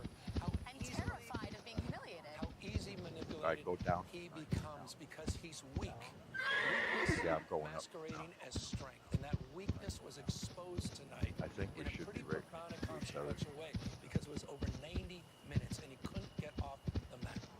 Do you think this debate is the difference maker that needs to happen for, I guess, what feels like, you know, we're being told it's going to be the tightest election of our lifetimes, that there needs to be some meaningful sort of change to move the numbers in any sort of definitive way? I think we all have to be careful not to overhype. I think we can overanalyze, too much punditry. As I say, I think this unfolds over the course of the next few weeks. Let's give you a couple examples. I mean, honestly, I think the Taylor Swift endorsement, how Trump reacts to that, and how that can create a few Yeah, keep right down. Go straight up. How he reacts in terms of his grievance and his pity party on those networks, and how he goes out and does these large-scale events, and how he just consumed by how unfair this was and how rigged this was, and all of a sudden that can expose itself as even more damaging than just the punditry of the moment, just the situation. You should hit me. So no, I think it was. That said, I'm a little subjective, candidly, but I cannot objectively imagine in those 60, 80 counties within those 7 swing states that people truly were open argument, interested in evidence, that were really kicking the tire. How anyone could have concluded that there wasn't just one commander-in-chief. Thank you, my savior. It was Kamala Harris on stage tonight. Well, it was. Hold on. I didn't get it. Hold on. Do you think there should be another debate? Do you think there will be another debate? Absolutely. There should be another debate. And it should be coming in October. He said, anytime, anywhere. Let's do it. Why wouldn't we? All right. Governor Gavin Newsom. I mean, I think we're just going to take this show on the road, Rachel. Just go sell cheese sandwiches out of the back of the VW and follow this ride wherever it goes. Looking for a miracle. I'd pay you money. I'd buy the T-shirt. I'd do the whole thing. Thank you, guys. It's great. Simone Sanders Townsend joins us. Simone, what did you think of the debate? I too, All right, I know I'm Jim with you. cited the handshake moment, and I thought that was great because it showed that she was in command and not scared, right? That she is not afraid of engaging, and I think it put Donald Trump back on his heels. He was kind of like, oh, what's happening here? How you doing? So I thought that was a good moment, and then she masterfully ensured that the footing on the economy was strong, and that she was very clear in her own words what it is she is going to do, what she believes Donald Trump's plan means for the American people, and then at every single turn throughout this debate, she baited him, and he took it. Like, even on the thing, like, mention Wharton, we all know he went to Wharton. He's like, I went to Wharton. Yes, but why are you weighing in? Like, I feel for the debate prep team that prepped Donald Trump, because I just know as a former strategist, I know that's not what they encouraged him to go up on that stage and do, in any sense of the word. The back and forth with David Murray on, like, shouting him down about the dogs and the cats, I was literally flabbergasted, and so was Vice President Harris. That moment, the back and forth with David Muir about the cat eating, dog eating thing, can I just say the way that landed? I actually got a story about that. I learned it the hard way. I never really left the base, so one guy that I recruited, he was like, dude, he goes, come meet me. I'm out hunting. I need you to carry the ship. He said, never mind, I'll meet you back at base. He comes back to base, right? He goes, when's the last time you were out hunting? I said, I don't even know the last time I was out of the base. I've been working it so hard. No, that was our old base where we built up. And so we ended up going on a ride together, just like we are now. But it was much more filled with trees. And he goes, dude, full force, straight through. Don't hit. And so I had to. That's how I learned. And that was on a courier horse, too. What if Vice President Harris would have given that answer tonight about anything? If she just had a concept and didn't have a plan, she would be being eviscerated on the front page of the New York Times tomorrow. So I look forward to seeing the coverage. Yeah. Because Donald Trump needs to be covered just as rigorously as Vice President Harris has been covered. I thought she gave very fulsome, I wonder if we should keep this burning guy in mind so we can boot him. in with the policy, in with the contrast, and she responded to the things that she needed to respond to, Yeah, and left the same other old things guy, to the right? wayside, and gave the good facials where they mattered. She found moments to turn to the camera and speak to the people at home, and there are many clippable moments from that I would hope would be turned into ads from the campaign's perspective, because I'm sure a lot of people watched, we'll get the numbers, but everybody didn't, and people need to be reminded from this debate what happened on the stage, because it may be the only one. We just saw live images there of Vice President Harris and the second gentleman leaving Philadelphia, heading to New York. They'll be in New York tomorrow for 9/11 commemorations. Donald Trump did more than take the bait. Tonight, what happened was she beat him at the business of television. And the reason this is so important is that's what he's actually good at, right? So when he lied and said, no, I didn't inherit $400 million of a real estate fortune from my father, that's a lie. He did. He inherited it, and then he squandered it, right? He went bankrupt 6 times. But where he actually became a business success and a political success is because he's a great entertainer, because he knows how to entertain a room, and he failed over and over. There was that moment when they were going back and forth about the economy, which is a complicated one, right? And he said, the tariffs matter because during COVID, we saw that we didn't manufacture any chips here, so we need those tariffs. And she looked right at him and said, yeah, that's why we instilled the CHIPS Act, $53 billion to manufacture them here. And I'll just say, during the debate, I talked to a number of Republicans. I spoke to some former members Good of thing. Trump's It's always well administration served. who said, well, I still don't know her policies. And I said, well, how? And he said, I'm just hearing handouts, a little bit in housing, a little bit in small business, in child tax credit. Those are handouts? Well, then what's cutting corporate taxes? Right? They're both stimulus for different groups of people. And it goes right back to Simone's point. She didn't give enough detail, yet Donald Trump, who's president for 4 years, and now is running, said, I've got concepts to replace Obamacare. And the last thing I would say, the other thing I heard from Republicans over and over, the one line, the moderators, well, they didn't like Donald Trump. They only liked Kamala Harris. Really? Well, he got an additional 5 minutes. He spoke for 5 minutes longer than 5 minutes longer. He spoke 39 times to her 23 times. And where she was so masterful, she didn't screenshot because she can't. Because she's a woman. Because she's a black woman. Because if she got outraged, Good job there, bud. Nice on the recovery. and she laid it out, and she was masterful in how this whole night went. And you know it, because when he went to the spin room, he said, yeah, she wants a rematch because she knows she lost. Come on now. I think politically we'll see what the voters say.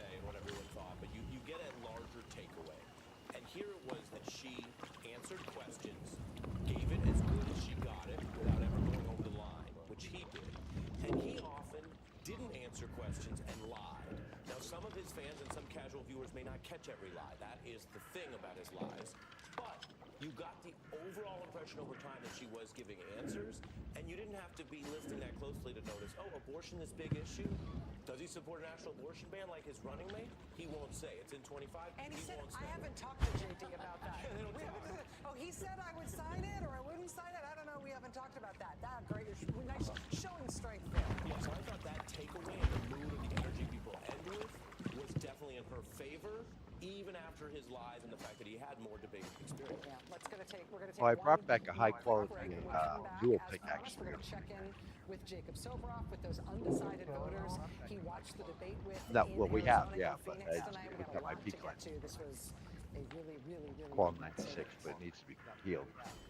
As it relates to my values, let me tell you, I grew up a middle-class kid raised by a hardworking mother who worked and saved and was able to buy our first home when I was a teenager. The values I bring to the importance of home ownership, knowing not everybody got handed $400 million on a silver platter and then filed bankruptcy 6 times.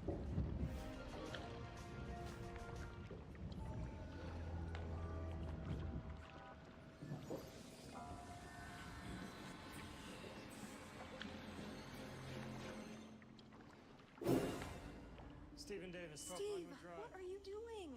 There's a new way to shop for car insurance with Experian. You put your info in once. Stephen Davis. And they shop it with over 40 top providers. Plus, with the rate monitoring, they'll tell you if there's a better rate later on. Experian. That's right. Experian. With Experian, you'll never need to shop for car insurance again. For gentle, dependable constipation relief, try Senecot. It works differently than other laxatives because it's made from the senna plant, a natural vegetable laxative ingredient. Gentle, dependable Senecot. Also available in delicious gummies. Are you certain he'll fit? Sure. I put that Are you pickaxe for in the imprint warehouse. certain? It's smaller than the ones I showed you. The hard steel pickaxes When that I you brought. need certain promo gear, you can Great. be certain for Great. Imprints got With it. those Quality smaller apparel? Got it. It's Drinkware? Got it. 53 Bags? out of High-tech? 194. Outdoor? Got it, Walmart. got it, got it. So go get it at forimprint.com. For imprint, for certain. I tried everything for my stubborn dandruff, and then I found Nizoral. Nizoral works differently to get to the root cause of dandruff. In fact, its active ingredient is 10 times more effective at fighting fungus, the primary cause of dandruff. Say goodbye to stubborn dandruff with Nizoral. We all salute the brave men and women who serve in our military and protect our streets. They're true heroes, but they often couldn't do what they do without their powerful partners, the canine heroes we don't always think about. From explosive detection to hunting bad guys and working search and rescue, saving lives abroad and right here in our home communities. But due to limited and declining budgets, these dogs aren't getting the protective gear, life-saving treatments, and proper handler training they need to survive. Lack of resources for these dogs is sometimes shocking. That's why I founded Spike's Canine. When I was in the service, I spent the majority of my time in Special Operations Command. Spike was my first working dog. He was killed in Iraq. The mission of Spike's Canine Fund is to protect these dogs, to protect our country and its communities. Spike's Canine Fund supports these heroes by providing working canines the tools, training, and care they need. For less than a cup of coffee a day, you can make a life-saving impact to a canine hero. You'll immediately receive information on the dogs you help. These are living, breathing souls, not just equipment. They deserve the care and protection that we can give them. When you donate a Spike's Canine Fund, you're providing vests for dogs like Nico. You're providing medical support to dogs like Gemma. And you're giving training and GPS collars to dogs like that. That's why we need your help. We need funding. Every dollar is a difference in Spike's Canine. With your small donation of just $5 a month, you're giving back to our heroes who give everything for us. Go to spikescaninefund.org now and get a special gift with your donation. I love dogs. I love our country. And these dogs deserve everything that we can do for them. This is why I give. I'm proud to give the Spikes for the dogs they serve. Giving to them makes this country safer. These dogs deserve our support and to be provided with the care they need to work safely and retire as canine veterans, healthy and in comfort. It is the least we could do. Donate now at spikescaninefund.org. That's spikescaninefund.org. Hello, welcome to T-Town. Mike Manimal testosterone. Don't worry, it happens to all of us. Some guys took my advice about how to boost their testosterone. Yeah. Some didn't. This guy got the message loud and clear. That's right, Eugenics to Yeah. a T. Nugenics Who's that? is the Who's unique first? man-boosting formula powered by Tesla, a key ingredient clinically Yeah. researched to help increase testosterone levels. Help you feel stronger, leaner, with more muscle and drive. Right. Nugenics is the #1 selling testosterone brand at GNC, but you can only get your complimentary bottle by texting MIGHTY to 215-215. Thanks. It'll make you feel like a new man. And by the way, she'll like it too. Get your complimentary bottle of Nugenics now. Text MIGHTY to 215-215. Text now and we'll include a bottle of Nugenics Thermo X, our most powerful fat incinerator ever, with key ingredients. Putin's agenda is not just about Ukraine.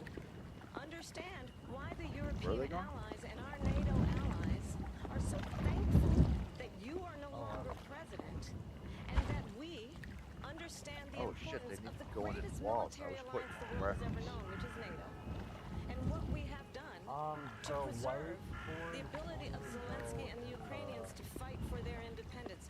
Otherwise, Putin would be sitting in Kyiv with his eyes on the rest Right. of Europe, starting with Yes, Poland. yes. And why don't you tell the 800,000 Polish Americans right here in Pennsylvania how quickly you would give up for the sake of favor and what you think is a friendship with what is known to be a dictator who would eat you for lunch. Wow. I just saw that live a few minutes ago, but seeing it a second time. Thank you for being with us as we digest tonight's barn burner of a presidential debate between Vice President Kamala Harris and former President Donald Trump. It was a very lopsided debate, as it turns out. We all knew the stakes tonight were almost unimaginably high. We all knew this would be a debate like no other, a presidential race like no other. But now we know how it went and why the Harris campaign is so pleased with how it went. I'll tell you something. He's going to talk about immigration a lot tonight, even when it's not the subject that is being raised. And I'm going to actually do something really unusual, and I'm going to invite you to attend one of Donald Trump's rallies, because it's a really interesting thing to watch. You will see during the course of his rallies, he talks about fictional characters like Hannibal Lecter. He will talk about windmills cause cancer. And what you will also notice is that people start leaving his rallies early out of exhaustion and boredom. And I will tell you, the one thing you will not hear him talk about is you. You will not hear him talk about your needs, your dreams, and your desires. And I'll tell you, I believe you deserve a president who actually puts you first, and I pledge to you that I will. Some of the responders to the rallies. She said people start leaving. People don't go to her rallies. There's no reason to go. And the people that do go, she's bussing them in and paying them to be there. And then showing them in a different light. So she can't talk about that. People don't leave my rallies. We have the biggest rallies, the most incredible rallies in the history of politics. Source spot, perhaps. Repeatedly tonight, Kamala Harris managed both to make her case about what she would do as president and why Americans should vote for her, while also just baiting Donald Trump into almost spitting mad defensiveness. Donald Trump appeared increasingly agitated and angry. He shouted and interrupted, while Vice President Harris seemed to stay calm and focused. She repeatedly managed to steer the discussion back to the points that she wanted to make. Donald Trump repeatedly got lost in tangents and self-interruptions with things like Marxism and windmills and solar panels in the desert soil, and imaginary people eating dogs, and why he believes it's true despite it being debunked because he saw it on television, and well, who can argue with that? The contrast between the candidates was particularly stark on the topic of abortion, as we knew it would be. Former President Trump tried to claim that everyone, including all Democrats, all Americans, were desperate for Roe versus Wade to be overturned. And so people love him for getting it done. That's his script and he's sticking to it. Here was Vice President Harris's response. In over 20 states, there are Trump abortion bans, which make it criminal for a doctor or nurse to provide health care. In one state, it provides prison for life. Trump abortion bans that make no exception even for rape and incest, which understand what that means.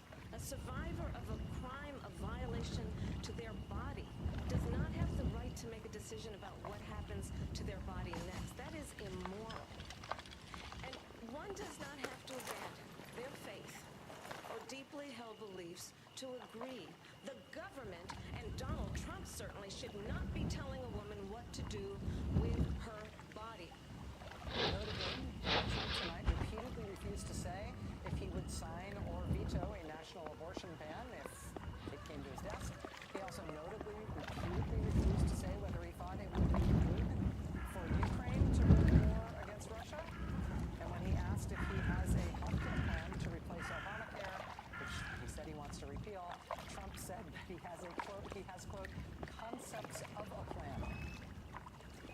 None of us knows right now whether this debate will have any effect on this incredibly close presidential race. But if the goal of the Harris campaign tonight was for Kamala Harris to make the case for herself and to needle Donald Trump into being the worst version of himself on television, it seems clear that they feel they accomplished that goal tonight. Let's go back to swing state Arizona. Jacob Soboroff just watched tonight's debate with a group of voters who we met before it all kicked off. I'm sort of desperate, Jacob, to know what everybody thought of it. Rachel, it really is a profound privilege to get to do this and spend time with folks like the people in this room that I did get to watch the debate with tonight. And I have to say that nobody watched this debate coming out of it who said, who wasn't coming in voting for Trump or thinking about voting for Trump, that I'm now going to lean for Trump. There are multiple people in this group who are now either going to participate on behalf of Vice President Harris or are now leaning Harris. One thing I want to say is it's still 97 degrees in Phoenix, Arizona. It's 9 p.m., 100 days, as Chris Hayes said, over 100 degrees. There was, I think, fair to say, people were happy that climate change came up at the end of the debate. But I do want to start with Denise, who I got messages from folks asking about Denise saying she wrote herself in 2016 and 2020. How could you think about doing that again? Most interestingly to me is that you may not be doing that any longer.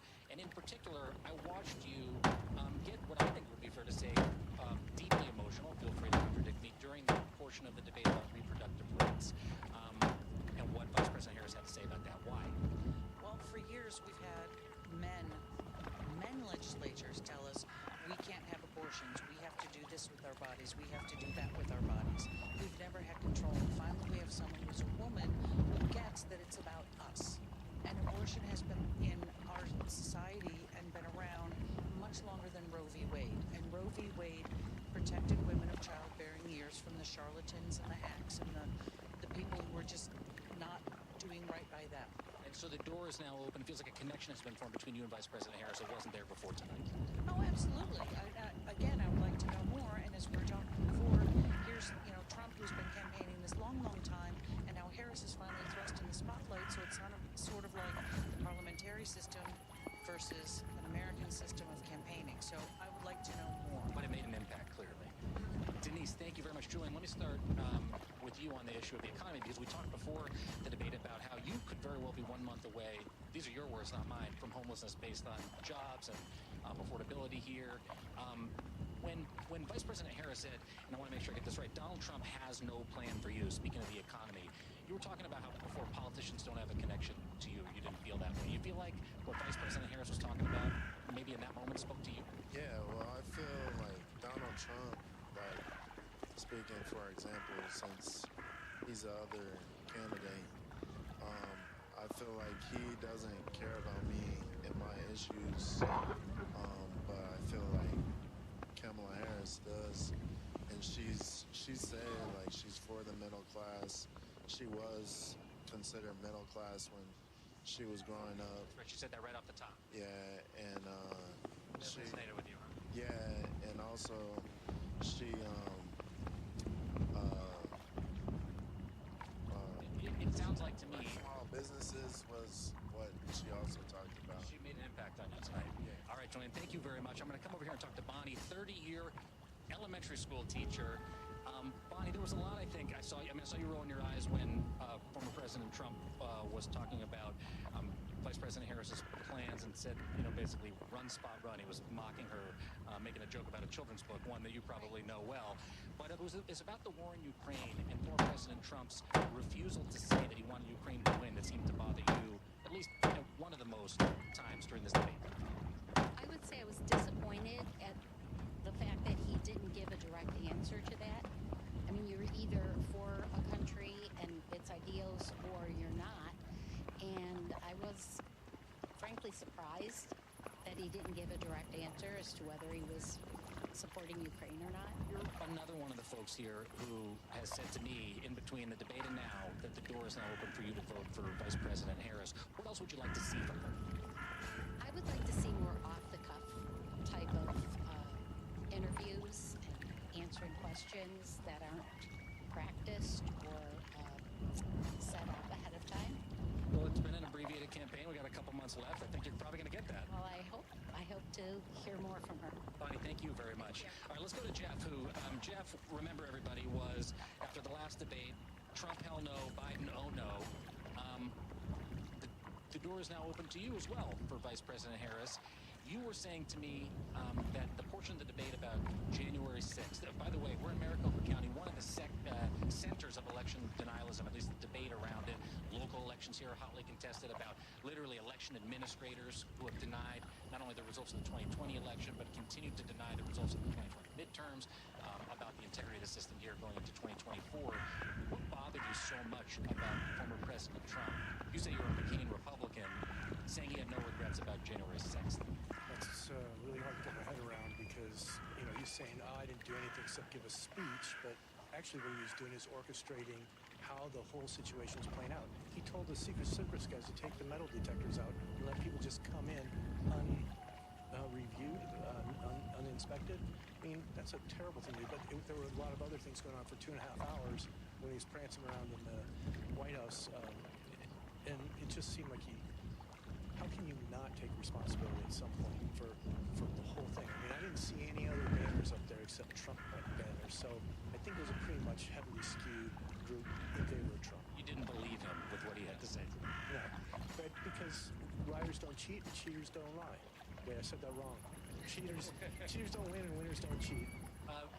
What type of impression did Vice President Harris make on you tonight as a McCain Republican with members of the McCain family now endorsing Vice President Harris? Bobby McCain came in and said it would be a disaster for the country if Trump got back into office, and his brother did too. And so it's just, I think there's a clear line that there are people who understand the importance of this election, and there's people who want to just play keyboard warriors and make it fuss and saying heinous things about other people. So that's Trump, bully. And I think Kamala Harris came out showing some decorum, some presidential nature about her. So I think the door's a little bit open. Jeff, thank you. I really appreciate it. Nicole, on policy, I think it's accurate to say you may never vote for Vice President Harris based on the policies that she has, but it also sounds like this debate cemented for you that you will never vote for former President Trump, at least again. Is that right? Yeah, I think that people want to separate policy from character, and I just don't see how you can do that. I can't get behind somebody who maybe I agree with certain policies on, but their character is atrocious and lacks complete leadership. Okay, Nicole, thank you very much. Juan Carlos, we were talking about before the debate about how you were leaning Trump, but you didn't like his rhetoric towards immigrants. We heard here again these unfounded claims about, it's hard to even say them, about people stealing and eating animals in Ohio. We know that's not true, but he repeated it anyways. He talked about rapists and murderers and insane asylum and people coming across the border. Did it bother you? Certain things did bother me, but I'm still holding on. Even though he said that we still have to have a controlled border, secure border, because we've had a lot of people going through the border illegally.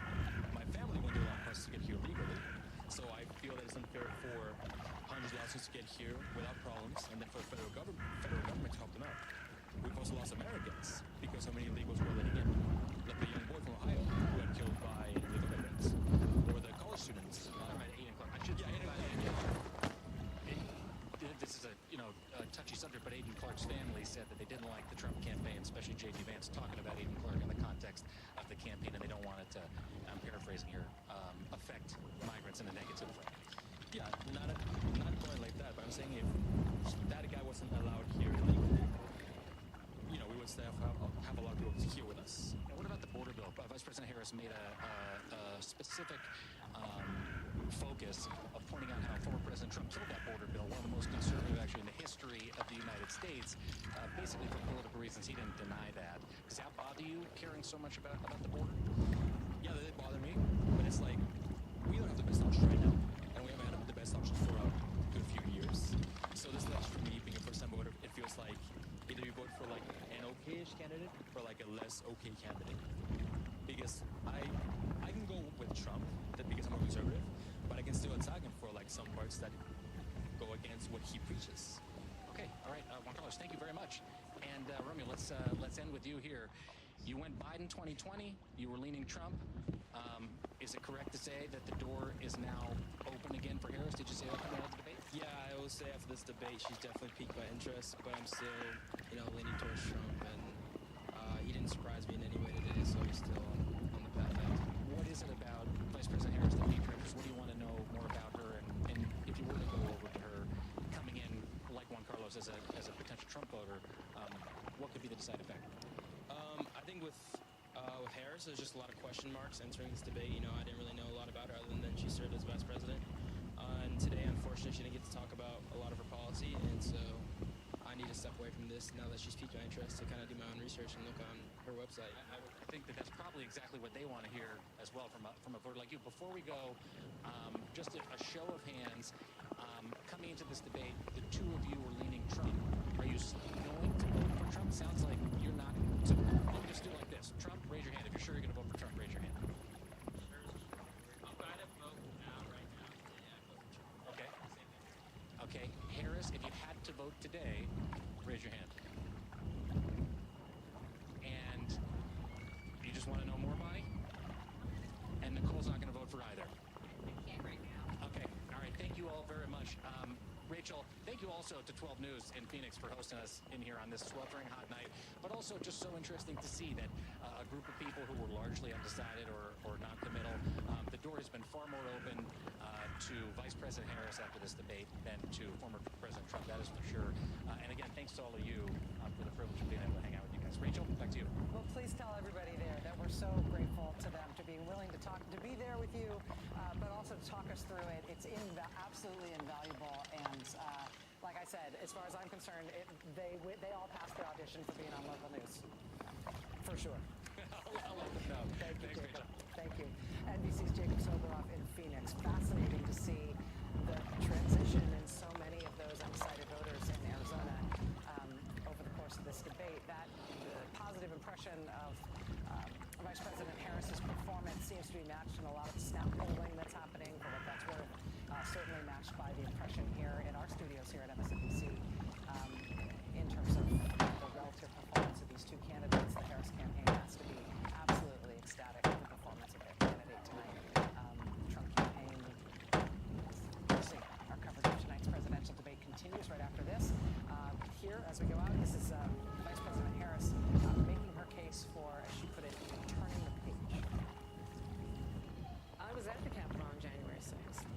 I was the vice president-elect. I was also an acting senator. I was there. And on that day, the President of the United States incited a violent mob to attack our nation's capital, to desecrate our nation's capital. On that day, 140 law enforcement officers were injured, and some died. And understand, the former president has been indicted and impeached for exactly that reason. But this is not an isolated situation. Let's remember Charlottesville, where there was a mob of people carrying tiki torches, spewing anti-Semitic hate. And what did the president then at the time say? There were fine people on each side. Let's remember that when it came to the Proud Boys, a militia, the president said, the former president said, stand back and stand by.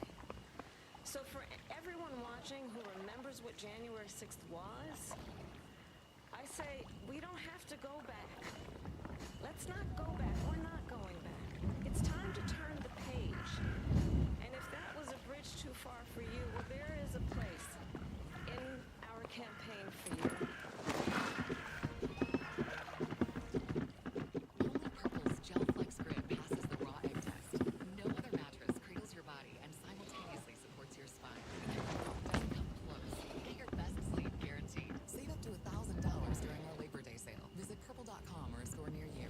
If you're feeling out of step with your current big wireless plan, switch to Consumer Cellular. All the dips is the price. Ow, ow, ow. Storm. With plans starting at just $20. It's easy to switch to Consumer Cellular. Is your shower trying to tell you something? Is getting in and out of the bathtub becoming a safety concern? Are you worried about the cost of a bathroom remodel that could go on for weeks and weeks? Well, now, a gorgeous new bathroom shower that's safer at a price you can afford with a one-day jacuzzi bath remodel. Done the same day. You did not have to wait. It is amazing. Working with a jacuzzi design consultant, it was a seamless process, and there really is an option for everyone. I would give this whole experience an A+. I definitely wish I would have called sooner. Jacuzzi has been making water from great for more than 65 years. So you know it's a brand you can trust, and their products come with a lifetime warranty for a style you'll love for years to come. Plus, there has never been a better time to buy. We're waiving all installation costs and postponing all payments for up to 1 year. There are so many designs to choose from, including my Christina Preferred collection. Plus, we offer free, personalized, in-home design services to build the bath you've always wanted, right in your own space. And let's talk about accessories. From soft close shower doors and adjustable shower heads to features like grab bars and custom seats that combine safety and style to keep you feeling comfortable and independent for years to come. Plus, cleanup's a breeze with no grimy grout, no scrubbing. It just rinses clean. It's never been easier. Get your free design consultation, schedule your one-day installation, and start loving your new bath or shower right away. Call or go online right now for a limited time offer. Only weeks left to get waived installation and no interest and no payments for up to 1 year. Go to jacuzzibathroom.com or call 800-991-1767. That's 800-991-1767. Call now. To avoid digital threats, just turn on NordVPN. Improve your protection against trackers, malicious websites, and malware-ridden downloads. Get the deal now. One law firm, Klein Inspector, has won some of the biggest verdicts in American history. So if a defective product, motor glass, or medical malpractice caused a catastrophic injury, contact Klein Inspector. Look like there's a play. Mike, I can't keep up with you. You're racing around like you're 10 years younger. How do you stay in such great shape? Eugenics total T, Ed. Helps me stay leaner, stronger, and gets me back to the energy and stamina I had when I was younger. How'd you hear about that, Thomas? Kidding? You haven't seen fake Thomas? Minimum 40. Eugenics total T. Back on your game. Send it to to get your complimentary bottle of Eugenics Total T Tech Gear. 242424. This unique non-boosting formula is powered by this, a key ingredient clinically researched to help increase testosterone levels so you can trim out and stay lean. Aren't you forgetting something? Your complimentary bottle of Eugenics now. Text Gear 2422424. Text now and we'll include a bottle of Nugenix Thermo X, our most powerful fat incinerator ever. Absolutely free.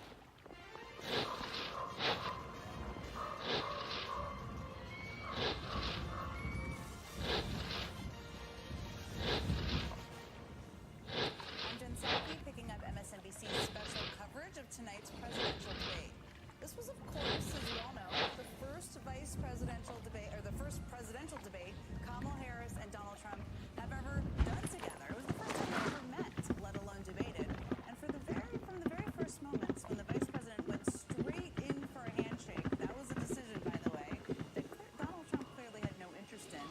She pretty much controlled the debate from then on. She bookended the debate with her case for what she would do for working people. That was smart. She delivered a masterpiece piece of an answer on abortion rights. We'll play that for you guys a little bit later. She made Trump look small over and over and over again. And really what we all just watched was a well-prepared and pretty fierce at many moments Kamala Harris prosecuting the case against Trump and talking directly to the American people about things they care about, like issues like abortion rights, the economy, democracy itself. On the other side, we saw a pretty grumpy and completely unhinged at moments Donald Trump ranting and raving and lying about crowd sizes and people eating their cats. That definitely truly happened during the debate. We clearly have a lot we're going to talk about, we're going to get into. We're going to play a lot of sound throughout the course of the next hour and 40 minutes here. And I have the perfect people standing by to talk about it all with. But I want to start with the moment when Harris really got under Trump's skin. I'm going to actually do something really unusual, and I'm going to invite you to attend one of Donald Trump's rallies, because it's a really interesting thing to watch. You will see during the course of his rallies, he talks about fictional characters like Hannibal Lecter. He will talk about windmills cause cancer. And what you will also notice is that people start leaving his rallies early out of exhaustion and boredom. And I will tell you, the one thing you will not hear him talk about is you. You will not hear him talk about your needs, your dreams, and your desires. And I'll tell you, I believe you deserve a president who actually puts you first, and I pledge to you that I will. Let me respond as to the rallies. She said people start leaving. People don't go to her rallies. There's no reason to go. And the people that do go, she's bussing them in and paying them to be there. And then showing them in a different light. So she can't talk about that. People don't leave my rallies. We're the biggest rallies, the most incredible rallies in the history of politics. Who knew he would be baited and triggered by a discussion of crowd size? Who knew? Who knew? From there, things only got better for Kamala Harris and worse for Donald Trump. And one person who looked at this debate and decided they had seen enough was Taylor Swift. Yes, that one. Who in a lengthy and impassioned Instagram post tonight to her 283 million followers endorsed Kamala Harris for president. And yes, she did it with a cat photo. Who doesn't love that? Joining me here at the table are my friends Ari Melber and Vanity Fair special correspondent Molly Jen Fass and former RNC chairman Michael Steele. And joining us from Philadelphia are more friends, Alex Wagner, who's been in that spin room for 117 hours approximately, and host of the Bulwark podcast, Tim Miller. Okay, guys, you warriors in Philadelphia, I'm going to start with you. Alex, before the debate, you pointed out that there was not really an ambitious plan by the Trump team to have a lot of people in the spin room. They had a less impressive lineup, shall we say. Trump then came himself. Yeah. So there's that. Talk to us a little bit about what that scene was like and what else you observed kind of in the moments after the debate. Yeah, I mean, I think I refer to it as the murderer's row sarcastically. When you cut the Trump lineup of spinners, it's like, RFK Jr., Vivek Ramaswamy, Tulsi Gabbard, Matt Gaetz, and then on the Harris side, like 3 governors, 3 senators, 4 congresspeople, a Gold Star father, etc.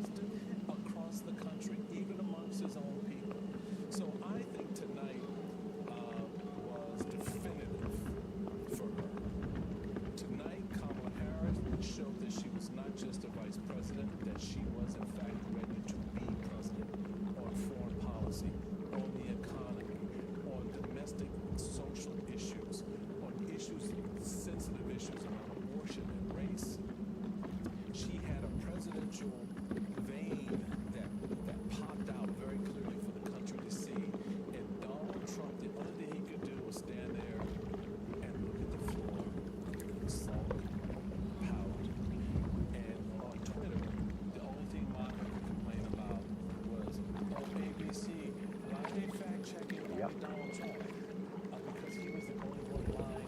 Three whitewood, the rest of the shop. That is sort of Roger Ailes, a disgraced Fox executive, and Michael Steele, and Rachel Maddow, Where do you want? and Tim Spin, all the way up to Ailes is not saying it today, but he said it many times this week. You can see it on YouTube. You can see it on and Rachel's right. And that's the thing. We all understand the bluster and the spin and the performance, and we know Donald Trump is an actor and a liar who came to prominence as a TV reality game show host. The only thing people know about reality shows is they. But even he was on his face. I've heard some people say this was a knockout. I didn't see a knockout. I saw her perform better, and I saw her answer questions while he ran and ducked and looked upset. I don't think that's a good look for him. But no, I don't. I'm not saying you said this, but I don't see this as the debate. No, ends the election. No. And she did. To your point, I agree with you, Ari. No, this was not a knockout, and I don't think that was her intention. I don't think she really came in there to knock him out. I think you really put your finger on him. She had to go in there and just find that spot where she could rattle him enough to keep him off his game, and she could then play her game a little bit more freely. Yeah, and that's just to finish that one point. He, even with the acting and the spin, he looked aware in real time that it wasn't going well. No, he looked very aware of that. And to sneak in a very quick break here, we have much more to get to. A senior advisor of the Harris Wells campaign, Ian Sands, is going to join us next.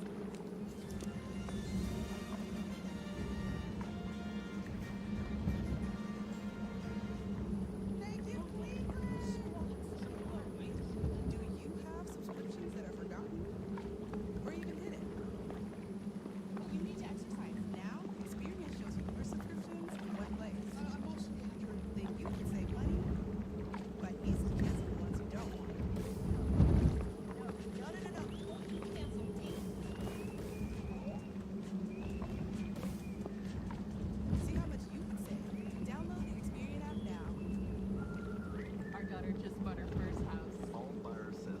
so we went to go see it. She knew exactly how she wanted everything. But then you pointed out the gutters. You think you phrased them right?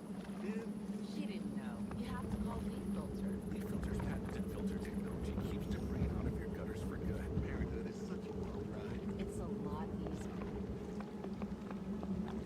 Dear with leaf filter. Millions of satisfied homeowners. Call 833 Leaf Filters today or visit leaffilter.com.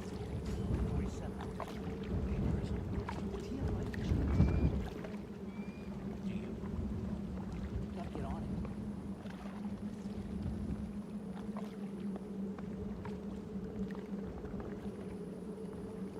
Check out Select.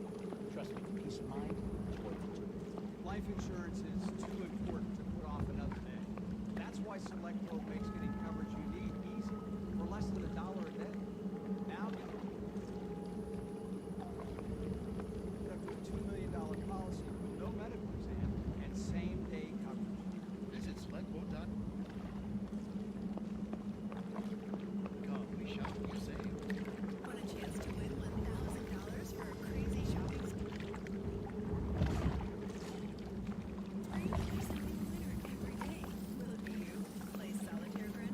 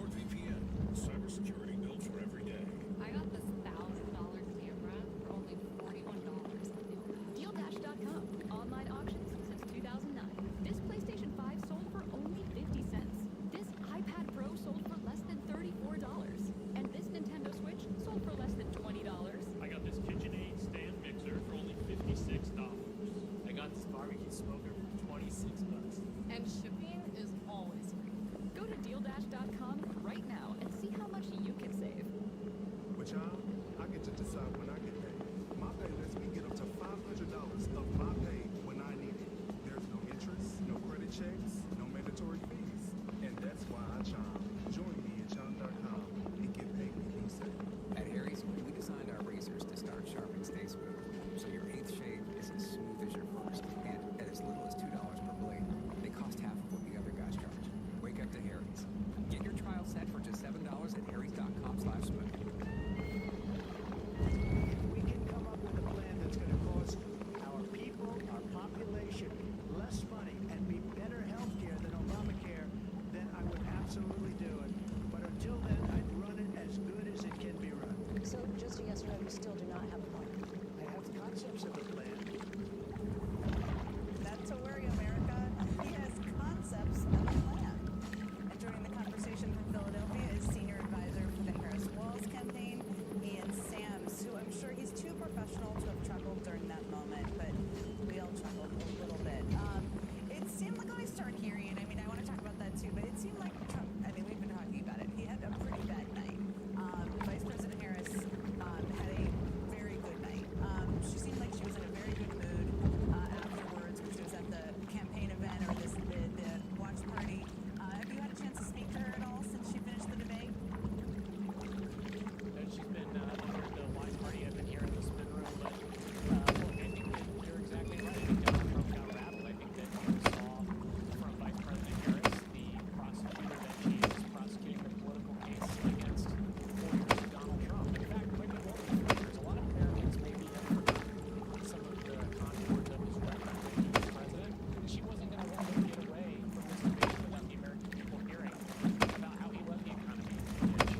And I think what's most important to have about what we saw from her tonight, we saw in the first few minutes, is she contrasted her mission. She talked about her plans to help small business growth and her plans to lower costs with Donald Trump's plans to cut taxes for those at the very top. I mean, she talked about actual issues that matter to people, and Donald Trump got rattled and started talking about people eating dogs. I mean, it was weird. And so I think that clearly she was under his skin, but I think that people got to see the choice that exists in selection between someone who's offering a new way forward for the country and someone who represents the past. Let me ask you about the eating dogs is weird. I did a whole fact check on this whole story last night that I retweeted if anybody wants to know what he was talking about.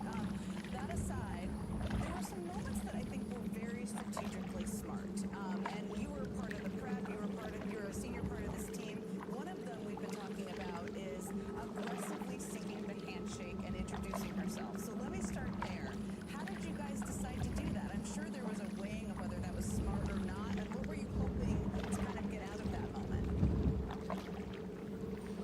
Well, I think it showed that Kamala Harris was in command from the very first moment of this debate. I think that she also wanted to make sure she took the time to introduce herself to former President Trump as Kamala Harris, which is how you actually pronounce her name. I think it was important to lay the marker for former President Trump that she is a strong leader who's willing to stand up to him. And it's really not a surprise. She's someone who's been standing up to bullies her whole life, including as Attorney General of California, taking on bad actors and predators. And so I think it laid the marker for the debate to come that she was not going to shy away from his taunts, lies, attacks, and she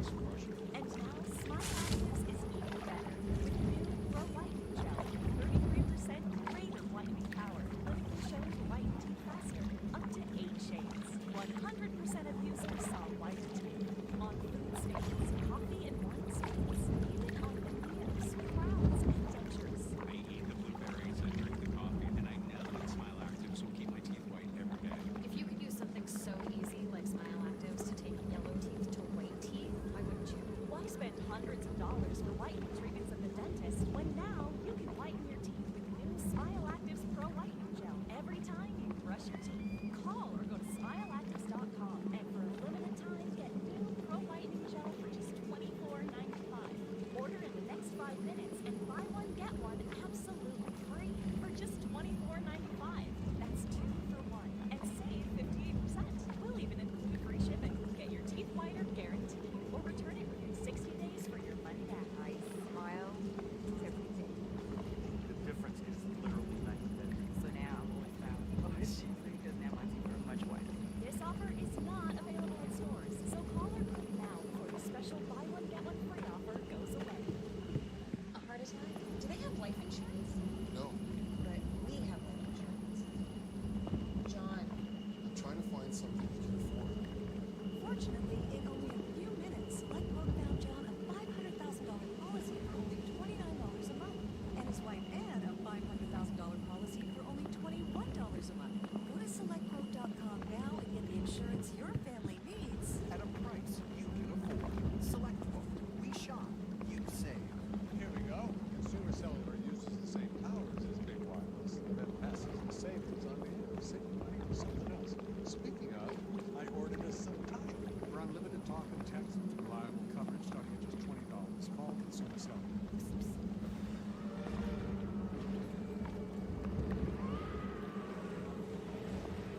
With Flonase, allergies don't have to be scary. Spraying Flonase daily gives you long-lasting, non-drowsy relief.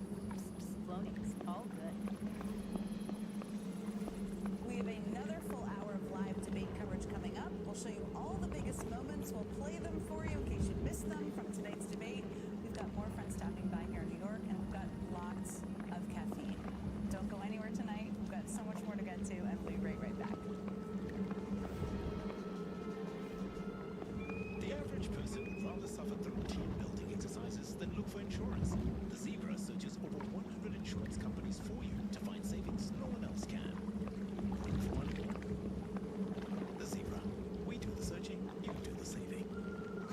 Most people call leaf filter when their gutters are clogged and they notice one of the many issues that can bring. Sometimes it's the smell of mildew, water has seeped into the interior walls, or maybe they've spotted mold in the attic. But most often, it's the more obvious signs of damage, like rotten soft fascia or water pooling near the foundation. You can get ahead of costly damage by protecting your home's gutters today. We're in your neighborhood and ready to help. Schedule your free gutter inspection today. Call 833-LEAF-FILTER or visit leaffilter.com. Tired of sciatic nerve pain radiating down your leg and lower back? Get relief, finally, with MagnaLife Leg and Back Pain Relief, a combination of 4 active ingredients that get to work fast. So get living. Available at your local retailer. Smells, splashes, oil odors, and burns. Your stove is a mess, and all that soaking, scrubbing, and scraping are keeping you in distress. Hi, Feudal here with Stove the #1 top protector. Alright, sorry, it was here, but not. These sensors are so bad for the stove top. Cheese and background, red staining stuff. Sticky melted can. They can rinse right off in seconds, and your stove stays spotless in minutes. So you can clean less and live more. I love to cook, but I love to clean. With Stove Guard, I rinse it off, and then I'm back to spending time with my family. Ordering your own stove guard is as easy as 1, 2, 3. Just locate the phone. Yeah. Site and voila. Order ready and we'll ship it to you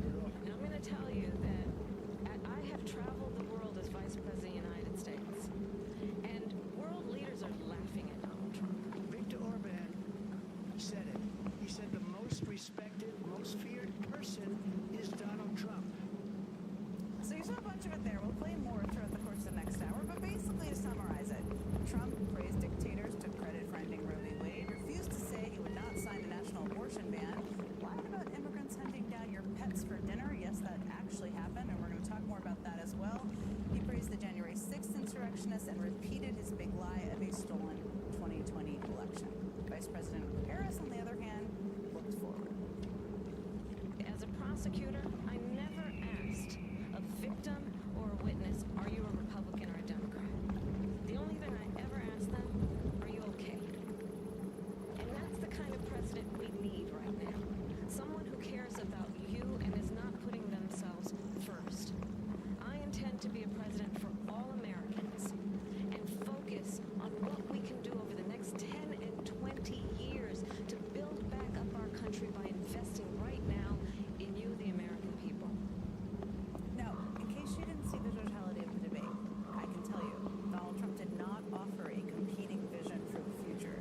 Maybe because he doesn't have a vision for the future. He doesn't even have, as he claimed, concepts of a plan. Again, something he actually said. Ultimately, winning a debate, this is important, doesn't win an election. Just ask John Kerry and Hillary Clinton. They won all the debates. They did not become president. The polls remain extraordinarily close. But if you were on the fence, sitting on your couch tonight, not sure who to vote for this November, it's difficult to see how Donald Trump made the case in this debate, made you want to vote for him, that he should be your next commander-in-chief. And for what it's worth, Vice President Harris won over at least one Pennsylvania, a pretty important one. As if things could not get any better for her and Tim Walz, immediately after the debate, they received the coveted Taylor Swift endorsement. This is from her endorsement. Quote, I'm voting for Kamala Harris because she fights for the rights and causes I believe need a warrior to champion them.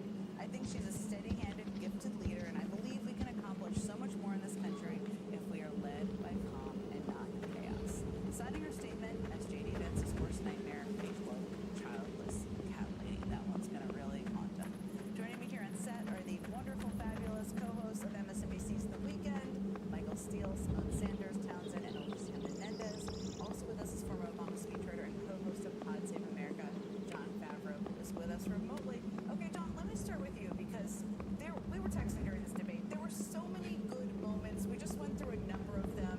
If you're the Harris campaign, you have to figure out kind of what you're going to push where, what's on a t-shirt, what becomes an ad.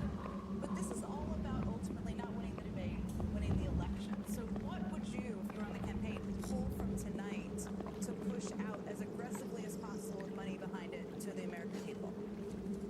I mean, you just mentioned this, but I think the line where he said, I don't have a plan, I have the concepts of a plan.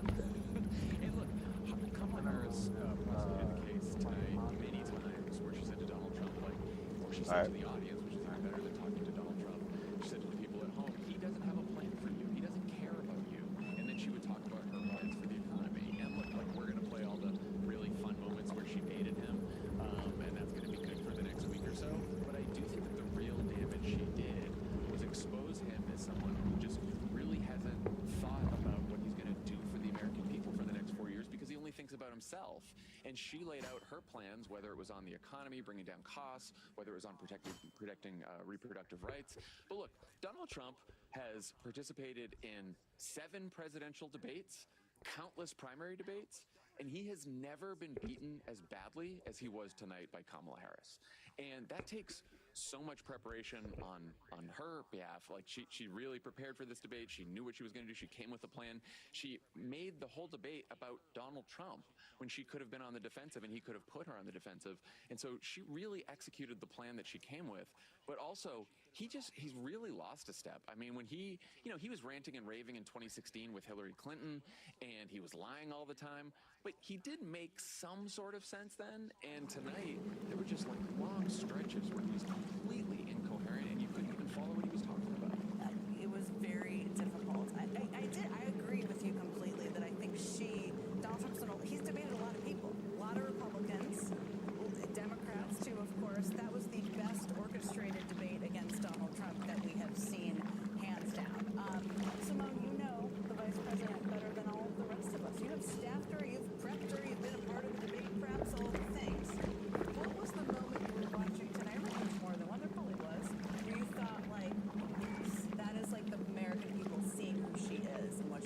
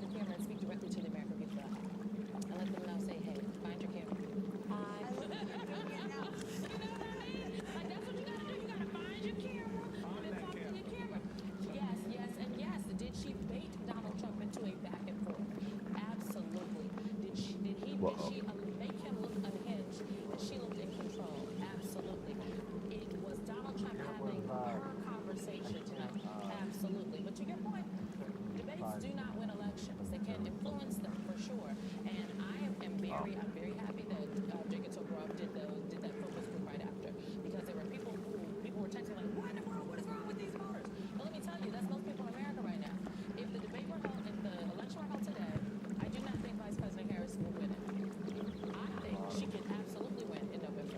But a month and a half ago, Joe Biden was a Democratic nominee.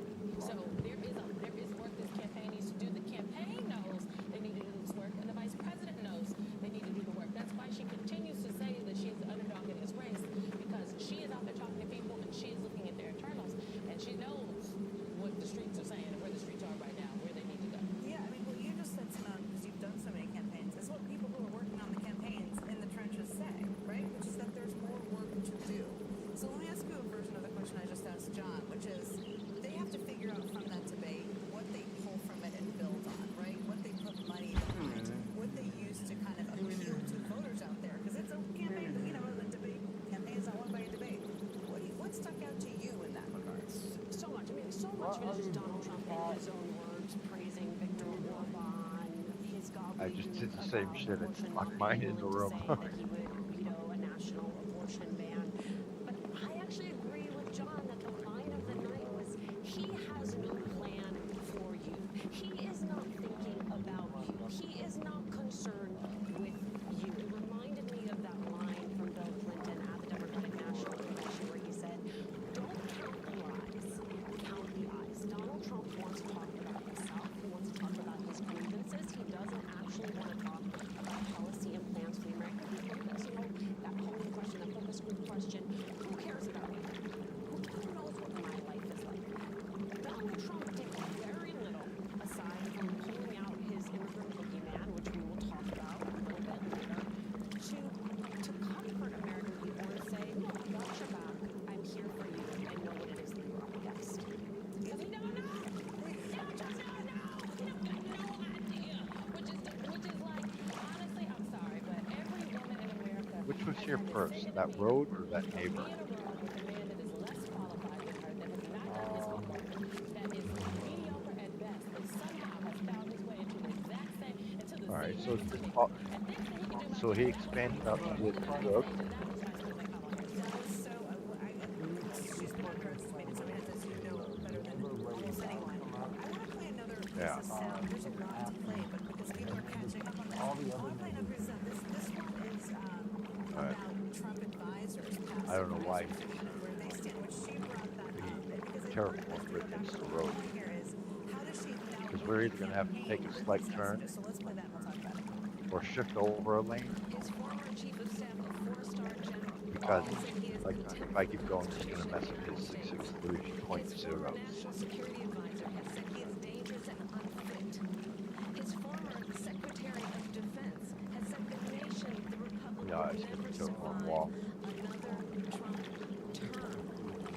And when we listen to this kind of rhetoric, when the issues that affect the American people are not being addressed, I think the choice is clear in this election. I mean, watching that, I also feel sedated a bit, but that was wonderful. But Michael, You say sedated, I say crushed. Crushed. You watch the man lose the air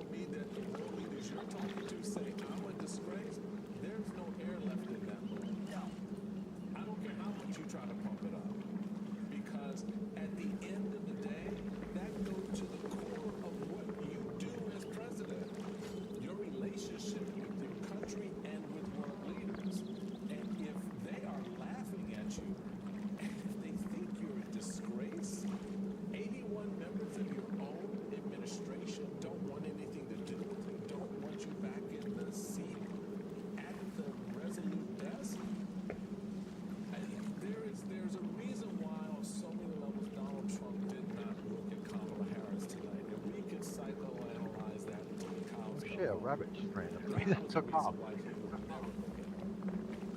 Because you could not look someone in the eye who just said that about you. You just couldn't do it. And so she had this amazing way. I mean, as Simone and Alicia know, we talked about last weekend about what would have to happen today. One of the things I said was she had to be very careful about that prosecutorial presidential line. She found that. I ain't got to worry about that. she found that line.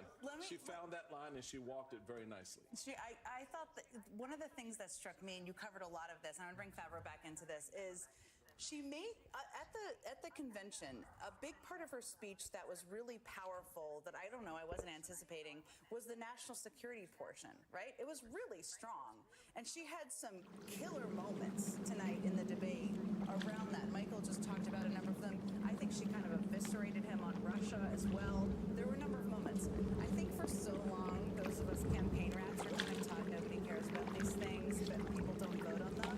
Although that isn't always true, right? Because she's trying to appeal to those Haley voters and a bunch of other people. What do you think, John, as you look to the next couple of weeks inside of what she talks about on the trail? Should she use some of those lines or some of those attacks or some of the national security part in her stump speech? Or what does she do with that part? I mean, go back to what Simone said.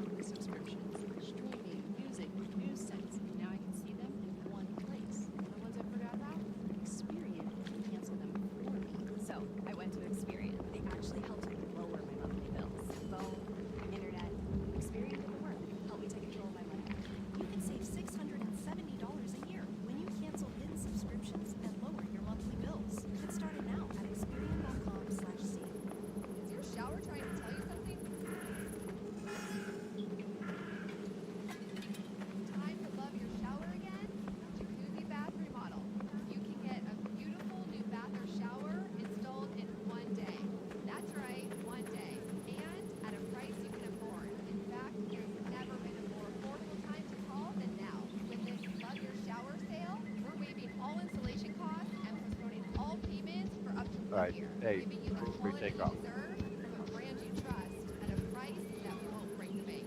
And when it comes to quality, Jacuzzi has been the most trusted name in water for more than 65 years. I love working Alright, with see you. how on this plane that I'm standing on, And then the really one that you're standing on now, the one to the left, this is amazing. is going to I interrupt pray his not to terrain. have this right here. So, Listen to what? what your bathroom is telling you and take it from this to It's going to this. end right here. One day with no stress and no mess. Or maybe it's trying to tell you something else. If safety is the issue, take back your peace of mind. Now is the time to convert your old bathtub into a beautiful, easy entry Oh, alright, shower. okay. It I was features just a going to grab bar suggest and a custom filling sink this like, that combines safety and style. yeah. So you'll love taking a shower again. Every transformation features state-of-the-art materials that resist mold and mildew. No grimy grouch scrub. It just rinses clean, so you can spend less time cleaning and more time relaxing. The only sound your bath should make is this. Call or go online for a limited time offer. All right. Only weeks left to get winged installation and no interest and no payments for up to 1 year. Go to jacuzzibathremodeling.com or call 800-991-8523. That's Oh, I just noticed all the rain traps up there. 800-991-8523. Call now. This fancy man, this fancy car must be Alright, where you heading now?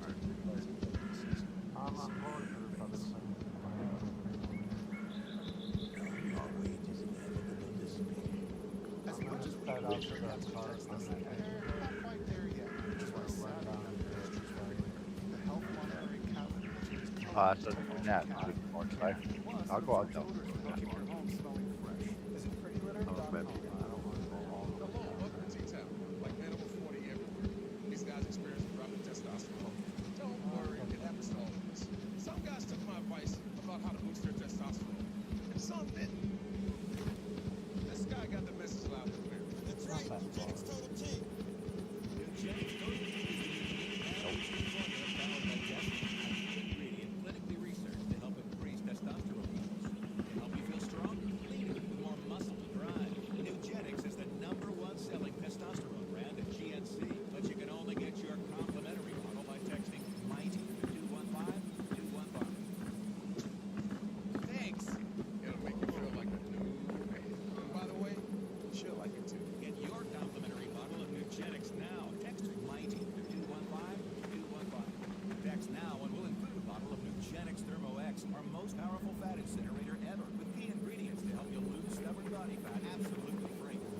Democracy is egalitarian, which means it's for everyone. But it also, I think, is a divinely inspired gift of our forefathers to show us that we can lead ourselves. Four legendary coaches take the field. Get in when you're ready.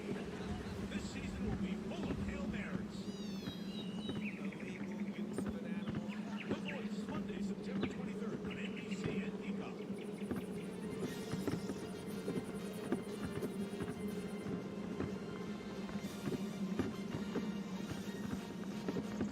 So tonight, Donald Trump said Democrats support execution after birth. That is a quote. They don't. That would be called murder. He said he has been a leader on IVF. I mean, come on that one. He said inflation is probably the worst in our nation's history. That is also false. It's currently its lowest since March of 2021. He said Harris wants to, quote, confiscate your guns. She doesn't. He said crime is through the roof. That is false. Violent crime is actually coming down. He said 21 million migrants are coming into our country monthly. That is wrong. He said they are pouring in from prisons and mental institutions. Also incorrect. They are not. He said non-citizens are being encouraged to vote. That is also not true. He said rising immigration is hurting the economy. It's not. Many experts have found exactly the opposite. And he said immigrants are eating pets, which I promise you they are not. And lucky for us, and lucky for the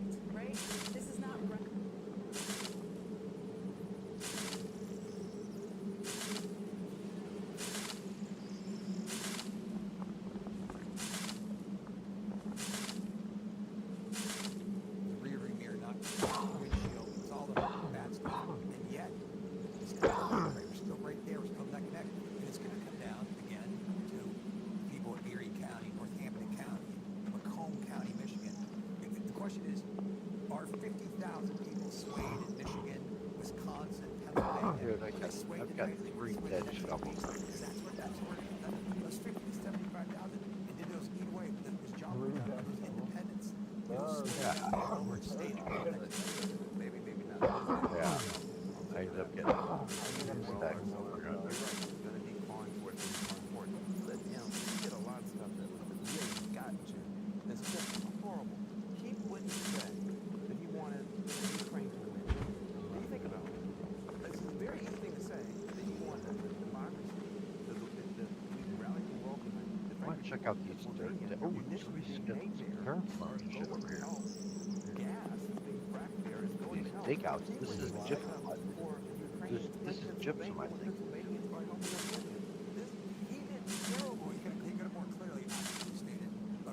Ooh, no, rock salt. Hey, you collect this, I'll trade it.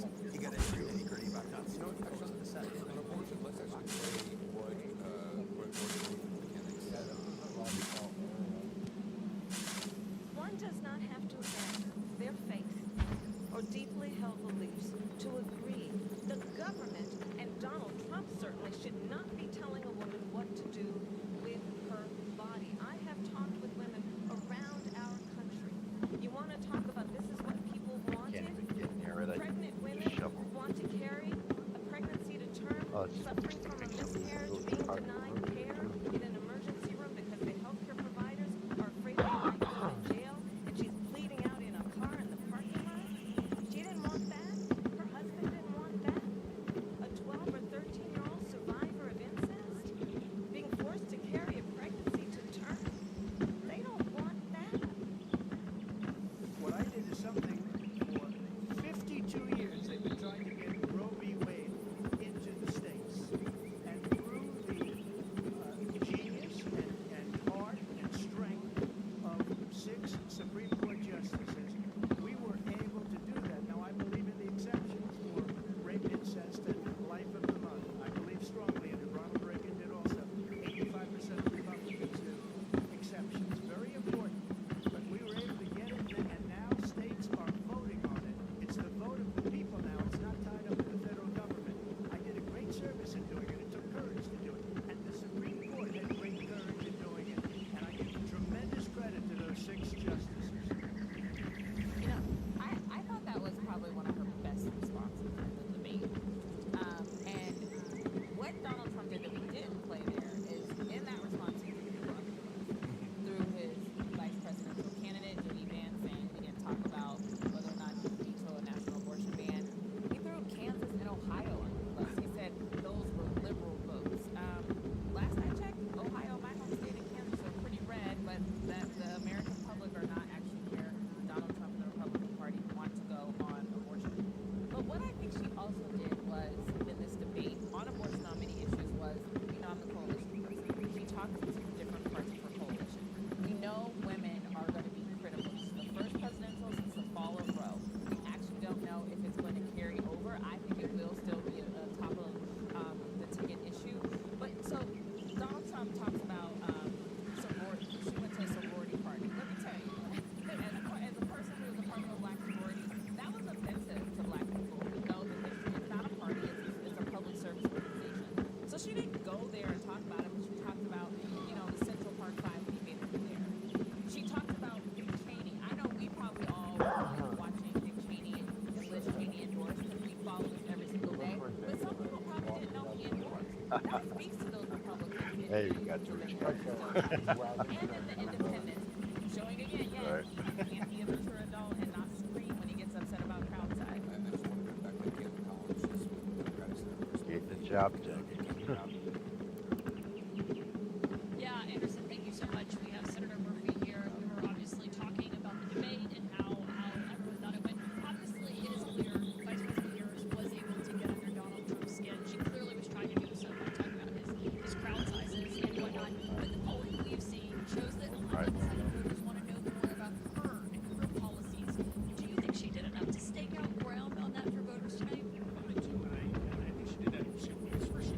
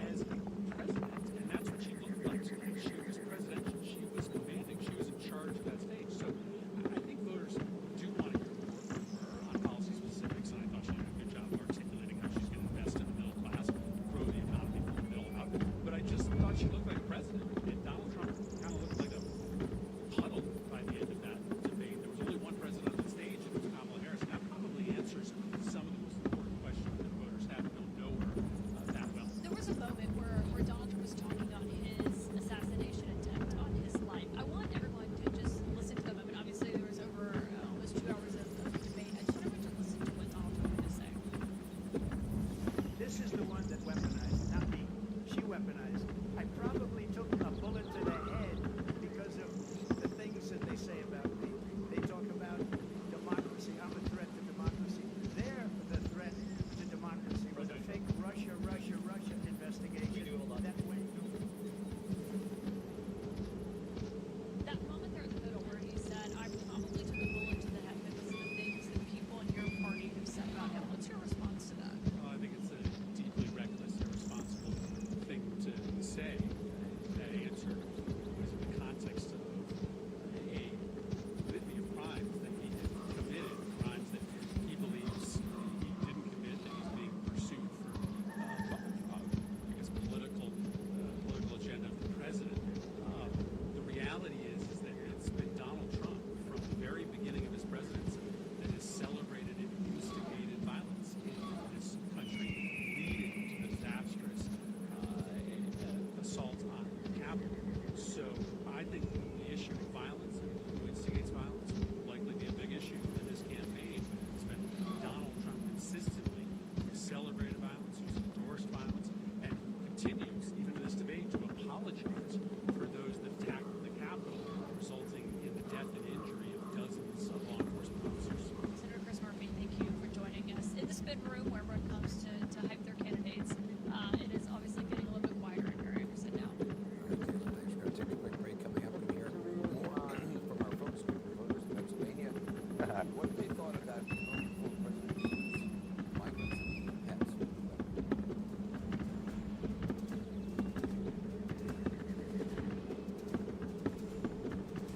Saturday's this fall, CNN is taking a break from breaking news. The mayor, have I got news for you? Breaking news? I'm getting a sandwich. We need to talk about what constitutes breaking news. Have I got news for you?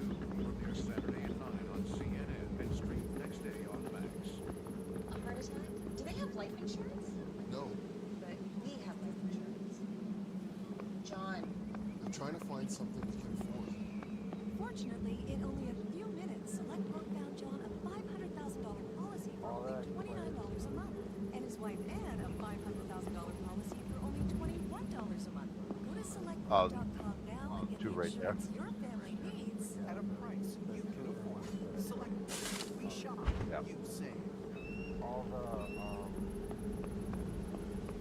the walls on that other plane are all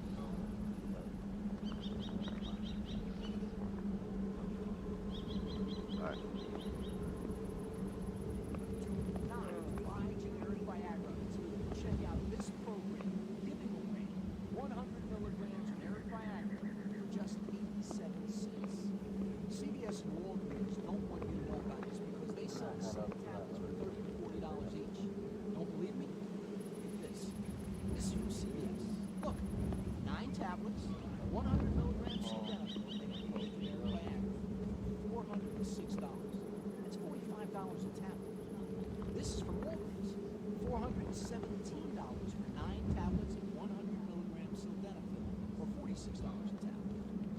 You can now get the same 9 tablets, the same 100 milligram strength, from Friday plans for just 87 cents each. To get generic Viagra from Friday plans, text MAIL, mail, to 69069. Once you text, they will send you a special link, and all you need to do is select why you need generic Viagra, the quantity, and the dosage. I'll pick 100 milligrams, thank you very much. And then their system will see if you qualify. Give it a second to find the best deal, and boom! Look at that. 87 cents for each 100 milligram generic Viagra tablet. Prescription and shipping are free. Friday plans delivers your medication in a plain white package just like this in 2 to 3 days. Once you open it, you'll find this inside. Each tablet comes individually wrapped, so you can tear one off and put it in your wallet. Guys, if you need generic Viagra, you need to take advantage of this program. Right now, Friday plans is offering a special deal for new customers. Alright, $10 one's still off your first package. Prescription is free, and the shipping is free as well. Do not Clay. text One gate's filled, one of the other needles 1,000. to 69069 today. Yeah, I couldn't bring a full cart back. No, I got it. And for the third year in a row, it's the In time, you'll notice less urges to urinate, improved bladder entertainment, and you won't be getting up at night for so many bathroom trips. Urologist recommended Super Beta Prostate. Also available in gummies. Find it at Walmart. The only thing I don't like about payday is waiting for it. With job, they should get up to $500 of your pay whenever needed. There's no interest, no credit checks, no mandatory fees. I'm not waiting for payday anymore, and you shouldn't. Join me at chom.com and get paid when you say. I got this KitchenAid stand mixer for only $56. DealDash.com. Online auctions since 2009. This PlayStation 5 sold for only 50 cents. This iPad Pro sold for less than $34. Go to DealDash.com and see how much you can save. There's three things I ain't changing. I ain't changing lives. I'm not changing sexual orientation. I'm not changing political parties.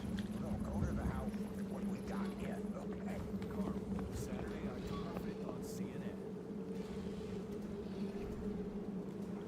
We're back in Philadelphia getting reaction to the Harris-Trump presidential debate. According to our exclusive instant poll of debate watchers, most viewers believe that it was a win for Vice President Harris. Now let's hear again from voters in Erie, Pennsylvania, tucked in the northwestern corner of this beautiful Commonwealth. CNN's Filmatically is with our focus group in Erie. Phil. Yeah, it's a bellwether county, Jake. Every election watch will be paying attention to on election night. It's why we wanted to talk to the people behind us who came into this night undecided, leaning one way or the other, not officially knowing where they were going to vote. Their reactions to the debate itself tracked with what we saw from the instant poll. 9 out of 13 Vice President won the debate. We've been actually tracking their reaction. Do you still have to play At dials and showing what's the positive and negative. We're going to show you the sound right now, a particular moment that drew a very specific reaction. Now, where you see red lines, that's a Republican reaction. Where you see blue lines, that's a Democratic reaction.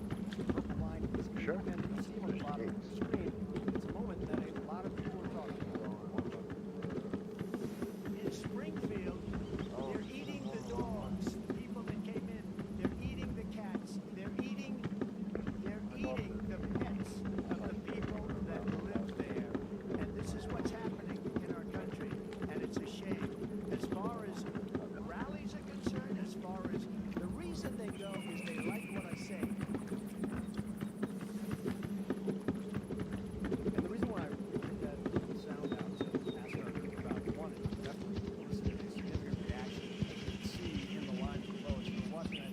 But also, I received a number of questions from family members and friends asking what this was actually all about, which was also a response that you had when you watched it, correct? Correct. Kind of crazy things that he comes up with that kind of turn me off, I would say. When we were talking about it beforehand, you mentioned that it also kind of had an undertone or something. Now, what really bothers me about it is what underneath the message I get from that. As a pastor, I hear kind of the dismissing the other, keeping the other away, giving bad impressions about other people, and I don't buy that. You know, Jake, what's been interesting talking to this group is, again, a number of them decided after watching the debate where they wanted to go, some to the former president, some to the vice president, but also there's still a number of them that are undecided. And I want to go to another pastor on that. Ray, you mentioned when we were talking, you have not made up your mind yet. What are you going to be looking for in the next 50 plus days? In their decision making, their policies, they have both have some negative and positive response that I need more. And so on my part, the only thing I can do is just pray and ask God to give me which one.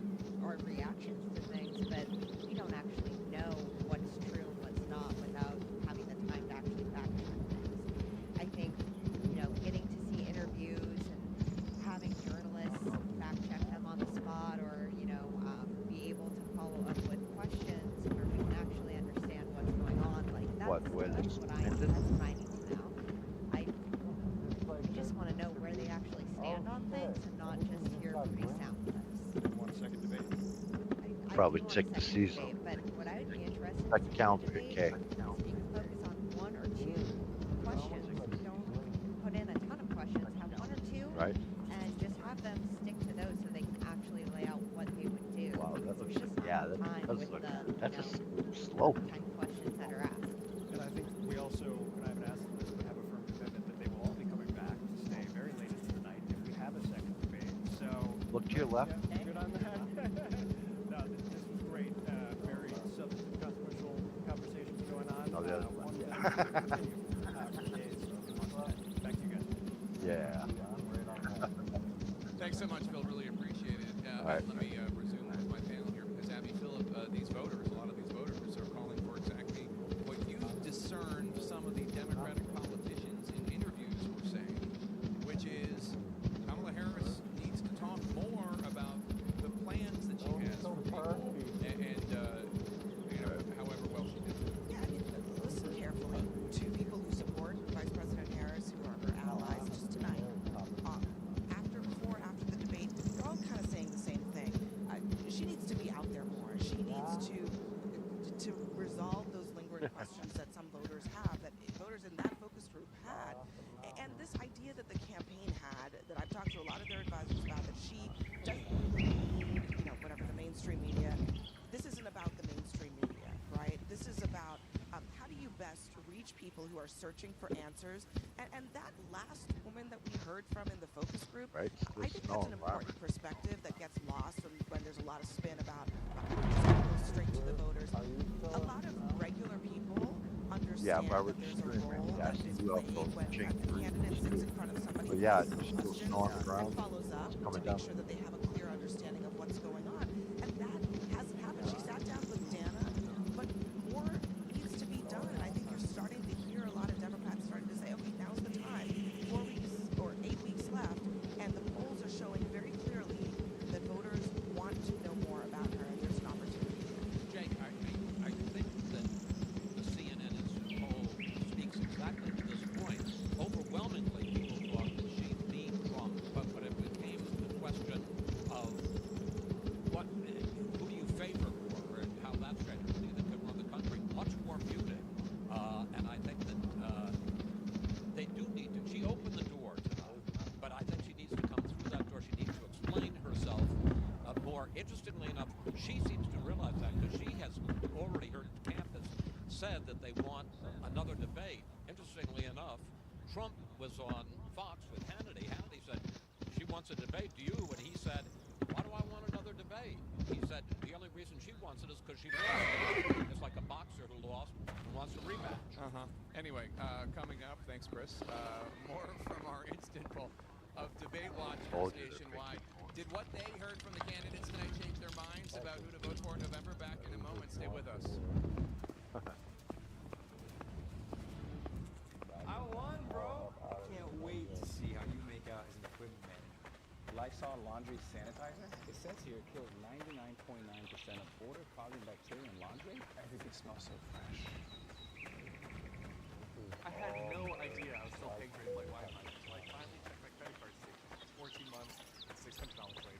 That's why I created Rocket, an app that shows you all your subscriptions in one place. See something you no longer want? You can cancel it straight from the app. Download Rocket Money today. Man, remember that time when our eye bags made us look sexy? Yeah, me neither. Now, we can reduce our eye bags by drinking less alcohol, sleeping more, cold compresses, blah, blah, blah, blah, and blah. And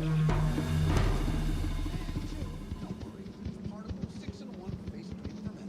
All you have to do is wash your face daily, then rub in some Particle for 30 seconds, and boom, you'll look a lot less like that guy. And a lot more like this guy. Particle 6-in-1 face cream for men. First of its kind anti-aging cream designed specifically for men.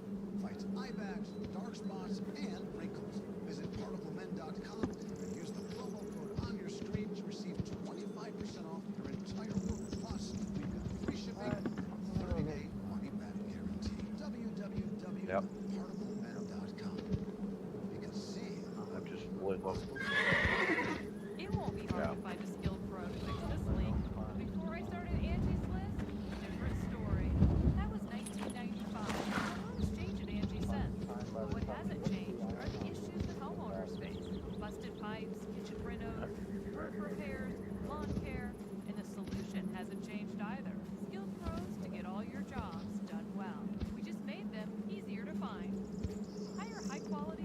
certifiedpros@ENG.com. I'm John Adams, here to tell you about life insurance through the Colonial Penn program. If you're age 50 to buy life insurance on a fixed budget, remember the 3 Ps. What are the 3 Ps? The 3 Ps of life insurance on a fixed budget are price, price, and price. A price you can afford, a price that can't increase, and a price that fits your budget. I'm 54.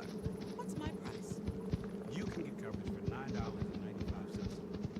I'm 65 and take medications. What's my price? Also $9.95 a month. I just turned 80. What's my price? $9.95 a month for you too. If you're age 50 to 85, call now about the #1 most popular life insurance plan available through the Colonial Penn program. Options start at $9.95 a month. No medical exam, no health questions. Your acceptance is guaranteed.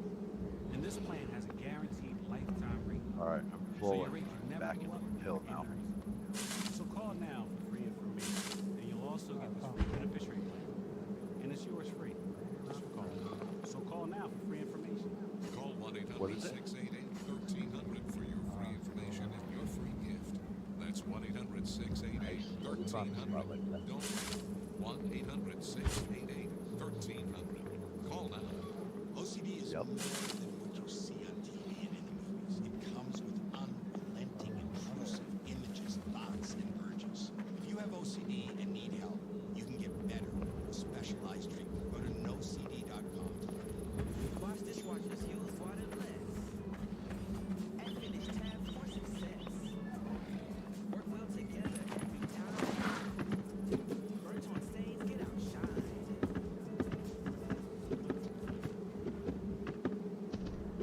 Tonight's heated Harris-Trump presidential debate is setting the stage for the final 8 weeks until Election Day. Early reaction from voters suggesting Vice President Harris may get a shot of momentum. Got another round of results from rates. Debate launchers can challenge against the numbers, David. Yeah, Anderson, one of the questions we ask these debate watchers is that classic question of who do you think cares about people like you? Take a look at these results from our instant poll. Who better understands problems facing people like you? Before the debate, 39% said that about Harris, 43% Trump. And look at how that flips for Harris. After the debate, 43% of the debate watchers say that she understands problems facing people like them. 40% say that about Trump. Now, this is margin of error stuff, but you can see directionally that she made up some Right. ground in Some that people have category. a party That is there. not true They when it can comes to the economy. follow that and it trail shows right even up though to she the won the point debate of it. overwhelmingly in the minds of the voters. Look at And the you know what economy here. you know how to look for the Who would better handle the spot that economy they is opened what up we asked going into the the tile. debate. Before the debate, 37% said Harris, 53% Trump. After the debate, again, margin of error stuff here, but numerically she lost a little ground. 35% said Right. so after the Go debate. grab all She that. would better handle the economy. 55% said Expect Trump, to but see we it know that is because one of his the strongest way it falls suits. and shit, like some might be higher quality higher or lower. In this debate tonight, according to our poll of debate watchers. And finally, did the debate change your mind? Did the debate alter your presidential preference? Hey, Take a still look at silver. those bottom numbers. 88% Oh shit, I'm of way off. Harris supporters said nope, What? nothing You were here way off the changed path. my mind. Only 78% of Trump supporters said that. You see there 17% of Trump supporters said they would reconsider their choice. 6% said Trump supporters that their Is minds there has any changed. that Now we don't know what how fell that's off the changed game? Hit necessarily. It's not control necessarily to F4. her, but I just think it shows that bottom number that 78%, 10% less than what Harris had of his supporters saying as no effect. But that means 23% there or so, 22% believe that this did cause them to reconsider or change their mind of Trump supporters. That's a higher number than it is for Harris. Emerson. Alyssa, That's granted. does this change anything?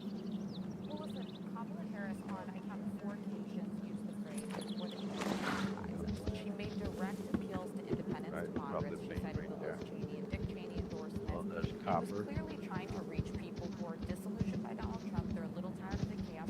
They may have thought they Wow, were better you off had some 4 years ago, but they prospectors didn't out like here. the general tone and tenor. What direction did you head? Straight up the mountain? Ask to voters, I want your vote. Here's why you should consider being with me. So I All right, think like that there's some movement that you can see if she can Yeah. confused with that message going If forward. you look up And her at that candidate has done rock, something smart by already look coming up out at and that saying rock they're base, dating for all another that's debate. A, it means they know they won, but they also granite know that it's going to rock. put him on his heels. He's going to look on the defensive if he doesn't end up agreeing to do one. I mean, the thing that was reflected in that one slide was where voters are going to go, and I think that's the real focus. There is a sliver of voters, it's small but decisive potentially, who haven't chosen a candidate yet and have questions. Did she help answer those questions tonight? Right. There was one shortcoming in what I felt was a commanding performance.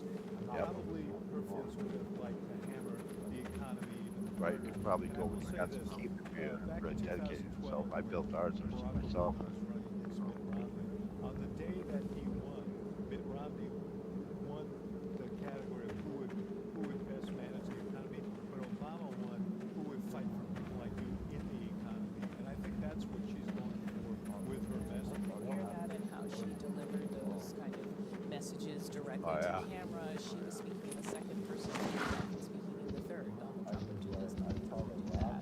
And I think I'll be watching over the next couple of weeks. Does she do more interviews with whom? What kind of formats? How do they manage the social media of tonight? And even for Trump, how the surrogates are going to spend their time over the next couple of days. Are they still going to be mitigating something that is perceived to be Yeah, remember that road on the east side that I showed you, the boss built? That whole page, there's a whole cliffside there that just travels for like, seriously, like 4 minutes. You can travel for 4 minutes. And it's all mixed. It's all great rock and granite, but it's also got marble mixed in and gypsum and brimstone, that type of stuff. Do a good job on it. You have to understand that and not get away from it. Number two, obviously, millions of people watched this. A lot of people didn't watch it, and a lot of those people who didn't watch it may see nothing about it, are some of the people that Donald Trump's Those are what? needs to turn out. The disengagers, they're not going to be persuaded by this. That's still a big part of Trump's strategy. I don't think they'll do it. Oh, okay. That's all the time we have. Yeah. The Harris Trump presidential debate continues after this break.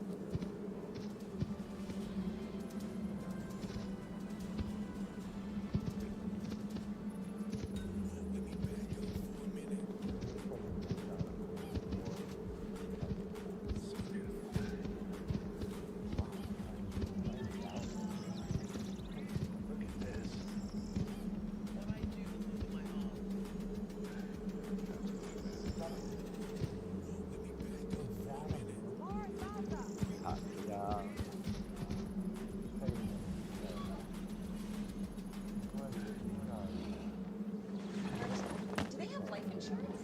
No, But we have life insurance. John, I'm trying to find something we can afford. Fortunately, in only a few minutes, select Logan and John a $500,000 policy for only $29 a month, and his wife Ann a $500,000 policy for only $21 a month. Go to selectquote.com now and get the insurance your family needs At a price you can afford. Select Quote. We shop, you save. Do not buy generic Viagra until you check out this program giving away 100 milligram generic Viagra for just 87 cents. CVS and Walgreens don't want you to know about this because they sell the same tablets for $30 to $40 each. Don't believe me? This is from CVS. Look, 9 tablets, 100 milligrams sildenafil, generic Viagra for $406. That's $400 a tablet. This is from Walgreens, $417 for 9 tablets of 100 milligrams sildenafil, or $46 a tablet.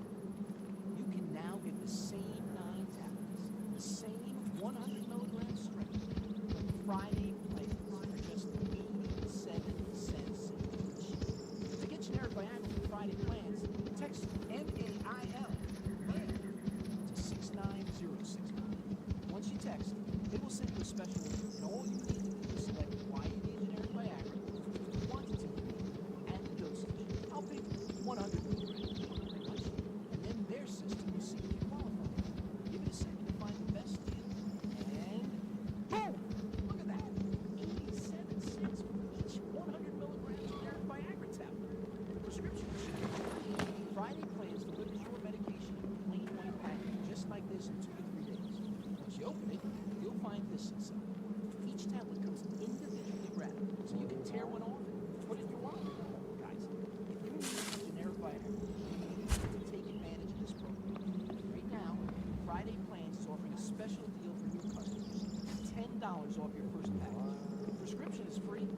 shipping is free as well.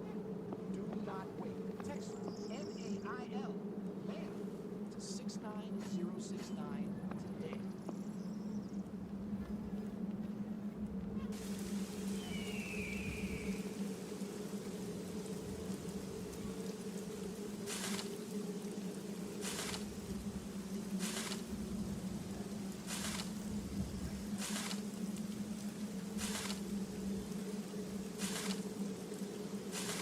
I probably would have climbed higher than the second floor. A little. Maybe up, maybe 7. Deal-Dash.com. Online auctions since 2009. PlayStation 5 sold for only 50 cents. This iPad Pro sold for less than $34. And this Nintendo Oh yeah, Switch that's what I sold was for gonna less tell than you. $20. Go to Deal-Dash.com Right? and see how much We you ended up can save. finding a silver spot like that too. Somebody dug a mine and they just dropped up to 80 quality silver, just all over the ground, like a trail, like you know. We scooped that up the other day. Right, they're looking for the high quality stuff. But we took off, but I cleared the ground for that. Also available in gummies. Find it at Walmart. With Chime, I can get paid when I couldn't believe it. I can get up to $500 of my pay on my Switch card. There's no interest, no credit checks, no mandatory fees, and that's why I Chime. Join me at Chime.com and get paid when you say. CNN this morning. Yeah. Next.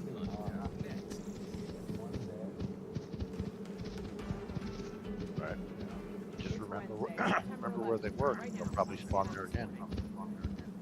Donald Trump was fired by 81 million people. She got 0 votes, and when she ran, she was the first one to leave because she failed. Donald Trump, Kamala Harris, face to face on the debate stage for the first and possibly final time. We'll show you what happened. And people start leaving his rallies early out of exhaustion and boredom. People don't leave my rallies. Trump takes the bait. Kamala Harris under the former president's skin, putting him on the defensive. And then there's this.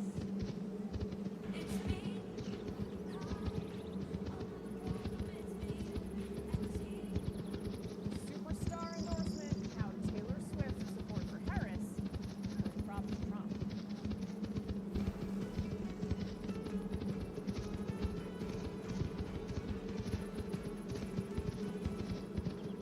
5 a.m. on the East Coast, a live look at Capitol Hill on this Wednesday morning. Good morning after the big debate. Good morning, everyone. I'm Casey Kearns. It's wonderful to have you with us. The morning after the debate feeling very different for Democrats today than it was back in June. I spent all of last night and, frankly, some time this morning corresponding with allies of the vice president's campaign, and they feel, just kind of putting it mildly, she did what she needed to do in the debate. From the opening moments, Vice President Harris seems to be trying to go on offense.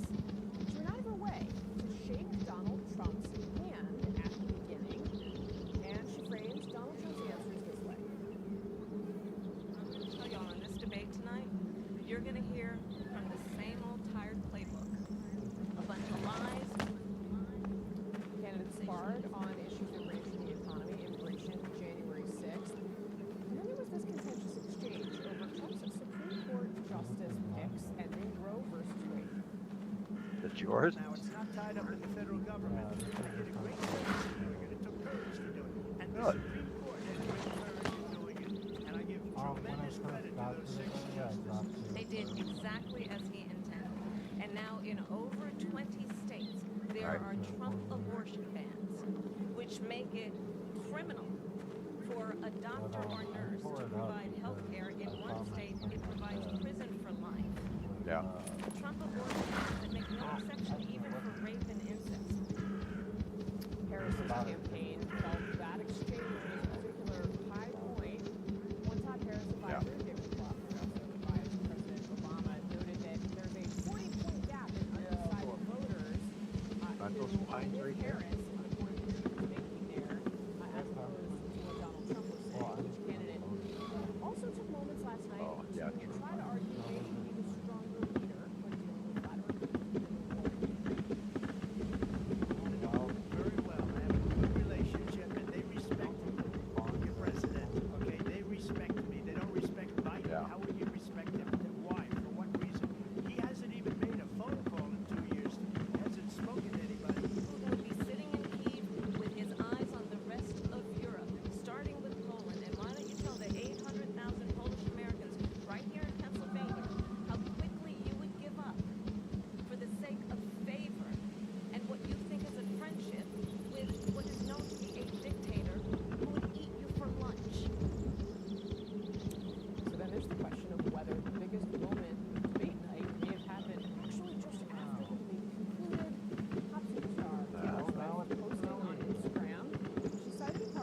Yeah, right. She endorsed Kamala Harris, and she signed the letter. Taylor Swift filed this patent.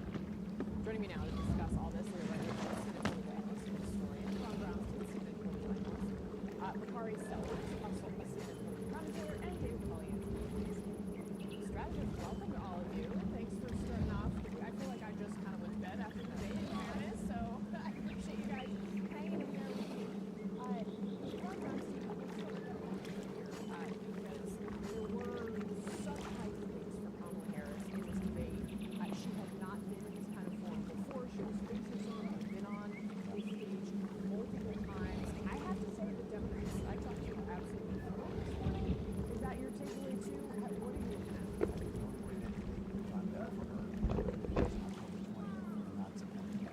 Not an inconsiderable point. You know, I felt after the first debate with Biden that if not for Biden's obvious deterioration, we're talking about how much Donald Trump's capacity to deliver an argument, to stay on point, to craft a message had declined. And that's what we saw tonight. I mean, the age contrast, the energy contrast, the contrast.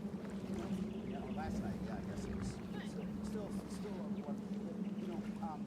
one of the key problems Democrats have faced in this race is that Donald Trump's retrospective job approval rating has been increasing to a point where it has been higher in many polls than it was at any point during his presidency. Now, why is that? It's because voters, I think, have been judging him mostly through the lens of what they didn't like about Biden, particularly inflation. What the debate did last night was remind voters everything else that comes with Donald Trump. And just one last point. Trump sounded like someone who was calling into a Fox News show.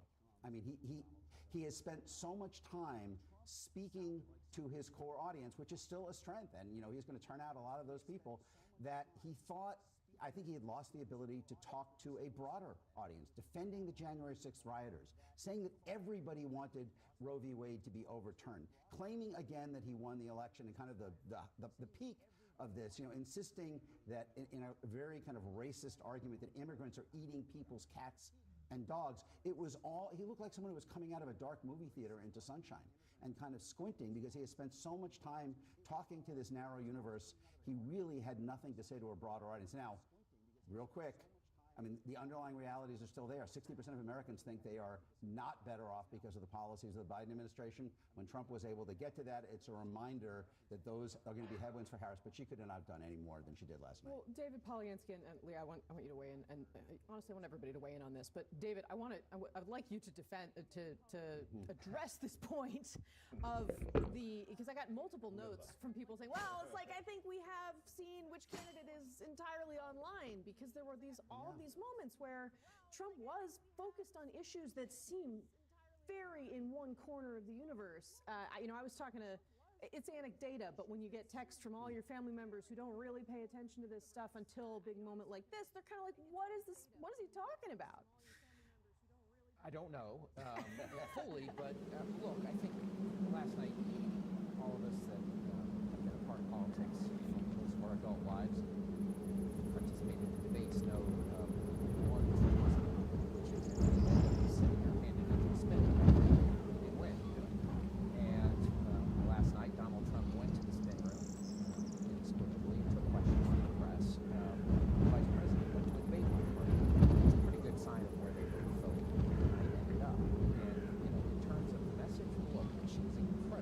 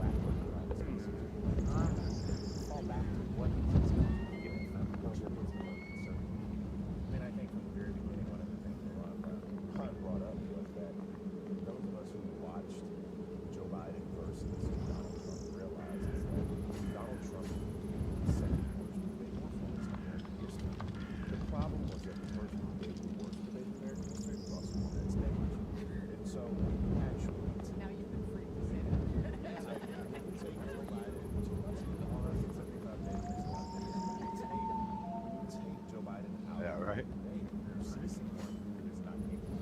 And that gave Kamala Harris a little bit of confidence. Look, she was nervous the first 5, 6, 7 minutes. Everybody saw it. She had the ability to bait them and counterpunch them. That's what I said this debate was going to be about. It reminded me so much of Ryan Garcia versus David Henry, which was a fight that happened maybe 2 months ago. I think. No. I mean, that was supposed to be a jabber and a good puncher, and Ryan Garcia was a counterpuncher. Kamala Harris came out and she baited. She used the jab, and she counterpunched. She was able to hit him, pivot, and use it very good. Last night you saw someone who was very prepared. About 9:28, I marked it. 9:28 when this thing was over. That's when she went into the rallies. When she started talking about his rallies, which for him is his It wasn't clear it was going to be over at that point. But once he sort of moved back at her. Those of us around the orbit said, look, at that point, he was going to unravel, he was going to go downhill, and she was going to be able to find it. Up until that point, it might have been pretty tough before she was strong. She was strong. Flax seeds and water. You have to put water in there too. She gave a very To sound the answer. carrot seeds, I think. Well, it was too long, right? Because on the one hand, she had to make a case for herself and her own. No, but I mean for the chickens, you water and food in there. Asked very drop the debate about, and we saw that nervousness fade away when she did that. And then, as Bakari points out, the other thing that she clearly had spent a lot of time practicing was how to get under Donald Trump's skin. The other thing that Trump's giving out to is that she clearly studied how to use this to her own advantage. And we've seen times when that can cause problems for candidates. When Barack Obama debated Mitt Romney for the first time, it was the way he looked, kind of agitated in the box next to Mitt Romney, that made it seem as though he was struggling. She was doing things like this. I mean, and if you go look at social media this morning, that is what you were seeing. Yeah, and I think also one of the things that she did really quite effectively, she has this line that she It'll say when it'll say bold chicken or whatever, you know. Donald Trump is a deeply unserious man. And then recent unserious events it'll candidate say with serious consequences for the American quality public. 26, Those facial 27 expressions, that chicken mastery person, of you know. simplicity was all about showing the nation just how unserious but how dangerous he is.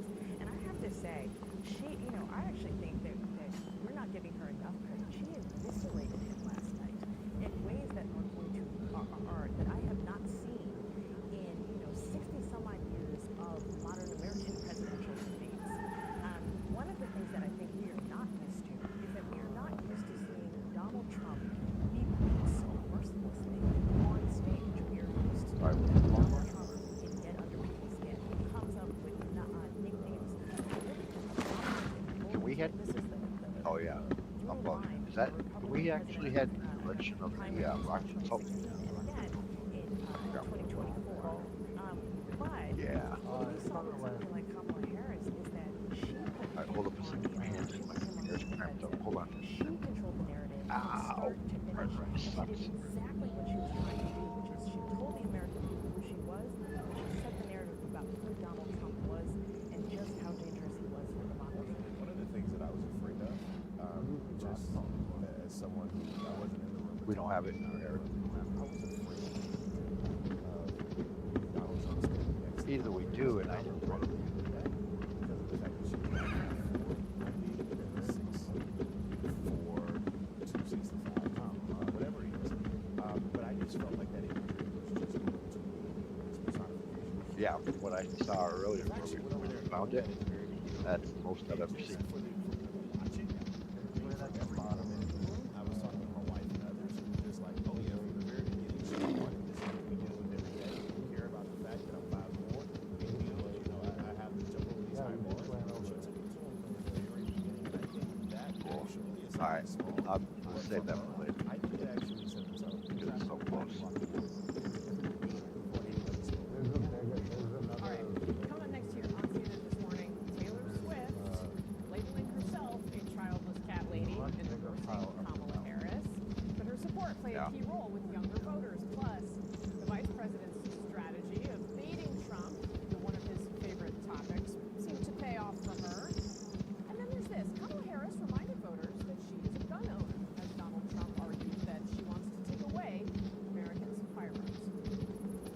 go up? This is a radical left liberal that would do this. She wants to confiscate your guns. We're not taking anybody's guns away, so stop with the continuous lying about this stuff. Hey, Vera, can you ever imagine the progressive lens of the future? You mean a lens engineered with artificial intelligence powered by individual measurements of your visual behavior? Right. A lens personalized to you by an Essilor expert optician. Oh man, look at all that granite. Discover Verilux XR Track progressive lenses and experience instant sharp vision in motion and seamless transitions from near to far. Verilux by Essilor. Right, there we go. I just said this. Came below the tree line.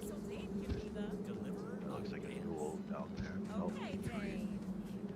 Let's be more than our allergies. Seize the day with Zyrtec.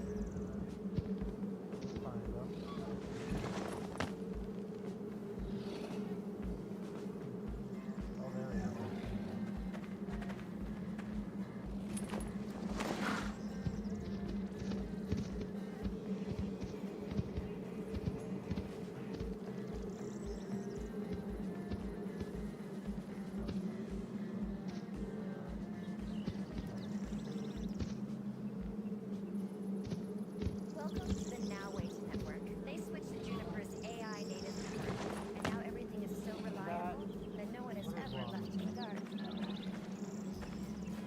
Because now their network is self-configuring, self-detecting, self-healing, so their IT team can feel confident that updates are made without errors in minutes, not months. That's the Now Wait Network at work.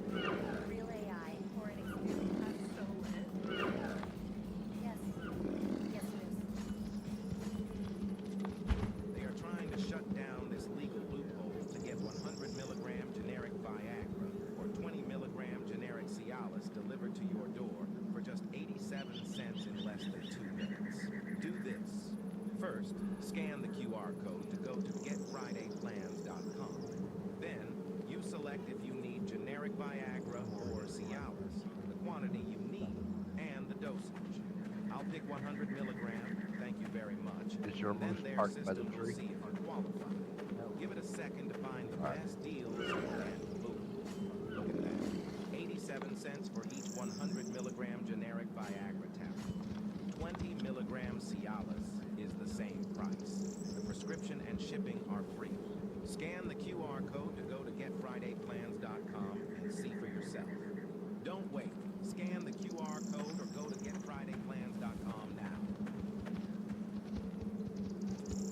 I was so excited to buy my first home, but I needed a lot of work done on it. I went on to Angie. Jamie was the first person to call.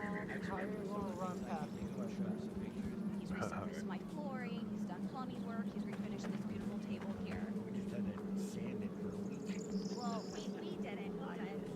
With top-rated certified pros in over 500 categories, Angie can connect you with the right pro for any home project. Find top-rated certified pros in your area at Angie.com. Line Inspector has 5 documents, the most important in America, and maybe that's what the New York Times calls Crime Inspector, a powerhouse law firm. So if wrongful conduct caused a catastrophic injury or death, call Crime Yeah, it's so Inspector. close. They are some of the hottest videos on social media. Those videos claiming to instantly get rid of bags under your eyes. Annette Figueroa is here to tell us why she says this one is for real. This one is for real, and what it does is it tightens and lifts the appearance of bags underneath your eyes. And not only does it work on the bags, it works on the appearance of those feet, fine lines, and wrinkles. $14.75 plus free shipping. Visit Plexidermtrial.com or call the number on your screen. Aaron Burnett out front tonight at 7 on CNN. All right, one more time. I think we'll get it. To defund the police, she has a plan to confiscate everybody's They're guns. 100 claw This business about taking everyone's guns away. Tim Walz and I are both gun owners. We're not taking anybody's guns away, so stop with the continuous lying about this stuff. Kamala Harris there reminded Americans that she is a gun owner. You know what we could do while we're over this way? Is head towards that water, see if we can find something called the same for forging utility. Signal her focus on moderates ahead of the election day on November 5th. I'll be honest, I had forgotten that this. How many many apples you got? You want to corral them? No, flip them. I got 12. Puts my ears up immediately. Right, right. My sense is that this might, people of this might do one of the things Yeah. that many advisors have been telling her to do, which is identify more with moderate pragmatic voters. I feel like my surprise may reflect why other Americans I think it was twofold. It was one, to point out the fact that she was a liar, and she was able to articulate that over and over and over again. You got to realize the strategy was to hit. So it was, look, you're a liar. Boom, you hit your jab. Boom, and then pivot to the American people. Like, look, I'm a gunner, just like the rest of you guys. I'm not going to take away your guns. That's just something that is so far-fetched. And on this particular issue, she's very sound, but I think it's not an issue that is hold that much anymore. You know, there's some elections where you have, like, Second Amendment or federal reconnaissance, government form, or whatever that hold it. And I don't think it's one of those issues. But with school shootings and the news and those type of things, violent crime, someone who can actually talk about common sense gun reform and be a gun owner, I think goes a long way. You know, we talked a couple weeks ago about how Tad Vine, who's been doing Democratic electoral college strategy since the 1980s, describes a political state in the country as Utah-weak, which is basically Michigan, Pennsylvania, and Wisconsin. They voted the winner in every election since 1980. They have voted the same way in every election since 1980, except for 1988 when the caucus. Blue-collar white voters have a share of the electorate there than they are nationally. A lot of voters. A lot of what we heard, I thought, last night, reflected the primacy, the likelihood that those states again are All right. So hey, are you interested in going to see if there's any good sand over there, or you got another mission? Oh, yeah, sure. We'll do that. I know it's a little bit of a ride.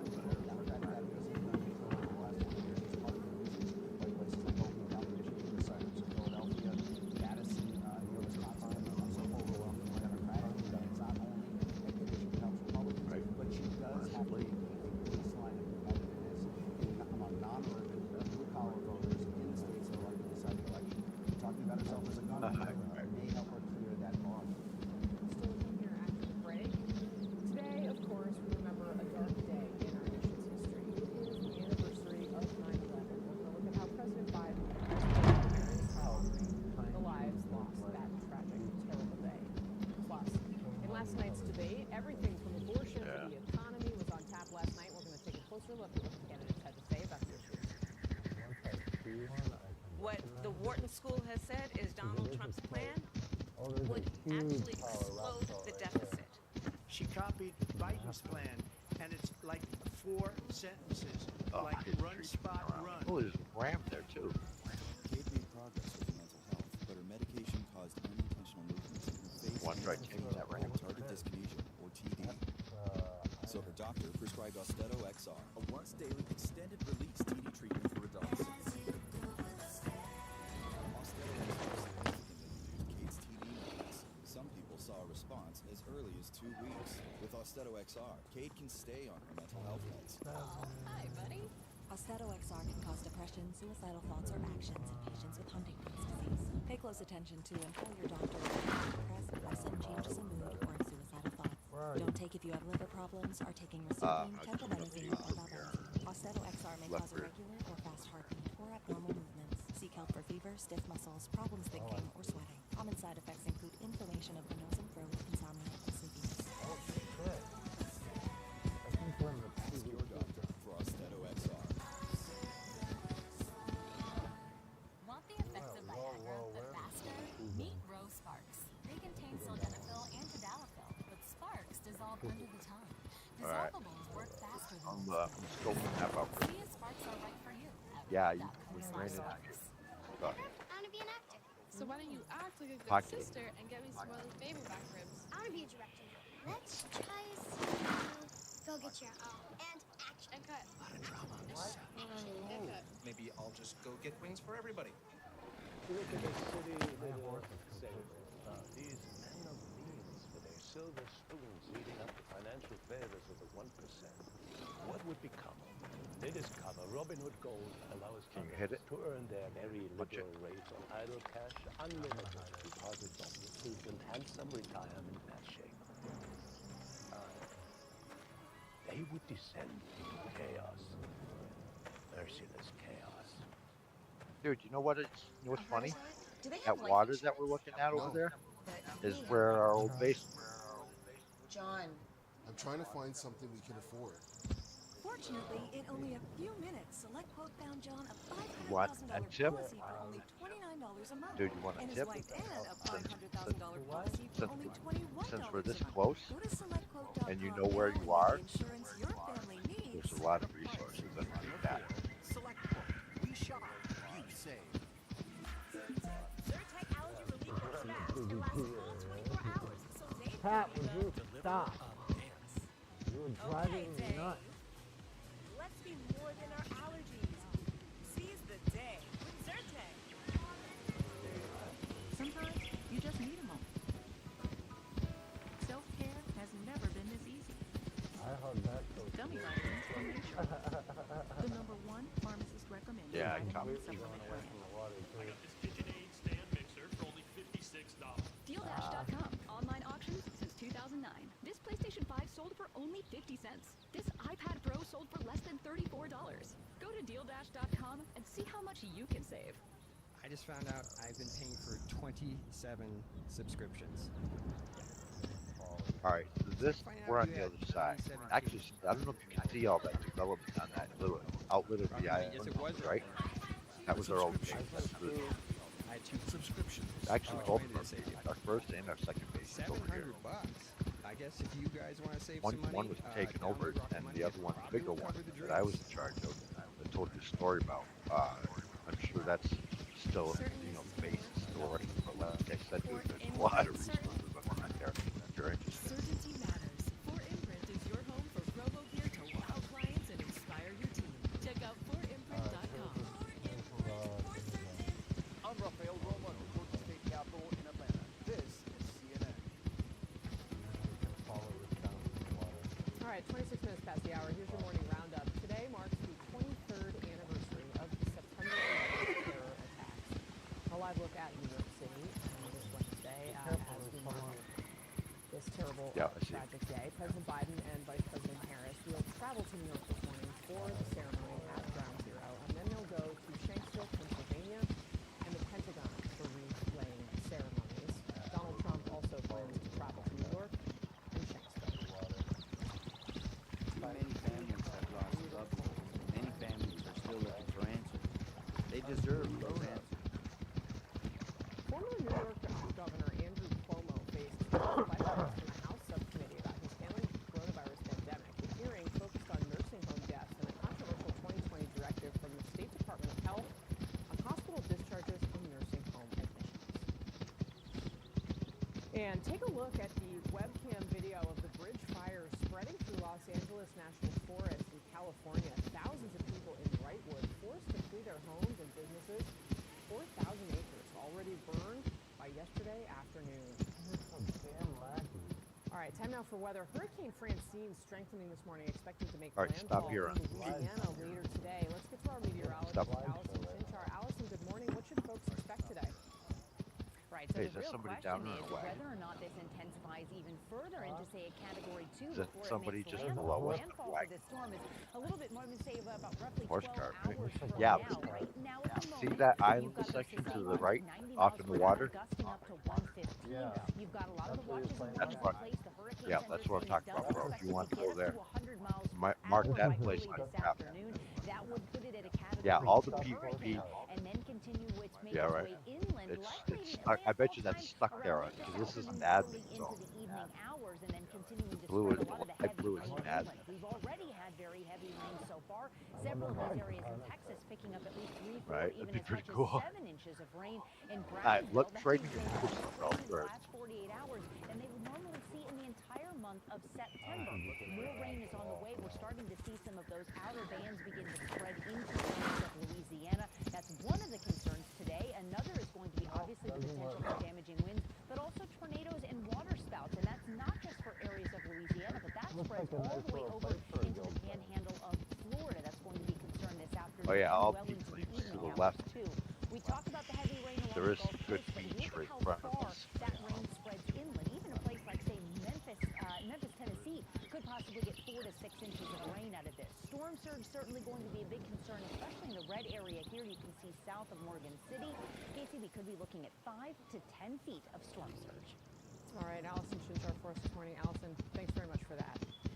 And still ahead here on CNN this morning, the biggest moment of the night might have happened after the debate concluded. Taylor Swift announced she is endorsing the vice president, what this might mean for the race. Plus, we'll show you more critical moments from last night's debate as Kamala Harris seemed to roll out a practiced strategy. She got Donald Trump to take the bait. People start leaving his rallies early out of exhaustion and boredom. She said people start leaving. People don't go to her rallies. There's no reason to go. And the people that do go, she's bussing them in and paying them to be there. Zyrtec allergy relief works fast and lasts Okay, Dave. Let's be more than our allergies. Seize the day with Zyrtec. Light. It guides our every waking moment. Yeah. What we do and how we do it. The amount of light we need can change in an instant. And when it does, you can't control it. I got one. Find the light for your life. Visit freedayblinds.com to get started. Do not buy I got one, Bubble. Now check out this program giving away 100 milligrams generic Viagra for just 87 cents. CVS and Walgreens don't want you to know about this because they sell the same tablets for $30 to $40 each. Don't believe me? Look at this. This is from CVS. All right, here, I'll borrow you. 9 tablets, Oh, 100 milligrams what you looking for? Cut them all down. $406. It's $45 a tablet. This is from Walgreens. $417 for 9 tablets of 100 milligrams of Leonard for $46 a tablet. You can now get the same 9 tablets, the same 100 milligram strength from Friday plans for just 87 cents each. To get generic Viagra from Friday plans, text MAIL to 69060. Yep. Once you text, they will send you a special link, and all you need to do is select why you need generic Viagra, the quantity, and the dosage. I'll pick 100 I got a song. and then there's 16 Give it a second to find the best deal, and boom!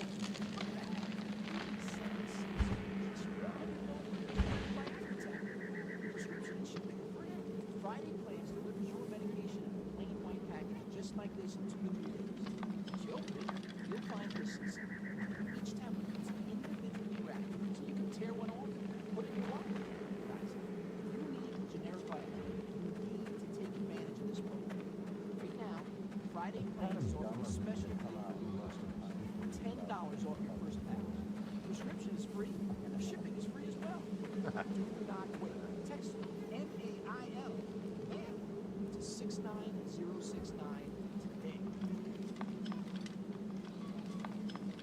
I just found out I've been paying for 27 subscriptions. It's like finding out you had 27 feeds. Rocket Money, yes it was Rocket Money. You had 2 Netflix accounts. All right, so what do we And do? 2 Hulu accounts. Sports? How much money did it save you? $700. I guess if you guys want to save some money, download Rocket Money and it probably will cover the All right. drinks. I'm gonna Remember that time when our eye bags made us look sexy? All right. Me neither. Now, we can Well, reduce our eye bags by drinking less alcohol. I can only carry up to 300, 350 weight. But I think it's the same. Yeah, I can only carry 50. All you have to do is wash your face daily and then rub it in Particle for 30 seconds, and you'll look a lot less like that guy, and a lot more like this guy. Particle 6 Yeah, I'll wait. face cream for men. First of its kind anti-aging cream designed specifically for men. Fights eye bags, dark spots, and wrinkles. Visit particlemen.com and use the promo code on your screen to receive 25% off your entire order. Plus, free shipping and 30-day money-back guarantee. www.particlemen.com.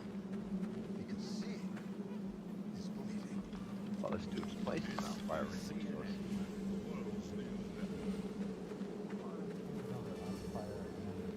All right, 5:34 a.m. here on the East Coast. A live look at the National Constitution Center in Philadelphia. That was the home of last night's presidential debate. Good morning, everyone. It's wonderful to have you with us. As we continue to dig into what happened in that contentious debate last night between Donald Trump and Kamala Harris, it's clear the vice president arrived in Philadelphia with a strategy to try to get under Trump's skin, to bait him into arguing on her terms. What the Wharton School has said is Donald Trump's plan would actually explode How the far do you deficit. think we are? I went to the Wharton School of Finance, and many of those professors, the top professors, think my plan is a Your brilliant plan. base, It's a your great place. plan. This is the same individual who took out his whole paycheck Alright. Mark that list out of the bro. And then of five if you one day you feel like taking black it, Latino be boys surprised. who were innocent, the Central Park Five. They said they pled guilty. He's going to take it over. They pled Oh, guilty. They a person, killed a person. Our elections are banned. And a lot of these illegal immigrants coming in, they're trying to get them to vote. They can't even speak English. They don't even know what country they're in practically. Donald Trump was fired for hating people. So let's be clear about that. And clearly he is having a very difficult time processing that. Time on your Back, base is 4 minutes. back and forth with the odds there. I think says chaotic to that moment. Says it all. And Yeah, I just flew. I said just for FYI, the timer I'm going to move down to 4 minutes before it lets me down. But yeah, every time I see that blue, I think back to the story where I was trying to dig underneath the fountain vein. I was like, I couldn't. said she did not. 30% of Republicans were willing to say they thought she was debating. That 69% of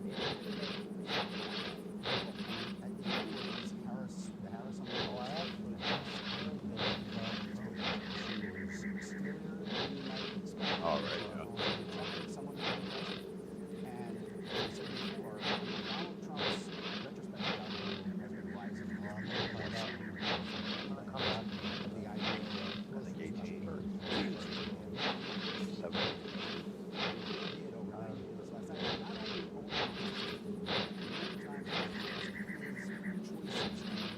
Yeah, the country of everything else that goes with Donald Trump being back in the White House. I mean, I still think there is room and Right here. necessity for her to imprint on voters more of what she can do to make All right, their so lives better. you know what we're going to do? We're going to follow this border of this admin area. Established last night of her Those doesn't work, was kind of steady, strong, Yeah. Trump, Yeah, yeah, we're going to hit towards the water. kind of out of control. That's why they would want to risk it. Yeah. And I think other than that personal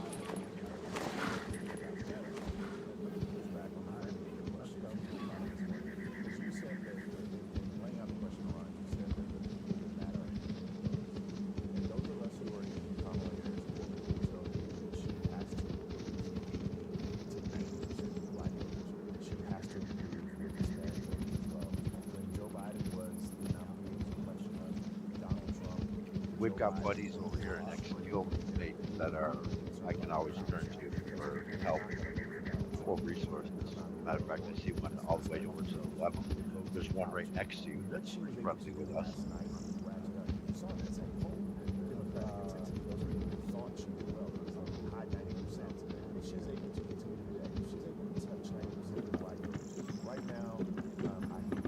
All right, let's go the other way. We're not come back the way. This is one of our five. The lot we're on right now is one of our guys.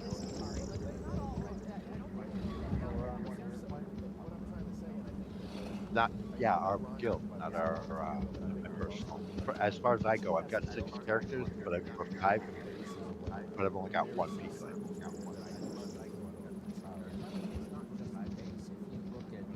All right, follow me, bro. All right, here's the thing. That population is only 58% white, which is usually Inspect as you go, like slowly. And so I think Kari's onto something. Oh, you might have to You know, stop. in addition, I think when you're doing these clips, it's not that she got under his skin that matters the most. I don't think. Yeah. The swing voters. Where'd you just go? Oh shit! You just totally disappeared. Getting upset, about the implication that she makes. All right. So, like right now, the sand is secondary. I just want to show you our terraforming. Remember the picture I showed you with all the tiers? It's here. It's on the other side of that mountain. Check it out. And I'm curious about the message. Oh man. Yeah, on the left side there. Yep. All the way around like that, bro. But yeah, dude, mark your map. Yeah, see the digging holes here. Somebody found some good sand. She's been going back. She has been watching what he's been saying at his rallies and the kinds of things. It wasn't our choice. And so she was able to. Oh, which way did you go? Yep, go to the road. Yep. So much so that I think one of the takeaways for the majority of people that were watching this was a couple of items here too that you might want. There's little lamps, a Christmas tree. Oh fuck, I fell off the edge. I mean, we were talking about there's one moment, and I think over the course of the campaign, Donald Trump's team has made explicit statements about how they've made gains with Black and Latino voters. Right? He undid all of that in a matter of hours today, talking about Haitians eating dogs, right? Eating dogs and cats. Talking about sororities and fraternities, historically Black fraternities and sororities as some kind of part of dismissing their importance. Once again, bringing up the whole black jobs things. And I think this is something that the American public is deeply concerned about. We certainly saw that in the kind of snap polling that came out of this about how people are concerned about the messaging that he's putting out, that there is no message. And it was notable that her answer on his history of race was very different than what you did with. It was up in our castle. She did not just brush it off. She went there. She is aware that she has to include with those voters, and that was not only one of the strongest answers of the night. That was. Very interesting. All right, straight ahead here on CNN this morning, a second debate. The Harris campaign wants one. We'll let you know how Donald Trump has responded to that challenge. Plus, that endorsement for Kamala Harris from the world's most famous childless cat lady. Yep, that was our trade post down there, our fishing spot. Hey, over here where I am, there's a couple of floatings from the carrot. If not, I might grab it for you. I don't have any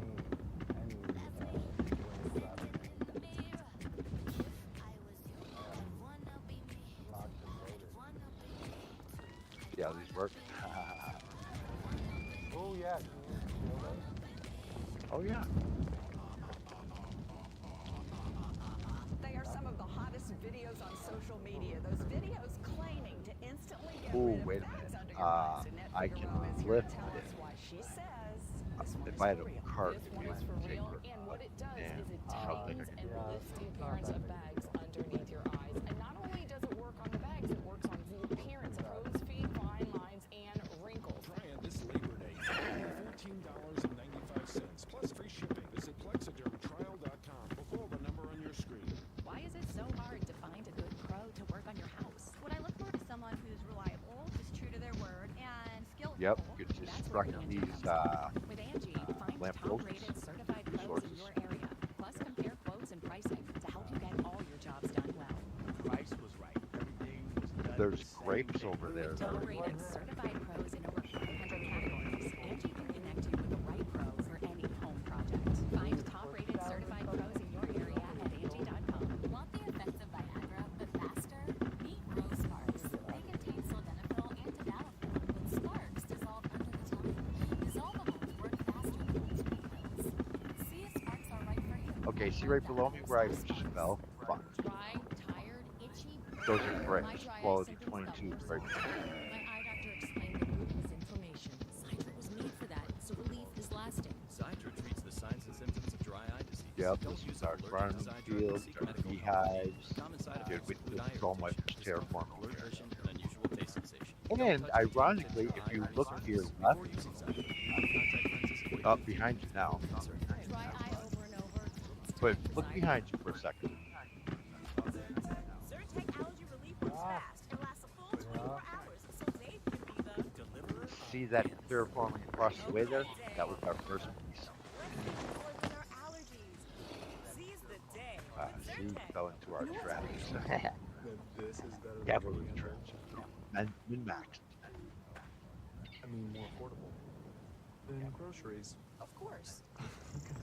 Man, this brings I was back in trouble there memories, for a bro. sec. Hey, you know what? We might be able to go over to our claim there, our first claim. They might have some pines over there. Sold for only 50 cents. This iPad Pro sold for less than $34. And this Nintendo Switch sold for less than $20. Go to dealdash.com and see how much you can save. Are you certain he'll fit? Sure. Are you for imprint certain? Certainty matters. Need promo gear? For Imprint certainly got it. I'm gonna head over that way down the road, Go which get we it built at from base to base.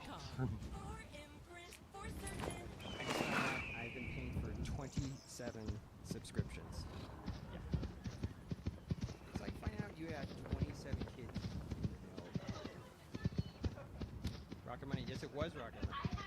Subscriptions. I had 2 Subscriptions. How much money did it save you? No, we ended up moving from that. We ended up dropping and moving, relocating.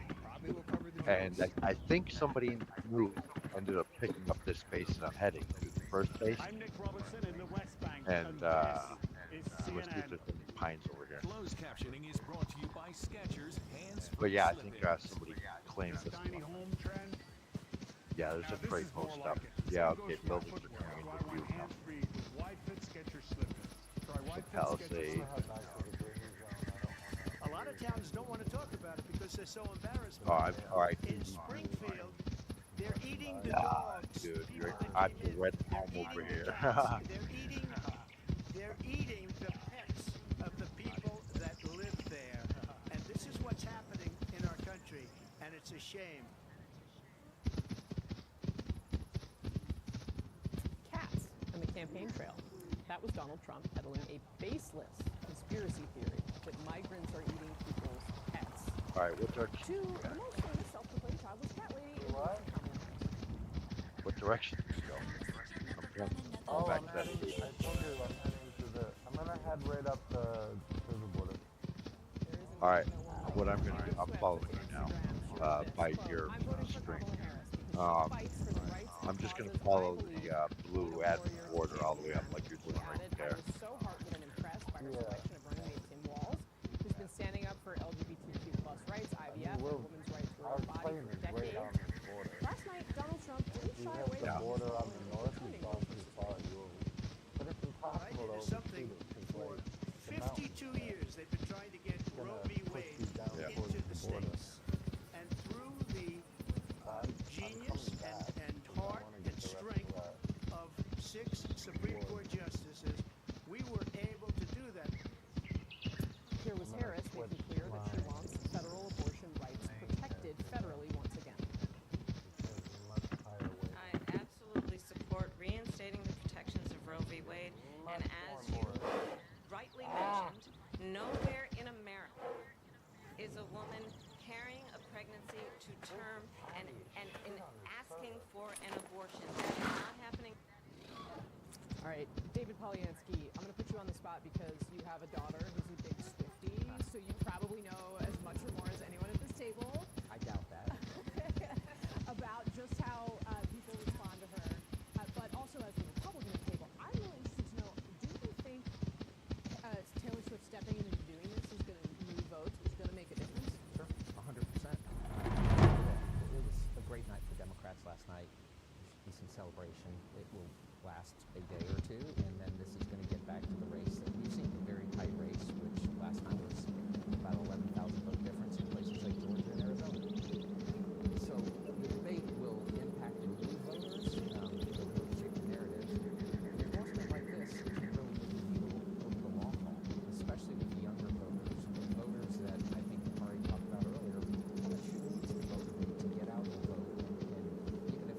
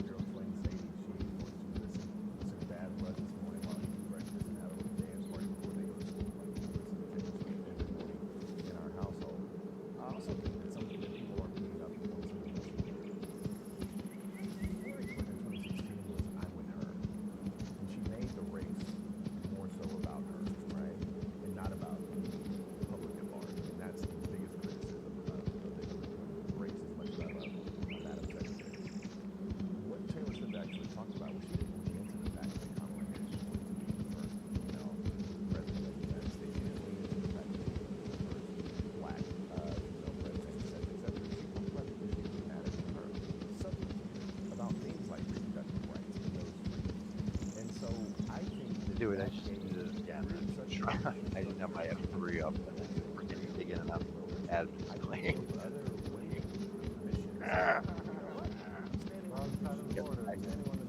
You know what? Yeah. You know what I was doing though? I was looking for the high quality car. I found up to 92.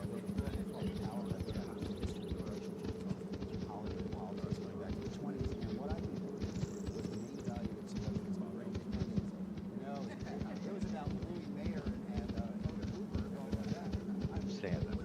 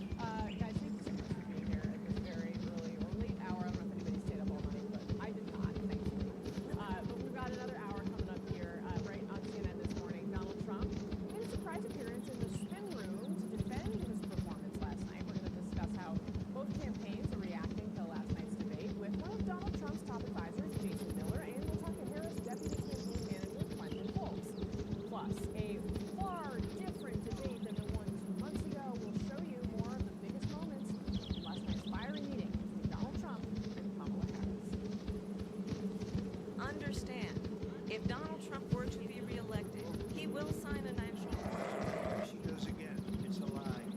I'm not signing a ban, and there's no reason to sign a ban because we've gotten what everybody wanted. As early as your 40s, you may lose muscle and strength. Protein supports muscle health. Ensure Max Protein has a 30-gram blend of high-quality protein to feed muscles for up to 7 hours. So take the challenge. Ensure nutrition for strength and energy. A heart attack? Do they have life insurance? No, But we have life insurance. John, I'm trying to find something we can afford. fortunately, in only a few minutes, SelectQuote found John a $500,000 policy for only $29 a month, and his wife Ann a $500,000 policy for only $21 a month. Go to SelectQuote.com now and get the insurance your family needs. At a price you can afford. SelectQuote. We shop. You save. I won't let my moderate to severe plaque psoriasis symptoms define me. Emerge as you. With Tremfya, most people saw 90% clearer skin at 4 months, and the majority stayed clearer at 5 years. Serious allergic reactions may occur. Tremfya may increase your risk of infections in the way you Tremfya. Tell your doctor if you have an infection or symptoms, or if you had a vaccine or not. Emerge as you. Emerge Tremfya. Ask your doctor about Tremfya. Welcome to the Now Wait Network. They switched to Juniper's AI native network, and now everything is so reliable that no one is ever left in the dark. Because now their network is self-configuring, self-detecting, that. Updates are made without errors in minutes, not months. We just, That's the now way to network at work. I just loaded up 60 to 64 while seeing head back up now. Yes, it is. Zyrtec allergy relief works fast and lasts a full 24 hours, so Dave can be the Deliverer of ants. okay, Dave. Let's be more than our allergies. Seize the day with Zyrtec. With fatigue and lightheadedness, I knew something was wrong. Then I saw my doctor. Yeah, right. That is about a 5 times greater risk of stroke. Symptoms like irregular heartbeat, heart racing, chest pain, shortness of breath, fatigue, or lightheadedness can come and go. But if you have AFib, the risk of stroke is always there. If you have one or more symptoms, get checked out. Really? Get an appointment. You can get ahead of stroke. This is no time to wait. I just found out I've been paying for 27 subscriptions. It's like finding out you had unsaid home. Rocket Money, yes, it was Rocket. I'm like halfway up the ad area. Just getting down. Which way did it save you? $700. I guess if you guys want to save some money, download Rocket Money and probably will cover the drinks. Guys, got hair loss? I know what you're thinking. Should I shave my head? Comb it over? Wear a hat? Just stop. This is 1970. Keep your hair and your confidence because Bosley, America's #1 hair restoration experts, can give you your real hair back permanently. Check them out because they're giving away an absolutely free information kit and a free gift I card. got one way. I'm like, why is it plugins? Property. Dude, you don't have to look like your Eyes dad. card. This is your dad's hair loss treatment. People all over the country trust Bosley because they're they use the latest technology to give you real hair back. And the best part, Bosley's permanent solution is protected by the Bosley guarantee. Let them show you for free how awesome your hair could look when you use free information and a gift card for Wow, they had $250 off. big claim. He's got a collar. Ask about the Bosley guarantee. The source will take your comments tonight at 9. Oh, that's a bill. I always miss it. It's Wednesday, But September still, 11th. Right where- now, Bruh. Where's Isengard in relation to But I you? just asked one simple question. Why didn't she do it? head-to-head confrontation, Kamala Harris and Donald Trump meeting for Yeah, the first that's time maps. in the debates against Up Hubbard. People start leaving his rallies early out of exhaustion and boredom. Taking the bait, how Harris' strategy It's gonna be putting great. Trump on It's great. defense. I'm lost, dude. It just came back to the water. I think I headed in the wrong direction. But I'm at the mountains, actually. Or a mountains. Contentious moment after contentious moment, all the policy arguments from abortion to the economy and immigration. Then later, there's this. Oh, I see it. I headed in the wrong direction. No, I'm like, in relation to those two, what you call it right there? Support behind Kamala Harris, just Ah, moments. come on, pop it.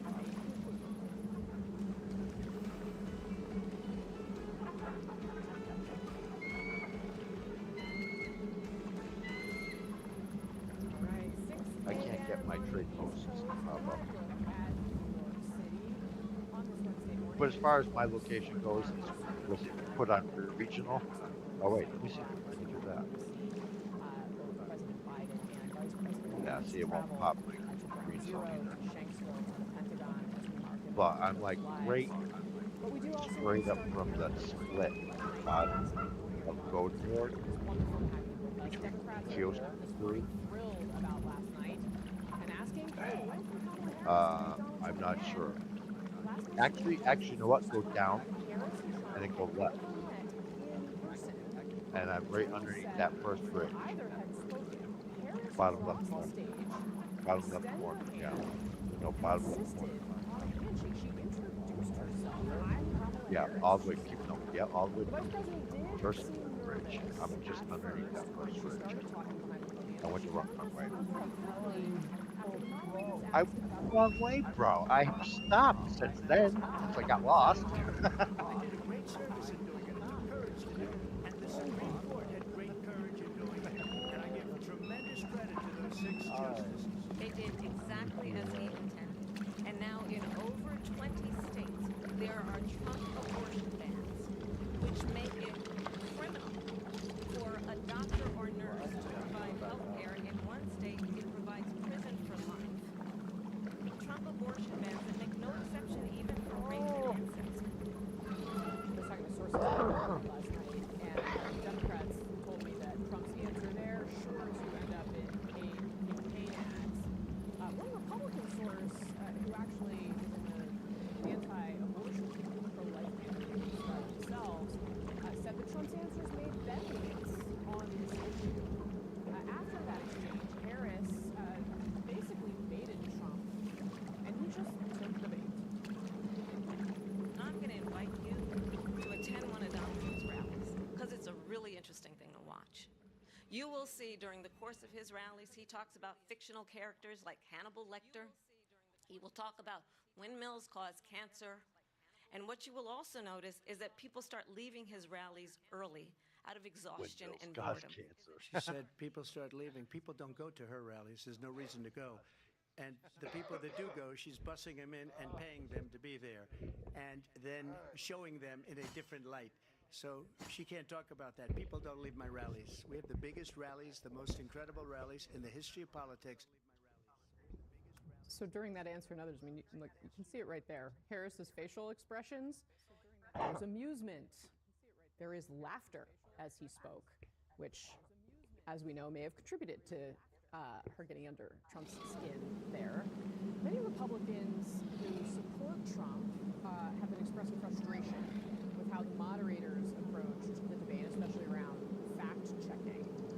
But again and again, Trump himself seems simply unwilling or unable to avoid the traps that Harris laid for him to stay on the message that he was there to try to deliver.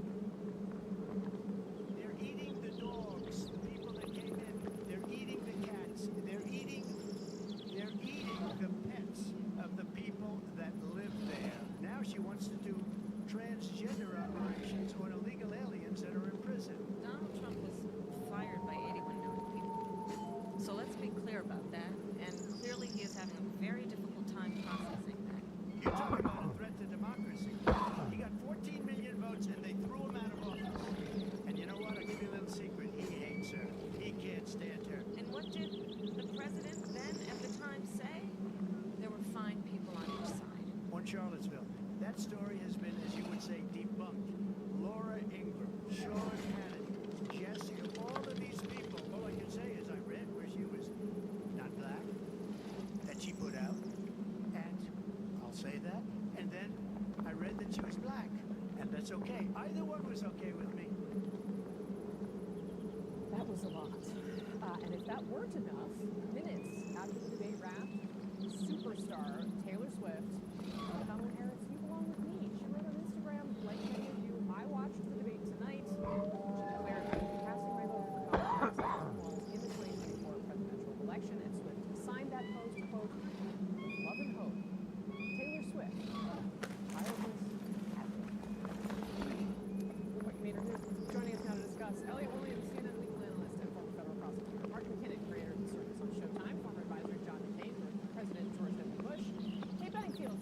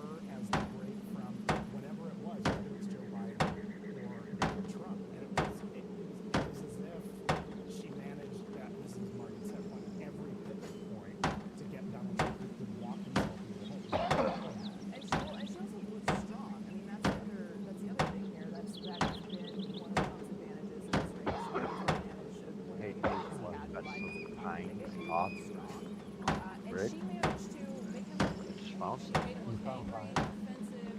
Yeah, She they're was in between saying two she was plots. calm, she looked There's in about control. And so, you know, not only did she manage to 6 draw out kind of the or worst more. I of can't him see and his more. worst impulses, and There's that got to be showed more. the country. You know, you But want it's the all guy who's in shouting about between hungry 2 plots. dogs? Is that, you know, is that what you want in your leader? You know, she managed to kind of hit it at that. But she also, I think, underlined his kind of perceived sense of strength, and that was a really Nope, important it's on. deal. There's orange properties, but it's right in between.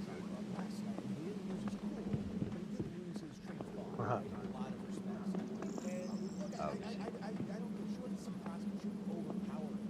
She played a situation, like the scripted, but what she did do, she chucked the waters, and he made over and over again. But I think she was sitting there looking around. I think, you know, certainly there was some red lights with her, some tendency in the poll. Earlier in the week, it gave her a bit of a roadmap. I think both candidates a little bit of a roadmap of what they can do.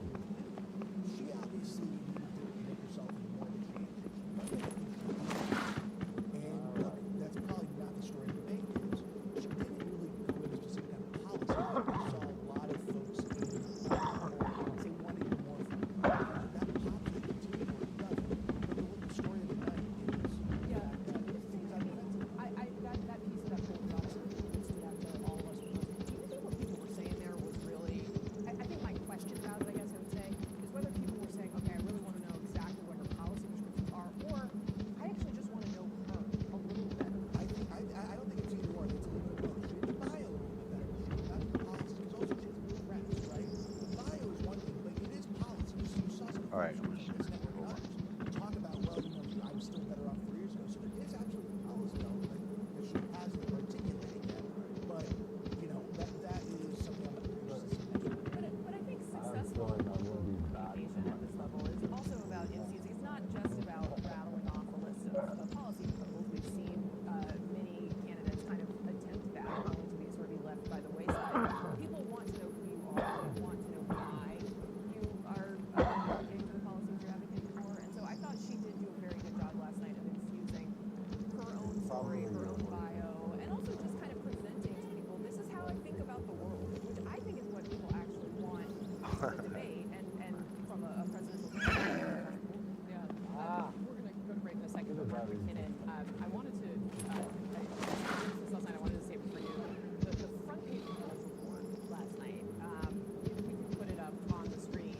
So Matt Drudge, and I'm asking you because you have a great memory of the role that Matt Drudge has Can you played see in my our map? politics. And, you know, there's a little note up in the far top of the Look at screen my map. where it was the night Trump lost it, is how he says it, and then it's the end, and it's of course him with cats. This comes after Taylor Swift endorses. I don't know that the Drudge Report plays the Look same at my role it did in our politics, but it's telling that this is where he of all people is on this. Yeah.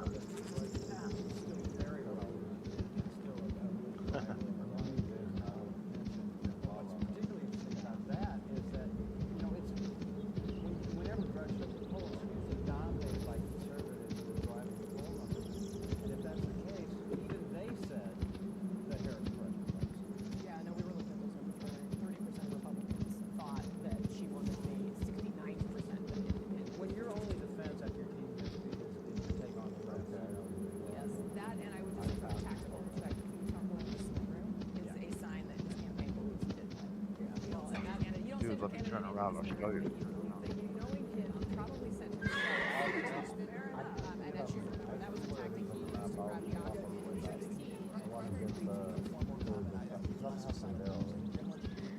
Right? See, well, yeah, just look at my player's boards. But yeah, see the trees just in the line right here behind me. Donald Trump and Kamala Harris as candidates later on this hour. And of course, Taylor Swift speaks now, the global superstar endorsing Kamala Harris. No, there's about, Despite her support of younger voters. yeah.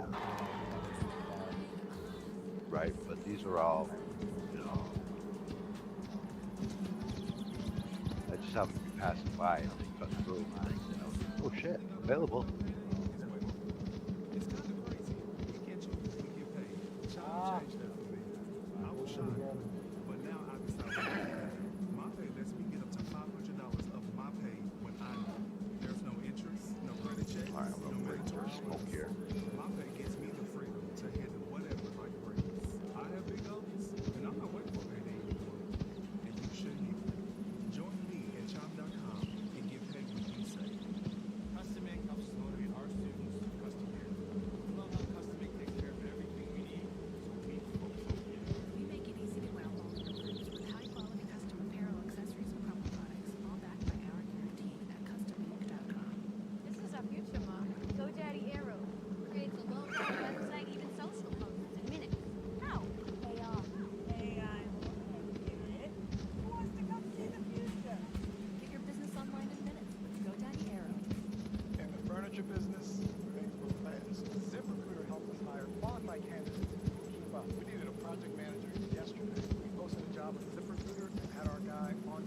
you on mission? He was qualified in every way. ZipRecruiter finds the best Are you on a mission? You're heading somewhere? They help us build our dream team and plans. Is that too fast? Almost to where we were before. 4 out of 5 employers think you Right. ZipRecruiter. Yeah. Get a quality candidate within the first day. Doing good. Try it for free at ZipRecruiter.com/hide. I just found out I've been paying for 27 subscriptions. It's like find out you had 27 kids. Rocket Money, yes it was Rocket Money. You had 2 Netflix accounts. I had 2 Feudal accounts. How much money did it save you? $700. I guess if you guys want to save some money, download Rocket Money. It probably will cover the drinks.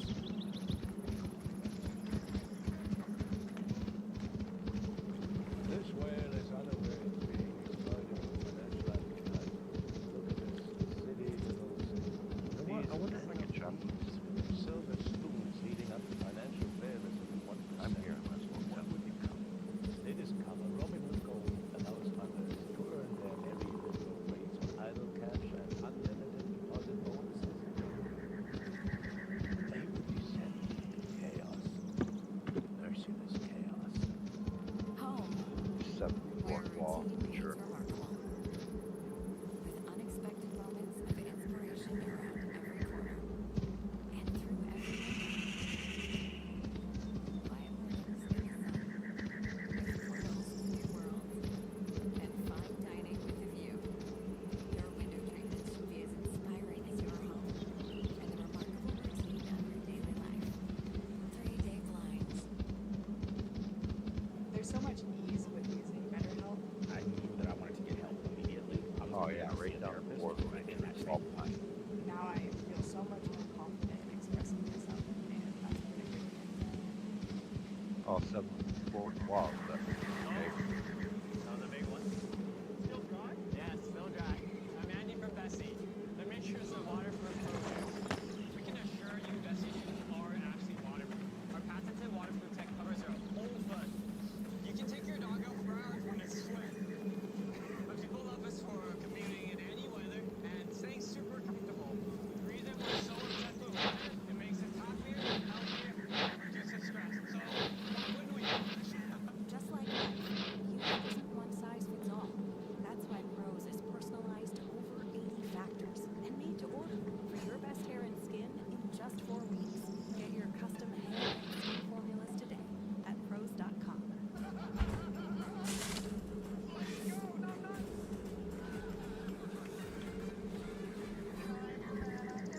All right, got one. Blackberry Jokers, all new Thursdays at 10 on TBS. Set your DVR now. It's not fantastic when your character references an Eastern European strongman. Mussolini loves me, Stalin. Gargamel, the guy from Minions movie. Captain Hook. Captain Hook loves me. He's gonna get that Peter Pan and that Tinkerbell, I tell you. Late night host Stephen Colbert, one of several items with Trump's debate performance last night. Crazy news controversial leader spouting baseless allegations about migrants eating pets. And then the January 6th attack on the Capitol. Trump made a number of comments over the course of last night that let's say maybe outside of the mainstream. I just cut the second one out. The log sunk into the Victor ground. Orban, one of the most respected men, they call him strongman. He's a tough person, smart. Prime Minister of Hungary. He said the most respected, most feared person is Donald Trump. In Springfield, they're eating the dogs, the people that came in. They're eating the cats. They're eating the pets of the people that live there. I said during my speech, not later on. Peacefully and patriotically. And nobody on the other side was killed. So that last bit there was about January 6th. Can we just, Jimmy and the control, can we play the pets bite one more time? Can we just watch that one more time? Oh, we just have the video of it? All right. Okay. Well, the laughter and the pets. Guys, the way that that moment played, we do have sound of undecided voters talking about this pet eating conspiracy. The way he talks about it, just like directly, they're eating dogs, they're eating cats, takes this very sort of complicated internet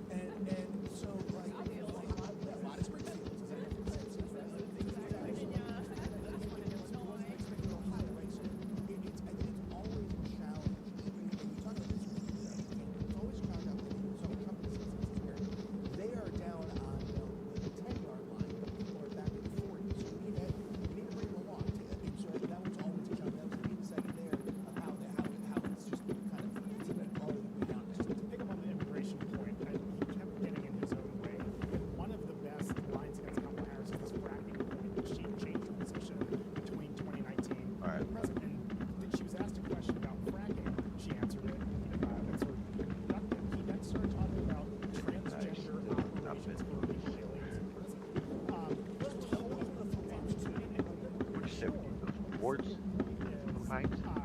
When he had an opportunity to attack the vice president on a vulnerability, he went down this list of Mongo's greatest hits, and it just sort of any comment. Without any comments, and he said if it was about relating to the United States, then make that focal point and go there. But it was just sort of a grab bag.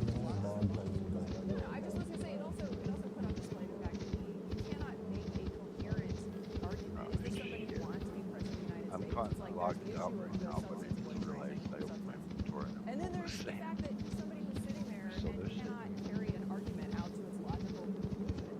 Is that the person you want sitting in the If Oval anything, it'll piss people off. I let them know somebody's around.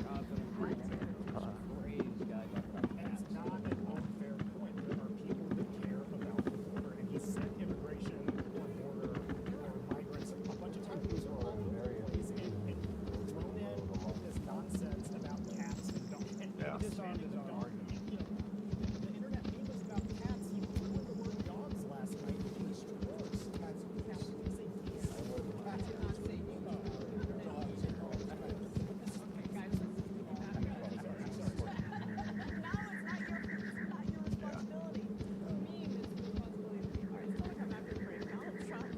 questioning more than Kamala Harris' politics. We're going to look at how he weighed in on her racial identity again. Dude, for some poor quality, I'm putting out a bunch of boards. I don't even know how many yet. Why? I just don't know. She's saying she can fix the problems that her administration has caused, but I just don't know if I can afford to take that risk. I just feel more strongly for her as opposed to 25 boards, 175. 12 3. TV on the Edge premieres Sunday, September 22nd at 9 on CNN. America, with mortgage rates going down and Oh, listings you learned falling that. 36% That's well. on Realtor.com, the time to buy and sell is now. Do not wait. Be ready before the bidding wars start. Go where the pros go. Realtor.com. From starting strong to it's been a week.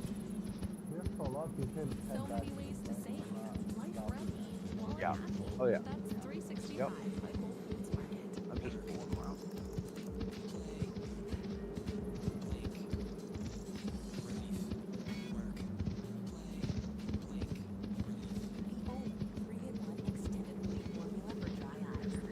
Kamala Harris was given one important job as vice president: monitor and control our southern border. How did she do? Did she take the job seriously? Did she do all she could to protect American citizens?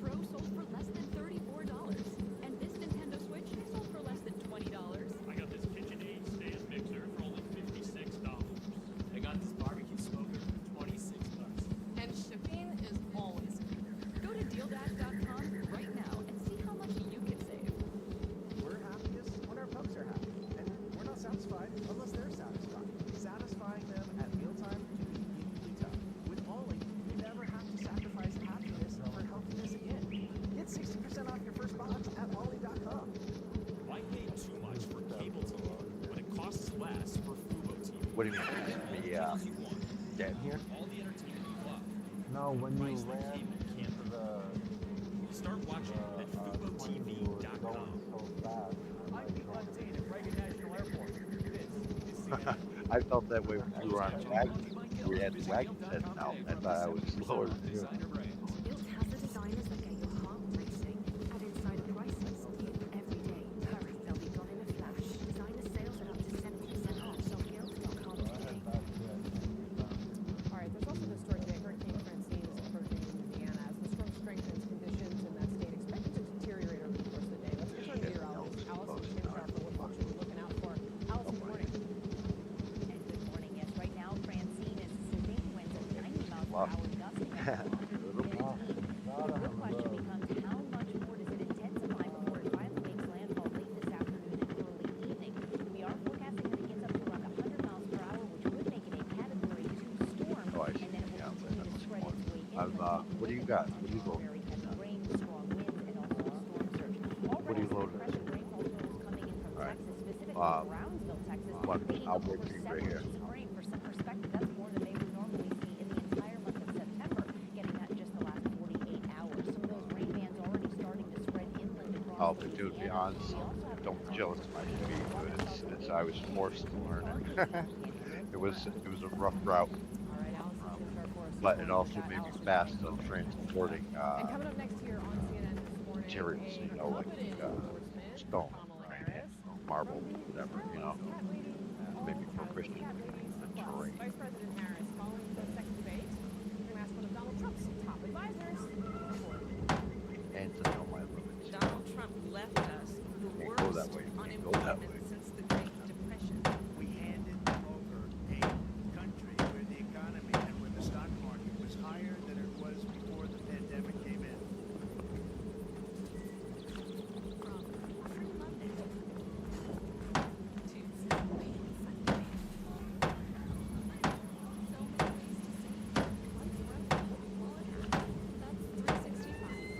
I won't let my moderate to severe plaque psoriasis symptoms define me. Emerge as you. With Tremfya, most people saw 90% clearer skin at 4 months, and the majority stayed clearer at 5 years. Serious allergic reactions may occur. Tremfya may increase your risk of infections. Tell your doctor if you have an infection or symptoms, or if you had a vaccine implant. Emerge as you. Emerge Tremfya. Ask your doctor about Tremfya.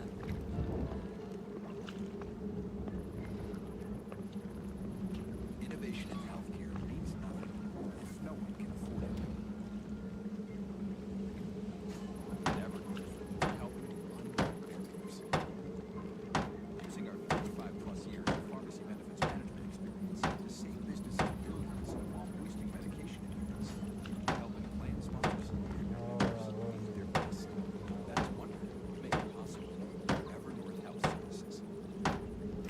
Simply Safe, your safety is the only thing that matters.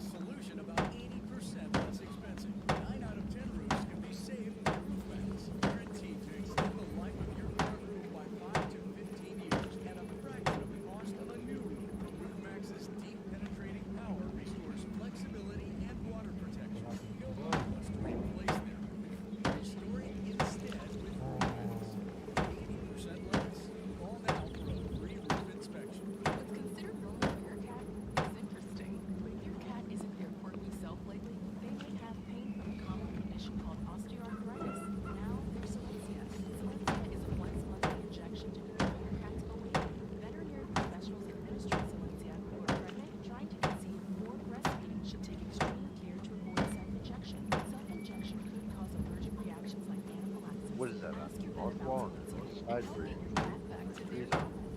Out here telling people how they can save money with experience. We live like some good Yeah. I have a lot. Too many, I'd say. You can see your experience all in one place and cancel the ones you don't like. Dude. That's so easy. I actually need that. Get started now. Experian app. Thursday night football on time. It's on.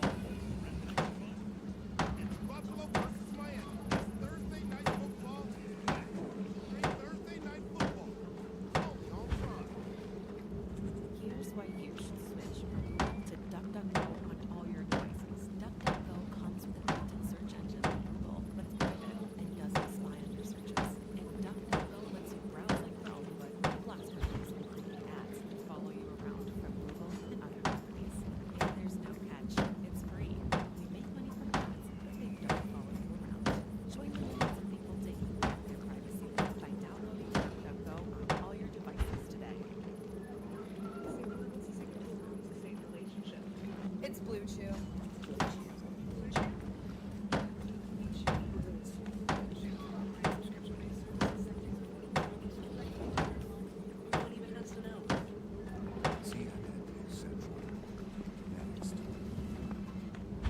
She was big on defund the police. In Minnesota, she went out. Wait a minute, I'm talking now. I was just thinking, like, that maybe Does this that sound might be familiar? some of your, like, next door She went out. neighbors. Ruby's She went out. right? So- Should I do it? Donald Trump Okay. attempting to use that famous Kamala Harris line, I'm speaking against her. That was against then Vice Presidential candidate Mike Pence. But even as some of his allies No, acknowledge yeah, it no, was it was Trump only a 2-minute who tap stepped on the up back of that the truck. proposed Whatever, the 25 bucks. president, though, felt quite confident about his performance. So confident, in fact, that he is saying a second debate might not be necessary. It was our best debate ever. It was my best debate ever, I think. And it was very interesting. It showed how weak they are, how pathetic they are, and what they're doing to destroy our country on the border with foreign trade, everything. And I think it was the best debate I've ever personally had. He wants a second debate because he lost tonight very badly. So they immediately called for a second debate because they lost. All right, joining me now is Senior Advisor to the Trump campaign, Jason Miller. Jason, very grateful to have you on the show this morning. Thank you for being here. I'd like to start with this issue. Can you put it to rest? Will Donald Trump participate in a second debate with Kamala Harris before November 5th? Well, Casey, I thought this was a bit perplexing because President Trump has already said that he is going to do 3 debates. We had the September 4th debate, which was going to be on Fox, and Kamala Harris was a no-show.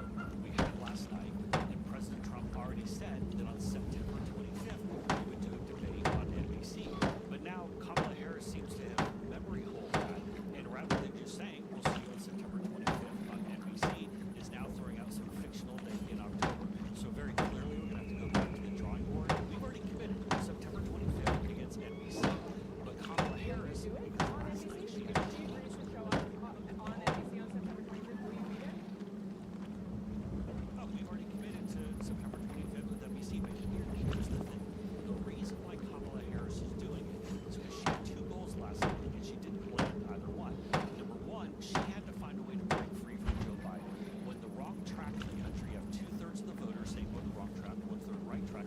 It's not enough just to lay out a policy position. You have to say how you're going to change direction, how you're going to break free of Joe Biden. The second thing that Kamala Harris had to do, what she didn't, was explain after 3.5 years of being there why she hasn't done it already. So of course Kamala Harris is going to come back to clean those 2 things up. It's not enough to give some platitudinal answer. You have to say how you're going to change direction, especially on the economy and immigration. She failed to do that. I hear the points that you're making. I just want to circle back one more time. If Kamala Harris agrees to the September 25th NBC debate, will Donald Trump be there? Well, again, you heard what I said. President Trump agreed to 3 debates. September 4th against Fox, which Kamala Harris has already no-showed, so she was 0 for 1. We had last night's debate. President Trump said in a press conference and then via social media that on September 25th we would do it on NBC. You can't give Kamala Harris Harris credit for saying that she'll do some fictional debate a month and a half, 2 months down the road on election eve, because Kamala Harris is not going to show up. I'm not Casey, trying to give. right now, I'm not trying to give her. Okay, go ahead. Sorry. No, just President Trump agreed to 3 debates. Next one will be September 25th on NBC. Kamala Harris clearly refuses to do that, saying that there'll be some fictional date in the future, September 25th. The onus here is on Kamala Harris to quit playing games and quit running. Show up on September 25th. She's not going to do it. Okay, but again, if she were to do it, would you? Well, again, we've already said the September 25th on NBC. And is you'll when stand by it that is. even after the events of last night. But hold on. Kamala Harris last night refused to say that she was going to join us. So you can't give her credit again for some fictional date. We're already on the books. September 25th. Call NBC right now. They will tell you, go back and watch the tape, whether it's the press conference or social media. We're ready to go. She won't show up. And the reason is because she couldn't explain in 90 minutes last night, actually went a bit more like an hour 45, couldn't say how she'd go any different direction from Joe Biden. They're effectively conjoined twins on the policy matter, and she couldn't say why after 3.5 years she hasn't done it already. All right, let's move on. Jason, one of the moments that has obviously been replayed quite a bit this morning, as well as last night after the debate, was this moment where Donald Trump talked about people in Springfield, he mentioned Springfield, but people in Springfield eating their pets. I want to watch that moment briefly, and we'll talk about it on the other side. A lot of towns don't want to talk about it because they're so embarrassed by it. In Springfield, they're eating the dogs, the people that came in. They're eating the cats. They're eating the pets of the people that live there. And this is what's happening in our country. Wait. It's a shame.